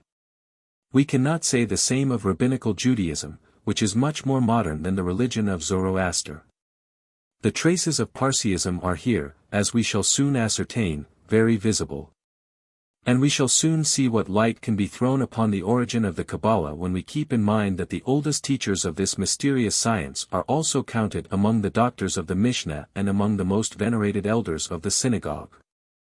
When side by side with the wisest maxims on the application of life, when alongside the most consoling thoughts on mercy and divine justice, we find also in Judaism traces of the darkest superstition, we must look for the cause of these, especially in the terror instilled by its demonology. The power the latter ascribes to the evil spirits, Shadim, Ruach, is so great that at every moment of his life man may think himself surrounded by invisible enemies who are set upon the loss of his body as well as of his soul. Man is not yet born, and they await him already at the cradle to contend with him for God and the tenderness of a mother. Hardly may he see the light of this world, when they assail his head with 1,000 perils, and his thoughts with 1,000 impure visions. In short, woe to him if he does not resist forever. For, before life has yet completely left the body, they come to take possession of their prey. Now then, in all ideas of such a nature there is a perfect similarity between the Jewish traditions and the Zend-Avesta. According to this latter monument the demons or the devils, those children of Ahriman and darkness, are just as numerous as the creatures of Ormuzd. There are more than 1,000 species who present themselves under all kinds of forms, and who wander over the earth to spread disease and sickness among man. 641. Where, asks Zoroaster of Ormuzd, is the place of the male, where the place of the female Devis, where roam the Devis in mobs from 50, from 100, from 1,000, from 10,000, and, finally, from all sides. 642. Destroy the Devis that enfeeble man and those that produce sickness, those that carry off the human heart as the wind sweeps away the clouds. Zend Avenue, Volume 2, page 113. This is the way the Talmud expresses itself on the same subject. Abba Benjamin said, no creature could withstand the evil creatures, Mazakin, had the eye the faculty of seeing them. Abbé adds, they are more numerous than we, and surround us as a ditch surrounds a field. Every one of us, says Rab Huna, 643, has 1,000 of them to the left and 10,000 to the right side.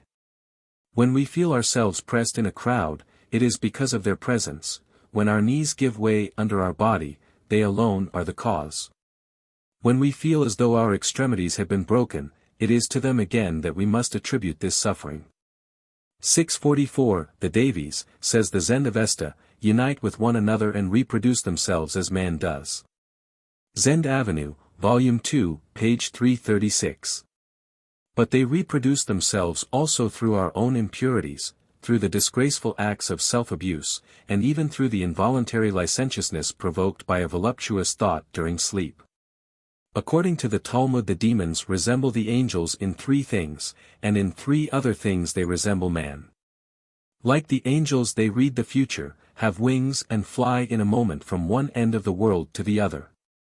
But they eat, drink, reproduce and die as man does.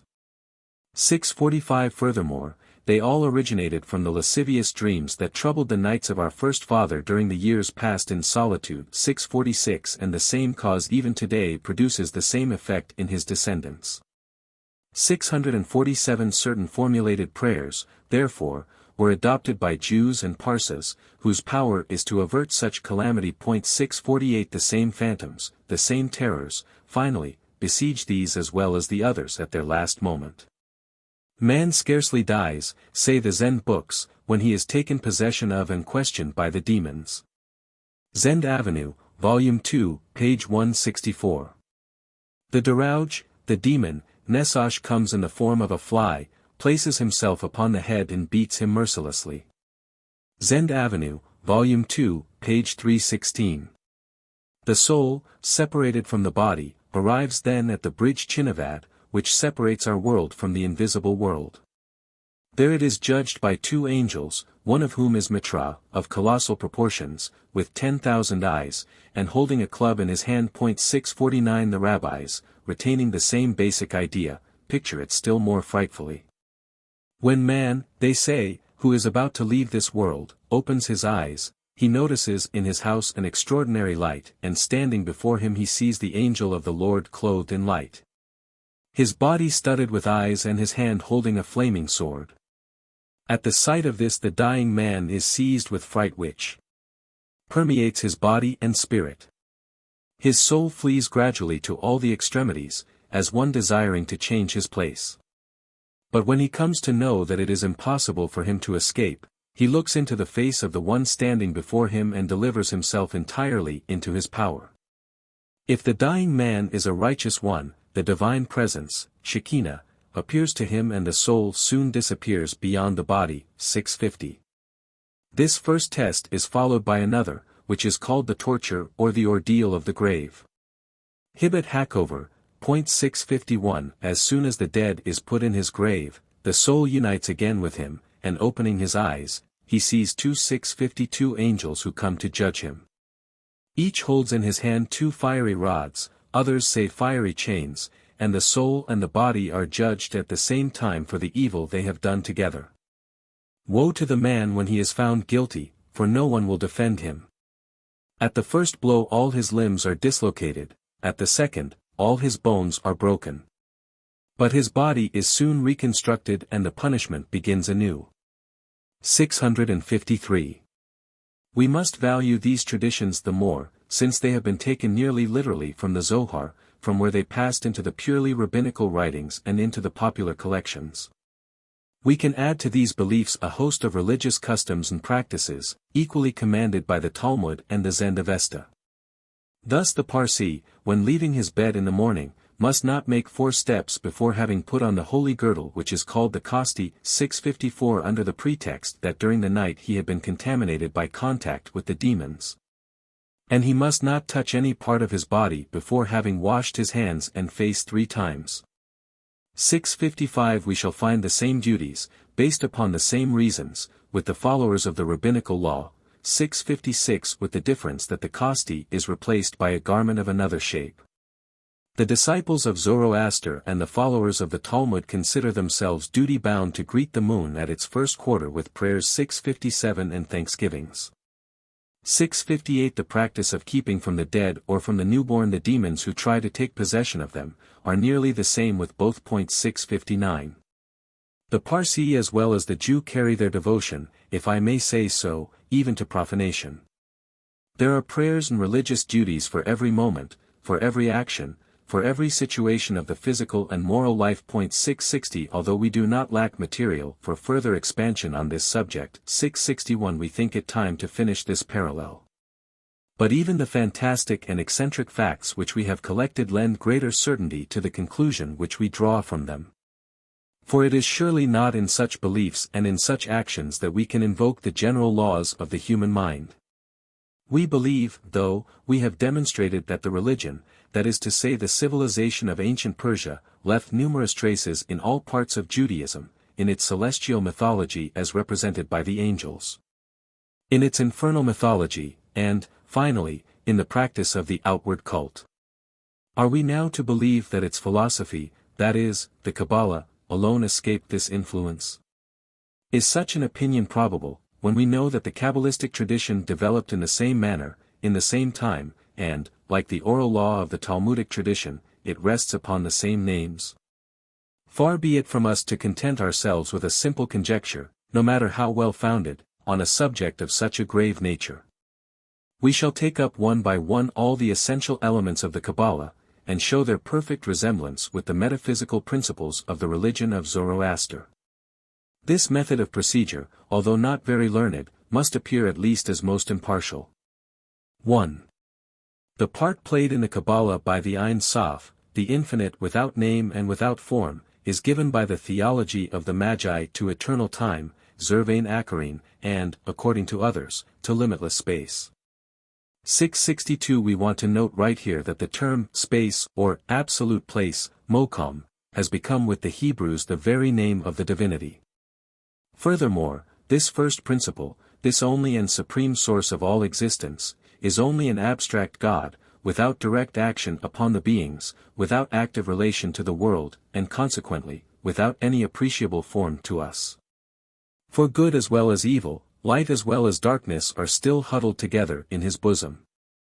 663 According to the sect of the Zervanites, whose opinion has been conserved by a Persian historian. 664 The principle we just mentioned, Zervan himself, would be, like the crown of the Kabbalists, but the first emanation of the infinite light. 2. The memra of the Chaldean translators is easily recognized in the following words by which Ormuzd himself defines the Hanover, or the creative word, the pure, the holy, the speedy Hanover. I tell it to you, O wise Zoroaster. Was before the heavens, before the waters, before the earth, before the herds, before the trees, before the fire, the son of Ormuzd, before the pure man, before the Devis, before all the existing worlds, before all the good things. But the very same word Ormuzd created the world, and by it he acts and exists. Zend Avenue, Volume 2, page 138. But the word existed not only before the world, although, given by God, as the Zend books say, 665 it is eternal as he is. It takes the part of mediator between limitless time and the existences that flow from its bosom. It embraces the source and model of all perfection, and has the power to realize them in all beings. 666 What establishes, finally, its resemblance with the Kabbalistic word, is that it has a body and a spirit, that is to say, that it is the spirit and the word at the same time. It is the spirit, because it is no less than the soul of Ormuzd, as he himself expressly said, Zend Avenue, Volume 2, page 415, it is the word or the body, that is to say the spirit become visible, because it is at the same time the law and the universe. Zend Avenue, Volume 3, page 325, 595. 3. In Ormuzd we find something that resembles fully what the Zohar calls person, or face, parts of. He, Ormuzd, is in fact the highest personification of the creative word, of that excellent word, of which his soul is made. It is in him also rather than in the highest principle, in the eternal time, that we are to look for the union of all the attributes ordinarily ascribed to God, and which make up his manifestation, or, in the language of the Orient, the most brilliant and purest light. In the beginning, say the sacred books of the Parsas, Ormuzd, elevated above everything, was with the supreme wisdom, with the purity and in the light of the world. This luminous throne, Merkaba, this place inhabited by Ormuzd, is the one called the primitive light. Zend Avenue, Volume 3, page 343. Like the celestial man of the Kabbalists, he combines in him the true knowledge, the highest intelligence, the greatness, the goodness, the beauty, the energy, or the strength, the purity or the splendor. It is he, finally, who had created, or formed at least, and who nourishes all beings. 667 These qualities in themselves and their resemblance to the Sephiroth cannot, of course, lead us to any conclusion. But we cannot help noticing that they are all united in Ormuzd, whose role, in relation to infinity and to unlimited time, is the same as that of the Adam Kadmon in relation to the Ein Sof. Indeed, if we are to believe an already quoted historian, there existed among the Persians a very numerous sect in whose estimation Ormuzd was the divine will manifested in a highly resplendent human form. 668 It is also true that the Zend books say nothing of how Ormuzd brought forth the world, in what manner he himself and his enemies sprang from the bosom of the Eternal, and, finally, what constitutes the primitive substance of things. 669 But when God is compared to light, when the efficient cause of the world is subordinated to a higher principle, and the universe considered as the body of the invisible word, we must necessarily consider the beings as isolated words of that infinite light. We wish also to remark that the Gnostic pantheism is more or less connected with the fundamental principle of the theology of the Parsas. 670. 4. According to the Kabbalistic belief, as well as according to the Platonian system, all beings of the world existed at first in a more complete form in the invisible world. Each one of them has in the divine thought its invariable model, which can come to light here below only through the imperfection of matter. This conception, wherein the dogma of pre-existence is mingled with the principle of the theory of ideas, is found also in the Zend Avesta under the name of Foreword. The greatest Orientist of our days explains this word as follows: it is known that by Foreword the Persians understood the divine type of each intelligently endowed thing. Its idea in the thought of Ormuzd and the higher spirit that breathes in it and watches over it. This meaning is supported by the tradition as well as by the texts. 671. The interpretation of Aquadil Duperon agrees perfectly with this one. 672, and we shall not cite all the passages of the Zend Avesta that confirm it. We would rather point out a very remarkable coincidence on one particular point of this doctrine between the Kabbalists and the disciples of Zoroaster. We still recall that magnificent passage in the Zohar where the souls, about to be sent to earth, represent to God how they will suffer while away from Him, what misery and contamination awaits them in our world. Well then, in the religious traditions of the Parses the Pharaohs make the same complaint, and Ormuzd answers them nearly as Jehovah answers those souls which are grieved over leaving heaven.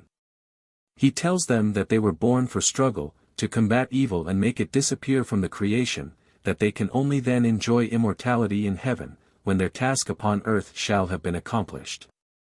673 Think what advantage you will have when, in the world, I shall permit you to stay in bodies. Fight and make the children of Ahriman disappear. In the end I shall rehabilitate you in your first estate and you will be happy.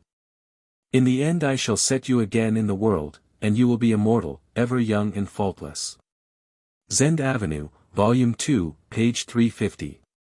Another feature that reminds us of the Kabbalistic ideas, is that the nations have their pharaohs just as the individuals, and thus the Zend Avesta often invokes the Foreword of Iran where the law of Zoroaster was recognized first. However, this belief, which we meet also in the prophecies of Daniel, chx. 10ff, was probably long since widely spread among the Chaldeans before their political and religious fusion with the Persians. 5.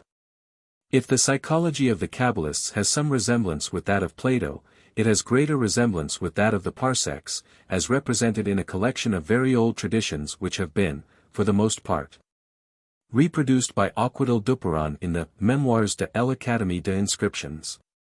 Volume 38, pages 646 to 648. Let us first recall that according to the Kabbalistic theories there are in the human soul three powers, perfectly distinct one from another, which are united only during earthly life. On the highest level is the spirit proper, neshama, the pure emanation of the divine intelligence, destined to return to its source, and unaffected by earthly contaminations. On the lowest level, immediately above matter, is the principle of motion and sensation, the vital spirit, nefesh, whose task ends at the brink of the grave. Between these two extremes, finally, is the seat of good and of evil, the free and responsible principle, the moral person, ruah. 674. We must add that several Kabbalists and some philosophers of great authority in Judaism have added to these three principal elements two others, one of which is the vital principle, hiho. The intermediary power between the soul and the body, apart from the principle of sensation.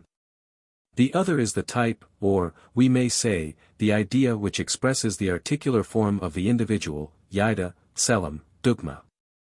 This form descends from heaven into the womb of the woman at the time of conception and leaves 30 days before death. During this period, of 30 days, it is replaced by a shapeless shadow. The theologic traditions of the Parses set up precisely the same distinctions in the human soul. We easily recognize the individual type in the Foreword which, having existed in heaven in a pure and isolated state, is compelled, as we have seen above, to unite with the body. In no less evident manner do we find again the vital principle in the Dien, whose part it is, as the author our guide says, to conserve the forces of the body and to maintain the harmony in all its parts. Like the Hiyah of the Hebrews, it takes no part in the evil of which man is guilty, it is but a light vapor that comes from the heart, and which must mix with the earth after death. The Akko, on the contrary, is the highest principle. It is above evil, as the preceding principle is below it. It is a kind of light that comes from heaven, and which must return thither when our body is returned to the dust.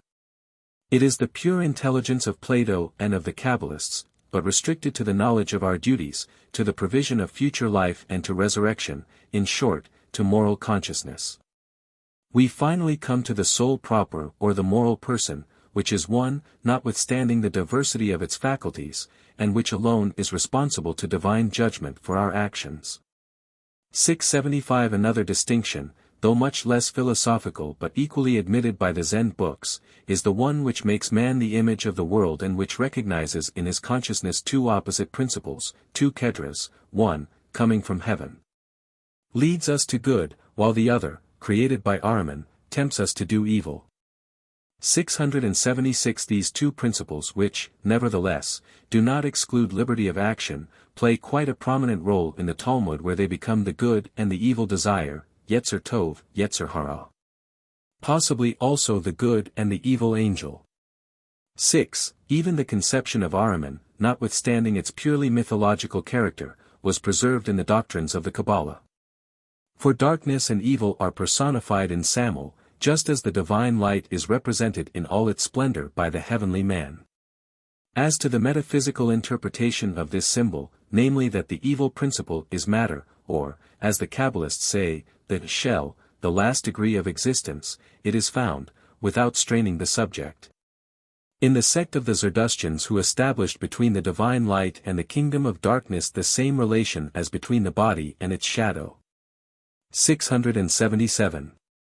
But another fact, more worthy of our attention, because not to be found elsewhere, is that we find in the oldest parts of the religious codes of the Parsis the Kabbalistic view that the Prince of Darkness, Samael, by losing half of his name, becomes at the end of days, an angel of light, and, together with all that was cursed, returns to divine grace.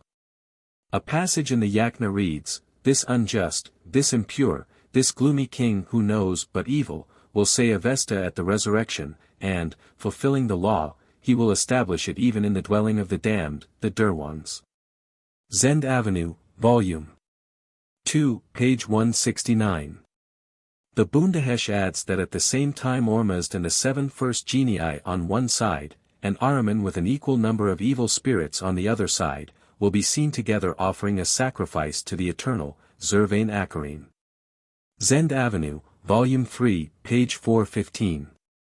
We shall add, finally, to all these metaphysical and religious ideas a very peculiar geographical system which is found with some slight variations in the Zohar and in the sacred books of the Parsis. According to the Zend Avesta, Volume 2, page 70, and the Bundahesh, Zend Avenue, Volume 3, p. 363, the earth is divided into 7 parts, Keshvars, which are watered by just as many great rivers, and separated from one another by the water spilled in the beginning. Each of these parts form a world in itself and supports inhabitants of different nature, some are black, some are white. These have their bodies covered with hair, like animals, the others differentiate themselves by some other more or less fantastic formation. Finally, only one of these great parts of the earth received the law of Zoroaster. Let us now have the view of the Kabbalists on the same subject. In quoting it, we shall confine ourselves to the role of a translator only. When God created the world, he stretched above us 7 heavens, and formed beneath our feet as many lands. He made also 7 rivers, and set up the week of 7 days. Now, as each of these heavens has its separate constellation and angels of a particular nature, so also have the lands here below. Placed one above the other, they are all inhabited, but by beings of different nature, as it was said of the heavens. Among the beings, some have 2 faces, some 4, and others but 1. They differ just as well in their color. Some are red, some black and some white. These have clothes, the others are naked like worms. If the objection be raised that all the inhabitants of the world descend from Adam, we ask if it is possible that Adam traveled in all these regions for the purpose of populating them with his children. How many wives did he have? But Adam lived only in that part of the earth which is the most elevated and which is enveloped by the higher heaven. 678. The only difference that separates this opinion from that of the Parsis is that instead of considering the 7 parts of the earth as natural divisions of the same surface, they represent them as enveloped one in another. Like the layers of an onion, as the text says. These are, in their full simplicity and without any systematical arrangement, the elements that constitute the common foundation of the Kabbalah and the religious ideas brought forth under the influence of the Zend Avesta. No matter how numerous and how important they may be, we would still retreat before the deduction that follows from this parallel if we had not found also in the sacred books of the Parsecs all the heavenly and infernal mythology. Part of the liturgy and even some of the most essential dogmas of Judaism. Nevertheless, God forbid that we accuse the Kabbalists of having been but servile imitators, of having adopted strange ideas and beliefs without examination or, at least, without modification. And of having confined themselves to clothing them with the authority of the sacred books. As a general rule, there is no instance of a nation, no matter how strongly the influence of another nation may act upon it, giving up its true existence, the exercise of its inner faculties, and being content with a borrowed life. And if I may also say, with a borrowed soul. We cannot possibly consider the Kabbalah as an isolated fact, as accidental in Judaism. On the contrary, it is its heart and life. 679-4, while the Talmud took possession of all that relates to the outward practice and the material execution of the law, the Kabbalah reserved for itself exclusively the domain of speculation and the most formidable problems of the natural and revealed theology. It was able, besides, to arouse the veneration of the people by showing inviolate respect for their gross beliefs, and in giving them to understand that their entire faith and cult rested upon a sublime mystery. By carrying the principle of the allegorical method to its last consequences, the Kabbalah had no need of trickery to accomplish this. We have also seen to what rank it has been raised by the Talmud, and what influence it exerted upon popular imagination. The sentiments it once instilled have remained to the days nearest to us. For it was by depending upon the Kabbalistic ideas that the modern Bar Kochba, Sabbathai Zebi, had disturbed for a while all the Jews of the world. 680. The ideas also caused the liveliest agitation among the Jews of Hungary and Poland towards the close of the 18th century by giving birth to the sect of the Zoharites and Neo-Hasidim, and by leading thousands of Israelites into the bosom of Christianity. When we now consider the Kabbalah, per se, we cannot help seeing therein an immense advance upon the theology of the Zendavesta. Here, indeed, dualism is the cornerstone of the structure, although not as absolute as commonly thought, and although born as a principle in a religion which acknowledges one supreme being. Ormuzd and Ahriman alone exist in reality, with a divine character and with real power, while the eternal, that limitless time from which both of them sprang, is, as we said, a pure abstraction. With the desire to relieve him, the eternal, of the responsibility for evil, the management of the world was taken from him, and consequently all participation in good, nothing but a name with a shadow of existence was left to him. But this is not all.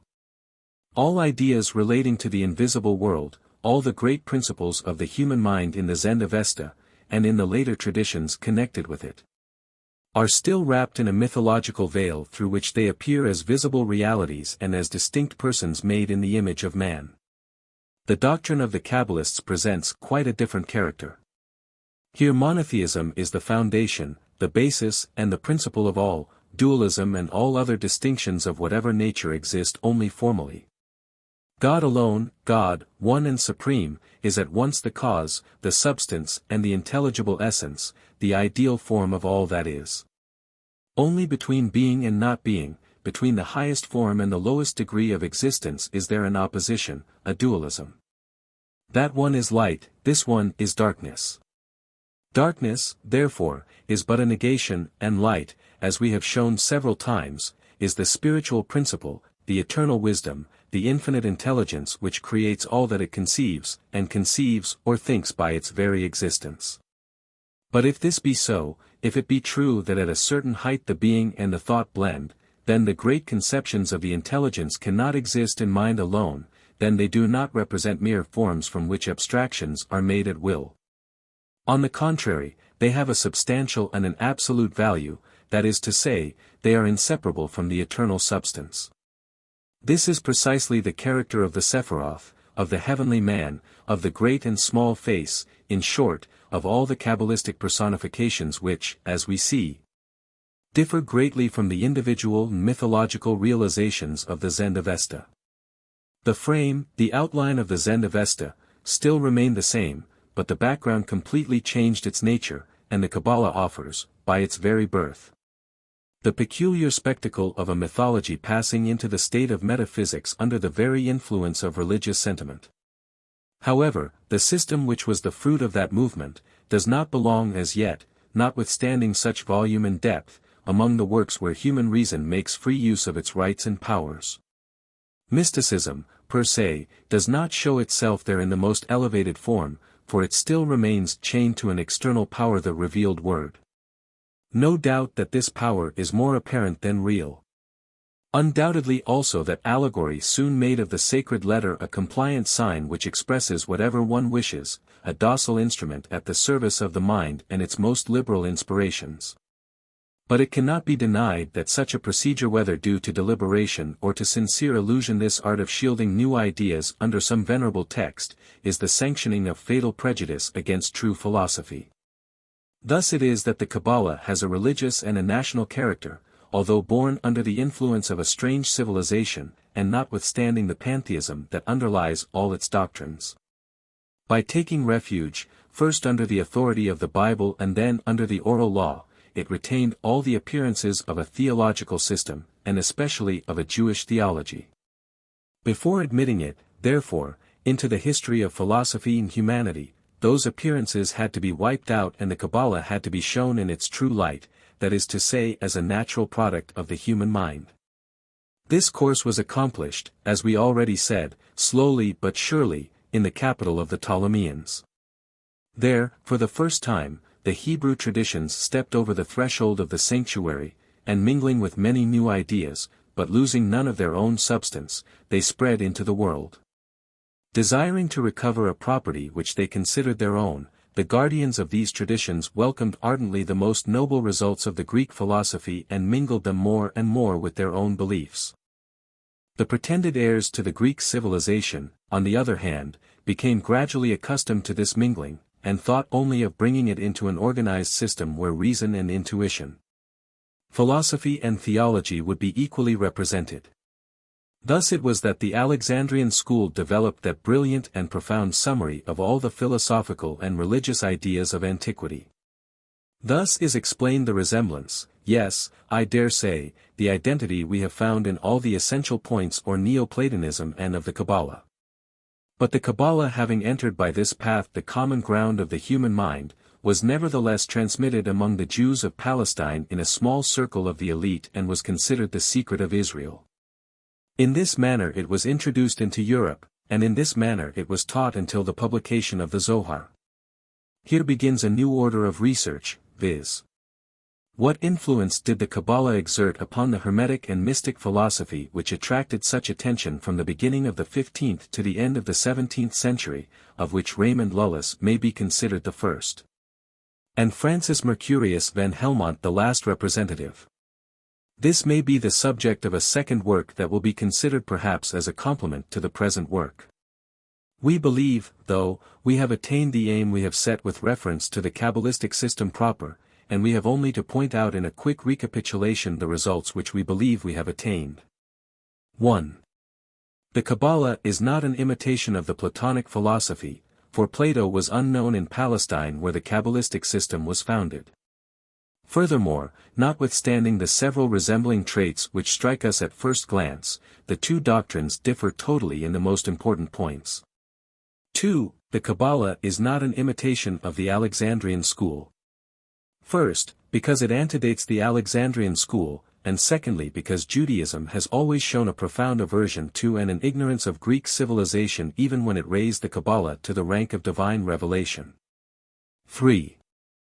The Kabbalah cannot be regarded as the work of Philo, although the doctrines of the philosophical theologian contain a great number of Kabbalistic ideas. Philo could not transmit these ideas to his Palestinian compatriots without at the same time initiating them into the Greek philosophy. Because of the nature of his mind, Philo was not capable of founding a new doctrine. What is more, it is impossible to find in the monuments of Judaism the least trace of his influence. Finally, Philo's writings are of more recent date than the Kabbalistic principles, the application as well as the substance of which we find in the Septuagint, in the Proverbs of Ben Sirach and in the Book of Wisdom. 4. The Kabbalah has not been borrowed from Christianity, for all the great principles upon which it stands antedate the coming of Christ. 5. The striking resemblances which we have found between this doctrine and the religious beliefs of the several sects of Persia, the numerous and odd relations which it presents to us with the Zend-Avesta. The traces that the religion of Zoroaster has left in all parts of Judaism, and the outward relations which existed between the Hebrews and their old teachers since the Babylonian captivity. force us to the conclusion that the materials of the Kabbalah were drawn from the theology of the ancient Persians.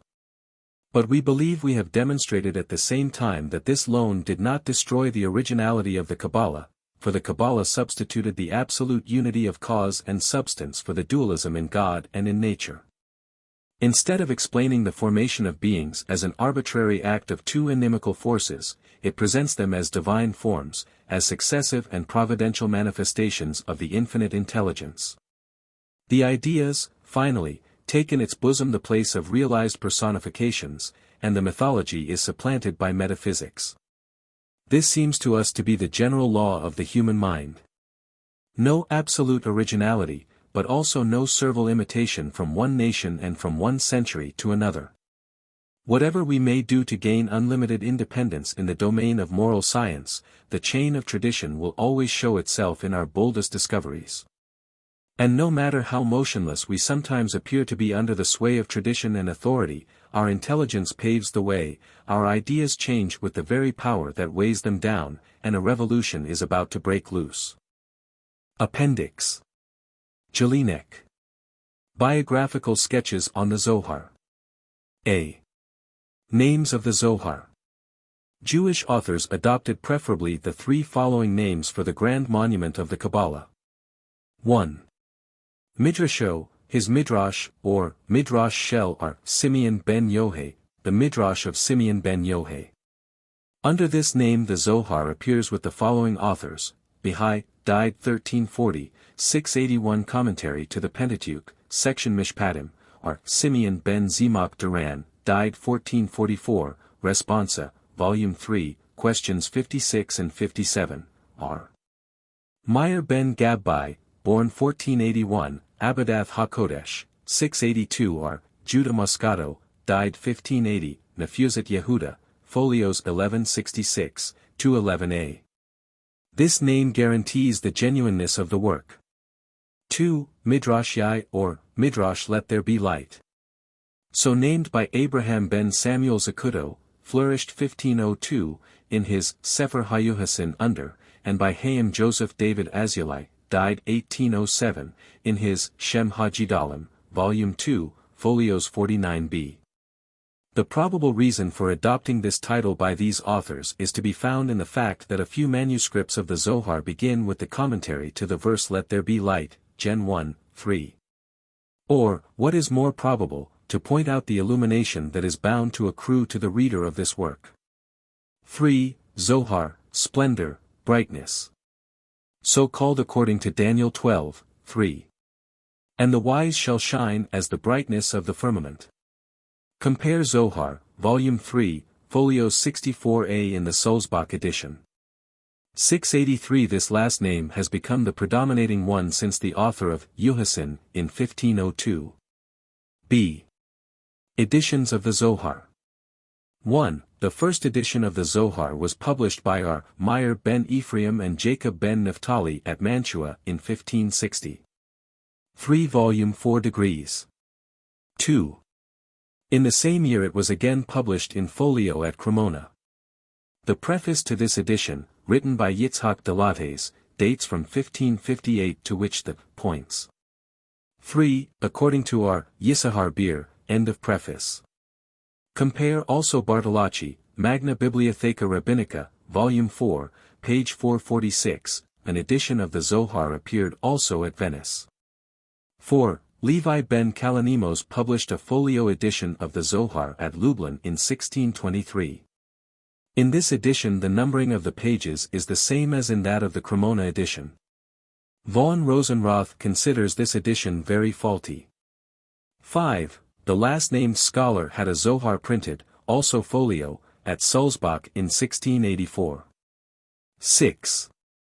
Another edition, patterned after the Mantua edition, appeared at Amsterdam in 1714. 7. An edition printed at Constantinople in 1736, Molitor, Volume 1, page 76. 8. Another edition at Amsterdam in 1805. 9. Milsahaji, author of quotes also a Salonika edition. Editions 2, 4 and 5, because printed in folio, are usually called Zohar Godal Large Zohar. The others, because printed in quarto, are designated Zohar Koton Small Zohar. c. Elements of the Zohar. Besides the 1. Zohar, proper, which serves as commentary to the Pentateuch, this work contains also 2. Sefer Yetzirah, Book of Mystery. 3. Idra Rabbah, Great Assembly. 4. Idra Zutta, Small Assembly. 5. Saba, the Old Man. 6. Midrash Ruth 684, Fragments only. 7. Sefer Habahir, Book of Brightness. 8. Tosefta, Addendum. 9. Raya Mehemna, the Faithful Shepherd. 10. Hekalat, Palaces. 11. Sitra Torah, the Mysteries of the Law. 12. Midrash HaNeilam, the Hidden Midrash. 13. Razi D. Razin, Mystery of Mysteries. 14. Midrash Hasid, Midrash to Song of Songs. 15. Mamer Tahazi, treatise which begins with Come and See. 16. Yanuka, Boy. 17. Pakuda, Explanation of the Law. 18. Hibura Kadma, Previous Work. 19. Mathnathin, Doctrines. All these elements are to be found in the Sulzbach edition. The Mantua edition contains only numbers 1, 2, 3, 4, 8, 9, 11 and 12.685. d. Translations of the Zohar. 1. A Hebrew translation of the Zohar, manuscript, written in 1506, from section to the end of the work and bearing the title is in possession of S. D. Luzzatto, professor at the Rabbinic College at Padua. Compare the Hebrew Year Book, Prague, Landau 8. 7, 79. 2. Zvi Hirsch ben Yerachmiel of Krakow in his book, Frankfurt O. M. 1711, translated into jargon some fragments of the Zohar. Wolf, B. H. I. 999. 3. The Book of Mysteries, the Idra Rabbah and the Idra Zutta were translated into Latin by Rosenroth in the second volume of his Kabbalah Denudata. 4. Several fragments of the Zohar have been translated into French by the author of this book, and by the translator into 5. German. 686. Translations. English. 1. Kabbalah Denudata. The Kabbalah Unveiled. Containing the following books of the Zohar. 1. The Book of Concealed Mystery. 2. The Greater Holy Assembly. Translated into English from the Latin version of Nor von Rosenroth by S. L. M. Mathers. London 1887, 359 p. 8 degrees. 2. Kabbalah.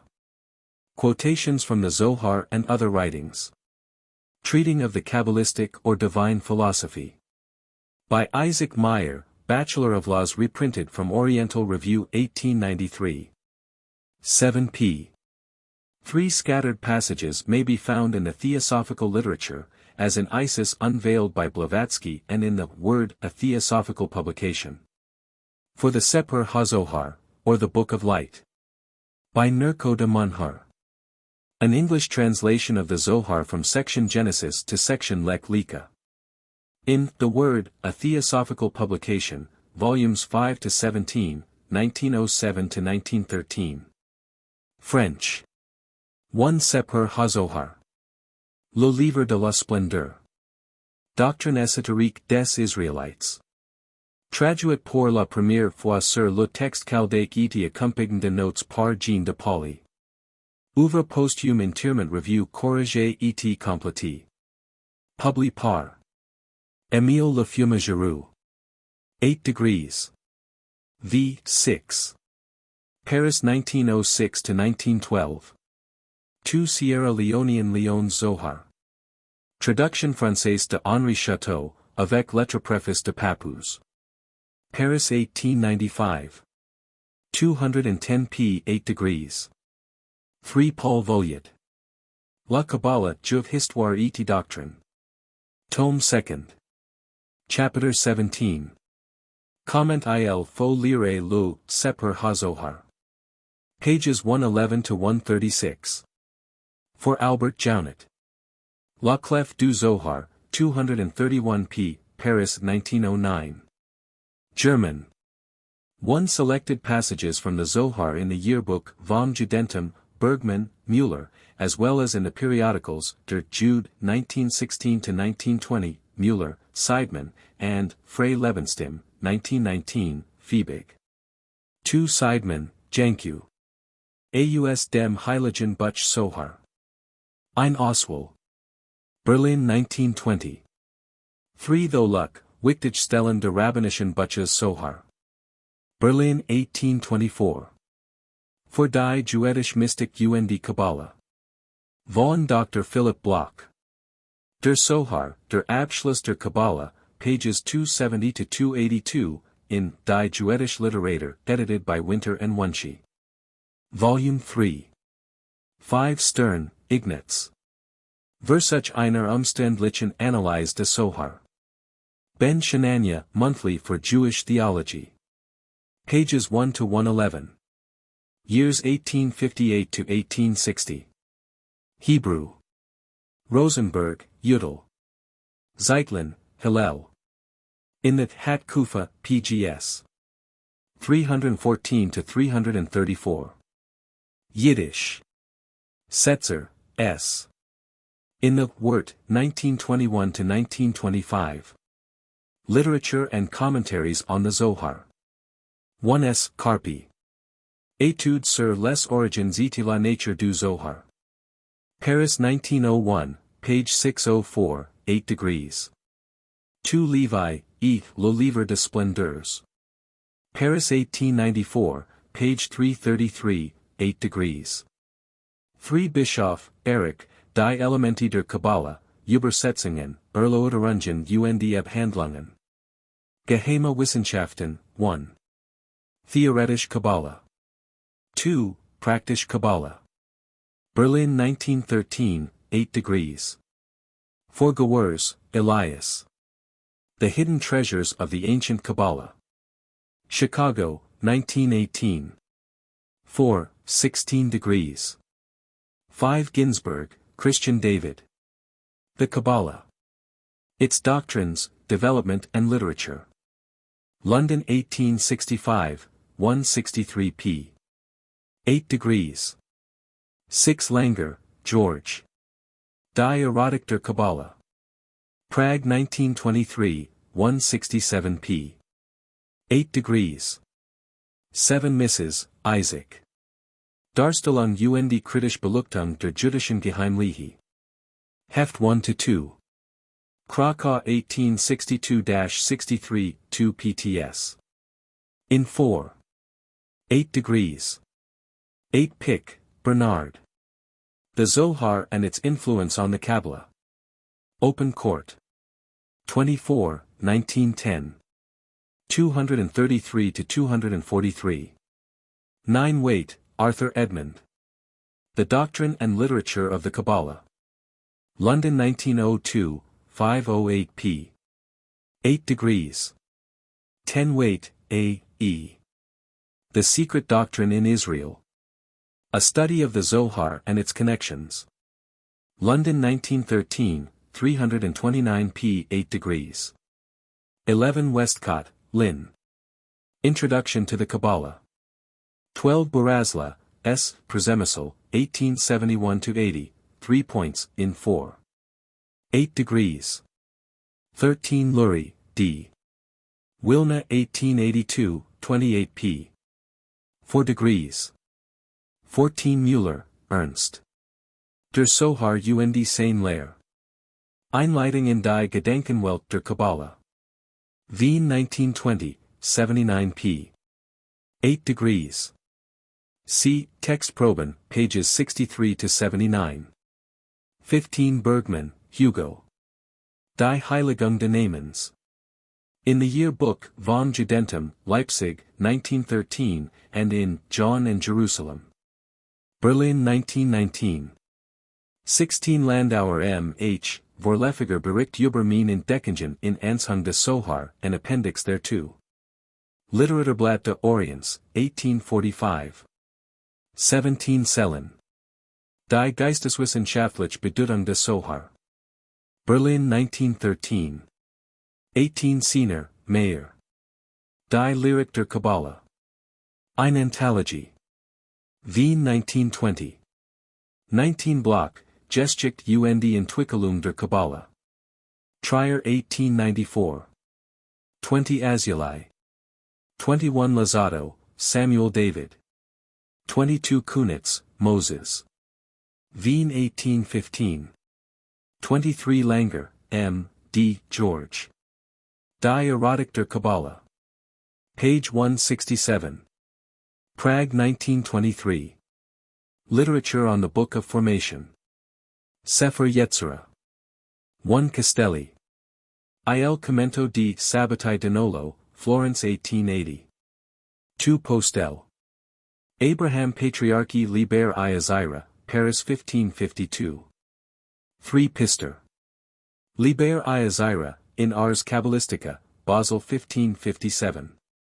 4 Rittengel in the Amsterdam edition of 1642. 5. Philadelphia 1895. 6. Berlin 1885, 354 p. 7 Ben Jacob, pages 228 to 229. 8 Rosenthal in V2 pages 29 to 68. 9. New York 1877. This is the Hebrew title page of the book by the same author mentioned later on. 10 S. Bernfeld, pages 106 to 110, Warsaw 1897. 11. 12. 13. 14. 15. 16 Sepher Yetzirah, Traduction du Livre Kabbalistique de la Création. Calamira de Samara, Paris 1913. 17 Epstein, Recherches sur le Sepher Yetzirah. Versailles 1894, 35 p. 18 Commentaires sur le Sepher Yetzirah du Livre de la Création par le Jain Sadia de Fayem. Publi et traduit par Mayer Lambert, Paris 1891, 128 p. 19 S. Carpi, Études sur les origines et la nature du Zohar. Le Sepher Yetzirah, pages 139 to 168. 20 Ad. Franck, La Kabbal, pages 103 to 119. Paris 1892. See also German translation by Jelinek pages 57 to 65. 21 Paul Volyand, La Kabbal Juv, Le Sepher Yetzirah, v. I chapter 6, pages 195 to 220. 22 Papus, La Kabbal. Troisième partie. Le Sepher Yetzirah, pp. 175 to 235, Paris 1903. 23 Charles M. Lemausen, La Kabbal littéraire occidentale. Les 32 Voix de la sagesse du Sepher Yetzirah. Paris. 24 Sepher Yetzirah, The Book of Formation and the 32 Paths of Wisdom. Translated from the Hebrew, by W. W. Westcott.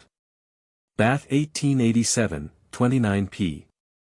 25, The Book of Formation, Sepher Yetzirah, by Rabbi Akiba ben Joseph, translated by Kunt Stenring, with an introduction by Arthur Edward Waite. London 1923, 66 p. 26 J. Abelson. Jewish Mysticism. Chapter 5. The Book Yetzirah. Pages 98 to 116. London 1913. 27 Kalish, I. A Sketch of the Talmud. New York 1887. 28 Maurice Flugel, Philosophy, Kabbalah and Vedanta. Chapter 5, Yetzirah. Book of Creation, pages 136 to 152. Baltimore 1902. 29 H. Sperling, Jewish Mysticism, in Simon's, Aspects of the Hebrew Genius, pages 145 to 176. 30 Mordell, Phineas, Origin of the Letters and Numerals in Sepher Yetzirah. In Jewish Quarterly Review, Volume 2 New Series pages 557 to 583, Volume 3 N.S. pages 517 to 544. 31 Ginsberg, C.D. The Kabbalah, Its Doctrines, Development and Literature, pages 65 to 75. 32 Der Buch Yetzirah. Nebst den 32 Wegen der Weisheit. Hebräisch und Deutsch, MIT Einleitung, Anmerkungen und einem Glossarium. Hursk. Vaughan J. V. Meyer, Leipzig 1830, 36. 33, Das Buch der Schöpfung. Kritisch redigerter Text, nebst Übersetzung, Varianten, Amerkungen, Erklärungen und einer Einleitung von L. Goldschmidt. Frankfurt, 1894, 92 p. 34 Greats, H. Gnosticismua und Judentum, Breslau 1846, pages 102 to 132. 35 Dr. Philip Bloch, Die Jüdische Mystik und Kabbalah.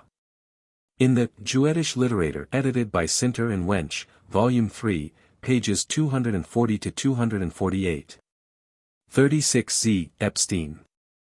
Studien zum Yetzirahbuch und seinen Erklärungen. Die beiden Versionen des Yetzirahbuches. Pages 266 to 269. 2. Der Text de Nolos und zu Mantua, pages 458 to 462. In Monoschrift für Geschichte und Wissenschaft des Judentums, Volume 37, page 186. 37 A. Epstein, Pseudosages und Elasar Rokias Kommentar zum Yetzirahbuch. Die Recension Sages pp. 75 to 78, 117 to 120. In Monats. Für G. U. W. D. J. V. 37. 1893. 38 Erich Bischoff, Die Elemente der Kabbalah. Das Buch Yetzirah, pages 63 to 80. Berlin 1913. 39 Jelinek, Adolphe, Beiträge zur Geschichte der Kabbalah. Yetzirah pages 3 to 18. Leipzig 1913. 40 D. H. Joel, Die Religionsphilosophie des Zohar. Analyse de Sefer Yetzirah, pages 75 to 77. 41 A. Epstein, Besprechung, das Buch der Schöpfung von Lazarus Goldschmidt. In Monoschrift für Gesch. U. Wiss. D. Judd. V. 39, pp. 46 to 48, 134 to 136. 42 First, Bibl Judd. I. 27 to 28. 43 Backer, Die Anfänge der Hebräischen Grammatik, pages 20 to 23. Leipzig 1895. 44 Zedner, Cat. Hebrew Books Brit. Muse page 13. 45 M. Steinschneider, Pseudosadias Kommentar zum Buch Yetzirah. In Berliner's Magazine, v. 19, pages 79 to 85. 46 M. Steinschneider, in Cat. Baadl. COLS 552 to 554. 47 Newmark, David, Geschichte der jüdischen Philosophie des Mittelalters. Kabbalah, 170 to 236. The End.